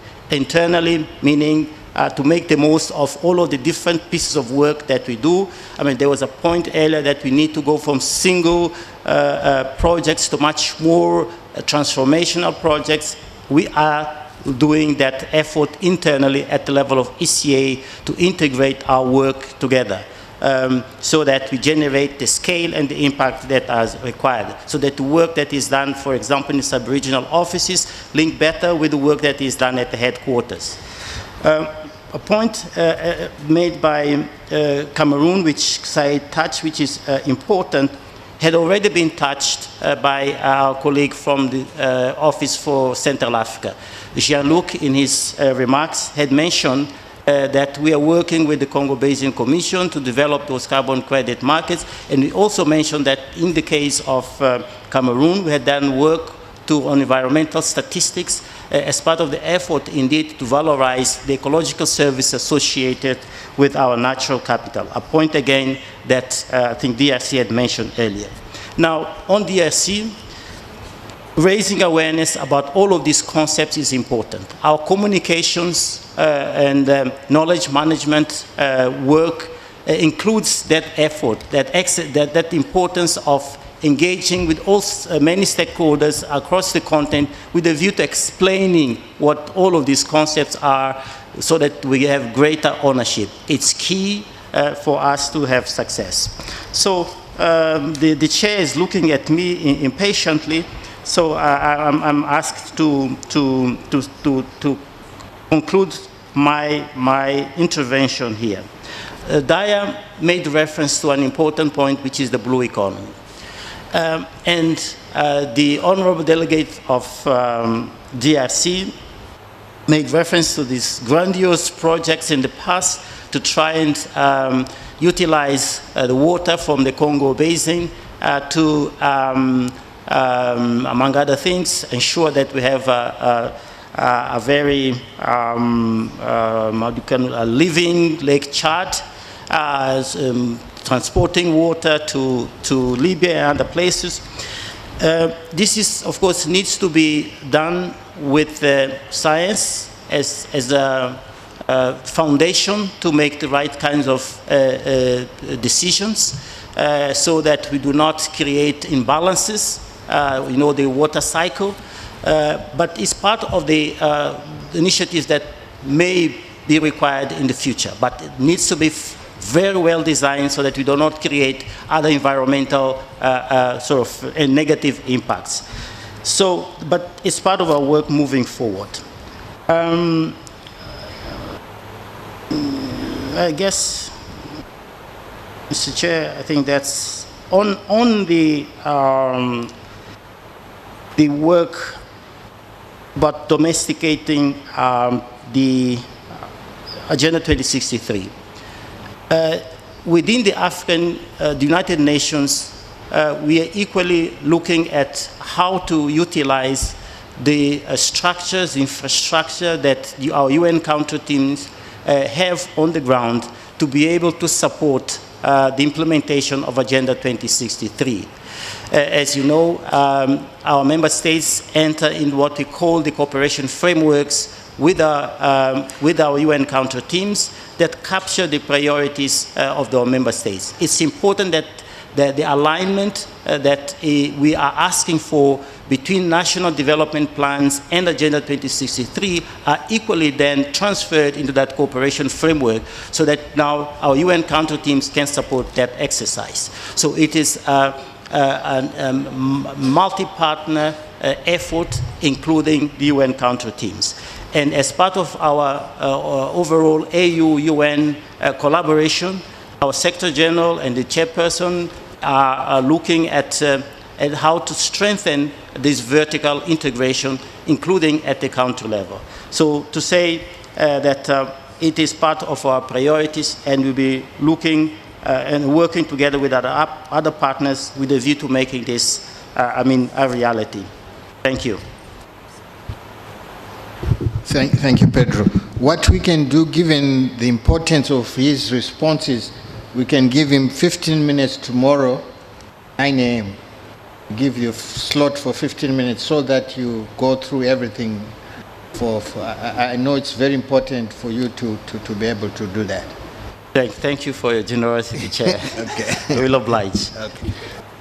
We are closing now. I hear there are some notices from the Secretariat. Please, quickly. The interpreters are tired.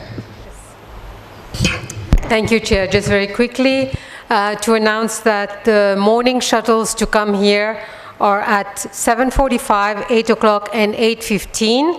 There are no shuttle buses coming here from your hotels after 8:15. So please catch one of the three. And for return to your hotels, the buses are parked by the gate, and each bus is marked by the respective hotels. Thank you. Good evening. Thank you, colleagues. Thank you so much for a very productive day. We continue tomorrow. We start at 9, and Pedro will give him 15 minutes then we go into our program. Thank you and good night.